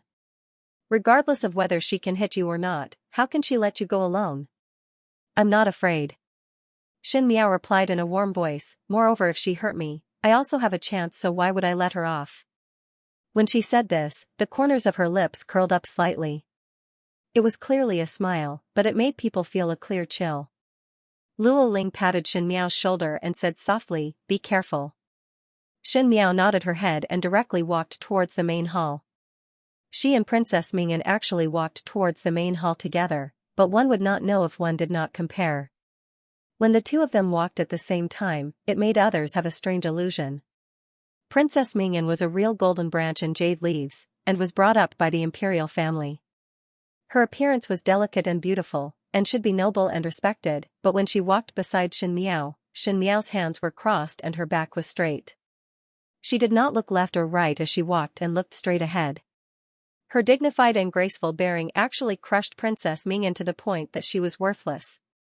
There were sounds of hissing in the hall. Huang Fuhao's expression also gradually became ugly. In all fairness, it was not that Princess Mingyan was indescribable, but Shin Miao's magnanimity and composure would make the people around her feel dejected. But thinking about it, it was unimaginable. It was clear that Shin Miao was a young lady of an official, and Princess Mingyan grew up in the palace, so how could she not be compared to Shin Miao? Naturally they did not know that Shin Miao had been an empress in the inner palace for many years, and she was extremely demanding of herself to be perfect because of Fu Xiaoyi, and those rough experiences in the Qin country made her have a bearing that was indifferent to favor or disgrace. In the previous life, if it was not for Mei Foran's secret struggle and Fu Xiaoyi's connivance, she could actually be a good empress who was the mother of the world. It was just that this perfect dream was ultimately shattered alive, but it allowed her to have an unconcealable brilliance in this life. Princess Mingyan did not notice everyone's expression, and only looked at Shin Miao with that shiny black longbow in her hands. This bow was most likely made of good wood, and was soaked in special medicinal herbs, making it look extremely hard and cumbersome. Princess Mingyan said to Shin Miao, this is Bengong's bow. Let's take one arrow each, shall we? Bengong will first shoot you with the arrow, then it will be your turn to pull the bow. The words set the sequence, and the people of Mingqi revealed an indignant look, as Princess Mingyan was obviously bullying others. But Shin Miao only lightly complied, and her expression did not waver. The more she showed that she did not care, the more flustered Princess Mingyan's heart was. She swept a glance at the VIP seating, and suddenly her eyes brightened as she sweetly said, but now that we are competing here, one fear that some people would feel that it is unfair. It is better to let His Highness Prince Rui of the Great Liang be the judge, and stand here to inspect the bow and arrows, to show that we did not falsify. Finishing, her eyes looked affectionately at Prince Rui. The young ladies of Mingqi who were seated started to scold this Princess Mingyan in their hearts for not knowing shame. This was clearly an opportunity to get close to Prince Rui, and one think that she was intoxicated by Prince Rui's beauty, thus she did such a thing. But Prince Rui had always been unbridled in his actions, and this Princess Mingyan's request was inexplicable, so he would not agree to it. Who knew that when Prince Rui heard it, he pondered for a moment before nodding his head, all right. This was out of everyone's expectations, even Emperor Wen Hui and Huang Fuhao took another look at Prince Rui. One saw Prince Rui lazily standing up from his seat. His legs were long and he took 2 steps to the middle of the hall and stood beside Shin Miao and Princess Mingyan. Princess Mingyan was overjoyed and delicately stretched out her hands to place the bow in Prince Rui's hands and said with a smile, then would Your Highness Prince Rui check this bow and see if there is any problem. On the seats of the princes, Prince Zhou sneered and said in a low voice, this princess of the great Qin Empire is really restless. She's making a scene in front of so many people. His tone was full of disdain. But Miss Shen is unexpected.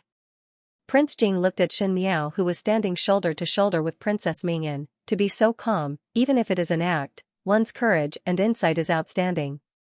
Speaking of which, Prince Zhou touched his chin. This young lady of the Shen family is becoming more and more tasteful. He looked at Fu Xiaoyi, who did not speak a word. Number 9, do you regret? Fu Xiaoyi lightly said, fourth older brother must be joking. Behind Fu Xiaoyi, there was a green-clad male who was standing quietly. His gaze went past everyone and landed on the purple-clad young female. Pei Lang looked very calm, as if he was looking at a stranger that he had just met for the first time. It was just that the hands in his sleeves were clenched into fists and were slightly trembling. 2 years had passed and this young female had become more and more attractive. Just like what she said, she was invited back by the heavenly family. But just after returning to the capital, trouble came knocking on her door one after another. The tree longed for peace, but the wind would not cease.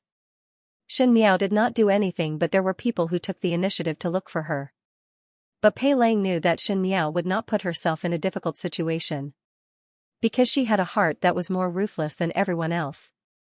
Prince Rui quickly returned the bow to Princess Mingyan. Princess Mingyan shyly and timidly took it and said to Shen Miao, "May young lady Shen stand over there." Also. She picked up an apple from the maid's tray and handed it to Shen Miao with a smile. "Young lady Shen, place it on your head." Shen Qiao, who was seated, suddenly clenched her fists. "Yes." Shen Miao's eyes drooped down as she took the apple and walked over to the other side. Everyone looked at her actions, and Princess Mingyan had already ordered people to tie black cloth strips over her eyes. But Prince Rui walked over to Shen Miao's side. Under everyone's eyes, he took the apple from Shen Miao's hands. Shen Miao was startled for a moment as Prince Rui took that apple and gently placed it on her head. Shen Miao looked up at him. Because there was something on her head, Shen Miao was afraid that the apple would fall if she moved too much, thus she could only look at him motionlessly. The young man was extremely tall, and even if Shen Miao had grown a few centimeters in these 2 years, she would only reach his chest. She could see the golden buttons on his shirt, and she could also see the meaningful look in his eyes. The silver mask revealed this man's good-looking chin and red lips. The corners of his lips were slightly hooked, making one think if there was such a smiling face under the mask. His black eyes were like the stars and autumn water.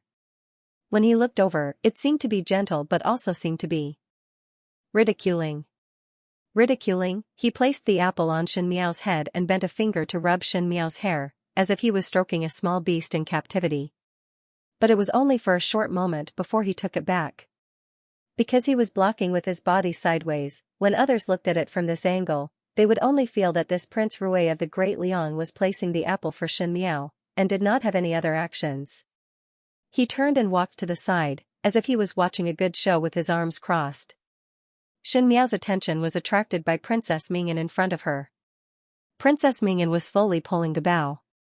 That bow seemed to be very cumbersome, and Princess Mingyan was also pulling it strenuously. The harder she pulled, the more the bow was pulled, and the heavier everyone's heart became. Especially Xianxia's family, their faces were as heavy as water.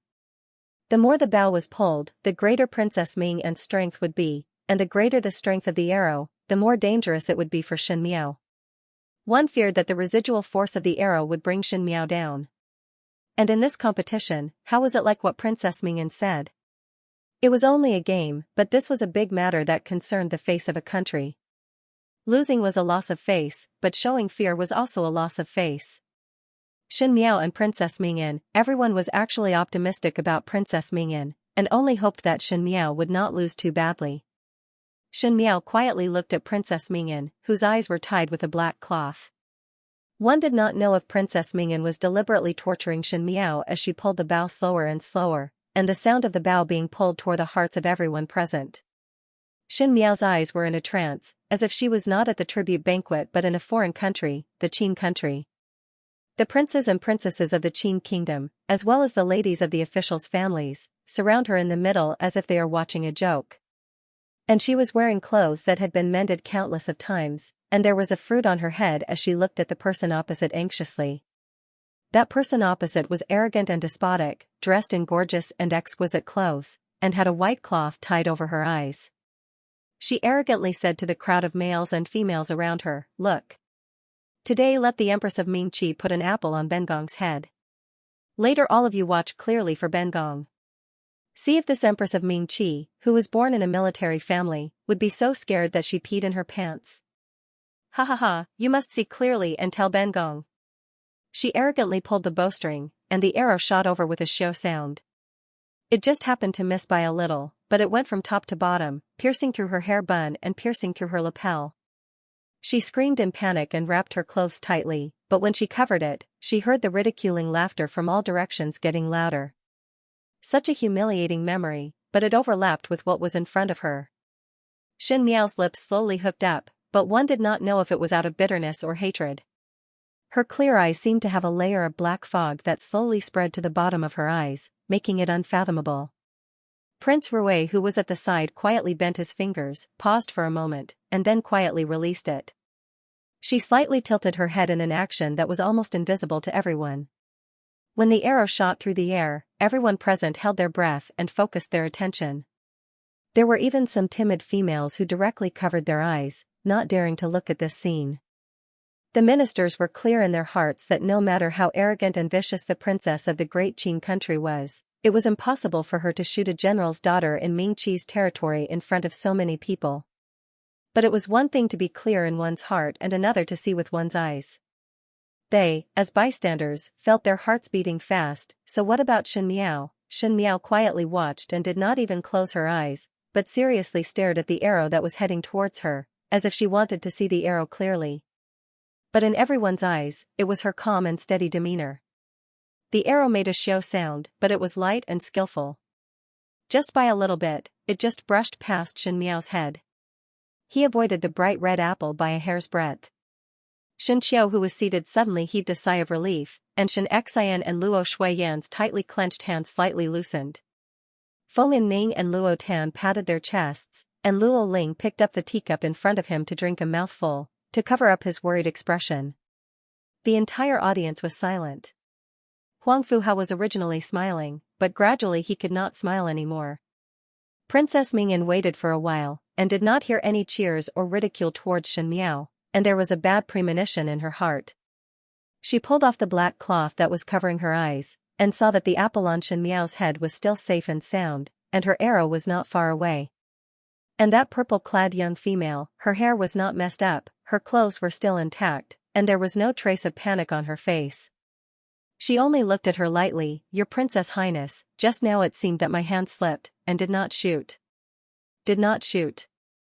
That sentence was extremely light, but it seemed to contain the most complacent ridicule, making Princess Mingyan's cheeks burn with pain. But after being stunned for a moment, Princess Mingyan reacted.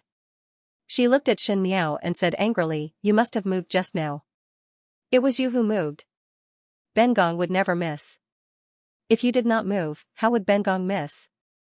No one expected that Princess Mingyan would suddenly make things difficult, and even Emperor Wen Hui revealed an unhappy expression. "Is the princess saying that hundreds of people in this banquet are covering up for young Lady Shen?" Xin Miao stood perfectly straight, and from the beginning to the end, she did not even try to evade. Even though one did not know if it was fake or real, but if it was real, this female's courage was enough to make everyone in the world admire her. No matter how much Emperor Wen Hui feared the Shen family was after all Mingqi's people. As the Emperor of Mingqi, how could he let a Qin country's princess slander Xin Miao in front of him? One feared that today he would indulge Princess Mingyan's nonsense, and tomorrow the emperor's prestige among the officials would plummet. Princess Mingyan felt wronged in her heart and looked at Huang Fuhao. Huang Fuhao looked at her with a gloomy face, and Princess Mingyan quivered. She did not dare to look at Huang Fuhao again and turned to look at Prince Rui, who was standing at the side, and said sweetly, "Your Highness." Prince Rui had just seen clearly. Did the young lady of the Shen family hide? When she said those words, Princess Mingyan softened her voice and stared at Prince Rui, which made everyone present feel somewhat ashamed. Prince Rui's lips hooked up. "No." Princess Mingyan was surprised for a moment. "Your Highness, Prince Rui is saying that Xin Miao did not hide? Are you questioning this prince's eyes?" Prince Rui retorted. He looked to be infinitely graceful, and it was enough to make one's heart admire him, but when his voice was cold, it made one feel the chill and dare not look straight at him. Princess Mingyan jumped in shock, but saw Shen Miao standing opposite and looking at her with a smile. "Your Princess Highness, since one is willing to bet, one must be willing to lose. Or is it that your Princess Highness cannot afford to lose? You are presumptuous." Princess Mingyan screamed. She suddenly saw the angry gazes that were directed at her from all directions, and suddenly understood that this was Ming Qi's territory, and screaming at Shen Miao had already angered the crowd. She looked at Shen Miao and suddenly sneered. Why would Ben Gong not be able to afford to lose? But do not be too pleased with yourself too early. Ben Gong cannot shoot. Can you shoot? Princess Mingyan's heart was filled with anger. Her archery skills had already reached the point of perfection, and this bow was the biggest bow that she had used since young. Princess Mingyan had played with this kind of blindfolded archery for many years in the Qin country, and had never made a mistake. She originally wanted to give Shen Miao a little trouble, and in order to teach the Shen family a lesson for their rudeness, at the same time as shooting the apple, it would be easy to shoot Shen Miao's clothes to make her lose face, so how could she miss at the crucial moment? But under the watchful eyes of the crowd, Shen Miao did not evade, and this made her not know where the problem was. She proudly proposed a competition, but in the end not only did she not make Shen Miao lose face, she also did not shoot. If those princesses and princes of the Qin country knew about it, they would laugh at her. Thinking of this, Princess Mingyan had some more disgust and resentment towards Shen Miao. Shen Miao looked at Princess Mingyan's actions, and her heart turned slightly cold. In her previous life, she stayed in the Qin country for 5 years, and had dealings with this princess of the Qin country for 5 years. Shen Miao was clearer than anyone else what kind of temperament Princess Mingyan had. Princess Mingyan liked to tease her like this, to play the game of shooting in front of everyone. With one arrow, her hair would be blown apart, and with another arrow, her clothes would be torn apart, and occasionally accidentally, she would even graze her body. When Princess Mingyan pulled the bow, she knew what Princess Mingyan's idea was, which angle the arrow would fly from, and where it would land. After repeating the scene countless of times, how could she not be clear? She simply tilted her head slightly, and let the arrow coincidentally brush past her. No one would believe Princess Mingyan's words, just like how no one believed Shen Miao's words in the beginning. Being wronged, misunderstood, and made a fool of, it should be let this noble princess personally enjoy it. Of course, it was not only this.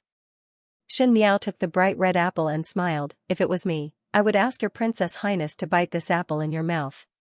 At the beginning, the audience was still discussing in a low voice, but when they heard what Shen Miao said, there was a moment of silence. Princess Mingyan's eyes widened and looked at Shen Miao in disbelief. What did you say? Her voice became sharper, and because of the anxiety, it was unpleasant to hear. Shen Miao looked at her with a smile, and there was still a bit of innocence in her eyes. Princess, didn't you say that this is the game of the great Qin dynasty? The archer will choose where to place the apple. Your Royal Highness wanted to put the apple on my head, so I let it go. Now. She smiled generously. If your Royal Highness is afraid, you can change to someone else. It was better if she did not say those words, but when she said those words, Princess Mingyan was so angry that she almost flipped over.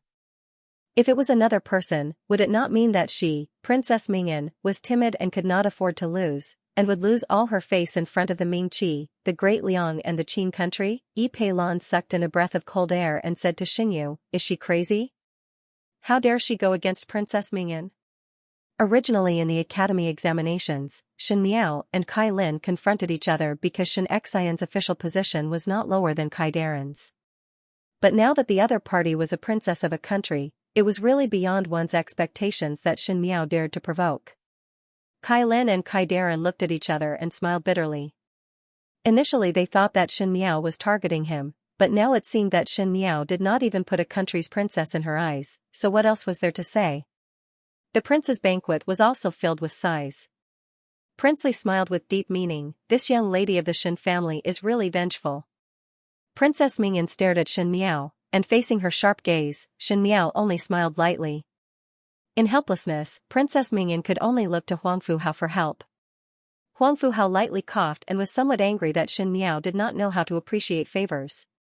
Princess Mingyan also represented the face of the Great Qin, and he could not let Princess Mingyan be dissatisfied. Thus he looked at Emperor Wen Hui and then glanced at Shen Miao. It is only a game. Why is the young lady of Ming Qi so unforgiving? Emperor Wenhui looked at the Shen family. Xianxia and Luo Shuiyan were drinking tea by themselves, as if they did not hear the words from above. Xinqiu and Luo Ling looked up unruffled, but did not express their stance. Feng Ning and Luo Tan stared at Princess Mingyan with indignation in their eyes. The Shen family's attitude was very clear, and they did not intend to let it go like that, so they were obviously going against Princess Mingyan. Xianxia also had anger in his stomach. Just now Princess Mingyan was so aggressive that Shen Miao had no way out, and now it was Princess Mingyan's turn to have a taste of this. Do not do to others what you do not want done to yourself. When Princess Mingyan schemed against others, she should have thought of what it was like to be schemed against herself. Since the Shen family was already placed in the teeth of the wind and waves, and since the Qing country's people were targeting the Shen family, then there was nothing to worry about. When Xianxian's violent temper came up, he thought that a barefooted person would not be afraid of someone wearing shoes, so even if he shot Princess Mingyan to death today, it would not matter. Emperor Wenhui looked at Xianxian's attitude and his heart understood. Xianxian was protective of his shortcomings, not to mention that it was related to Shen Miao. Since Xianxian wanted to be the target, Emperor Wenhui was happy to see it happen. Moreover, he did not like Princess Mingyan's arrogant and willful temperament that did not put Ming Qi in her eyes, and planned to kill Princess Mingyan's prestige, so he smiled at Huang Fu Hao. It is a game between children, why the crown prince need to be so worried? Since they are playing happily, Jin will naturally not stop them. Huang Fu Hao did not expect that the Shen family was a hard nail, and even more did not expect that Emperor Wenhui, this old fox, would sit on the mountain and watch the tigers fight, thus he did not have any other way. Moreover, the ministers of Ming Qi gradually became bolder and started to whisper. If they were to really reject, then the Qing country's face would really be gone. He gave Princess Mingyan a warning glare. Mingyan, since it is you who suggested it, then play with young lady Shen till the end. He glanced at Shen Miao again and said meaningfully, since Shen young lady is playing, she will definitely not hurt you. The unspoken meaning was that if anything happened to Princess Mingyan, Shen Miao would definitely pay the price. Shen Miao only smiled when she heard such threats. Rest assured, Your Princess Highness. Since we did not sign the life and death agreement, this official's daughter will not hurt Your Princess Highness. The more she said that, the more uneasy Princess Mingyan felt. But now that she was riding a tiger, it was hard to get off, so she could only do as Shen Miao said. Walking to the other side, Princess Mingyan's eyes were like knives that were cutting Shen Miao's body. She suddenly thought of something and her eyes brightened up as she smiled, but young lady Shen, Bengong's bow is not something that anyone can pull. One fear that you, before the words cannot pull it up could be said, one saw that Shen Miao had already pulled the bow easily. It was different from Princess Mingyan's strenuous pulling. Shen Miao's posture was extremely beautiful and the pull was very relaxed, as if this bow had been with her for decades, and she was very proficient in it. She smiled at Princess Mingyan, and faced Princess Mingyan's incredulous gaze. She lightly said, Good bow. Your Princess Highness bow, I am also very comfortable with it. Many thanks. She waved her hand and instructed the maid to tie the black cloth over her eyes. Just as the maid was about to move, she saw Prince Rui picking up the black cloth on the maid's tray and playing with it. Everyone looked at him strangely. Prince Rui walked to Shen Miao's back and held her chin with one hand to lift her head up slightly, while the other hand wrapped the black cloth around Shen Miao's eyes. Luo Tan's eyes widened and pulled Feng Ning. This. What is the meaning of this? Prince Rui's action made Luo Tan curious. Emperor Wenhui, who was sitting on the high seat, slightly frowned, and Princess Mingyan looked at Shen Miao with jealousy and killing intent in her eyes. Shen Miao was tied up and could not see anything clearly, and could only feel that the person behind her was gentle. His fingertips were cold, and when it accidentally touched Shen Miao's cheeks, it was like snowflakes kissing the clothes, and there was a faint coolness. But for some reason, the places that were touched started to heat up again. When the people behind no longer moved, Shen Miao then faced the direction of Princess Mingyan and knocked an arrow. Everyone held their breath as they watched her actions with rapt attention, and their hearts were extremely nervous. Some people secretly complained why Shen Miao would do this, to let Princess Mingyan bite the apple in her mouth, and it would be able to humiliate Princess Mingyan. But this also meant that if Shen Miao was not careful, she would injure Princess Mingyan, and even lose her life. The princess of the Qing country lost her life in the Ming Qi, so how would the Qin country leave it at that? Even if Xianxia sacrificed her life, it would not be enough, and would implicate the entire Ming Qi. If one wanted to let Princess Mingyan be safe and sound, one could only deliberately shoot to the side, and as such, the Ming Qi would lose face. Thinking about it, only if Xianxia shot the apple in Princess Mingyan's mouth would she be able to win beautifully. However, that was almost impossible. Huang Fuhao stared at Xianxia. Others were not clear, but Princess Mingyan was his younger sister, so he naturally knew how heavy Princess Mingyan's bow was. Ordinary women wouldn't be able to pull the bow. Even those who were skilled in martial arts and had some foundation in martial arts would have to practice with the bow for a while, not to mention women.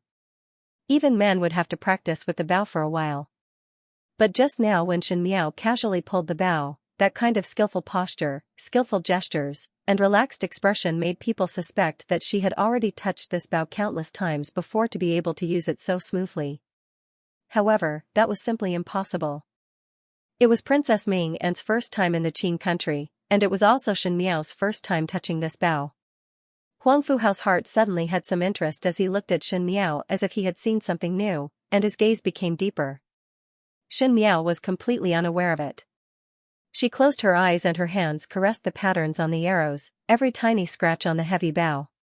It was exactly the same as his previous life. She had touched this bow countless of times, and Princess Mingyan would always generously pass the bow to her when she was in a sorry state. It is your turn. In fact, Xianxia had secretly practiced countless of times, and she could hit the target, but every time, she would deliberately shoot far away, and be laughed at by the princesses and princes of Ming Qi. Because she was a hostage, she should compromise, and live under others' charity, and not be arrogant and despotic. Even if she could win, she must lose, and lose to make Princess Mingyan happy, so that she would have the chance to return alive to see Fu Ming and Wan Yu. Those most difficult years were engraved in her heart like the simple and unadorned patterns on the bow. His forbearance from his previous life could finally be displayed openly now. She was no longer the Empress of Ming Qi, but could freely and fearlessly attack Princess Mingyan, just like what Princess Mingyan did to her. She said, "Trouble your Princess Highness not to dodge." Finishing, her hands loosened and the almost fully drawn bow made a bang sound as the arrow shot towards Princess Mingyan like a meteor. Princess Mingyan was so scared that her eyes blurred. That arrow came too fast and she wanted to dodge, but it was too late. She felt a pain in her mouth as the arrow was right in front of her eyes. She wanted to scream, but with the apple in her mouth, her body softened and she collapsed. The palace maids behind quickly supported her and Huang Fuhao stood up all of a sudden with a gloomy expression. The hall was filled with sighs, but Xianxia took off the black cloth that was tied around her eyes and walked over to the fainted Princess Mingyan and took out the apple from Princess Mingyan's mouth. On the bright red apple, half of the arrow had entered and the remaining half of the arrowhead was outside. It would not pierce Princess Mingyan's throat, but one could see it clearly. All hit. It seems that this official's daughter's luck is very good. As luck would have it, all hit. She smiled. With a hua sound, the hall was suddenly filled with sighs. The officials of Ming Qi were first stunned before their faces flushed with joy and started to applaud. Someone said, "Like father, like daughter." It was Princess Mingyan who suggested to compete in archery and Xianxia had no choice but to accept it. But at the end, Princess Mingyan did not hit, but Xianxia hit and Princess Mingyan even fainted from fright. Who was strong and who was weak, one would know with one look. Emperor Wenhui had many suspicions towards the Shen family, but now that Xianxia had helped him gain a lot of face and made the Qin country suffer, Emperor Wenhui was now very happy. He looked at Xianxia. "General Shen, you have raised a good daughter." Xianxia cupped his hands and said that he did not dare. Xianxia stood in the hall and there was a slight wind that blew the corner of her skirt up like a blooming flower. She quietly stared at Princess Mingyan, who was being supported by the maids, and restrained all kinds of emotions in her eyes. When she turned her head, she met Prince Rui's gaze. One could not see what kind of expression was under the mask, but this man's gaze was warm and cool, making one somewhat confused. One did not know if he was smiling or not, but he glanced at Xianxia before walking back to the VIP seats to sit down. Huang Fuhao felt that he had lost face, but he did not know how to redeem it. Today's matter was sudden and it was caused by Princess Mingyan, but to reach such a stage, Xianxia was inextricably involved. Looking at Shen Miao, Huangfu Hao snorted coldly. One did not think that young lady Shen would have such skills. Shen Miao lowered her head and returned to her own seat. She was always so gentle and harmless. She was clearly merciless when she shot the arrows, but now she had a dignified demeanor, as if she was not the one who wielded the saber and spear. She was noble and dignified. Even if she wanted to say something out of anger, under this kind of attitude, it was as if the principles of Buddhism were on her side, making people speechless. Shen Miao, just now you really. Feng Ning pulled her hands. If you were a male, I would marry you. Revenge with enmity, it is really delightful. Luo Tan also said, Biao youngest sister, I know that you are not one to be bullied. In the Shaochen city, the Luo family had some understanding of Shen Miao's temperament. Weak and easily bullied? Only blind people would think so. Shen Miao's eyes drooped down. Everyone thought that she held a grudge, and because Princess Mingyan pressured her, she repaid it in such a manner. One did not know that her arrow resolved the hatred of the past lifetime. Facing Fu Xiaoyi, such a scheming person, naturally one had to plan step by step. As for a person like Princess Mingyan, if she did not return the humiliation she suffered in the past lifetime, she would not be able to live up to her rebirth. Some people needed to endure, and some people who could not bear it would come knocking on the door. She handled things carefully, but on some matters, she still had a consistent temper. With the protection of the family, and the bargaining chip, why would she not dare to go against Princess Mingyan? That would be slapping her face. Luo Ling handed over a cup of hot tea and asked warmly, Is Biao youngest sister all right? Nothing. She replied with a smile. She was sensitive to feel that there was a clear gaze on her, but when she looked around, no one was looking over, so she thought that it was her misconception. At the seats of the distinguished guests, the youth wearing a mask bent his fingers and flicked the wine cup in front of him. There was a white jade ring on his fingertips that was glowing with a faint jade color. It was a good tribute banquet, but no one expected that there would be such an unforeseen event in the middle. But if one were to investigate the reason, it was Princess Mingyan's own fault. And Xianxia, who had just returned to the capital to resume his official position, with this unyielding attitude and Shen Miao's beautiful win, once again made a name for himself in the Ming Qi's tribute banquet. No matter what the outcome was, with Xianxia's high profile, it made others somewhat fearful. At the prince's banquet, Fu Xiuyi's expression had already changed from the initial calm and composed to a calm and collected look, and from time to time he would look at Xianxia's side. Occasionally he would look past Xianxia and stop at the purple-clad young female who was sitting quietly. It was not only her, there were a lot of gazes that were sizing up Shen Miao. There were young talents that felt that Shen Miao attracted attention, and naturally there were also Huangfu Hao's gaze that made others feel uncomfortable. At the end, even a careless person like Luo Tan also noticed it and said, Why is everyone looking at Biao youngest sister? Are people not allowed to eat? Luo Ling smiled and said to Shen Miao, Biao youngest sister and I exchange positions.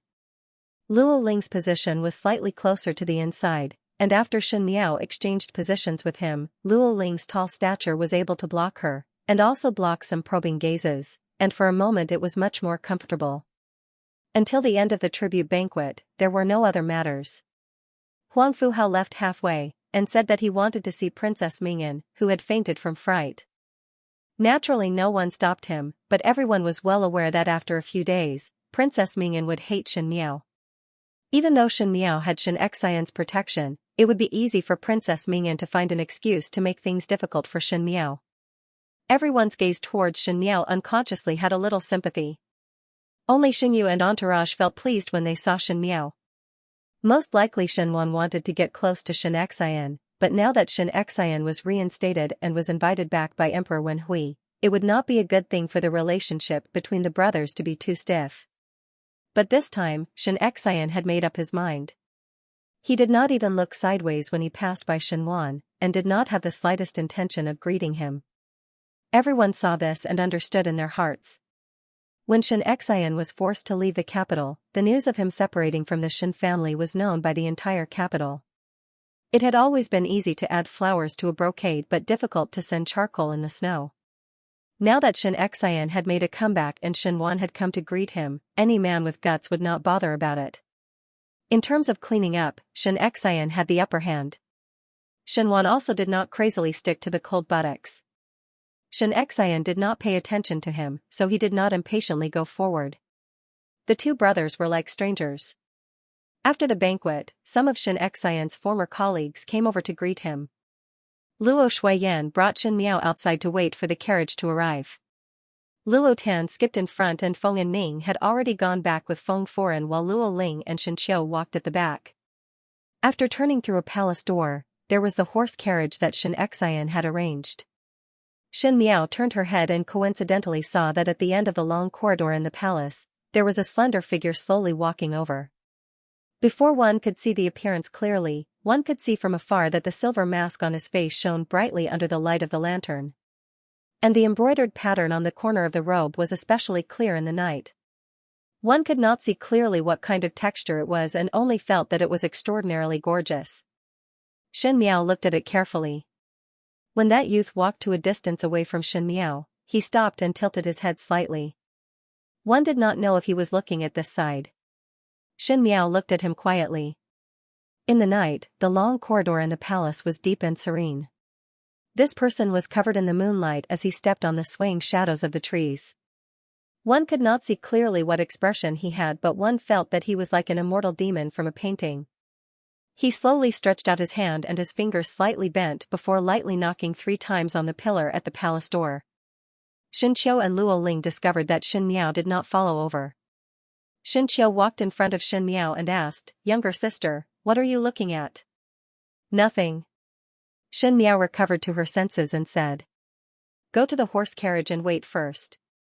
The wind outside is strong so that one would not catch a cold." Luo Ling said warmly. Shen Miao nodded her head and lifted her feet to walk towards the horse carriage. But she suddenly stopped her footsteps and turned her head to look at the long corridor. The moonlight in the corridor was like water and the flowers painted an intoxicating picture on the ground. When the breeze blew past, the flowers trembled and there was no figure in the empty corridor. It was as if everything just now was an illusion. Luo Tan's soft urging voice was heard. Shen Miao turned around and closed her eyes before lifting the corner of her skirt up the horse carriage. On the way back, Xianxia and Luo Shuiyan did not speak much. Even though they tried to look relaxed on the surface, they still revealed some seriousness. Xianxia was also not his usual self. Even though Luo Tan had a carefree temperament, she was sensitive enough to sense that something was not right and did not speak. Today one had offended Princess Mingyan, which also meant offending the crown prince of the Qin country. The Shen family had just returned and was pushed to the teeth of the wind and waves. Even though Xianxia tried his best to avoid it, it was like there was an invisible hand behind his back that pushed the Shen family out.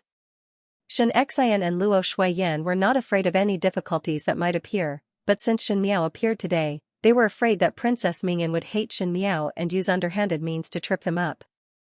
But things had already happened, and when the water comes, the earth will cover it. When the soldiers come, the generals will counter them. The only way was to better protect Shen Miao and not let any slip-ups happen. By the time they returned to the residence, Shen Miao had entered her own courtyard to freshen up and it was already somewhat late. She lit the oil lamp and when Guyu saw that she did not have the intention to rest, she said, "Is young lady still worried about tonight's matter?" "It doesn't matter. With master and madam around, they won't let the Qin princess do anything stupid." Shen Miao shook her head. She was clearer than others what kind of temperament Princess Mingyan had. Princess Mingyan's temperament was very selfish and strong, and during the tribute banquet in the previous lifetime, Princess Mingyan also made things difficult for her. It was because Princess Mingyan thought that Fu Xiaoyi was such an outstanding person, but he married such a vulgar wife, and was very disdainful. Now that the great Liang's people had changed to Prince Rue, the most outstanding person in Princess Mingyan's eyes had become Prince Rue, but she still did not let her off. Perhaps this was what people said, some people's enmity was destined by the heavens, no matter how many lifetimes were separated. "All of you go down." Shen Miao said, "I cannot sleep and will play chess for a while." Guyu still wanted to say something but Xianxia pulled her sleeves. Xianxia said, "Then these servants will withdraw first. Young lady must not think too much. When one feels tired later, then rest early and do not tire one's body. The night is cold, so don't stay up too late." Xin Miao complied and Xianxia and Guyu retreated. On the small table in front of the table, there was an empty chessboard. Xin Miao held the white pieces in one hand and the black pieces in the other as she seriously played with herself. She played seriously. Time slowly passed, and the chess game gradually changed from nothing at the beginning to black and white crisscrossing, appearing extremely complicated. In the beginning, she was able to play the game with ease, but later on, she had to think hard for a long time before she placed a piece. It was so quiet outside the courtyard that one could not even hear the chirping of the birds and the chirping of the insects as the Ding capital fell into a beautiful dream. A cool breeze was blowing in the courtyard. Xin Miao looked at the chessboard and gently exhaled. Over the past 2 years, the various forces had taken turns to enter the stage, and the chess pieces that had been arranged had already reached their positions. From a certain point of view, even if they had the upper hand, they might not necessarily be able to achieve successive victories. This was a game between her and Fu Xiaoyi, but now it seemed that she still thought of some things too simply. Everything in this world was changing. She was changing. She was no longer the her from her previous life. Naturally, other people would change as well. The only thing that didn't change was the change itself. No one could predict what kind of changes these changes would bring to the game. She glanced at the chess game on the table, stood up, walked to the window, and opened it. The rustling autumn wind that blew in from the window gave rise to some coolness. The shadows of the trees swayed in front of the window. She looked at it for a while before turning around. The oil lamp in the room had burned to the last bit and the candle flame flickered before extinguishing. When the lamp was extinguished, the moonlight flowed into the room like flowing water, illuminating the room. It was a little cooler than the lights. A sound was heard from the front of the table. One did not know when a person was sitting in front of the chessboard. He held a black piece in his hand and casually placed it on the board before raising his head to look at Xin Miao. The purple gold robe looked even more gorgeous under the moonlight, and that pattern seemed to be somewhat familiar. It was clearly an arrogant posture, but it was blocked by the half-silver mask, making it look somewhat profound. Xin Miao was not surprised that there was an uninvited person in the middle of the night. She closed the windows without a change in expression and the room suddenly became dark again. Xin Miao walked to the table and fumbled for a match to light another lamp. Under the warm yellow halo, the fragrance of the clothes and the shadow of the hair seemed exceptionally ambiguous. Xin Miao held the lamp and walked to the opposite of that person to sit down. "You are waiting for me?" The purple-clad youth's voice was low and it was exceptionally pleasant to hear in the night. Because he deliberately suppressed it, it was somewhat hoarse, but it was like a lover's whisper beside one's ear. His voice was also smiling and seemed to be very happy. Xin Miao stared at the mask on his face. Even the mask could not hide his good looks. That beautiful chin and red lips, on the contrary, because it was covering his true appearance, it was more mysterious and more captivating. It was rumored that everyone in the imperial family of the Great Liang were beautiful. She had never seen Prince Rui's true appearance but knew that just based on elegance, this person was already outstanding enough. "Your Highness knocked 3 times on the pillar, is it not to remind this official's daughter to visit at the 3rd watch?" "This official's daughter does not dare to disobey," she answered. When those words were said, Xin Miao saw it clearly.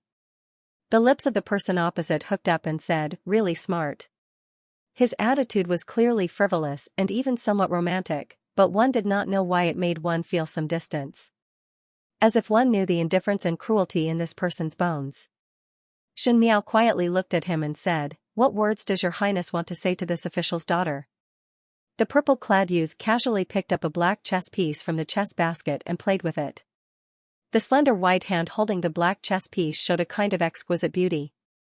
He swept a glance at the chess game and said, "This chess game is indeed interesting. Little girl, the winds and clouds of the world are all placed in the chess game by you. One do not know where is the Great Liang. Which piece is this prince's chess piece?" He was actually able to see through this chess game with one glance, as it was the current situation of Ming Qi. Shen Miao did not speak. His voice was lazy with some indifference. "This prince saw you at the tribute banquet today and seemed to be old acquaintances with Princess Mingyan." "You have seen Princess Mingyan?" Shen Miao's heart tightened. She naturally knew Princess Mingyan, and other than Huang Fu Hao, no one would have any doubts about today's performance. One was a princess of the Qin country, and the other was a young lady of an official's family in the Ming Qi.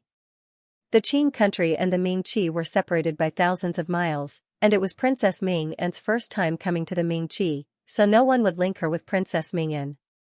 However, the words of the person in front of him tore apart the surface mercilessly and exposed the truth. What did he discover? What did you find? Furthermore, he was able to sense that something was amiss just from the few encounters they had at the banquet. If it was the latter, then the man in front of him was simply too terrifying. However, her eyebrows did not move. Her fingers in her sleeves tightened slightly, and a smile appeared on her face. Unfortunately, this official's daughter had not seen Princess Ming An before, but is acquainted with His Highness Prince Rue. The purple-clad youth turned his head to look at her and suddenly placed both his hands on the table as he leaned forward and whispered in her ear, "Oh? When?" Shen Miao looked at the person in front of her. His breathing was gentle but the golden buttons were cold. There was a smile on his lips but his eyes were somewhat indifferent. One did not know if this was a man of fire or ice, but his entire body was filled with danger. He was attractive enough but it made Shen Miao instinctively want to avoid him. That pair of dark eyes that were as deep as the sea stared at her.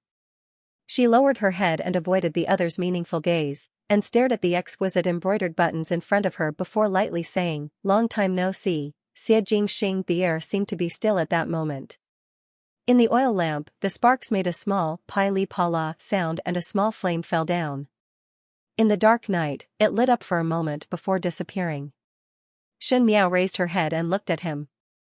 The purple-clad youth smiled faintly as he looked at Shen Miao. Both of their shadows were reflected on the ground, showing a lingering posture, as if he was the one who turned his head to kiss Shen Miao. He slowly retracted his hand and returned to his own position. His voice was still cheerful as he said, "Trust that you have been well, Shen Miao." The purple-clad youth reached out to remove the mask on his face. Sword-like eyebrows, affectionate starry eyes, a nose that was hanging and lips that were painted with rouge. It was as if yesterday he was still a handsome youth with red lips and white teeth, but after 2 years, he was a truly handsome man. The smile on his lips was as usual slightly ridiculing and mischievous, but there was no longer the arrogance of a youth in his eyes. That was a kind of depth that made one's heart palpitate. It was as if the dark night was beautiful because of the stars, but the darkness made one terrified.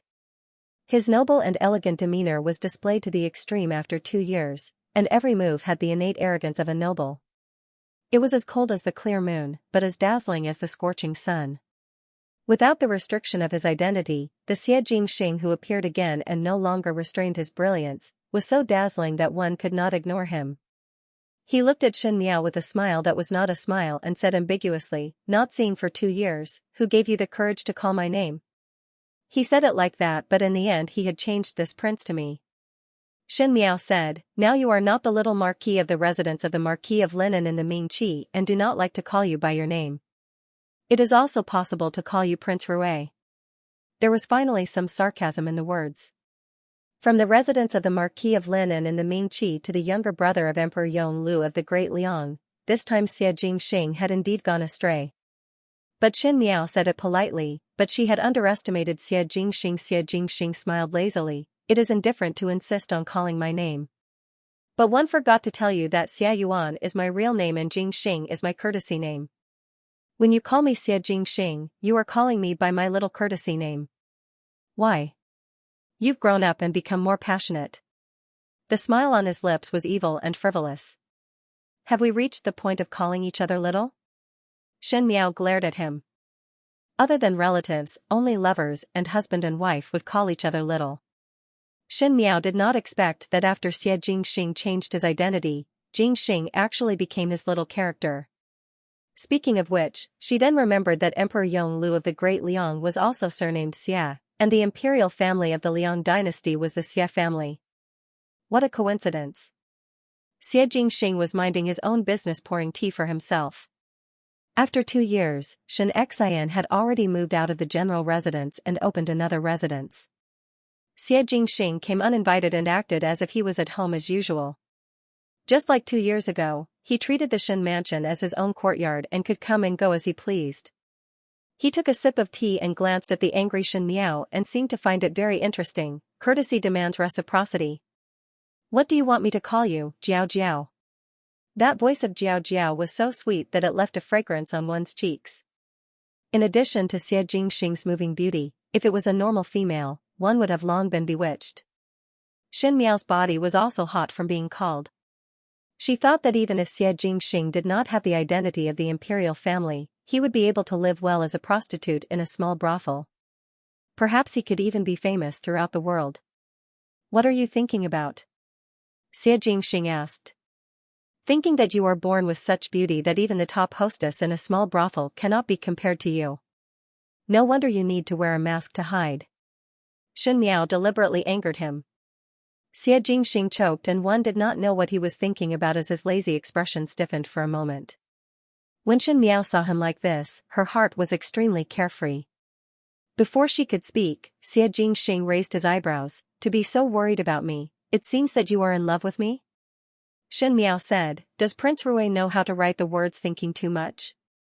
She was disgusted by Xie Jingxing's little words and could not call him little Marquis Xia, so Shen Miao simply used the cold Prince Rui instead, obviously wanting to draw a clear line. In the beginning when you hugged me and kissed me, you were not this heartless. He said. Shen Miao stared at him incredulously with wide eyes but did not know that this appearance was like a deer that was just born in the mountain stream, with clear and round black eyes that were very delicate. She said, what do you mean by your words? Xie Jingxing reached out and pinched her face.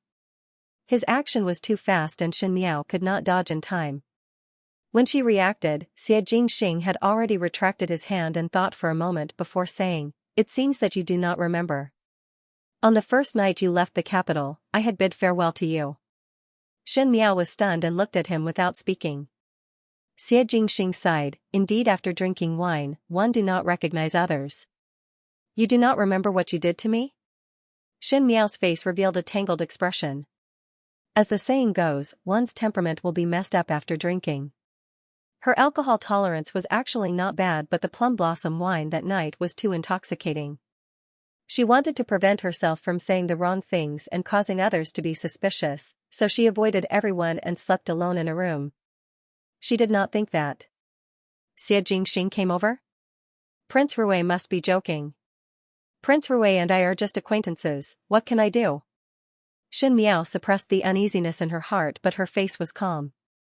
But she knew very little about the matters between men and women, and in her previous life, she only blindly fawned over Fu Xiaoyi and was not clear about a male's thoughts. In this aspect, she was really as immature as a white paper. And to deal with a black-hearted person like Xie Jingxing, she was really too inexperienced. Xie Jingxing smiled and was not in a hurry to refute and spoke unhurriedly, you seem to want to be an empress. After getting drunk, you still want to pull Li Gonggong to watch the fireworks and even want the crown prince and princess to accompany. He looked at Shen Miao with interest, Empress Shen?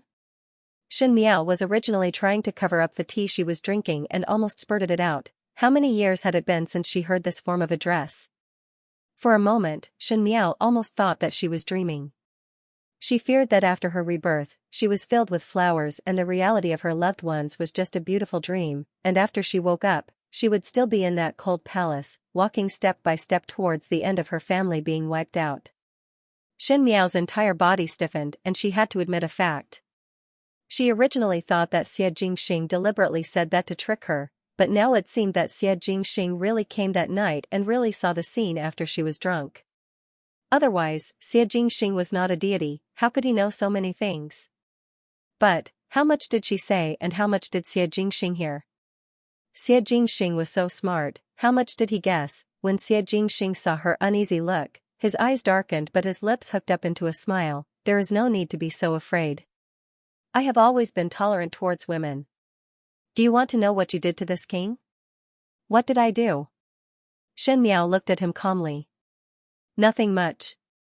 Xie Jingxing lazily supported his chin with his hand and seemed to be thinking, but the words that he said were shocking. You only hugged me and did not let me go, pressed me down and kissed me, cried and shouted that you want to be my empress, and wanted me not to neglect you.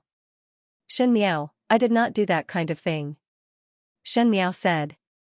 No matter how drunk she was, she would not have any beautiful thoughts towards Xianxia. Moreover, that kind of style was not her style of doing things. You want to deny? Xianxia frowned. This is not honest, Shin Jiao. I will give you money. Shin Miao made a prompt decision. I can compensate you however much you want. Xianxia quietly looked at her for a while, and Shin Miao did not know why, but she felt that his gaze was like a knife, as if Xianxia could not wait to kill her. After a long while, Xianxia then smiled and gritted his teeth. Do you treat me as a prostitute or a male pet? Money? This prince is never short of money. Shin Miao was silent. Xianxia took a deep breath and said, How did you discover it? Shin Miao did not expect him to change the topic and asked puzzledly, What? Xianxia picked up the mask on the table. How did you discover my identity? 2 years ago I died in battle, and no matter what, it is not reasonable to guess my identity upon meeting. One had already guessed it before seeing you. Shin Miao said, Guessed that you are from the Great Liang but did not guess that you are from the imperial family. Afterwards, when one saw you at the tribute banquet, one vaguely felt that you were familiar and boldly guessed it. When Xianxia heard it, he gradually frowned and looked at Shin Miao. Guessed it 2 years ago? That night in Wulong Temple, the little marquis came over to drink tea and eat snacks. Shin Miao's expression was calm. Luckily, I was able to eat a little of that snack. Xianxia raised his brows. So what about it? Unfortunately, Shin Miao said, that snack seemed to be made by the Great Liang imperial family's chef and the taste was very delicious. Xianxia was slightly startled. 2 years ago, he encountered the scene of Shin Miao framing Shin Qing and Prince Yu in Wulong Temple, and because of interest, he simply went to her room with Shin Miao. Because he was out running all night and was hungry, he borrowed Shin Miao's tea to eat some snacks. He even fed Shin Miao a piece. He himself was working in Mingqi and was at the end living like a prince. The Great Liang's pastry chef was also by his side, and that bag of pastries came from the hands of the Great Liang chef. Xianxia had thought of many clues that Shin Miao could guess his identity, but he never expected that it would be this. A bag of pastries would actually reveal some clues. But his eyes were sharp as he looked at Shin Miao. How do you know that this was made by the Great Liang chef? I was fortunate to eat it once. Shin Miao said. She had indeed eaten it once. In Mingqi's tribute banquet, naturally there would be congratulatory gifts from other countries. As for the pastries, it was just a small gimmick. Emperor Yonglu of Mingqi loved to eat pastries, so the imperial family chef was ingenious and added fruit juice into the pastries, giving the pastries a fruity flavor. It was because of the novelty of eating cold pastries during the tribute banquet that Shin Miao specially made it for Fu Xiaoyi a few times. It was just that Fu Xiaoyi did not like to eat sweets and would always give it to the servants, making her sad for a while. And the pastries that Xianxia ate that night had the fruity flavor of the Liang imperial family's pastries, and at that time the tributes had not been paid yet, so it was impossible for the pastries to be passed over. At that time Shin Miao felt strange. Although Xianxia didn't know where Shin Miao ate this cake, he didn't ask much. That's all? It was just a lucky guess. Shin Miao's eyes hung down. Just based on a bag of pastries, how could she be sure that Xianxia was from the Great Liang?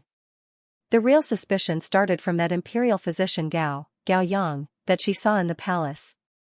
At that time she only felt that he was familiar, but later on she finally remembered that she had seen this imperial physician Gao before.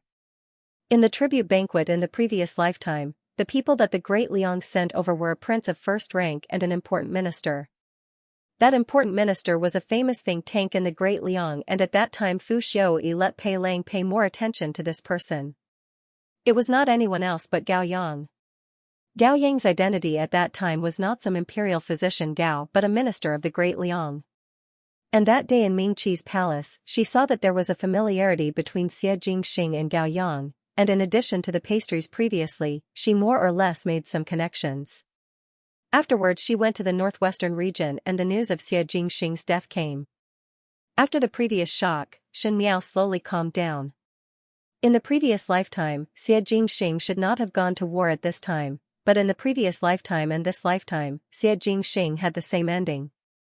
Shin Miao did not believe in fate, moreover with her understanding of Xie Jingxing in this lifetime, she did not believe that such a powerful person like Xie Jingxing would die so miserably. If one were to say that Xie Jingxing was planning something with this step, she would somewhat believe it. If one were to say that dying in battle would allow one to start over with a new identity, and there would be less trouble, it would be in line with this person's straightforward character. One had to know that with the identity of the little Marquis of the Linen Prefecture, one would not be able to support Xie Jingxing's ambition. What exactly was his ambition?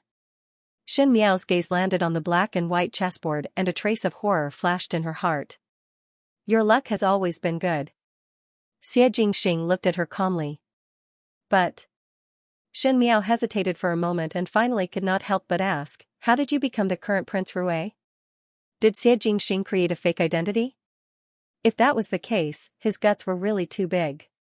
The person he impersonated was not someone else but the imperial family of the Great Liang and was even Emperor Yong Li's younger brother. If it was discovered, one feared that dying 1,000 times was not enough. But if it was true, then what was his identity for? The past 10 years? Why would he become Xie Ding's son in Mingqi? I was originally Prince Rue of the Great Liang dynasty. Xie Jingxing said, now it is returned to its rightful owner. Xin Miao's heart moved, Marquis Xie is not your father? Xie Jingxing smiled in disdain, Marquis of Linen? What qualifications does he have to be my father? That meant that Xie Jingxing was not Xie Ding's biological son. Xin Miao's heart became more and more aghast. Xie Jingxing's identity would most likely involve a lot of things and she had never paid attention to these things in the previous lifetime.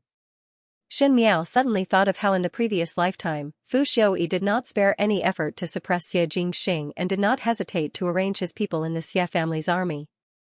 At the end Xie Jingxing died in the hands of his own people, and the Xie father and son were buried on the battlefield. Other than Xie Changwu and Xie Changchao, there were no other descendants in the Xie family.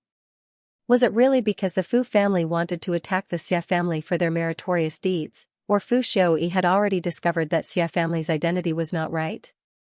Fu Xiaoyi wanted to cut the weeds and eliminate the roots? When Xie Jingxing saw her flickering expression, his eyes became deep and his smile became even more gentle. His appearance had grown. His handsomeness and beauty were perfectly blended together. He was both good and evil at the same time. He was very good-looking. He knocked on the table. You've made a lot of progress in meeting an old friend today. Xin Miao recovered to her senses and said as she looked at him, Prince Rue is also very glorious now. From the residence of the Marquis of Lin and's little Xie Marquis to the current Prince Rue, Xie Jingxing became more and more valuable.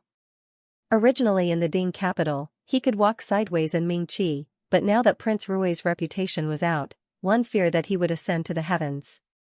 Are you satisfied? Xie Jingxing's lips curled into a smile. Are you proud? Xin Miao's brows were dignified. This official's daughter is a Mingqi person and Prince Rue is a Great Liang person. Well, water does not interfere with river water, so why would there be glory? Xie Jingxing picked up the mask on the table and wore it again. The silver mask fitted his facial features very well and not only did it not cover up his brilliance, it made his mysterious temperament even more bewitching. When you kissed me, what you said was not this sentence. His eyes were more moving than the autumn moon outside as it flowed over Xin Miao's body. Did you not say that I am your person? Xin Miao refused to admit it to death. Prince Rue had misremembered. In the future I will help you remember. Xie Jingxing stood up and a corner of his purple robe brushed across the table, messing up that game of chess. He said, I will come and see you next time, Xin. Jiao Jiao. Xin Miao, Xie Jingxing flew out of the window. Xin Miao looked at his back and thought that after tomorrow, she must ask Xianxia to arrange for a few more guards at the courtyard doors. In any case, there were quite a number of experts living in this residence. Xianxia, Luo Shuiyan and Xianxia were people who had been in the army before, so how could they not be alert at all? It was really a joke to allow one to come and go freely in the residence. Outside the window, there was a purple-clad male walking along the streets of the Xin mansion. At the third watch of the night, there was no one on the streets and there was only this male and the guard behind him, with their long shadows swaying under the moonlight. Even the moonlight could not cover up the brilliance and the silver mask was shining brightly. That guard behind him said, "Master's mood seems to be good."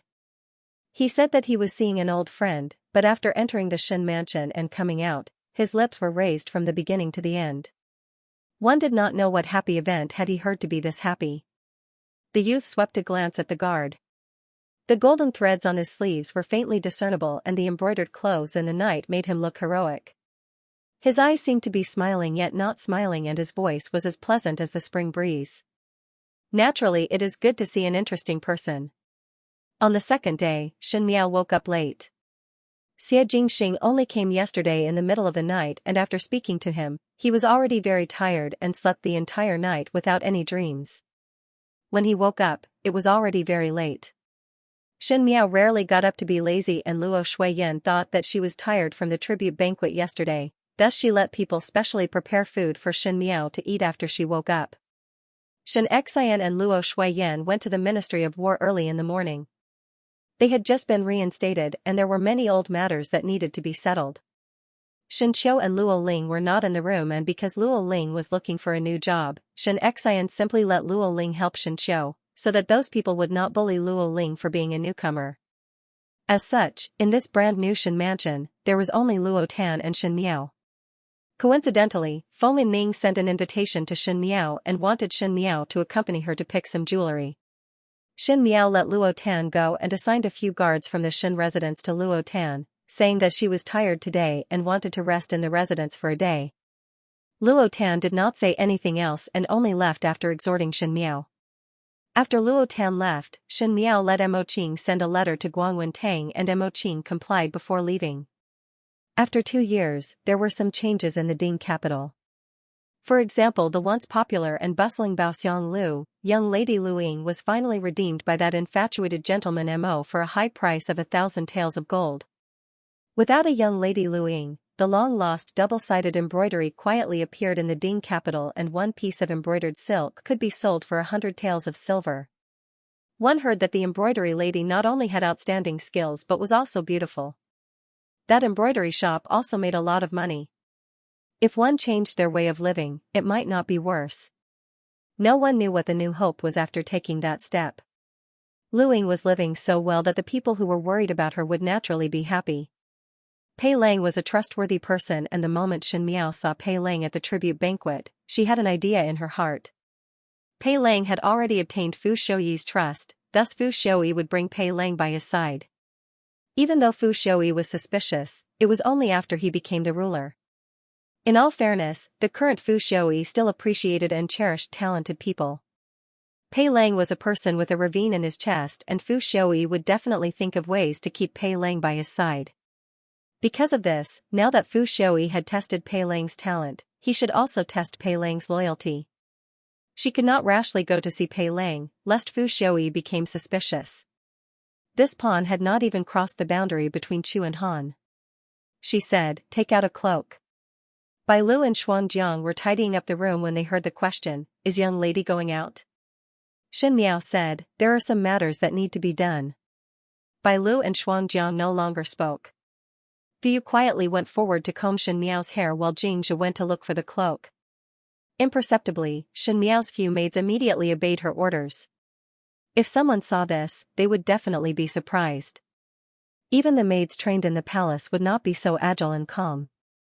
After leaving the residence, Mo Qing went to Guangwen Tang and Shin Miao called Qi. Shin Miao was now much closer to Shin Qiu's subordinates. Initially when they were in the northwest region, Shin Miao gave Shin Qiu a number of ideas on the art of war and these were naturally what she had heard from Fu Shouyi's aides. It was just following the gourd but in other people's eyes, they felt that Shin Miao was a brilliant strategist and had the talent to be a general. Those soldiers were all uncouth men but they also admired Shin Miao's brain and were more respectful towards her. Shin Miao said to Qi, "Do not tell others about going out today." Qi's heart quivered. He was originally loyal to Shin Qiu and at this moment he felt the pressure under Shin Miao's clear eyes as he nodded his head, yes.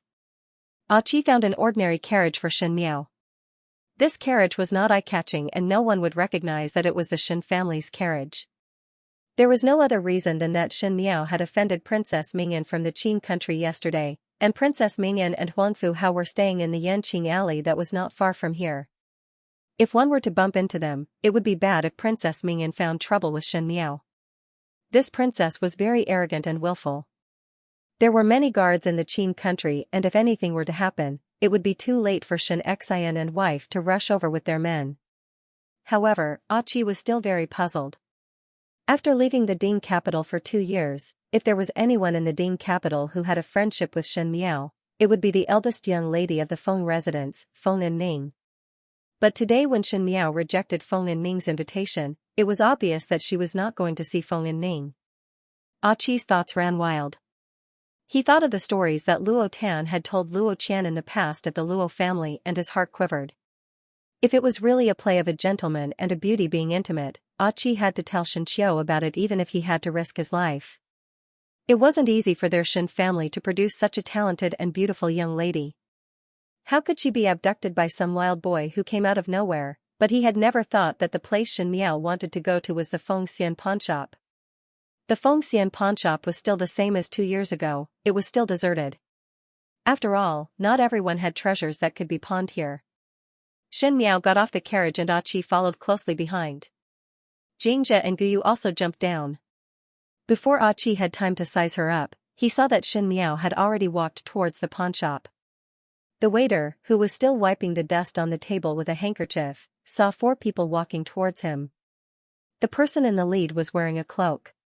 She pulled down the hood of her cloak, revealing a delicate and pretty face. It was clear that she was a pampered girl from a wealthy family. Her entire body exuded a noble aura that no one dared to look down on. He smiled fawningly and said, "Miss, do you want to pawn something?" Shen Miao glanced at him. The pawnshop assistant had already changed and heard that after they went to the Shaochen city, the Fengxian pawnshop was closed for 2 years. It was only recently reopened, but one did not know if that Hongling young lady and Ji Yushu were still there. She said, "I'm looking for Hongling." The young waiter was surprised for a moment and carefully sized up Shen Miao again. Shen Miao looked at him calmly and the young waiter paused for a moment before quickly saying, "May young lady wait for a moment." He then turned and entered the back hall. A moment later, a red-clothed woman came, followed by the shop assistant from before. She was still wearing a red dress, and her appearance was quite charming. Compared to 2 years ago, she was even more charming. When she saw Shen Miao, her eyes congealed before suddenly smiling, "Long time no see." Young lady is more and more outstanding, making Hong Ling unable to open her eyes. These impudent and rude words were spoken by Hong Ling, but they did not seem cheap. Instead, there was an inexplicable sense of cheerfulness. Shen Miao nodded her head slightly. Hong Ling smiled again and said, "Same old rules. Young lady, follow me, but..." She pointed her jade finger at Qi and smiled tenderly, "This blockhead cannot follow us." Qi's character was lively and was not as cold as Mo Qing. Being pointed at by Hong Ling, such a flirtatious lady boss, his face turned red. But he still insisted, "This subordinate will follow young lady. You wait here." Shen Miao said, "I am going to see a friend. Xianxia and Guyu will follow."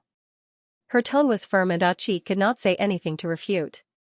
It was Hong Ling who saw this, a strange look flashed in her eyes. Most likely she did not expect that Shen Miao, such a delicate little person, would be able to teach the guards that she brought over a lesson so obediently. Moreover, no matter if it was Mo Qing or Qi, they all respected Shen Miao from the bottom of their hearts. A capable subordinate would more or less have some arrogance, but in front of Shen Miao, these people did not have any arrogance at all. Shen Miao was a capable person. Hong Ling brought Shen Miao to Lin Jiangxian's small building. Xianxia and Guyu followed behind as Shen Miao asked, "One heard that the Fengxian pawnshop reopened not long ago." 2 years ago there was a change in the shopkeeper's family and he closed the shop and returned to his hometown. Not long ago he returned to the Ding capital. Hong Ling smiled and took over the conversation, "Speaking of which, young lady is the first regular customer that our pawnshop has met." Shen Miao calculated in her heart before agreeing with a smile. When they arrived at the small building, just like before, Hong Ling placed her in an elegant room and said, "Hong Ling will go and call the innkeeper right now. Miss, please sit here and have some tea. Please wait for a moment." After saying that, she left. There were plums and tea on the table and the fragrance of incense curled up. This elegant room was exactly the same as before. Such a big shop like the Fengxian pawn shop that did not do business for 2 years was actually just left like that and not rented to others. It really had the appearance of a wealthy landlord. Shen Miao had not finished her cup of tea when there was the sound of someone pushing the door open. She put down the teacup and saw a person wearing an emerald green robe with a golden crown on his head walking in with a smile. This person still had a baby face, but after all, because of the 2 years of experience, he showed a bit of youthful maturity. It was just that the mischievous look on his face was as before. But Shen Miao looked at him. Ji Yushu was able to wear such gaudy clothes so happily. This person was really coquettish in his bones. When Ji Yushu pushed the door open and saw Shen Miao, his eyes brightened and did not hide it at all as he praised, originally thought that young lady Xiaoyao was the most beautiful young lady that this one had seen, but now it seems that Shen young lady is not much inferior. Not seen for 2 years, Shen young lady has become even more elegant that this one is unable to find words to praise young lady. When Xianxia and Guyu saw it, there was a look of displeasure on their faces. Ji Yushu's words were like that of a lecher who molested good young females. But these kinds of nonsense were matched with an innocent face, which made one confused if he was deliberately pretending to be stupid or if he was just saying it unintentionally. Shen Miao smiled gently. Manager Ji is also wealthier than before. Her eyes swept across Ji Yushu's gaudy clothes. Ji Yushu sat opposite Shen Miao and poured a cup of tea for himself. He looked very happy and seemed to be genuinely happy for the reunion. He said, "One did not expect that young lady Shen would still remember this old friend of mine." One heard that General Shen had just returned to the capital and young lady Shen was not in a hurry to see others but came to the Fengxian pawn shop. "It seems that you really regard this one as a trustworthy person. I am very touched." Shen Miao. Last night there was just a person who thought that he was in love and now there was another one in front of her. Shen Miao felt a headache coming on. Moreover, Ji Yushu said it in all seriousness, he really thought that Shen Miao was this close to him. Shen Miao coughed lightly. Actually, one came here today to do business with Manager Ji. Just returned to the Ding capital and there are many things that one is not clear about, thus one need to rely on Bai Xiaoshen. Ji Yushu was first startled before saying, "Do business? No problem. Whatever young lady Shen wants to know, Bai Xiaoxing will do his best. As for the money, since this one and young lady Shen are friends, one will give young lady Shen a discount of 20%. Xianxia and Guyu rolled their eyes at the back. Ji Yushu was in charge of such a big family business and on the surface it was a pawn shop but in fact it was a business without capital. Once a business turned into a steady stream of money, he was actually so stingy to only reduce 20%. Indeed, there was no businessman without ulterior motives. Shen Miao smiled gently. Money is easy to discuss but this time the news is not easy to handle. Ji Yushu said, "Young lady Shen really know how to joke. Initially my Fengxian pawnshop even accepted the business of creating news, so what is there to not accept now? But Manager Ji has not been in Mingqi for 2 years. One fear that it would be troublesome to inquire about Mingqi's matters," she said. Ji Yushu smiled and there was an indescribable pride in his eyes. Shen young lady must not underestimate the Fengxian pawnshop. Even though this one was not in the Ding capital for 2 years and the Fengxian pawnshop was closed, but the business still needs to be done. Otherwise where would the money come from to support the family? Bai Xiaoxing is still doing it. After all, 2 years of harvest cannot be thrown away in vain. Shen young lady finished speaking. "What news do you want to inquire about?" "My Fengxian pawnshop will naturally serve young lady." Shen Miao chuckled. "Since Manager Ji said so, I am assured. Today one is here to do 3 business deals and all of them are to buy news. First, does Manager Ji know about the death of the little Marquis of the residence of the Marquis of Lineage 2 years ago?" Ji Yushu was surprised for a moment and looked at Shen Miao. "Why is Shen young lady inquiring about this?" "The Xie family and my Shen family are after all Mingqi's military family. Even though the Marquis of Lineage and my father do not have the same political views, but martial artists appreciate each other. As the saying goes, the fox grieves when the rabbit dies. The little Marquis of Xie's generation was a talent but died tragically on the battlefield, thus one feel pity in one's heart. One would like to ask Manager Ji to help me to inquire about the clues of the little Marquis' death, including the matter of keeping it in." Ji Yushu drank a mouthful of tea and smiled. This is easy to handle. It is just that the matter of Xie Jingxing's death is known to everyone, so it is not easy to inquire about different things. This one cannot guarantee that one would be able to inquire about it. After all, the lamp goes out after a person dies and it has been too long. Manager Ji just have to do things diligently. If one really cannot find it, it is also alright with me. Xin Miao picked up the teapot and poured herself a cup of tea before speaking lightly. The second business deal. Does Manager Ji know that there is an imperial physician in the Ming-Chi's palace called Gao Yang? With a pu sound, Ji Yushu spurted out a mouthful of tea. Xin Miao gave Jingzhe a look and Jingzhe quickly handed over a handkerchief. Ji Yushu took the handkerchief and wiped the water stains on his body in a flurry before hearing Xin Miao saying, Manager Ji seems to be very surprised. Ku. Ji Yushu said, indeed somewhat surprised. Why would Xin young lady think of looking for the imperial physician in the palace? I was entrusted by someone. Xin Miao looked at him. Shopkeeper Ji, have you never heard of this name? Gao Yang shook his head. This is the first time hearing about it. It seems that her medical skills are not that good, otherwise she would have been famous throughout the world. He looked at Xin Miao and said with some difficulty, to be honest with you, how would young lady be involved with the palace? Although Bai Shaoxing is doing business, there are too many forces involved in the palace. It's not good for us businessmen to take risks. Xin Miao looked at him and did not speak, but her calm eyes made Ji Yushu somewhat uneasy. Ji Yushu coughed twice and inexplicably his voice became softer. It is not that it is not possible, but one need to add more money. Manager Ji need not worry about money. Xin Miao smiled. Manager Ji will not be short of it. After Xin Miao's first two deals, Ji Yushu was already short of breath with a guilty conscience and laughed dryly twice. One do not know what is the third news that Xin young lady wants to buy about. The third deal is somewhat difficult. Xin Miao looked at him, but I believe that with Manager Ji's ability, it is only a matter of time. When Ji Yushu heard it, he forced a smile. Many thanks to Xin young lady's trust, but what is it that can make Xin young lady feel difficult? I want to inquire about a person. Xin Miao put down the teacup. His Highness Prince Rui of the Great Liang. Ji Yushu's hand that was holding the teacup trembled slightly, but his face had an unfathomable expression. Oh? Why would Xin young lady think of inquiring about His Highness Prince Rui? According to this one's knowledge, this His Highness Prince Rui just came to the Ding capital not long ago. Even if there is a friendship, at most Xin young lady would be able to see him at the tribute banquet. Could it be that Xin young lady is like those noble females and admire Prince Rui's beauty, so she specially came to inquire? When Ji Yushu said till the end, one did not know why he became happy again.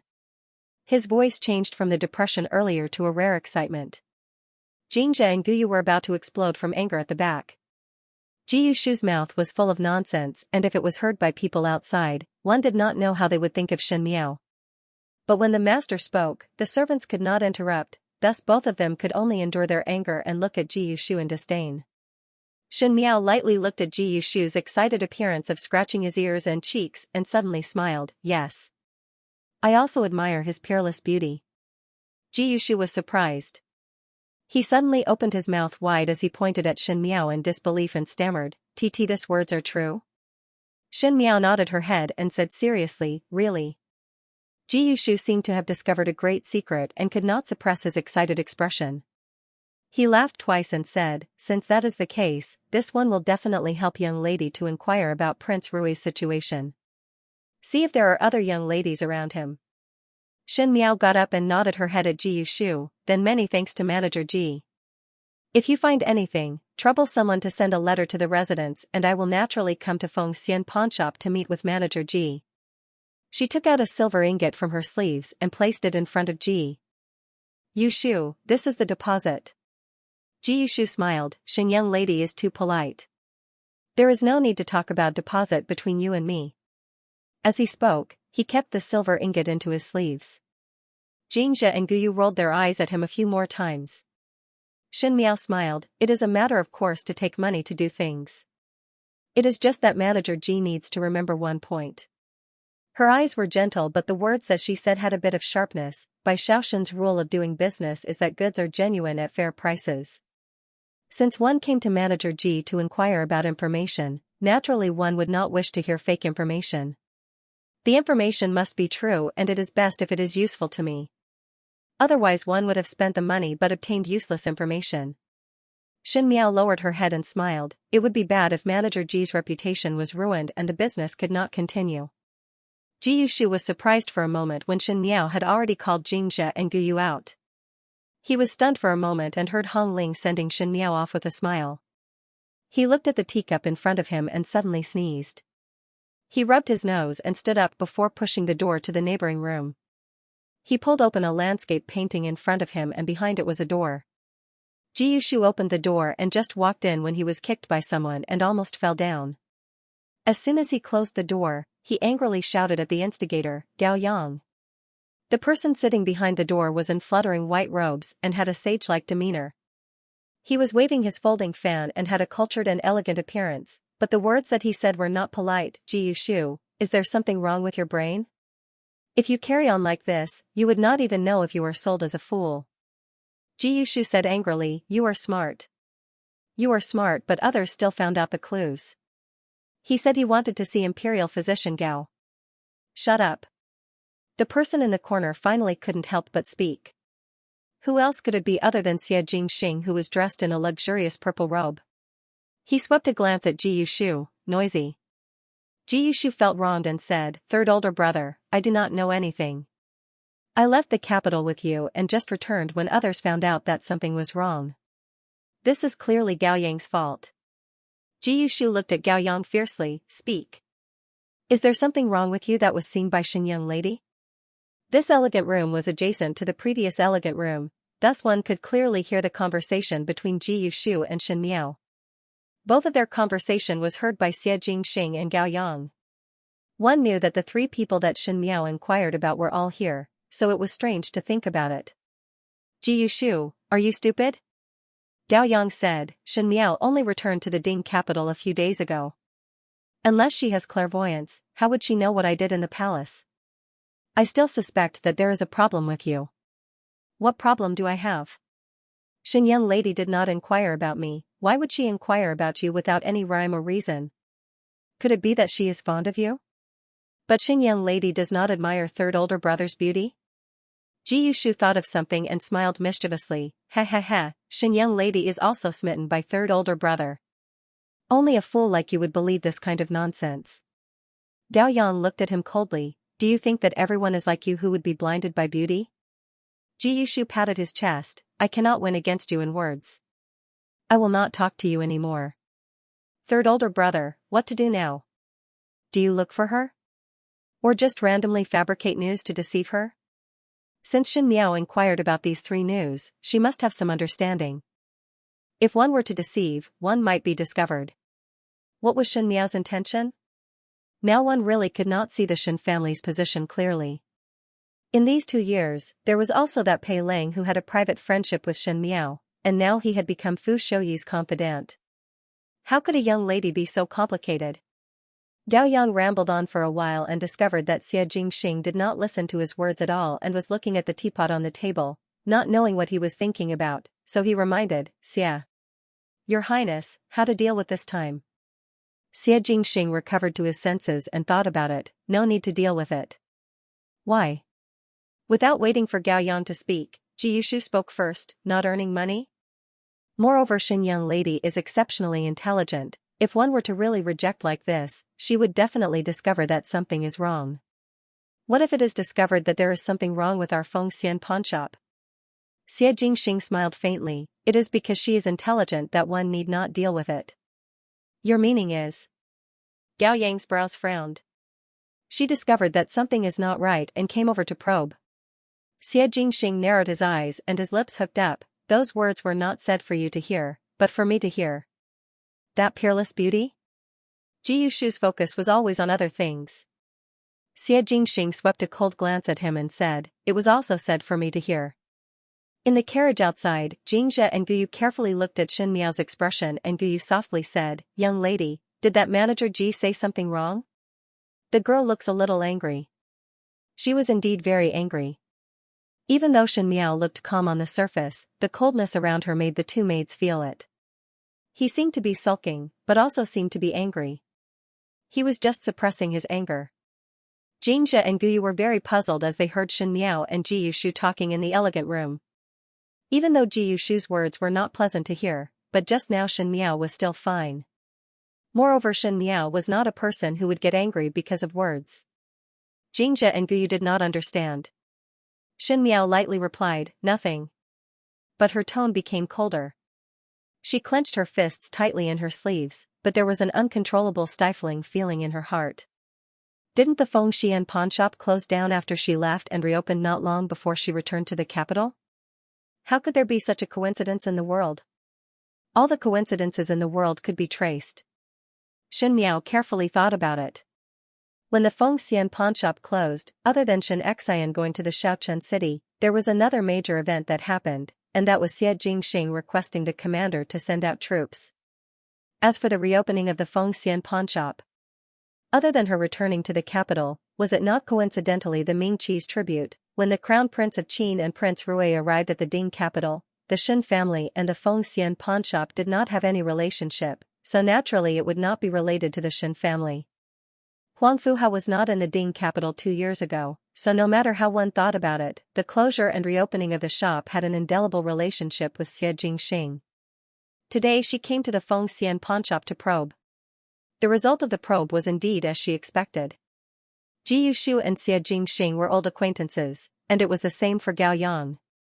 Connecting everything, one feared that Ji Yushu and Gao Yang were great Liang's people, but had hidden their identities in the Ding capital. The most hateful thing was that when she did business with Ji Yushu, she revealed everything about Prince Yu residence, and one feared that Xie Jingxing already knew everything clearly. She thought that she had taken the initiative and had Ji Yushu firmly in her grasp, but in the end Xie Jingxing was the aureole behind. Thinking of how Xie Jingxing played people like a fool, Shen Miao could not wait to tear Xie Jingxing apart. Her heart was stifled. When Xianxia saw the situation, she thought that she was tired of the heat and opened the curtain to get some fresh air, but quickly put it down again. Shen Miao casually glanced and did not expect to see a familiar face in the crowd on the street. Xianxia put down the curtain but was stopped by Shen Miao's shout to stop the carriage. She opened the curtain and looked towards the direction just now, but there was no longer that face in the crowd. "Young lady?" Xianxia and Guyu were alarmed by Shen Miao's actions today. But they saw Shen Miao carefully looking outside the carriage for a while before putting down the curtain. "Nothing much. Continue on." It was just that her brows were locked tightly and her expression was even more solemn than before.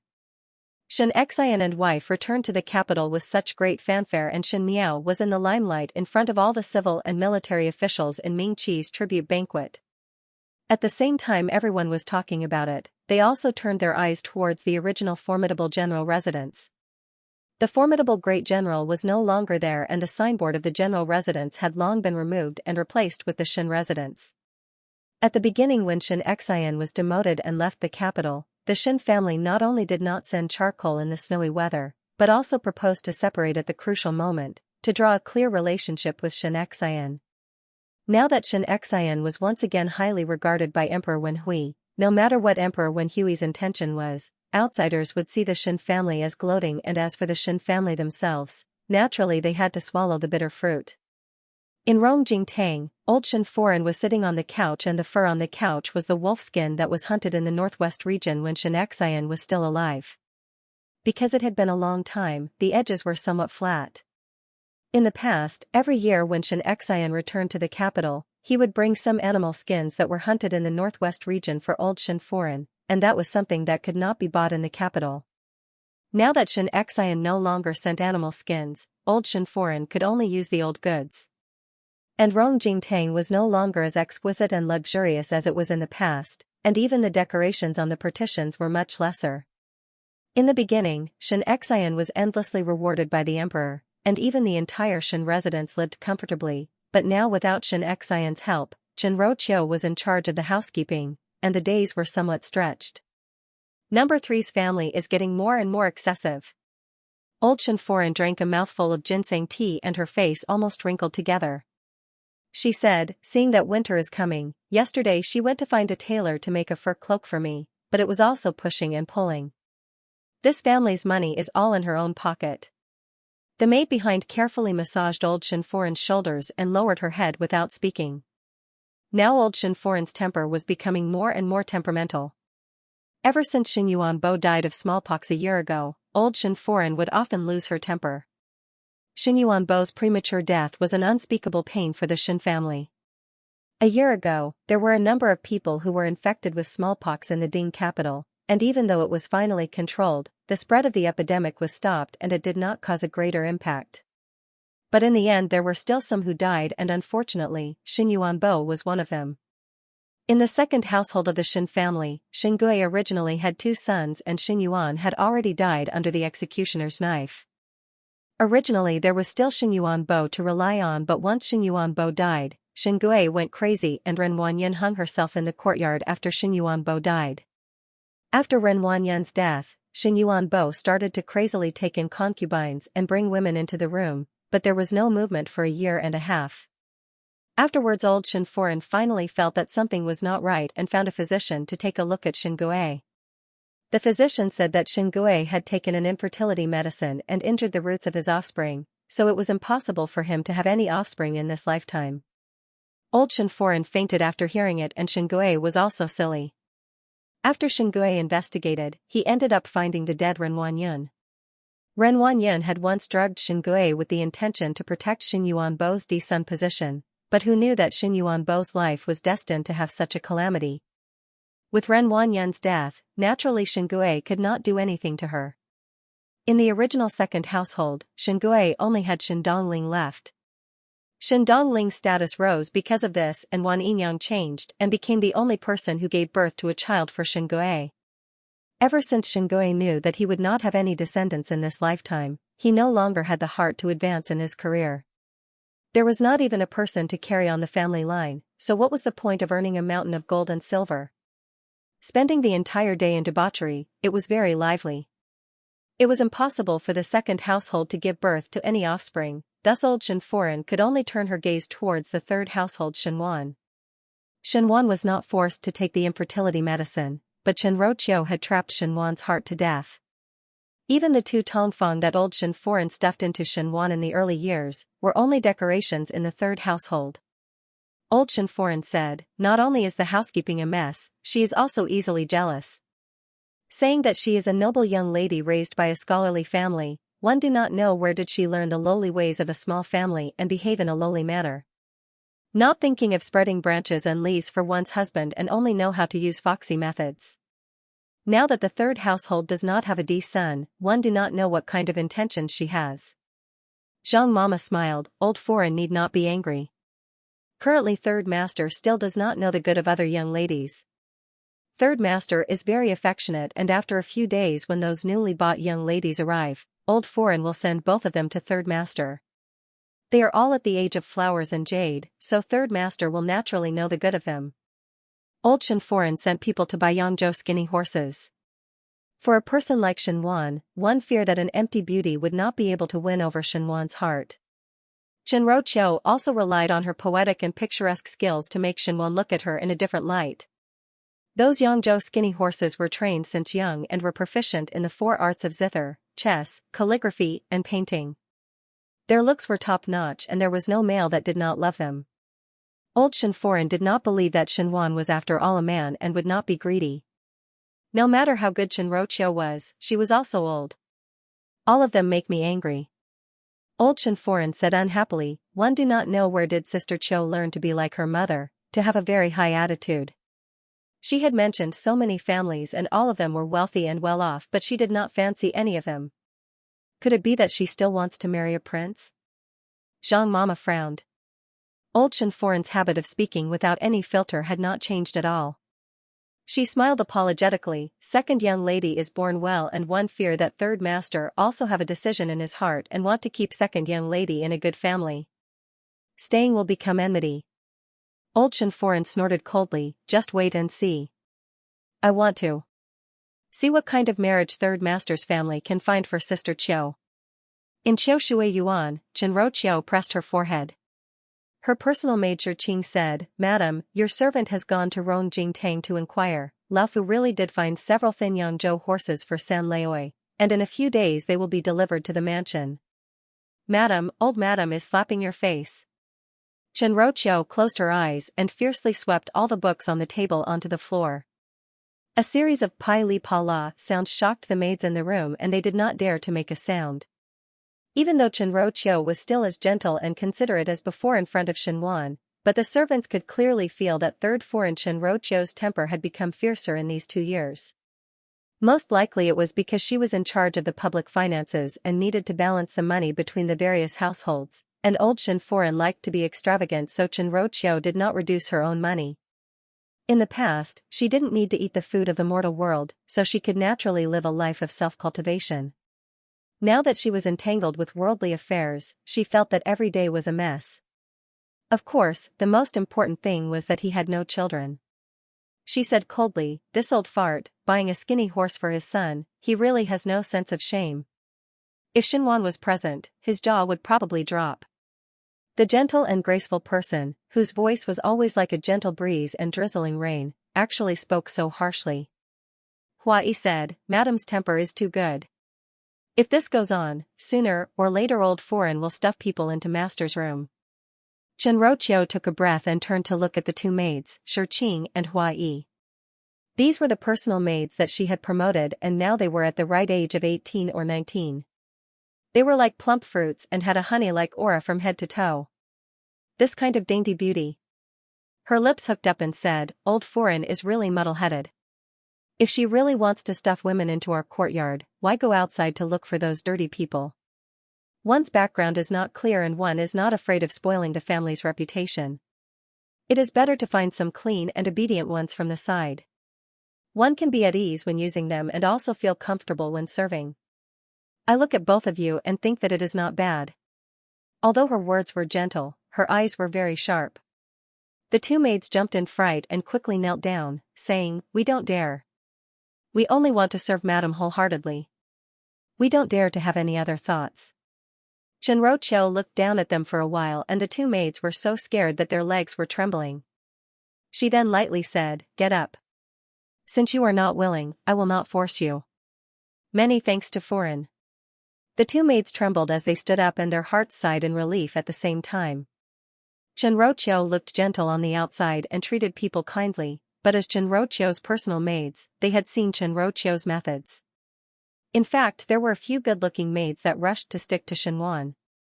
Even though Xinhuan did not show much interest, he did not reject them too much. These few maids were later punished by Xianxia with a reason. Not only did they decline, they also implicated the entire family. Shiqing and Hua Yi were very clear in their hearts that Xianxia was an extremely jealous person and her methods were ruthless. If one really had a relationship with Xinhuan, one feared that one would die until not even bones would be left.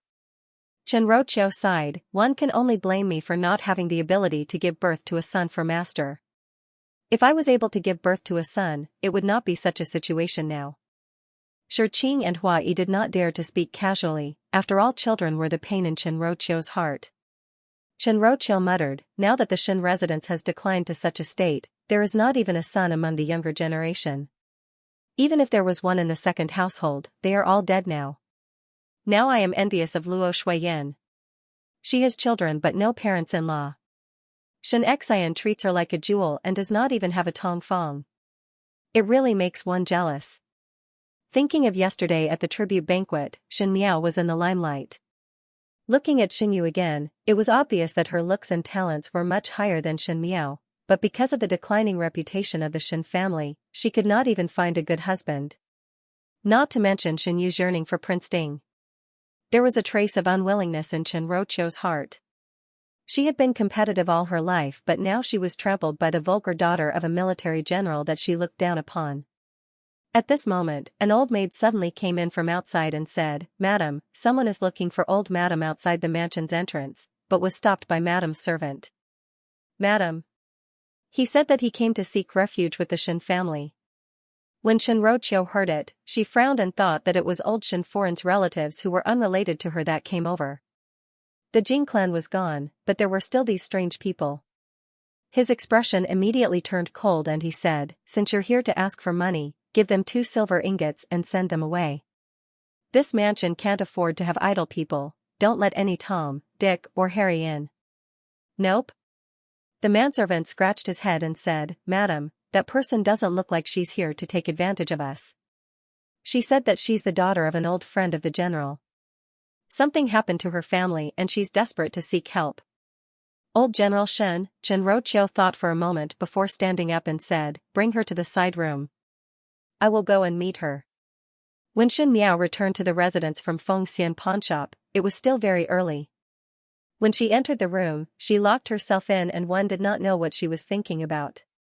When it was close to evening, Luo Tan returned. Luo Tan bought some jewelry and generously gave some to Shen Miao, Biao youngest sister. "Today we went to the jewelry shops. The jewelry shops in the Ding capital are very big. Young lady Feng and I also picked some for you. One do not know if you like it. You take it first and later when you want to go out, we can go shopping again." She actually had a look of wanting to continue. Shen Miao turned her head and said yes. After Luo Tan left, she looked at the half-box of jewelry and thought about how much money could be pawned. Xianxia and entourage came back not long after Luo Tan and everyone ate dinner together. Xianxia and Luo Shuiyan seemed to be in a good mood, probably because the matters in the officialdom were very smooth. Only Shen Miao seemed to be slightly embarrassed. Luo Ling noticed it and said, "Younger Biao sister looks somewhat unwell.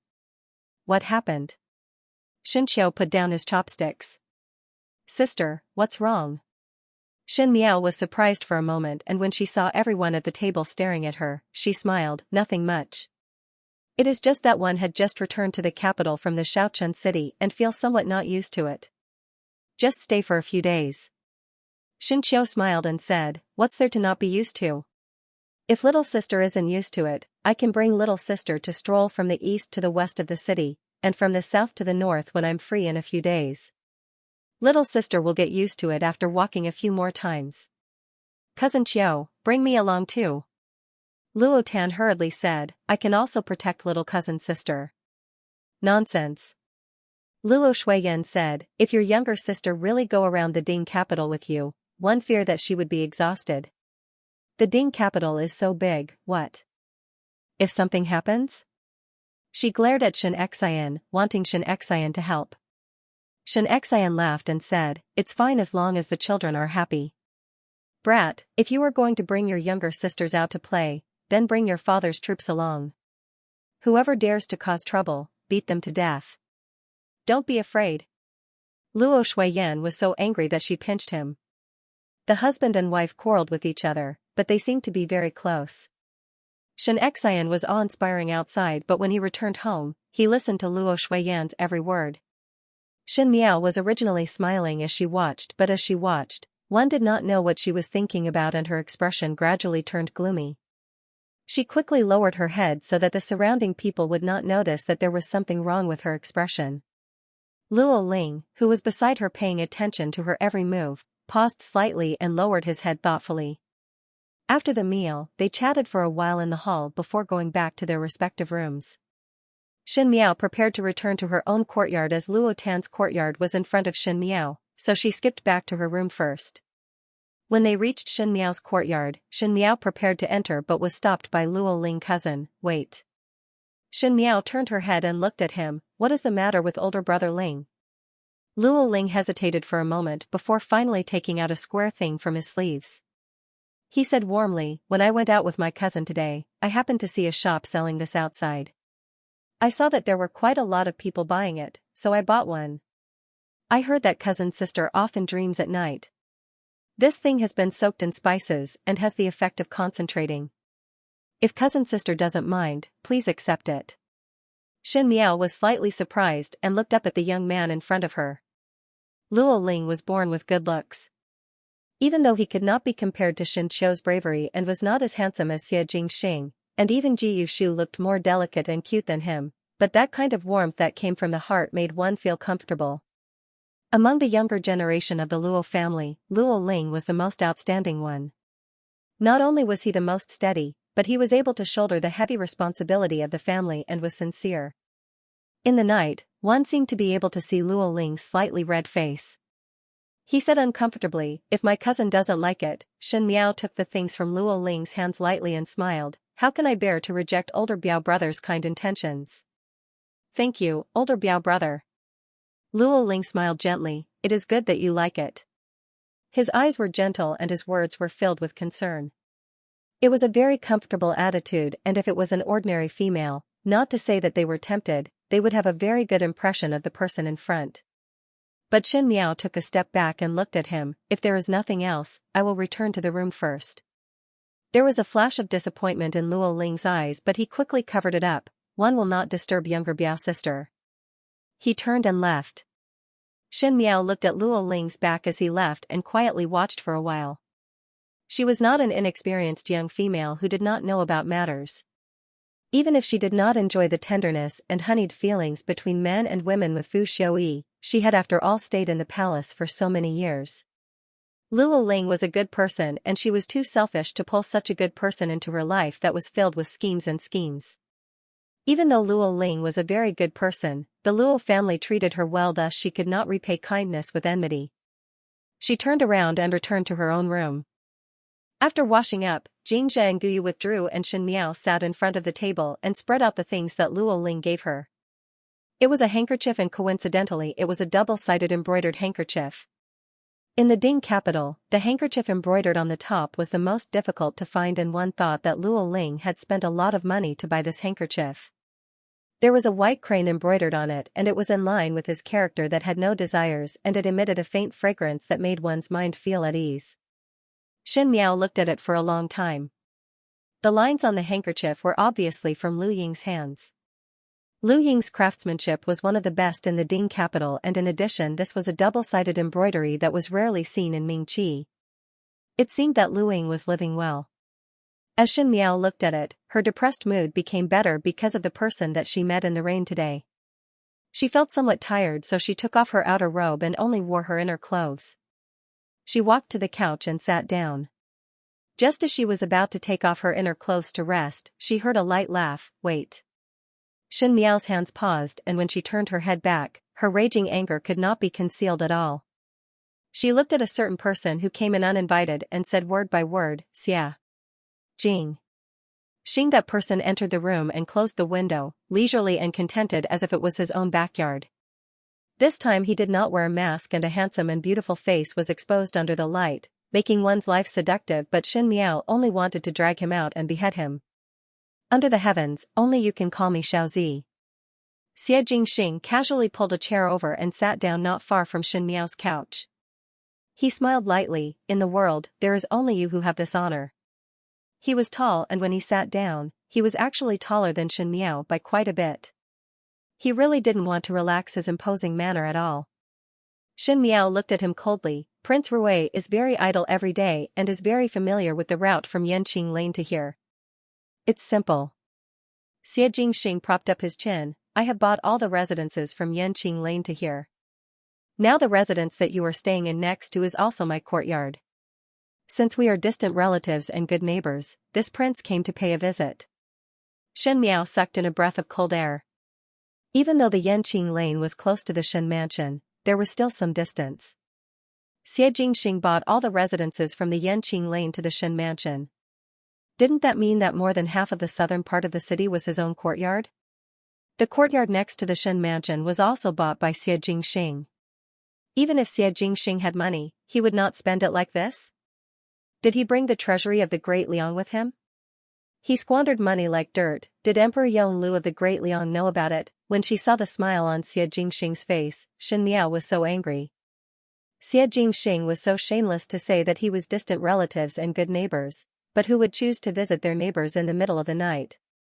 Without an invitation, he came uninvited. Was the imperial family of the Great Liang so unruly? You do not look very happy.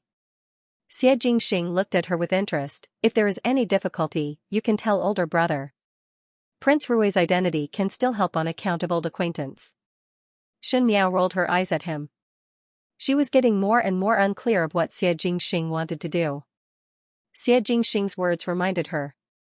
Thinking of the words that she said to Ji Yushu at the Fengxian pawnshop, Xin Miao suddenly had some thoughts and deliberately asked, Xie Jingxing, what do you think about Madame Feng of the residence of the Marquis of Linan? Madame Feng of the residence of the Marquis of Linan was Xie Chongwu's and Xie Chongchao's birth mother. At that time Princess Yu Qing's death was more or less related to Madame Fong. Everyone knew that Princess Yu Qing was something that Xie Jingxing could not mention, but Xin Miao mentioned it. Xie Jingxing looked at her with a faint smile. Do you want to trick me? Will you tell me? There is no harm in telling you.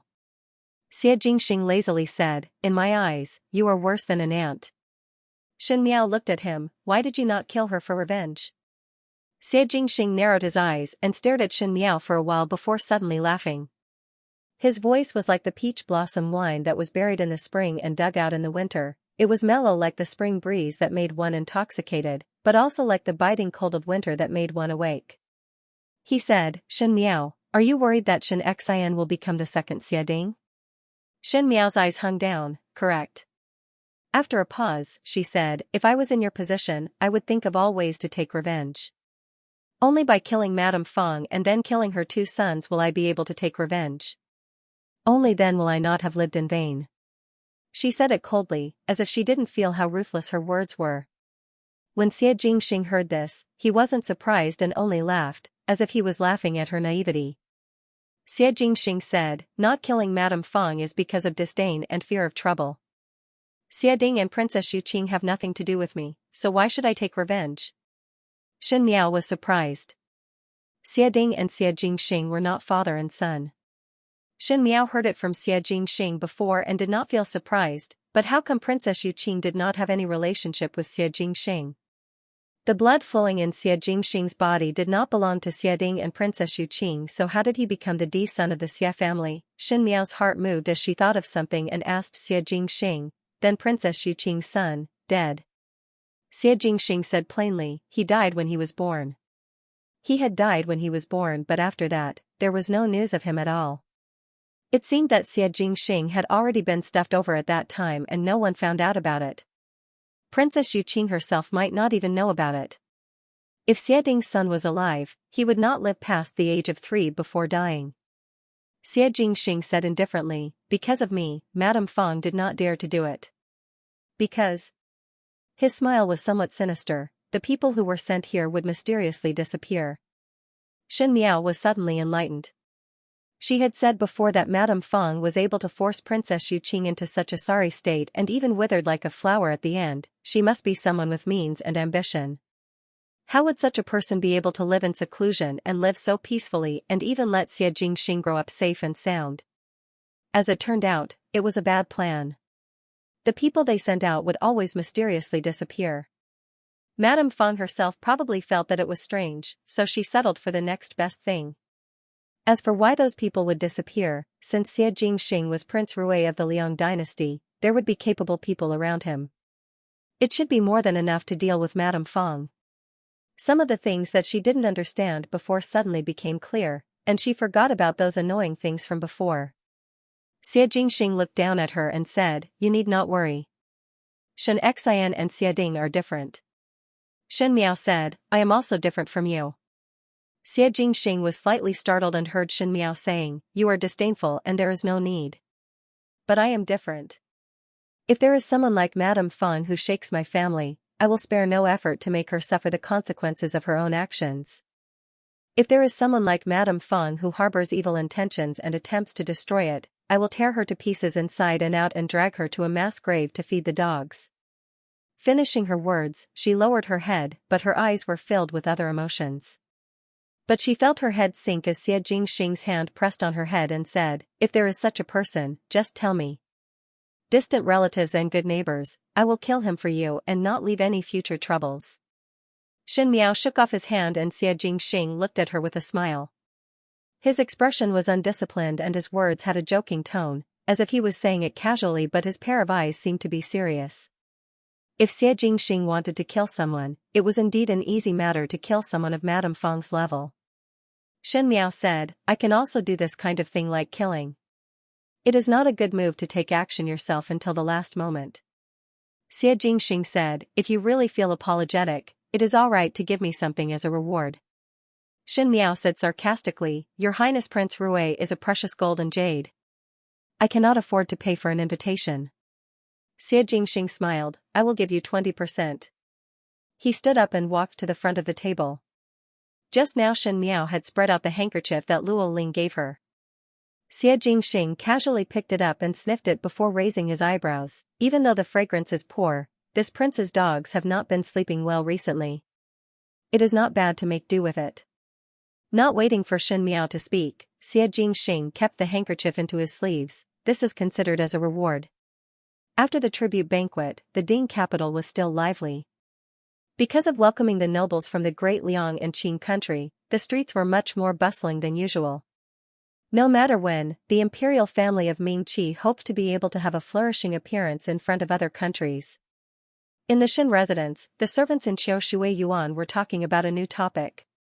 What is the background of the new young lady in the residence? Is it worth third foreign to treat her in such a good manner? This year's new tea leaves were first brewed for that young lady. Could it be a noble person in the residence? An old woman wearing a green gown whispered, heard that this young lady's father and old general were very close in the past, and at that time even blocked a knife for old general and almost lost his life. A young maid quickly covered her mouth and said in surprise, no wonder. Being benevolent to old general is the same as being benevolent to the Shen family.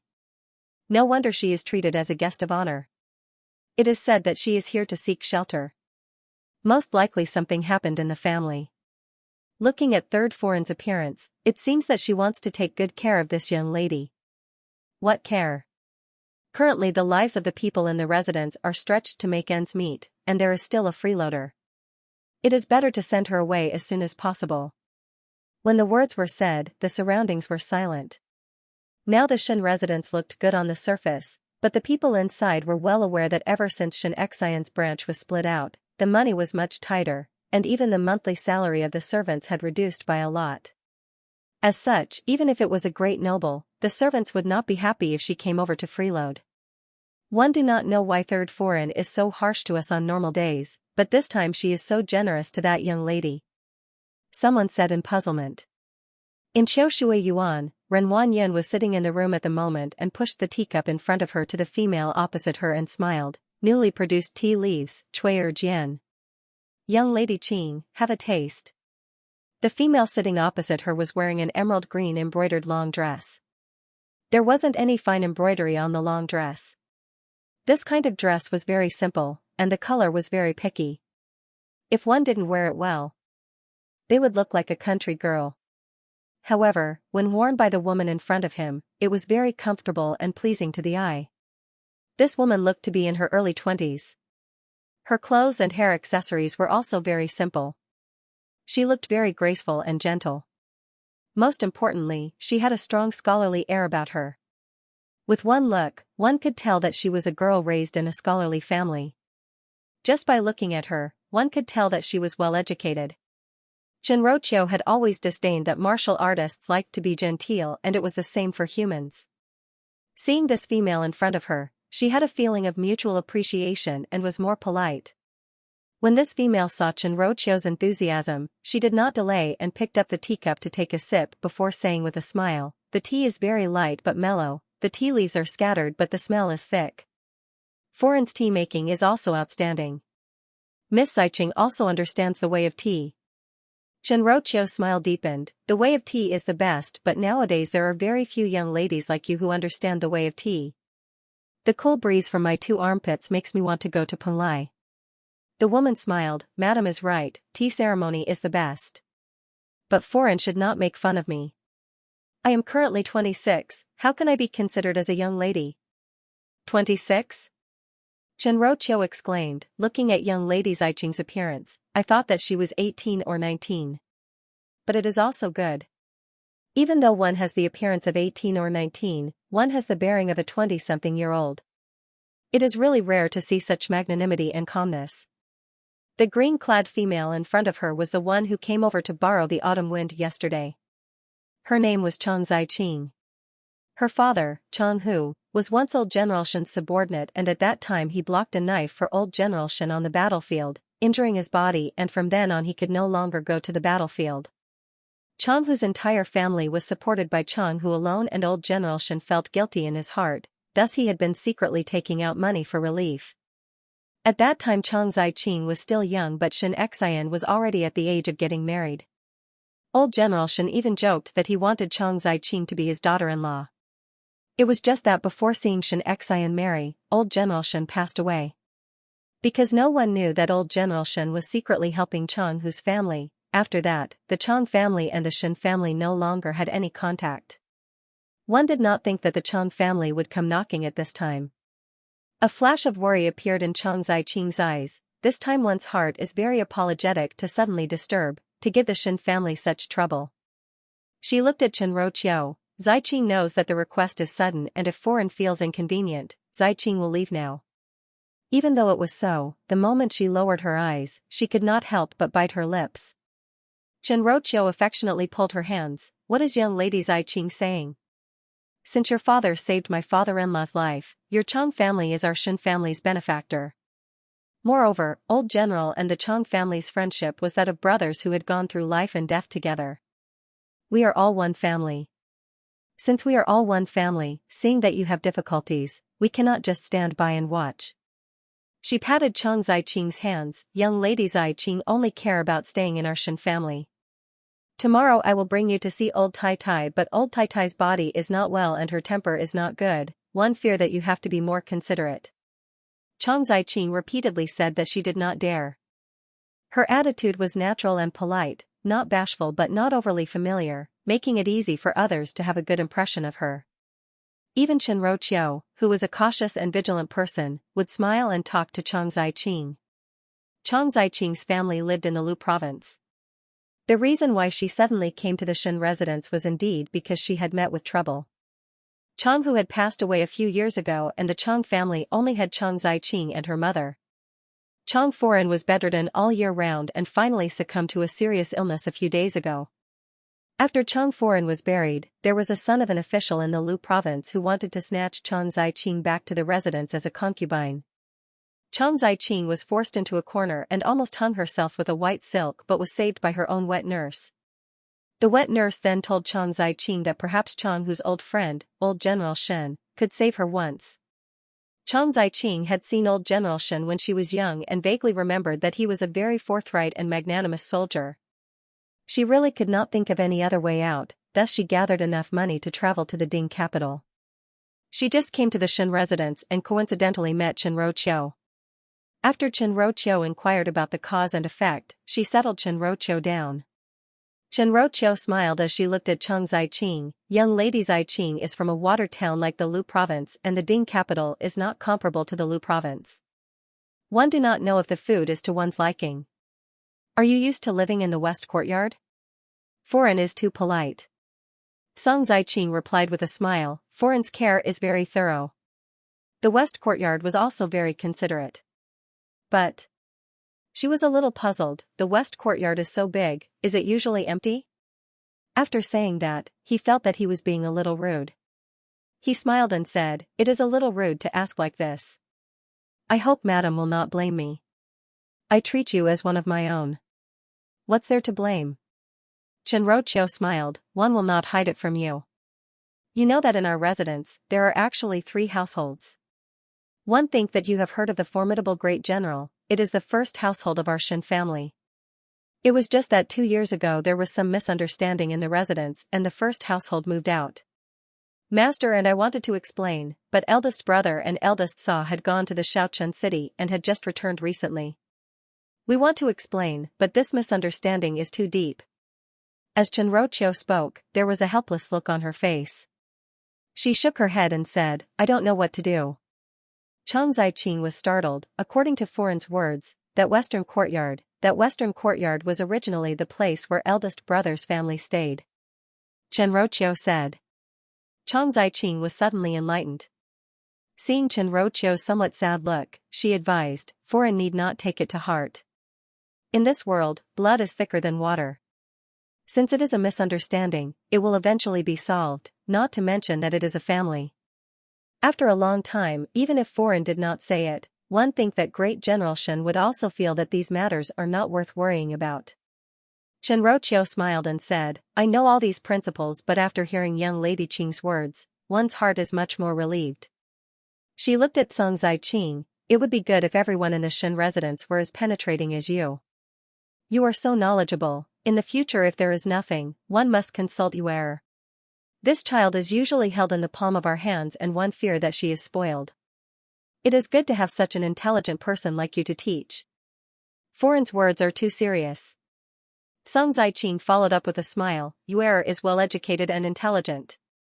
I have not seen such an intelligent young lady in the Lu province. One think that she is one of the best in the Ding capital. A female should be like this, erudite and multi-talented, thus one would have a different look. This compliment that did not reveal any traces made Chen Roqiu's heart feel extremely comfortable. She chatted more and more warmly with Song Zaiqing and only allowed Song Zaiqing to return when it was almost noon. After Song Zaiqing left, Shi Qing carefully asked while wiping the table, "Does Foreign really want to keep that young lady Qing?" She hesitated for a moment before reminding, now that the residence's expenditure is getting bigger, one fear that old Tai Tai would not be happy if she knew. Old Shen Foreign was becoming more and more stingy, and if she knew that Song Zaiqing came to the Shen residence and the Shen residence had to spend money to raise an idle person, naturally her heart would be extremely dissatisfied. So Chen Roqiu previously told Song Zaiqing that old Shen Foreign's temper was not good recently and hoped that she would be more tolerant. What does that short-sighted old woman know? Chen Roqiu's face was filled with disdain, unable to accomplish anything and more than spoil things. How would she be able to see the future? Could it be that Foreign feels that this young lady Qing still has some use? Hua Yi's mind was active and knew his Foreign's temperament well.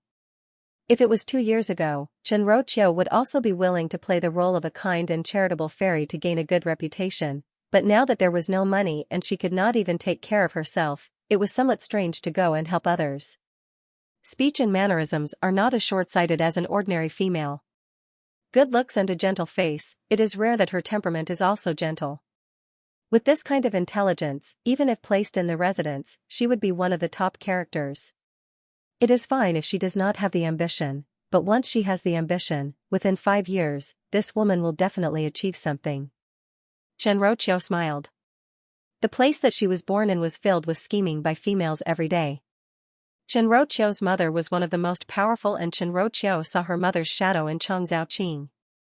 Even now that Chang Zhaoqing was still so young, one feared that her future achievements would be even more outstanding. But what can such a powerful person do? Hua Yi was puzzled. Could it be that Madame wants to form a good relationship? When Miss Qing achieves meteoric success one day and climbs up to a higher branch, then report to Madame? Chen Roqiu smiled when she heard it, such an intelligent person with a lively mind. I have observed his speech, he looks docile on the surface but in fact he is proud and arrogant. How would he be willing to submit to others? If you really climb up the tree, don't expect anything in return. She looks down on others. Then Madam, I cannot bear to give such an outstanding person to others. Chen Roqiu looked out of the window, one should not let one's fertile water flow into one's field. A good knife should be used on the blade's edge. But even I feel that I would not be able to fight against such a powerful female. One do not know that person. How many rounds can he last? At the other end, Chang Zhaoqing had returned to the western courtyard. The western courtyard that Xianxia's family used to live in was now a lot more empty. Originally there were a number of servants in the western courtyard, but because Xianxia called his personal guards over to train the soldiers, it was always very lively. Afterwards, after Xianxia's family moved away, the servants in the western courtyard were all dismissed by Chen Roqiu to reduce expenses. Without the soldiers practicing martial arts every day, the huge west courtyard became more and more empty and deserted. Chang Zaiqing's wet nurse, Zhao Mama, saw that Chang Zaiqing had returned and quickly came up to help Chang Zaiqing take off the cloak and said worriedly, "Young lady, how was the discussion with Third Shen Foreign today?" It was Zhao Mama's idea to let Chang Zaiqing enter the capital to seek help from the Shen family, as if she did not think of a way, then Chang Zaiqing really had no other way to go. But the Shen family and the Chang family had not been in contact for so many years and people's hearts were fickle. Originally old General Shen was willing to take care of the Chang family, but now that old General Shen was not around, who knew how the Shen family would treat Chang Zaiqing rubbed her forehead and sat down on the soft couch in the room. Third Shen Foreign is very enthusiastic and agreed for us to stay for a while. Even if those people came to the Ding capital, one think that they would not dare to provoke the Shen family. Granny Zhao patted her chest and breathed a sigh of relief. She said, "Bah. It turns out that Master said that everyone in the Shen family has the heart of a Buddha. I was worried about young Miss and was afraid that the Shen family would not help. Now it seems that I can rest assured. Mama is thinking too much." Chang Ziqing sneered and her face revealed a look of disdain. When is there a free lunch in this world? Even when old General Shen took care of the Chang family, it was also because his father had blocked a knife for him that year. In this world, there would not be people who would treat others well for no reason. Third Shen foreign is this enthusiastic because she sees that I am somewhat useful.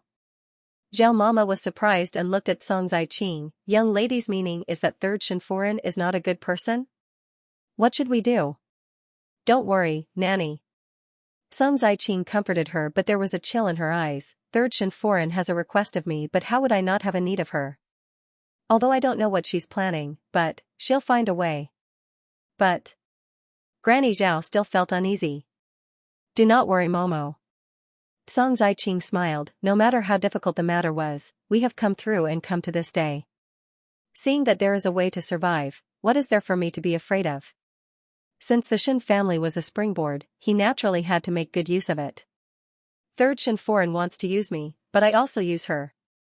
Zhao Mama looked at Song Ziqing and finally nodded her head. This old servant only think of young lady's good. Whatever young lady says will be what it is. The Ding capital was the capital of Mingqi, thus every inch of land was worth its weight in gold, and the most expensive place in the Ding capital, other than the palace, was Yanqing Lane. Yanqing Alley was located in the south of the city. Not far from it were the most prosperous restaurants and shops. Facing the river, the scenery was exceptional. The reason why the land in Yanqing Lane was so expensive, other than being the residence of the nobles of the previous dynasty, was because there was once a famous immortal Taoist who looked at the feng shui here. He said that this place was extremely expensive and had the dragon qi. Other than the nobles, no one could suppress the dragon qi here, and only the venerable of the world could stay here. The imperial family of Mingqi was not in the southern part of the city, thus they could not carry out a large-scale reconstruction of the palace as the commoners would complain and the treasury would not be able to take out so much money. But who would dare to live in a place with dragon qi? Would the emperor find it disrespectful if he stayed here? Even those who had the guts could not come up with such a large amount of silver. Yanqing Alley had been empty for many years because of this. But at this moment, someone finally moved into Yanqing Lane. It was not someone else but the guests from Qin country and Great Liang. The Qin country's crown prince came and the Great Liang's prince of first rank came. They were all legitimate nobles. Money was not a problem. Speaking of which, there was no place more suitable for them to stay in than Yanqing Lane. They could not stay in the palace, as if that was the case, one feared that Emperor Wenhui would not be able to sleep peacefully. One's own palace was occupied by people from other countries, so how could one allow others to sleep soundly on the side couch? It would not be pleasant. At this moment in the innermost residence of Yanqing Lane, there were soldiers guarding it. Even though it was a residence, it was more like a smaller palace. The decorations were luxurious and the area was huge. Even those high-ranking officials' residences would need a few of them to be able to form such a residence. This residence was the place where Prince Rui lived. There were several residences in Yanqing Lane and the crown prince of the Qin country chose the residence that was closest to the outside while the innermost one was chosen by Prince Rui. One did not know if it was because he wanted to deliberately keep a distance from the Qin country. No matter what, this residence was the most expensive one in the Yanqing Lane and was twice as expensive as the crown prince's residence. That Prince Rui did not even blink his eyes as he settled down, which made others think that the rumor that the Great Liang's treasury was filled with gold was not a lie. Prince Rui of the Great Liang was also very arrogant. On the first day he stayed here, he let people take down the signboard at the entrance and replaced it with a golden signboard that said, "Residence of Prince Rui." This made one feel angry and funny at the same time. This Prince Rui of the Great Liang ran to Mingqi to buy a residence and even put up such a signboard. Could it be that he really wanted to stay here? At this moment in a courtyard of Prince Rui's residence, a snow-white thing was flopping around on the ground. This thing is born light but it is too fierce. It is so small and it is already so fierce. Why would Master think of keeping it? A yellow-clad female was squatting on the ground and holding a wooden stick to tease the snow-white fur ball in front of her. Upon closer inspection, one saw that the thing was furry like a doll. Upon closer inspection, it had a pair of clear eyes that were rolling around and had a somewhat clever appearance. At this moment it was using its claws to scratch the female's hand and even changed its teeth to bite. This thing was none other than a young tiger cub. It was probably born not too long ago and was very tender. Its fur was a rare light color, and the patterns on its fur were not very clear. From afar, it looked like a snow-white tiger. It was indeed lovable. That female teased it and suddenly made a hissing sound as she threw the wooden stick in her hand and said angrily, "This fellow looks so docile, but it is actually a master that bites. It is really painful to bite it. See if I do not tear you up later." "Forget it." Another female voice sounded. It was a slightly charming woman in a light red dress. She looked at the ball on the ground and said, "This was personally brought back by Master. Nightingale, I'm afraid that before you can touch it, Master will tear it apart." The woman called Nightingale stood up, and the white tiger cub happily grabbed the corner of her skirt. It turned its head and gave her a big bite. It kept dragging her back, but was kicked away by Nightingale. She walked to the red-dressed female's side. "Huolong, is Master crazy? Why raise a tiger out of nowhere? This tiger looks pretty and cute, but it's so cruel. What if it hurts someone in the future?" Huolong shrugged her shoulders. "It's probably because his temper suddenly came. This white tiger has been eating and sleeping ever since it was brought back. It's only been a few days since it opened its eyes and it already knows how to bite people. In the future, if Master goes back with a tiger, I'm afraid His Majesty will have a headache when he finds out." Nightingale said with a bitter face. "Why are the two of you slacking off here?" A male's stern voice sounded. The two females looked back and saw a middle-aged man striding over. He walked to the side of the cage and picked up the bowl on top of the cage to take a look. He looked at Nightingale and Huolong with displeasure. "Let the two of you feed and only know how to slack off." "Tai-yi." Nightingale said angrily, "We came out from the tower prison and thought that following Master would be a good job. Who knew that we are here to feed the tiger? We are the people of the MOU army and not those nannies that are breastfeeding. How can one not do anything and only know how to play with the tiger? Just do the things that Master has instructed and do not ask so much." Tai-yi squatted down and took the bowl to feed the white tiger on the ground. The cooked meat was chopped into minced meat and mixed with some eggs. That white tiger went forward to sniff and ate happily. Tai-yi rubbed the white tiger's head and the human and tiger had a harmonious appearance. He was a big and burly man, but to sit together with a petite tiger, such a warm scene was somewhat strange. The tiger ate half a bowl and refused to eat any more. Tai-yi kept the bowl and turned to see Huolong and Nightingale bowing behind him. "Master." Xianxia waved his hand and walked out of the room. The two people behind him were Jiyushu and Gao Yang. When Jiyushu saw that white tiger, his eyes stared. "What is this? Dog?" Tai-yi's body trembled. Gao Yang said, "Are you stupid? They are clearly spores." "Spores," Tai-yi said. "Young Master Ji, young Master Gao, it's white tiger." His tone was also protesting for the white tiger. Unfortunately, the tiger cub could not understand the human language. After eating its fill, it chased its tail under the sun like a cat. "Tiger?" Jiyushu looked at Xianxia. "Third older brother, are you alright? Why are you even raising a tiger now?" Ying said in a crisp voice, "Young Master Ji, this is what Master saw on the way to the Ding capital. There was a hunter who wanted to sell the tiger cub's skin at a high price and was saved by our master." Gao Yang glanced at Xianxia. "When did you become so kind-hearted? It doesn't seem like something you would do." Xianxia did not bother about the two of them. He was wearing a dark purple robe with gold-embroidered vines and was still incomparably gorgeous. However, no matter how gorgeous the clothes were, they could not compare to his outstanding appearance. He slowly walked to the side of the white tiger cub. When the white tiger cub saw a person suddenly appear in front of it, without saying a word, it opened its claws and pounced forward, biting him. However, he was lifted up by the back of his neck. Xianxia lifted the white tiger cub into the air. The cub seemed to be very uncomfortable with such a position, and it kept flapping its legs. Xie Jingxing ignored it and looked at it thoughtfully. Don't tell me you are going to kill this tiger now. Nightingale made a beheading gesture towards Huolong. Huolong shivered and shook her head. In the end, Xie Jingxing looked at it for a while before pushing aside the white tiger cub's legs.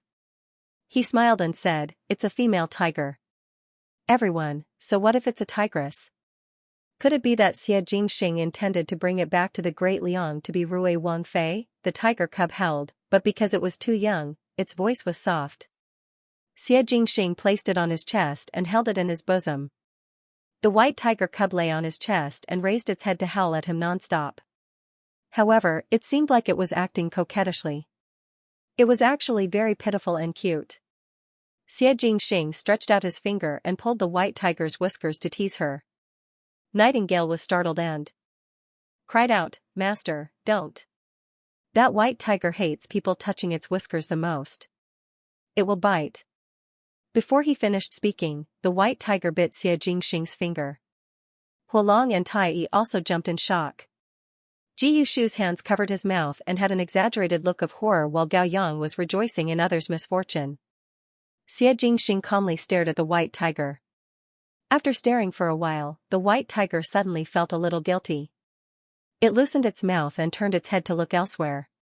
There was a shallow bite mark on Xie Jingxing's finger, and it was rather obvious. They have the same eyes and the same temper. Even his habit of biting people is the same. Xie Jingxing looked down at the white tiger in his bosom but was not angry. Instead he reached out to touch the white tiger's head. The white tiger seemed to be somewhat sleepy as it yawned and stretched its body but did not struggle. It allowed Xie Jingxing to ravage its head and did not do anything as it laid on Xie Jingxing's chest to rest. The sun lazily shone down its golden rays. The purple-clothed man was gorgeous and handsome. He lowered his eyes to look at the white tiger in his arms. His long eyelashes were slightly curled, but it could not hide his gentle and loving gaze. That white tiger's fur was extremely beautiful as it obediently lay in his bosom. One human and one tiger were as beautiful as a painting, completely different from the strange feeling when Tai Yi was feeding the white tiger. Xie Jingxing raised his eyebrows and looked at the tiger cub that was about to fall asleep, still lack a name. If it is so similar, in the future I will call you Jiao Jiao. Ji Yushu clapped his hands. What kind of damn name is this? Third older brother, you want to give this tigress such a delicate name? It is too strange. He protested, change the name. Tiger Tyrant, Iron Hammer, or Biao older brother are all good. Gao Yang had an unbearable look as he covered his eyes with a fan. Xie Jingxing swept a glance at Ji Yushu and continued to tickle the tiger cub's chin unhurriedly. Shut up. This is my Jiao Jiao. On the second day, Shen Miao received an invitation. This invitation was not from others, but from the Qing country's Princess Mingyan, inviting her to the residence in Yanqing Lane for a gathering. This invitation was sent over by the servants in the gatehouse, and was handed over to Shen Miao by Guyu. Initially she thought that it was sent by Feng and Ning to invite her to play, but one did not think that upon opening it, it was actually from Princess Mingyan. Jingxia said worriedly, this must be fake. How could it be Princess Mingyan's invitation? Without rhyme or reason, Princess Mingyan and young lady do not have any friendship. Could it be that someone is impersonating? Guyu shook her head. There is the princess's seal on it, so it is not fake. She looked at Shen Miao and said, previously this Princess Mingyan was disgraced because of young lady at the tribute banquet, and one fear that she is looking for an opportunity to take revenge. It is better for young lady to reject, as it would be bad if that Princess Mingyan has any bad ideas. Jingxia also nodded her head repeatedly, right. It is better to inform Master and Foreign about this matter and let Master and Foreign decide. Shen Miao thought for a moment before shaking her head, do not tell others about this matter. With father and mother's temperament, they would definitely use unyielding means. Now that the relationship between the Qing country and Mingqi is sensitive, it would be alright if it was only a fight between me and Princess Mingyan, but if it involves father and mother, one fear that it would involve the court's affairs, and it would not be good to outsmart oneself. Not telling Master and Foreign. Jingxia asked, could it be that young lady wants to receive this invitation? Jingxia's heart was naturally not willing to be together with a princess with ill intentions, and this was not her own territory. If Shen Miao were to suffer, then she would not be able to save her in time. No harm. Shen Miao said, since Princess Mingyan had sent me an invitation and the invitation is in my hands, inviting me to her residence, if something really happened to me, Princess Mingyan would not be able to get away with it. If the Crown Prince of Qin knew about it, he would also stop it. She wouldn't dare to do anything to me. It's just a little trick. I'm not afraid. But. Guyu was still very worried. No buts, just do it. The date of the invitation is 2 days later and I will make a trip there. It is fine as long as outsiders do not know about it. After pausing, she said again, I will let Mo Qing follow along. The invitation is in the residence and if something really happens, let Bai Lu and Xuanjiang take the invitation to my eldest brother. Xianxia and Guyu were extremely unwilling in their hearts, but they could only helplessly agree to Shen Miao's words. Coincidentally, in the outermost residence of the Yanqing Lane, where the imperial family of the Qin country were temporarily staying, Princess Mingyan received a reply from the servant. She opened it and looked at it carefully. Suddenly, she became angry. She threw the invitation on the table and coldly said, You have some guts. What are you angry about? A male pushed the door and entered, and when he saw Princess Mingyan's appearance, he frowned and asked. When Princess Mingyan saw the person approaching, she stood up and walked over, and handed the invitation on the table to the other and said in a spoiled manner, Crown Prince older brother, look at that Shen Miao. I sent her an invitation and she actually replied and agreed to keep the appointment. She's really not afraid of death. You sent her an invitation. If she didn't accept it, she would be too daring. You won't be happy if I accept it. Don't be so unreasonable. Huang Fuhao, who was well aware of Princess Mingyan's temperament, did not go along with her words, but poured cold water on Princess Mingyan's head. Crown Prince older brother. Princess Mingyan stomped her feet, is she helping me or helping her? That day at the tribute banquet, she made me make a fool of myself and deliberately made me bite an apple. It was clearly to deliberately embarrass me, and let our Qin country lose face. Now you not only do not help the Qin country to regain face, but also blame me. What kind of logic is this? Even if one were to return to the Qin country to see Imperial Father, it would not be reasonable. Huang Fuhao coldly glanced at Princess Mingyan and when he thought of the matter at the tribute banquet, his face suddenly sunk. Even though Princess Mingyan's words were not entirely true, after all it was Princess Mingyan's initiative to compete with Shen Miao in archery. But when Shen Miao let Princess Mingyan bite the apple to compete, it was somewhat overbearing. Even in the last few sentences, there was a hint of mockery. He was not sure if Shen Miao did it on purpose, but if this matter were to spread back to the Qin state, the Qin emperor would definitely blame him. He did not know why but Huang Fuhao felt that Shen Miao was very special. That Princess Mingyan's bow was something that other people would need to familiarize themselves with for a few days before they could use it, but she was so proficient that it was as if she had pulled it thousands of times. Occasionally, when he glanced over, his gaze seemed to carry a hint of hostility. Now was not the time for the Ming Qi and the Qin country to be enemies, so why would Shen Miao have hostility towards him and Princess Mingyan? Before this they did not know each other, and it was only because of Princess Mingyan's difficulties? That Shen Miao's vengeance was too heavy.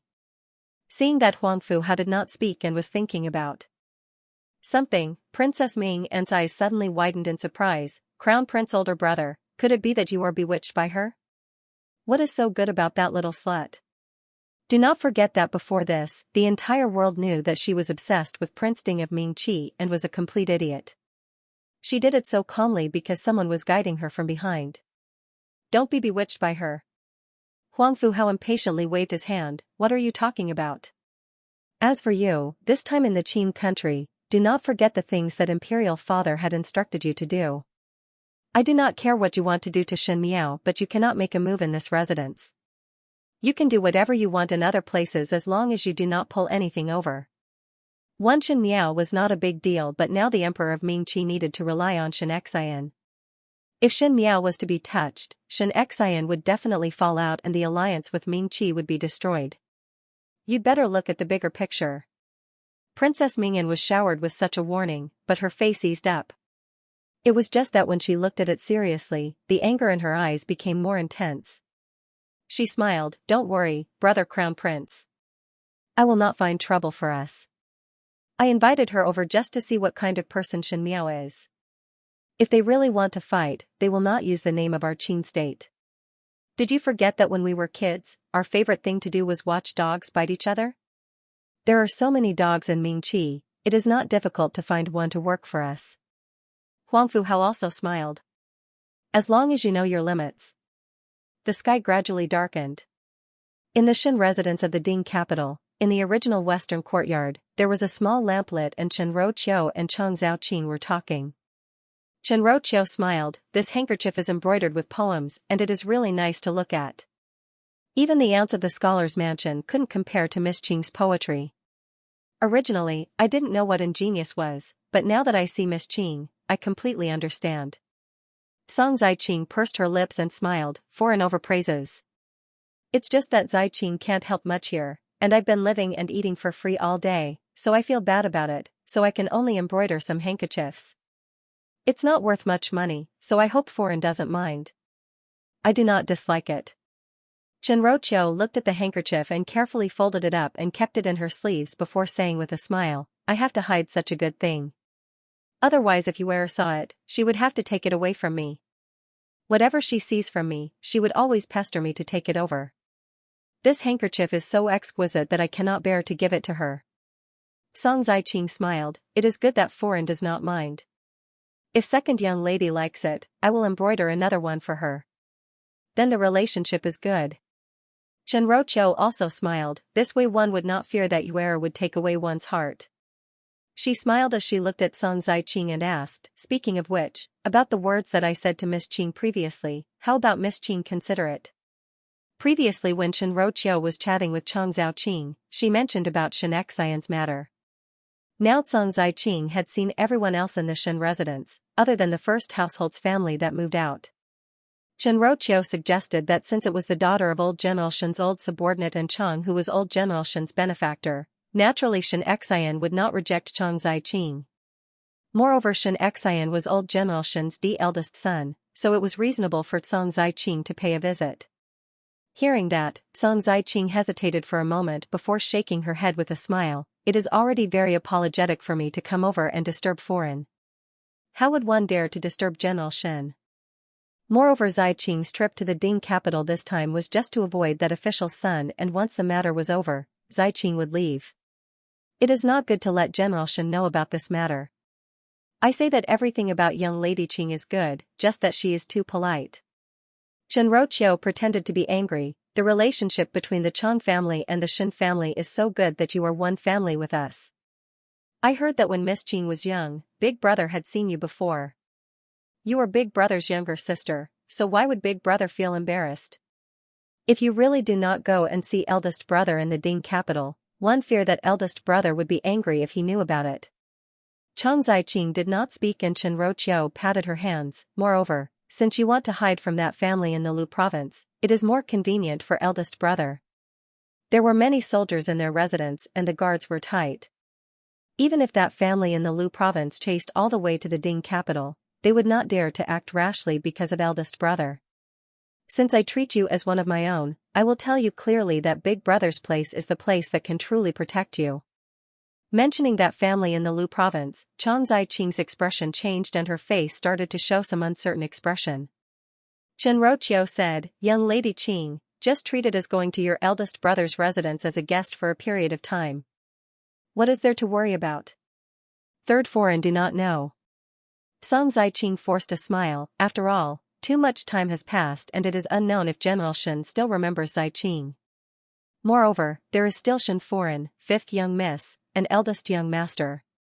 I'm afraid that it would be too much of a disturbance if someone were to move in without any reason. Don't worry about that.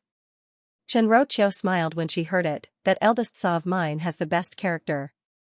Because she is a heroine from a military family, she is straightforward and honest.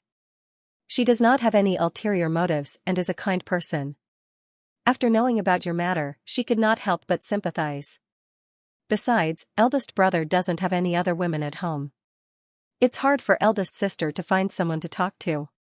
If she sees you, I'm sure she'll treat you very well. As for eldest brother and fifth sister, they are both sensible children. It's even more impossible for them to have any disputes with you. Chen saw Chang Ziqing's wavering expression and smiled. How about this? If young lady Qing feels that it is not bad, I will get someone to help young lady Qing write an invitation and send it over. It will not mention our Shen residence and use young lady Qing's name so that it would not cause any misunderstanding. Young lady Qing, why don't you pay a visit to Big Brother first and see what his attitude is? If you think it's inappropriate, you can just turn back and not go. Chang Ziqing thought for a long time and finally nodded her head with determination and smiled gratefully at Chen Roqiu. Third foreign, consider everything thoroughly. Ziqing thanks third foreign. See that you are getting more and more polite. Chen Roqiu smiled as she stood up. It is already late, so I will not disturb your rest. Tomorrow I will write an invitation and get someone to send it over. Young lady Qing need not care about anything. With such a clear and intelligent person like you, no one would not like you. One fear that when eldest brother finds you, he would be happy to have another younger sister like you. Chang Ziqing smiled and said that she did not dare. After sending off Chen Roqiu, Zhao Mama came over to clean the table. Just now Chen Roqiu and Chang Ziqing's conversation was heard by Zhao Mama. Zhao Mama asked, young lady, that third Shen foreign is fine, why would she mention the matter of General Shen? Could it be that she wants to chase young lady out of the residence? Song Ziqing sneered, originally I did not understand what third Shen foreign wanted me to do, but now I understand.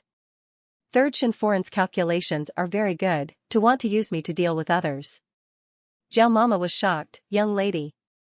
What does third Shen foreign want young lady to do? Song Ziqing sat down in front of the table and her expression changed unpredictably. She was not a fool, and it was not that she could not hear the hint in Chen Roqiu's words.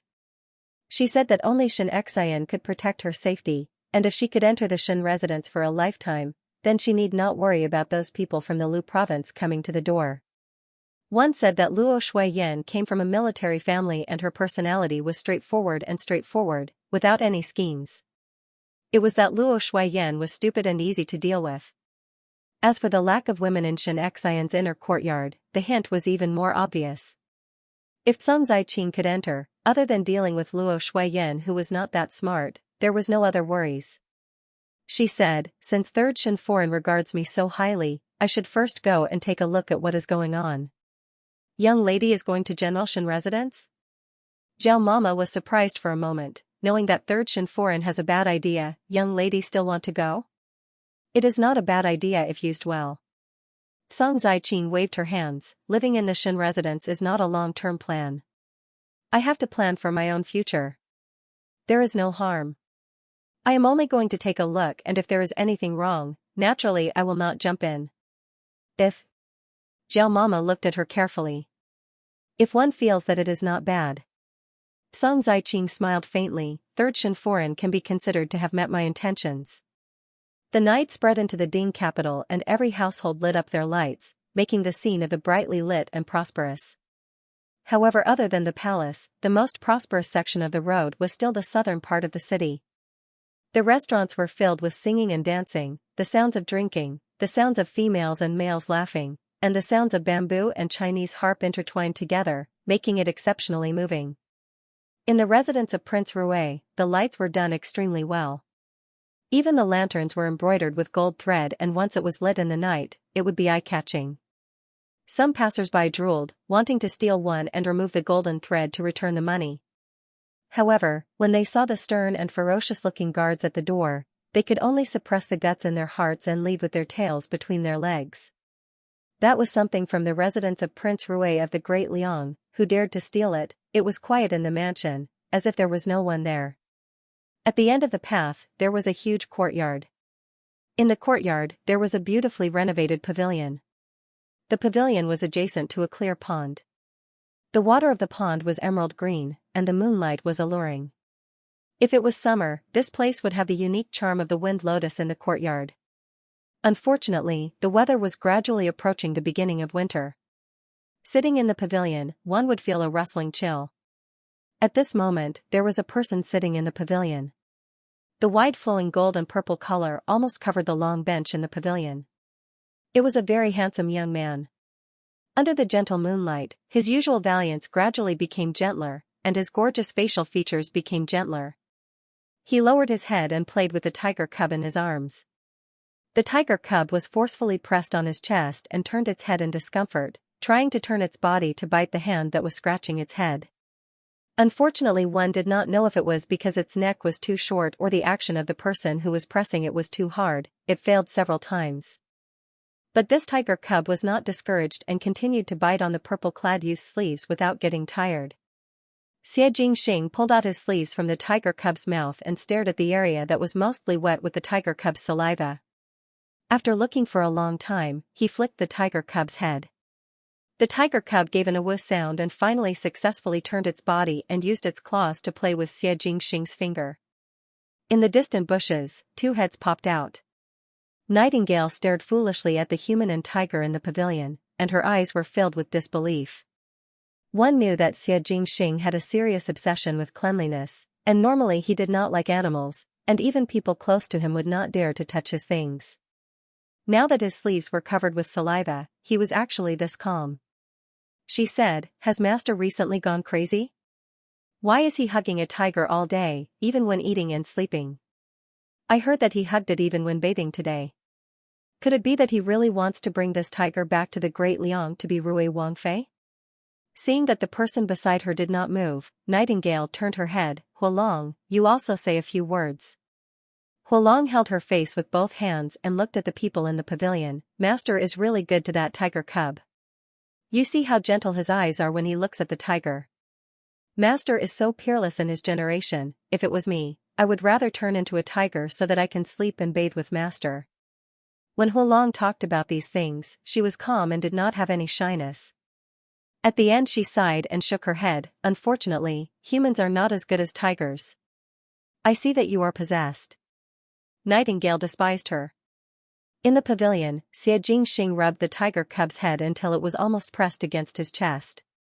The tiger cub struggled with all its might, and when it was struggling, it accidentally pounced onto Xianxia's neck and took the opportunity to lick Xianxia's face. "You even secretly kissed me." Xianxia chuckled and lifted the tiger cub up by its neck. He looked at the tiger cub struggling in the air with evil interest and raised his eyebrows. "Humans and tigers are the same." The tiger cub bared its fangs and brandished its claws at him. Xianxia kissed its head. "Be good." In the bushes, Nightingale leaned forward. "Master has gone crazy. I want to go and kill that tiger," Huolong said with a murderous look. Just at this moment, Taiyi's figure suddenly appeared in the pavilion. Xianxia placed the tiger cub back into his embrace and asked, "What is the matter?" Replying to Master, "Today Princess Mingyan sent an invitation to 5th Shen young lady." "Oh?" Xianxia's fingers that were scratching the tiger cub slightly paused. "Princess Mingyan invites 5th Shen young lady to the residence for a chat." 5th Shen young lady accepted the invitation and it will be 2 days later. Taiyi bowed and replied. "Got it." Xianxia waved his hand. Taiyi glanced at the tiger cub in Xianxia's arms and the corner of his mouth twitched. He turned around and retreated into the night. "You're quite daring." Xianxia placed his finger in the tiger cub's mouth. The tiger cub had been eating, bathing, and sleeping with Xianxia, so it seemed to have developed some familiarity with Xianxia. It held his finger in its mouth, but didn't really bite it. It was just playing with it. "Are you going?" Xianxia asked. The white tiger cub held and looked at him with sparkling eyes. "Think?" Xianxia raised his eyebrows. "I will listen to you." In the blink of an eye, 2 days had passed. This morning, Shen Miao also woke up early and Xianxia and Guyu helped her to find clothes to wear. The weather was gradually entering the beginning of winter and Ming Qi's winter always came especially early and it was especially cold. In the past few days, it rained continuously and Shen Miao's heavier clothes were damp and could not be found. Guyu took out a cloak from the bottom of the box and said, "This one is rather dry. Even though it is somewhat thick, it is very cold today so it would not be awkward for young lady to wear it." Shen Miao looked at the cloak in Guyu's hands. It was a snow-white cloak and it was made from fox skin from top to bottom. It was the rare white fox skin and there was not a single strand of mixed colored fur on it. Even after a few years, it was still as clean as new and it was obviously a good piece of leather. This cloak was the one that Shin Miao left the Ding capital with Xianxia 2 years ago and stayed in a farmer's house. On the second day, there was an inexplicable additional cloak in the house. The farmer's house did not have this cloak and Shin Miao did not know where did this thing come from. Previously she was thinking of when to exchange it for money, but Shin Qiu strongly forbade it, saying that this white fox fur was hard to obtain and it was better to keep it for herself. Even though it was kept, that cloak really did not fit. It was too big for Shin Miao to wear, so it was kept under the chest and was never taken out to wear. If it was not for Guyu digging it out from the chest today, Shin Miao almost forgot about it. She looked at the cloak and thought of something. Previously, when Xie Jingxing flipped through her bedroom at night, he mentioned that he had met her at a farmer's house 2 years ago, but she did not remember as she was drunk that day. Now thinking about it, this cloak should be left behind by Xie Jingxing. She could not remember anything about that night's matter and only knew that Xie Jingxing was talking nonsense, and her face turned a little red. Xianxia and Guyu saw Shin Miao's somewhat uncomfortable look and looked at each other, not knowing what happened to Shin Miao. Xianxia reminded, "Young lady?" Shin Miao recovered to her senses and looked at the cloak in Guyu's hands before saying in a bad mood, "Find an opportunity to pawn it at the pawn shop." But eldest young master said that the skin is very good and does not let young lady pawn it. Guyu felt strange. No matter how good the skin is, one do not want it. Shin Miao said, "Send it to the Fengxian pawn shop when you are done packing it." The Fengxian pawn shop collects treasures all the time, so Manager Ji would definitely like this thing. Seeing Shin Miao's appearance, Guyu and Xianxia dared not say anything more and shrugged their shoulders before continuing to look for other cloaks for Shin Miao. Finally he picked a lilac-colored brocade cloak with rabbit fur, and after helping Shin Miao to freshen up, he found an excuse to go out. Luo Tan was easy to send away as Xianxia and the rest would usually return in the evening from the Ministry of War, and without the eyes and ears of the Shin family, there was much more freedom now. Mo Qing once again acted as the carriage driver. Mo Qing was now Shin Qiu's people, but he would always help Shin Miao to handle matters. Most of the time, Shin Miao would not let Mo Qing tell others about her matters. Mo Qing looked more like Shin Miao's confidant. But Mo Qing was already used to his identity, and every time Shin Miao went out to handle matters, Mo Qing was already used to it. But today when Mo Qing knew the place that Shin Miao was going to, he was also shocked. It was actually the residence of the Crown Prince of the Qin country. Shin Miao's actions at the tribute banquet was spread throughout the Ding capital the next day, and naturally Mo Qing knew about it. That Princess Mingyan obviously came with ill intentions, and Mo Qing was somewhat worried, but Shin Miao had a well-thought-out look, so Mo Qing did not say anything. When they reached the residence of the Crown Prince of Qin, the guards outside saw the invitation in Shin Miao's hands and only let Shin Miao wait outside. They said that they would take the invitation to report to their master and would not return. After a long time, Xianxia could not bear it any longer and said, "It has been almost an hour and these people still have not reported?" It was clear that the Qin princess was deliberately making things difficult for the young lady. Even if there is a heater in the carriage, it will still be very cold outside. If Miss gets sick from the cold, what will the princess say? Guyu also said, "This is really too much. Since one took the initiative to invite, then what is the meaning of leaving one outside the residence in the cold?" Usually, when people came to send invitations, they would at least welcome them into the mansion to wait. Even if the relatives of the imperial family had many rules, they shouldn't leave people hanging for more than an hour. Moreover, in the past hour, no one had come forward to greet him. Mo Qing said, "Young lady, it is better to return." Shin Miao shook her head, "Since one is already here, then one should wait. One must give enough face and not let the courtesy fall on the other side." When she was in the Qin country, Princess Mingyan liked to treat people like this. In the cold of the 12th lunar month, she would use chatting as an excuse to let people wait in the icy cold garden early in the morning. One wait would be a few hours, and sometimes one would wait for an entire day without seeing anyone. Afterwards a maid would be sent over to say that there were some matters that one could not come. This meant that one had waited for a day in vain. Princess Mingyan's methods were the same as always, superficial and shallow. In the past lifetime, one could endure it, so what was an hour in this lifetime? In the residence of the Crown Prince of Qin, at this moment Princess Mingyan was sitting in the room and the maid was adding silver charcoal to the brazier. Princess Mingyan picked up the tea on the table and took a sip, but her expression was somewhat carefree. She asked the servant outside, "Has that cheap person left?" Replying to Your Highness. The servant said, "Fifth Shin young lady's horse carriage is still at the residence's entrance and had not left." A trace of unhappiness flashed on Princess Mingyan's face, to actually be this patient. She originally thought that by leaving Shin Miao out to dry, the proud and arrogant young lady of an official's family would return to the residence in a fit of anger. After that, she would be able to find a reason to say that Shin Miao was disrespectful to her. But she did not expect that Shin Miao would be this calm. But she smiled. After waiting for so long, one thinks that one's patience is almost exhausted. It is not bad to change methods. Someone passed down Bengong's orders to invite Shin Miao in. The residence that the Qing country's people lived in was probably renovated, and the layout was somewhat different from the Ming Qi's residence. When Shin Miao entered, she was aware that this residence in Yanqing Lane was renovated by the Qing country, as it had the same style as the Qing country's palace, which was extremely luxurious. When Shin Miao entered, she was aware that this residence in Yanqing Lane was renovated by the Qing country, as it had the same style as the Qing country's palace, which was extremely luxurious. At that time when Shin Miao first went to the Qing country, she was envious when she saw that the palace was renovated so beautifully. Now thinking about it, the imperial family of the Qing country's preferences were really not flattering. As to rush to show that there was money, it was a cliché. After being led by the maid to the garden, Shin Miao finally saw Princess Ming, and Princess Ming sat at a small stone table in the garden, and the stone table was covered with a silk handkerchief embroidered with butterflies. On top of it were a few plates of exquisite snacks and a pot of tea. Next to it was a small pond, and at this time of the year, the pond water had not frozen, and there were many red carps shaking their heads and tails in the pond.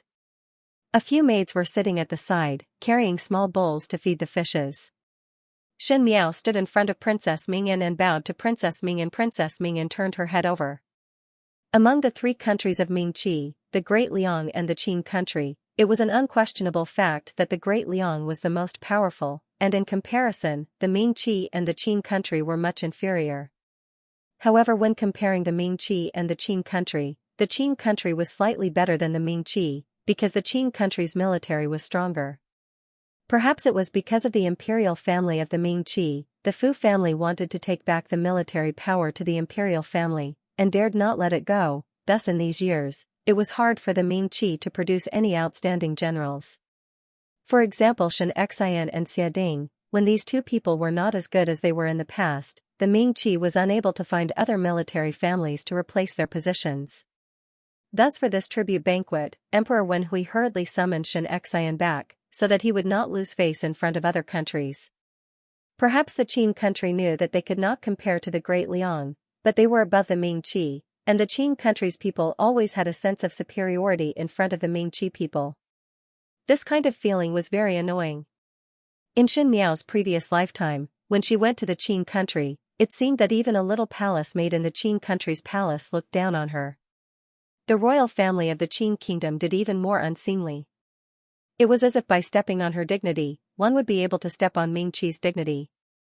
At this moment, seeing Princess Mingyan, some memories from the previous lifetime came flooding in. Bengong invited you over today and initially thought that you would not dare to come. One did not think that you actually came alone, and your guts are not small. Princess Mingyan glanced at Shin Miao and her gaze suddenly became gloomy. Today she was wearing a gold-colored flower-washing gauze and a gold-plated red dress, and her makeup was also the best-looking linlang hairpin in the Qing country, but when she saw Shin Miao wearing a lilac-colored cloak and without any makeup, she paled in comparison.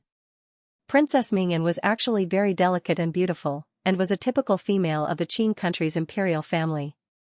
Being pampered with gold and jade, there was a special delicacy about her. There were many types of temperament, and Shin Miao's appearance was delicate and gentle, but her temperament was eye-catching. Her dignified appearance made her not have a trace of softness, as if she was a female that had sat on a high throne for many years, and was filled with an air of nobility. The princess must be joking. Shin Miao's expression did not change. The princess is a guest of the Ming Qi, and since Shin Miao was fortunate enough to be invited, how would one not keep the appointment? Xianxia and Guyu stood behind Shin Miao, and Mo Qing was stopped by the guards at the door, but Shin Miao did not say anything. Shen Miao was very clear about Princess Ming An's temperament. Since Princess Ming An had sent an invitation today, it was impossible for her to do anything dangerous. It was nothing more than using some means to make her suffer. When Shen Miao came, she was already prepared, but the suffering was not for nothing.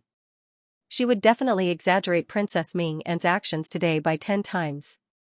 You have a glib mouth. Of course Bengong know that you have big guts, else you would not deliberately make Bengong look bad during the tribute banquet. Thinking of what happened during the tribute banquet, a trace of killing intent flashed in Princess Ming An's eyes. One had to know that she was the most favored princess of the Qin kingdom. Even in the Qin kingdom's royal family, everyone had to fear her. She did not expect that when she arrived at the Ming Qi that was inferior to the Qin country, she was led by Shen Miao to faint at the tribute banquet. Thinking that she would not have any face left, Princess Ming An could not wait to kill the person in front.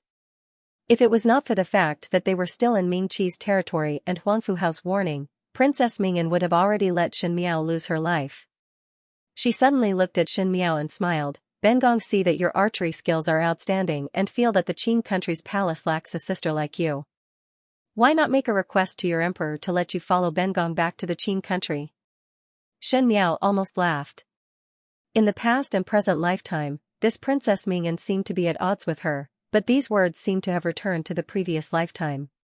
When she was willing to go to the Qin country to be a hostage, Princess Ming An also said the same thing to Fu Xiuyi.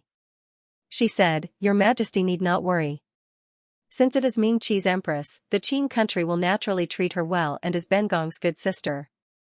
In the end, in the Qin country, the humiliation she suffered was no less than when she was in Ming Qi.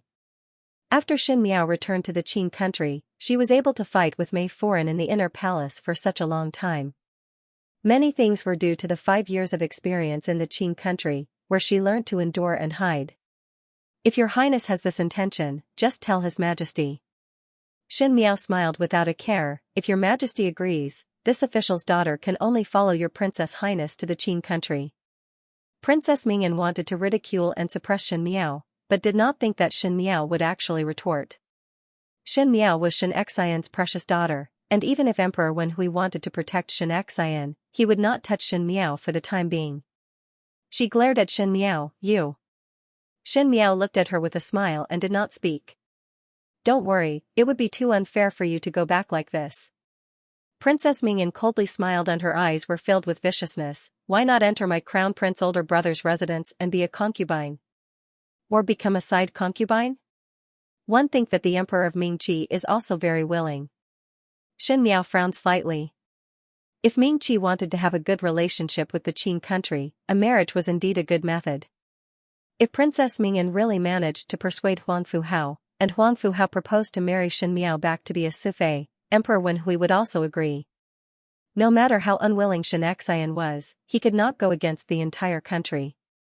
Seeing that Shen Miao was slightly absent-minded, Princess Ming An's lips hooked up into a sneer and suddenly gave a look to the maid beside Shen Miao. That maid suddenly stretched out her hand and pushed Shen Miao, who was standing at the side of the pond, into the pond. This time it was fierce and strong, and Shen Miao was caught off guard and fell into the pond.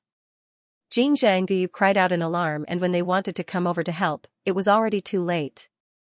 Shen Miao could almost feel the cold air from the water splashing on her clothes, but her lips were also ice cold. Princess Ming An's methods were nothing more than this. Since one was unable to really hurt her today, one must let Shen Miao suffer a bit. This kind of result was almost what Shen Miao could predict. Shen Miao fell into the water with a plop sound. She knew how to swim, and even though the water in early winter was cold, it was not to the extent that she could not move. But she heard another plop sound beside her, and at first she thought that she had heard wrongly. When she popped her head out, she saw that the water was also splashing, and that rolling golden color. If it was not Princess Ming An, who else could it be? Princess Ming An's screams almost pierced one's ears. She did not seem to know how to swim as she screamed, "Someone come! Someone come!" Princess Ming An's maids also panicked when they saw this, and one after another went to look for bamboo poles to save people. Those who knew how to swim were all guards, but the guards were all males. Princess Ming An was of noble birth, and one feared that if one were to touch her body, their heads would be seen the next day, thus no one came forward to save her. Moreover, the place where Princess Mingyan fell into the water was just too far away. Xianxia was pushed into the pond, and fell from the side of the pond, so the place where she fell was not far from the side of the pond.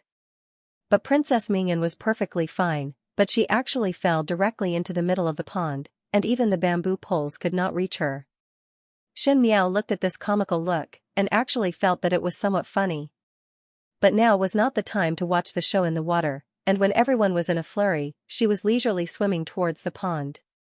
When she swam to the edge of the pond, Xianxia and Guyu were already pulling her up in a panic. Halfway through, one heard an angry shout, "What is going on here?" One saw two males walking in from outside the garden. One of them was wearing a golden robe and a jade crown on his head. His face was so gloomy that it seemed as though water was about to drip out, and destroyed his handsome appearance by 30%.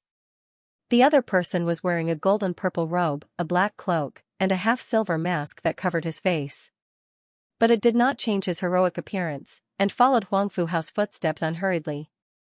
"Replying to your highness, the princess has fallen into the water," those servants quickly reported.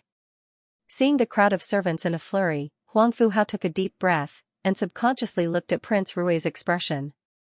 But Prince Rui was wearing a mask, and the lips under the mask were slightly hooked, so who could see clearly what he was thinking at the moment.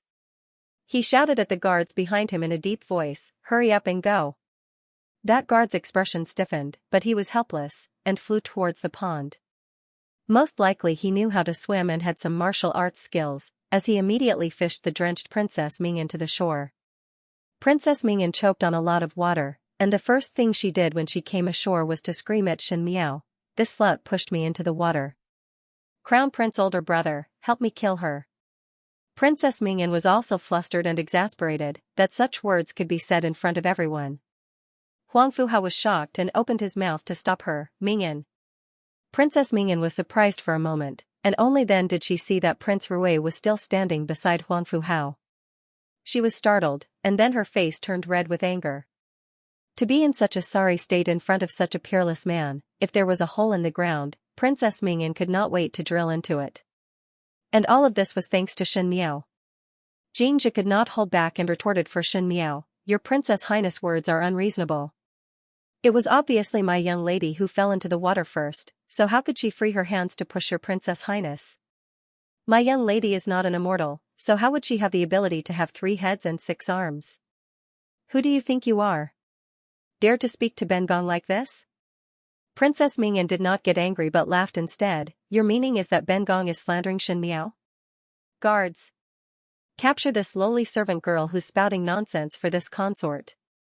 Xianxia smiled coldly and blocked Xianxia behind her. "Your Princess Highness is a Qin country's people and Xianxia is my people.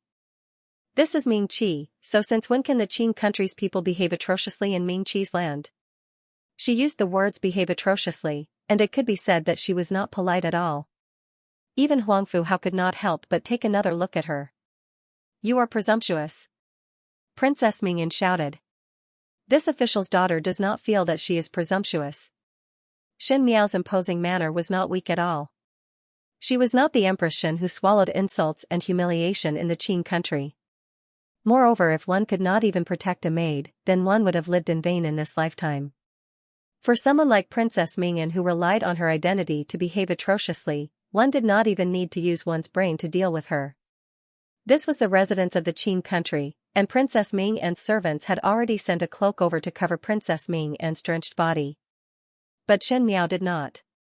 When she came, her lilac cloak was already drenched and almost stuck to her body. Even if Xianxia and Guyu wanted to use their bodies to block her, it was not possible. Huang Fuhao stared at Xianxia and was somewhat presumptuous. Just at this moment, one saw Prince Rui chuckling and suddenly took off his black cloak and lightly threw it on Xianxia's body, covering Xianxia tightly. This action could not help but make the surrounding people surprised for a moment. This Prince Rui of the Great Liang had always been a loner since he came to the Ding capital, and did not have any friendship with Ming Qi, and also did not deliberately make friends with the Qin country, but inexplicably helped Xianxia out of trouble. Huang Fuhao's gaze towards Xianxia was deep in thought, but Princess Mingyan was biting her lips in jealousy. Xianxia and Guyu helped Xianxia to stand up. Princess Mingyan could no longer hold back. "It was obviously you who pushed Bengong down." If it was not you, how would Bengong fall into the lake without rhyme or reason? Could it be that it was my servants who pushed Bengong? Xianxia smiled. Even though her hair was completely drenched, her calm and magnanimous expression was much more dignified compared to the flustered and exasperated Princess Mingyan. She said, this official servant had already explained for this official servant. This official servant fell into the water first, so how could one push your Princess Highness? Perhaps it was your Princess Highness who accidentally slipped. Princess Mingyan angrily said, if Bengong slipped by herself, how could one fall into the middle of the pond? That would be a coincidence. Xianxia said in an indifferent manner, this official servant is also not a warrior with infinite strength, and really cannot push Princess to the middle of the pond.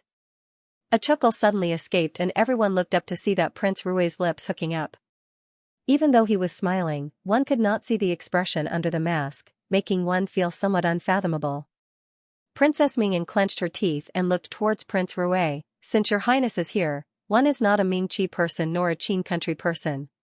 May your highness come and preside over justice and see who is lying between Bengong and Xianxia. When Huang Fuhao wanted to stop Princess Mingyan, it was already too late. Huang Fuhao's heart was filled with rage. Princess Mingyan was arrogant and willful, but did not have any brains. Even though he knew that Princess Mingyan was here for Xianxia, he did not expect that Princess Mingyan would use such a stupid method. If it was not good, Xianxia would use the trick of injuring herself to gain confidence, and Princess Mingyan would not end up well. What was even more coincidental was that Prince Rui of the Great Liang suddenly came over for a visit, and saw this chaotic scene. Huang Fuhao simply wanted to strangle Princess Mingyan. Xianxiao's eyes hung down, but Princess Mingyan looked up at him with a face of hope. Huang Fuhao's face was somewhat awkward and Prince Rui's lips hooked up. Why should this prince care about these trivial matters? Princess Mingyan was surprised for a moment and Xianxia secretly rolled her eyes. Your residence is quite lively. One could not tell if Prince Rui's words were sarcasm, but that light tone suddenly made Huang Fuhao unhappy. He glanced at Xianxia, who was wearing Prince Rui's cloak, and suddenly smiled. Today was only a misunderstanding. One did not expect that young Lady Shen would be implicated because of this. Bengong will apologize to young Lady Shen on behalf of my younger sister, and hope that young Lady Shen would not take it to heart. Older Prince. Princess Mingyan did not expect that Huang Fuhao would actually give in to Xianxia, and her heart was anxious as she shouted out in dissatisfaction. But she was coldly glared at by Huang Fuhao, and dared not make a sound, but the gaze that she looked at Xianxia was filled with jealousy and hatred. Xianxia looked at Huang Fuhao and lightly said, since His Highness the Crown Prince has spoken, this official's daughter would not dare to disobey. These tolerant words were said reluctantly, as if it was very forced. This made the fire in Princess Mingyan's heart rise again. Huang Fuhao was also startled and looked meaningfully at Xianxia. Xianxia lowered her eyes and restrained the myriad of emotions in her eyes. Huang Fuhao, this person, on the surface looked magnanimous and polite, but in fact he was very ruthless. This kind of ruthlessness was different from Fu Shouyi's ruthlessness and was something that could not be concealed. Initially when she was in the Qin country, there was one time when Huang Fuhao was drunk and wanted to humiliate her. If it was not for Guyu who risked her life to protect her innocence, one feared that when she returned to the Mingqi palace, the first thing that awaited her was a piece of white silk. The imperial family of Mingqi would not allow an unchaste empress. Even so, because Guyu offended Huang Fuhao used his guard's sword to stab her to death. Xianxia would never be able to forget that Huang Fuhao's sword had pierced several holes in Guyu's body and blood kept flowing out, but Huang Fuhao ordered people to throw Guyu's body into the wolf pack.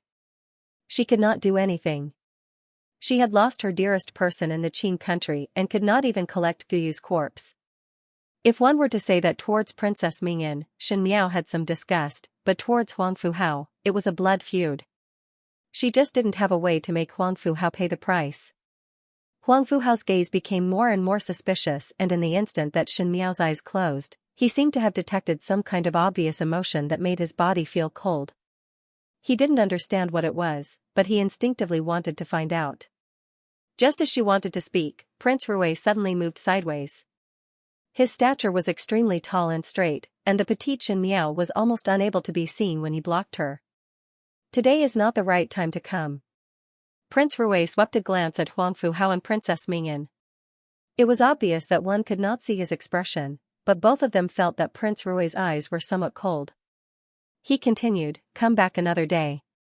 Huang Fuhao originally wanted to persuade a few words. The current situation was still unclear. No matter what, the Qin country did not want to be enemies with the Great Liang.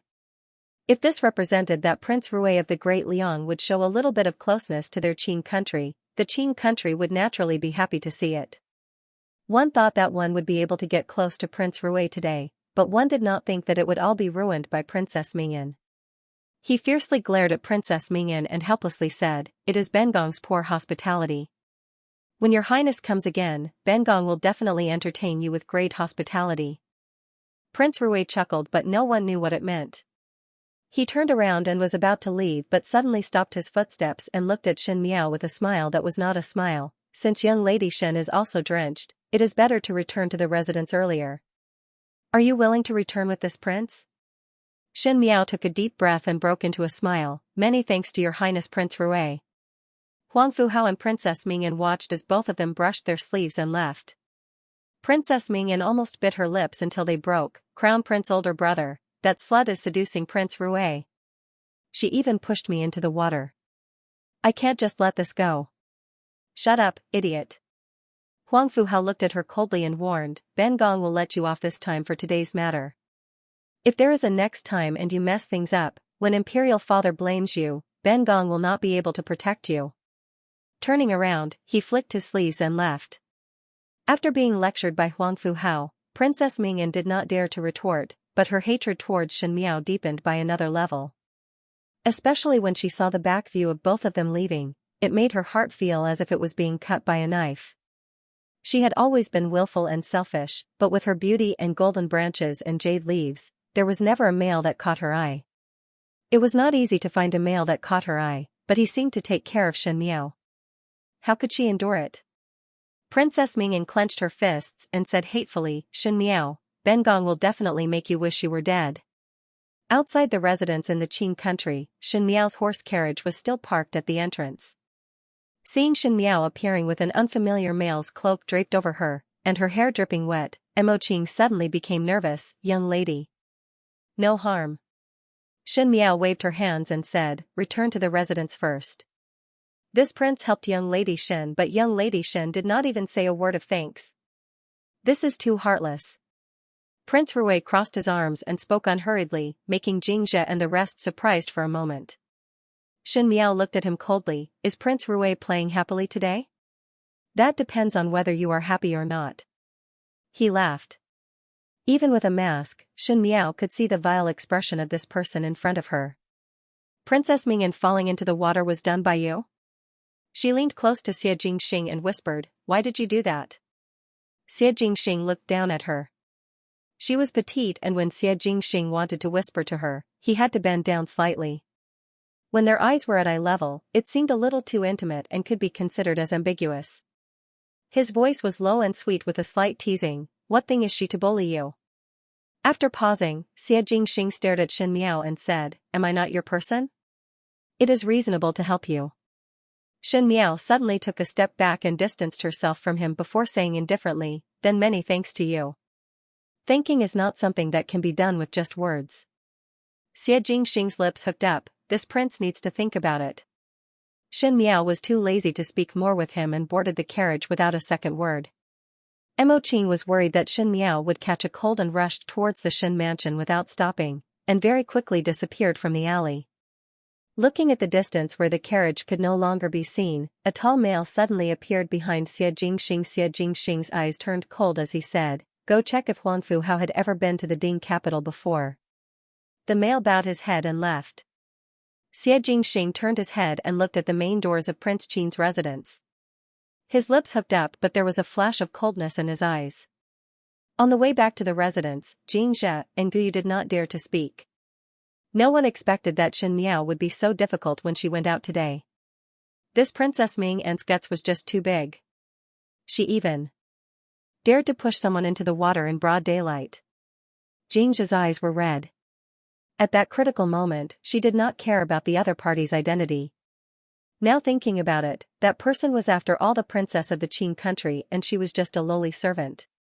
If the other party really wanted to do anything to her, Xianxia herself would not be able to do anything. Only now did she remember that she was afraid. Xin Miao on the other hand was in a calm mood. She had long known that Princess Mingyan did not have good intentions, but because of the overall situation, even if no one came today, when Princess Mingyan arrived, she would get people to fish her out of the water, and would not really take her life. One did not expect that a fiend would suddenly appear and push Princess Mingyan into the water. Naturally, this was Xie Jingxing's tricks. Xie Jingxing was lawless and had no regard for anyone, and even schemed against Princess Mingyan in front of Huang Fuhao. Perhaps when Huang Fuhao thought about it later, he would also realize that something was wrong. After all, Princess Mingyan fell to the middle of the pond, and if one did not have martial arts, how would one be able to do it? And the only outsider who knew martial arts was Xie Jingxing. Even if one did not know if it was done by Xie Jingxing, one would always have some suspicions. But Xin Miao's eyes slightly moved. Xie Jingxing's move made Princess Mingyan to be in such a sorry state, and it really made one feel refreshed. If there was no Xie Jingxing today, even if she was in the right, she would still suffer. Now that she was in the right, she would still suffer, but seeing that Princess Mingyan was beaten up, she felt that the suffering was worth it. Xianxia and Guyu looked at Xin Miao with some worry, but one did not know what Xin Miao was thinking about, and the corner of her lip slightly rose, as if she was somewhat happy. Both of them looked at each other and were somewhat at a loss. They did not know how Xin Miao would be happy after being pushed into the water by others. When they returned to the Xin mansion, because Xin Miao was dripping wet, she could only sneak in from the back door. Xianxia quickly took a handkerchief to wipe Xin Miao's hair, and helped her change into a clean set of clothes. Guyu then instructed the kitchen to boil ginger tea. Xin Miao sat for a while before asking, "Why do I not see Bai Lu and Shuangjiang?" Before she left, she let Bai Lu and Shuangjiang stay in the residence to wait for news, but there was no one at the moment. Just as she was speaking, one saw Bai Lu returning from outside. When she saw Xin Miao, she was pleasantly surprised. "Young lady has finally returned." Just now Foreign asked this servant where did young lady go, and why is one not back yet? What is the matter with mother? Xin Miao finally managed to dry her hair and asked when she heard that. One heard that the daughter of old general's benefactor came knocking. Foreign is outside chatting with that young lady, and wanted young lady to go and take a look. Xin Miao's hand that was holding the handkerchief paused and her gaze turned sharp. What is that person's name?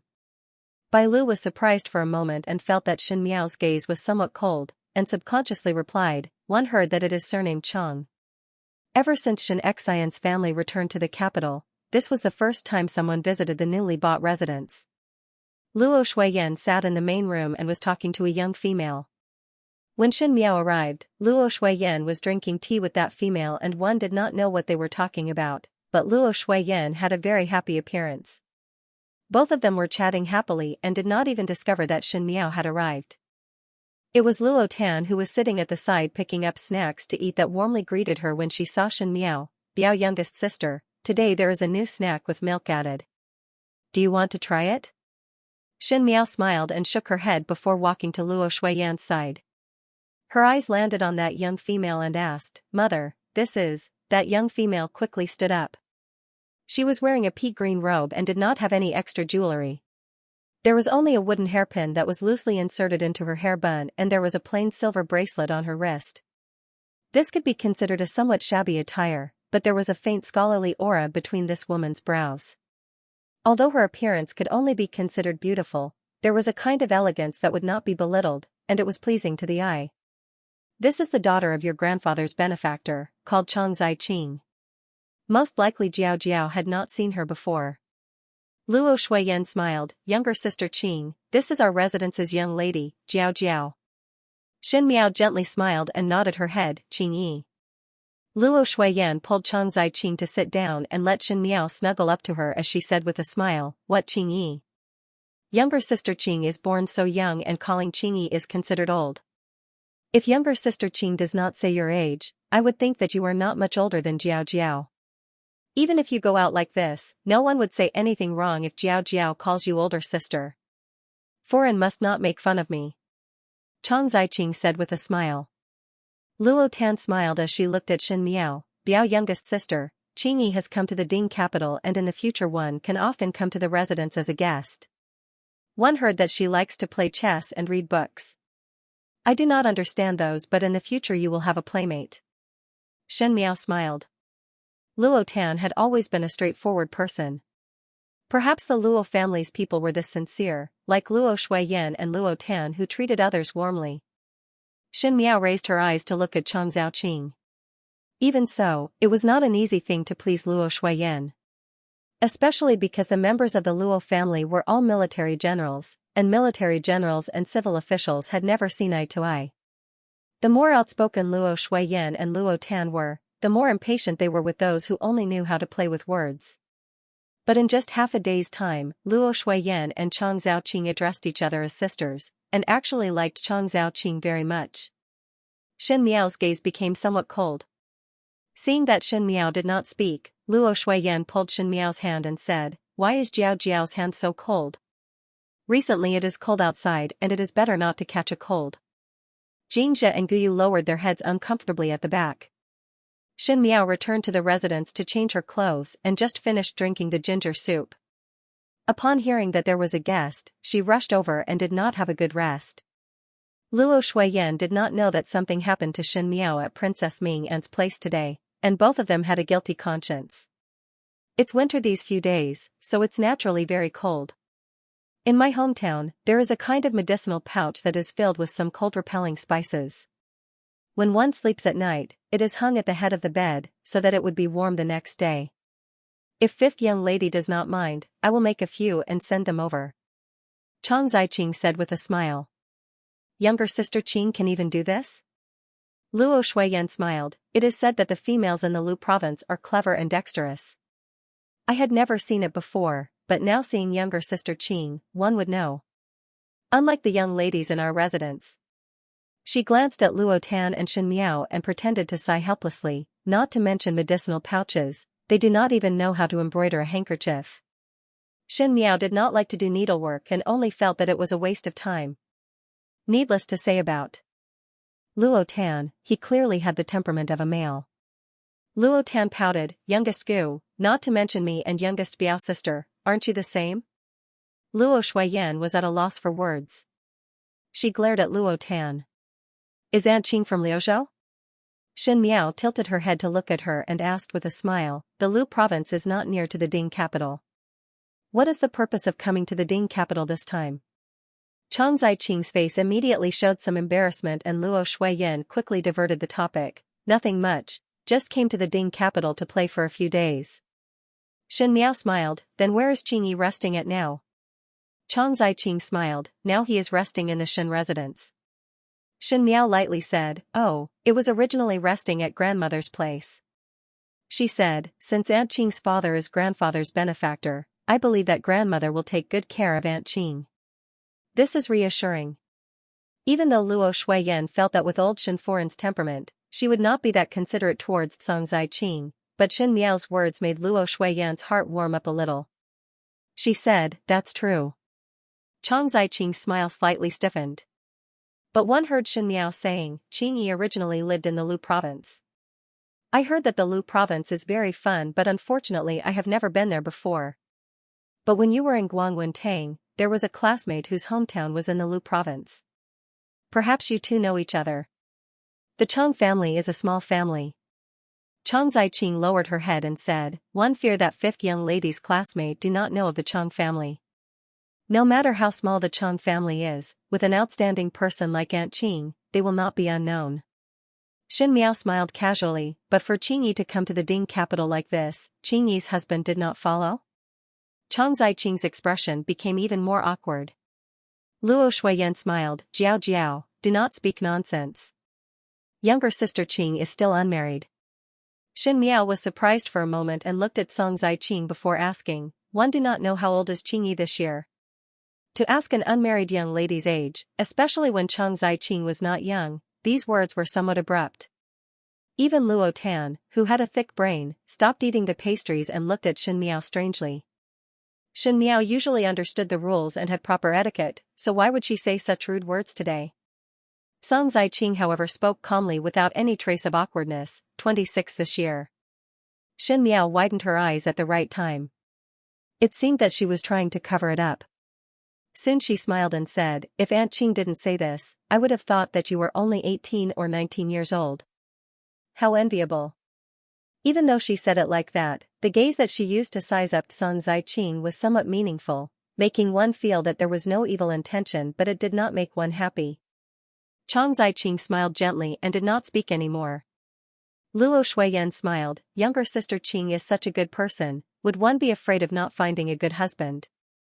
I do not know about the males in the Lu province, but the number of outstanding males in the Ding capital is uncountable. If younger sister Qing were to stay here longer, perhaps one would meet a true person. Song Zaiqing quickly smiled and waved her hands, telling Luo Shuiyan not to tease her.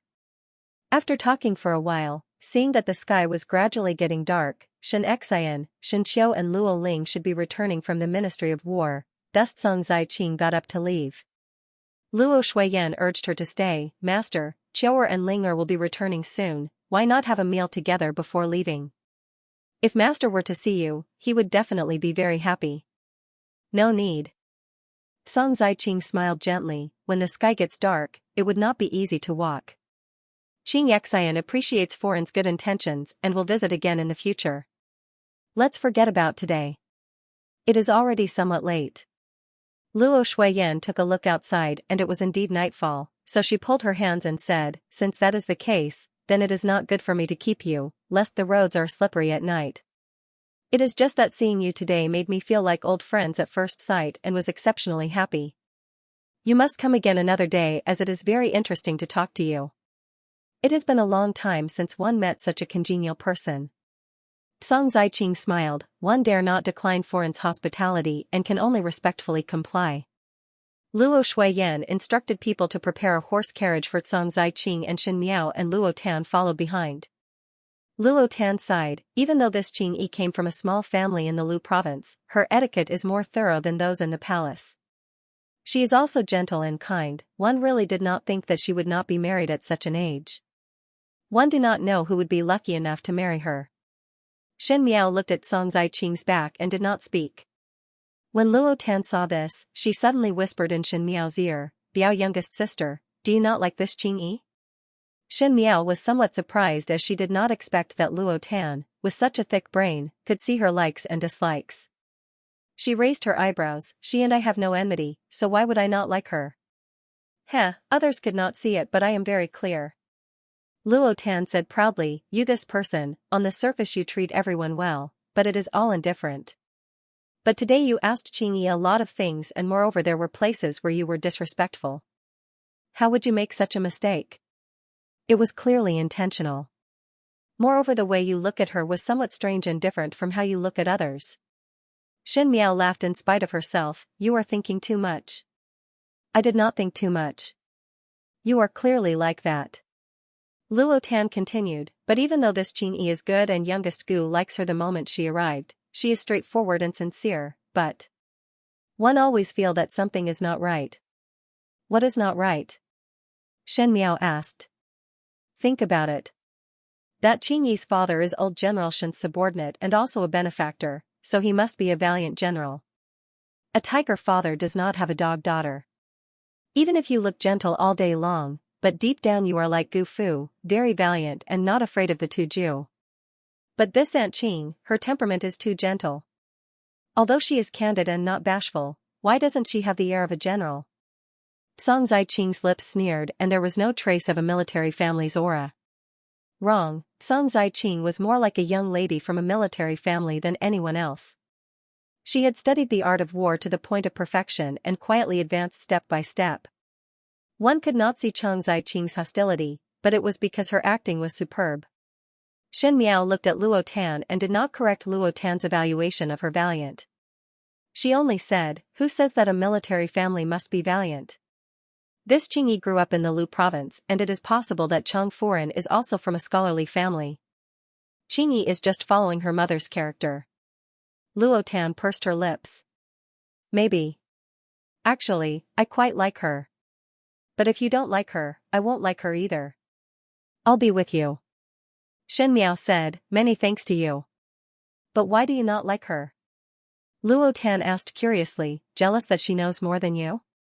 Shen Miao swept a glance at Song Ziqing, who was being sent up the horse carriage by Luo Shuiyan, and a trace of coldness flashed in her eyes. How could it be? I can't wait to be happy to have such an intelligent person. Not long after Song Ziqing left, Xianxia and entourage returned. Luo Shuiyan told her about Song Ziqing's matters. Xianxia was first surprised and then somewhat lamented. When old General Shen was alive, he often mentioned Chang Hu, this loyal and brave soldier, to Xianxia, and the Shen family was particular about gratitude. It was just that after old General Shen's death, the Chang family moved to the Lu province and there was no news of them for many years. One did not think that they would suddenly appear today. Xianxia had seen Song Ziqing before, and at that time Song Ziqing was still a young lady. He said that if Song Ziqing had any difficulties, he could help. Chang Zhaoqing naturally had her difficulties, but these words could not be said in front of the juniors. After the meal, Luo Shuiyan quickly pulled Xianxia back to the room, most likely to talk to him about Chang Ziqing's matter. These few days Xianxia was busy with the matters of the capital, and even Luo Ling, who had just arrived at the Ministry of War, was very busy, thus both of them would gather together to talk about matters. As for Luo Tan, she was tired after playing outside for a day and returned to her room early to rest. In the middle of the night, only Shen Miao's room was lit in the entire Shen residence. Xianxia and Guyu had long been sent out to sleep by Shen Miao, and when the two maids saw that Shen Miao did not have the intention to rest, they thought that she was worried about Princess Ming An's matter today. After everyone had left, Shen Miao rubbed her forehead and the book in front of her did not move for a long time. She was not worried at all about Princess Ming An's matter. Huang Fuhao had lost face in front of Xie Jingxing, and that was to warn Princess Ming An, so in the recent days, Princess Ming An would be more peaceful. What made her vexed was Chang Ziqing, who came to visit the Shen residence today. That day when she went to the Feng Xian pawnshop to probe Ji Yushu, she saw a figure on the way back. At that time her heart was shocked, and when she looked again, she had already disappeared from the crowd. Originally Shen Miao thought that her eyes were playing tricks on her, but now thinking about it, it was the truth. At that time she saw Chang Ziqing. Some things had already changed, but one did not know if it was fate for some people to appear at this time. Xianxian's branch, from the beginning to the collapse, other than the military power, the more important thing was the departure of the people in the residence. Xianxian was a person who did not admit defeat, and his bravery on the battlefield made him fearless towards any problems that might appear.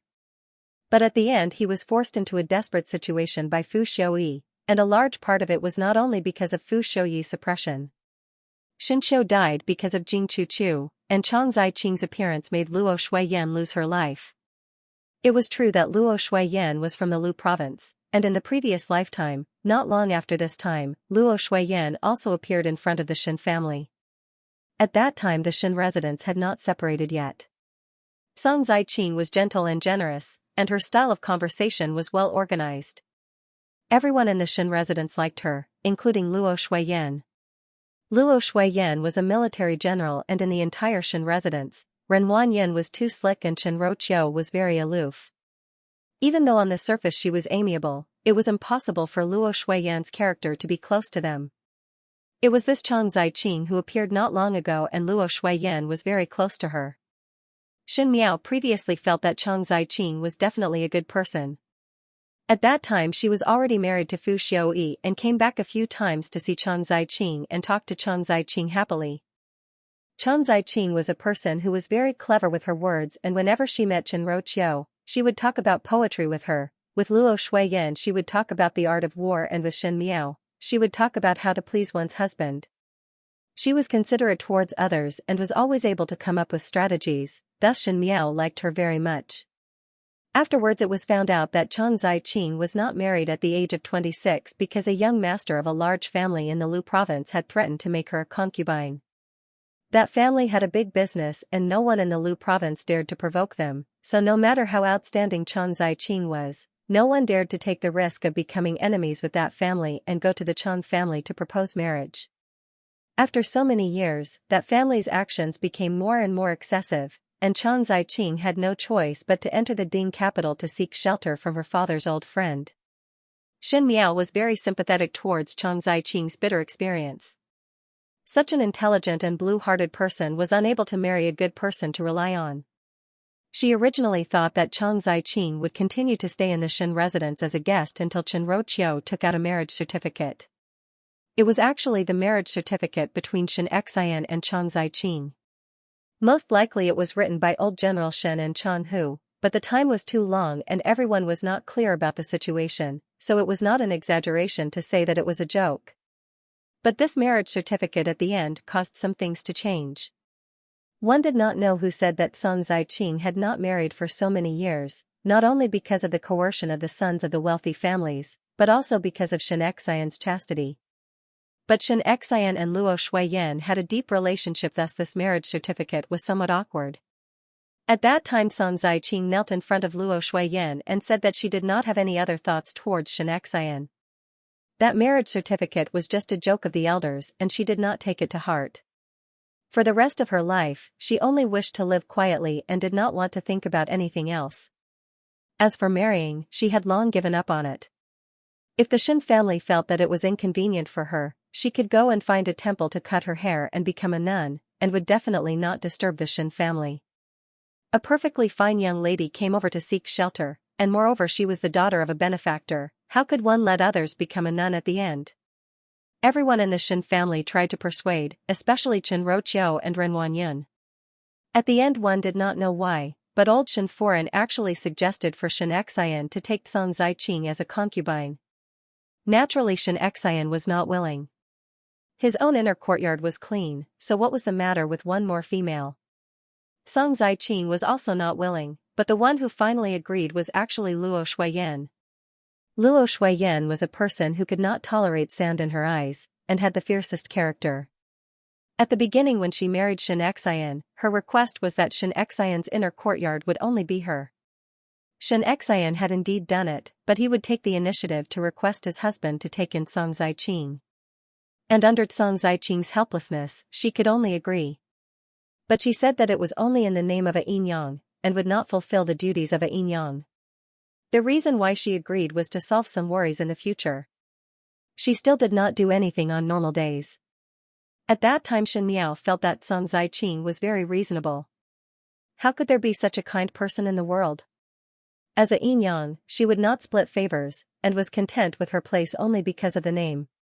When Shen Miao was in Prince Ding's residence, the concubines that the officials sent over would always make her upset, but Chang Ziqing was extremely dependable.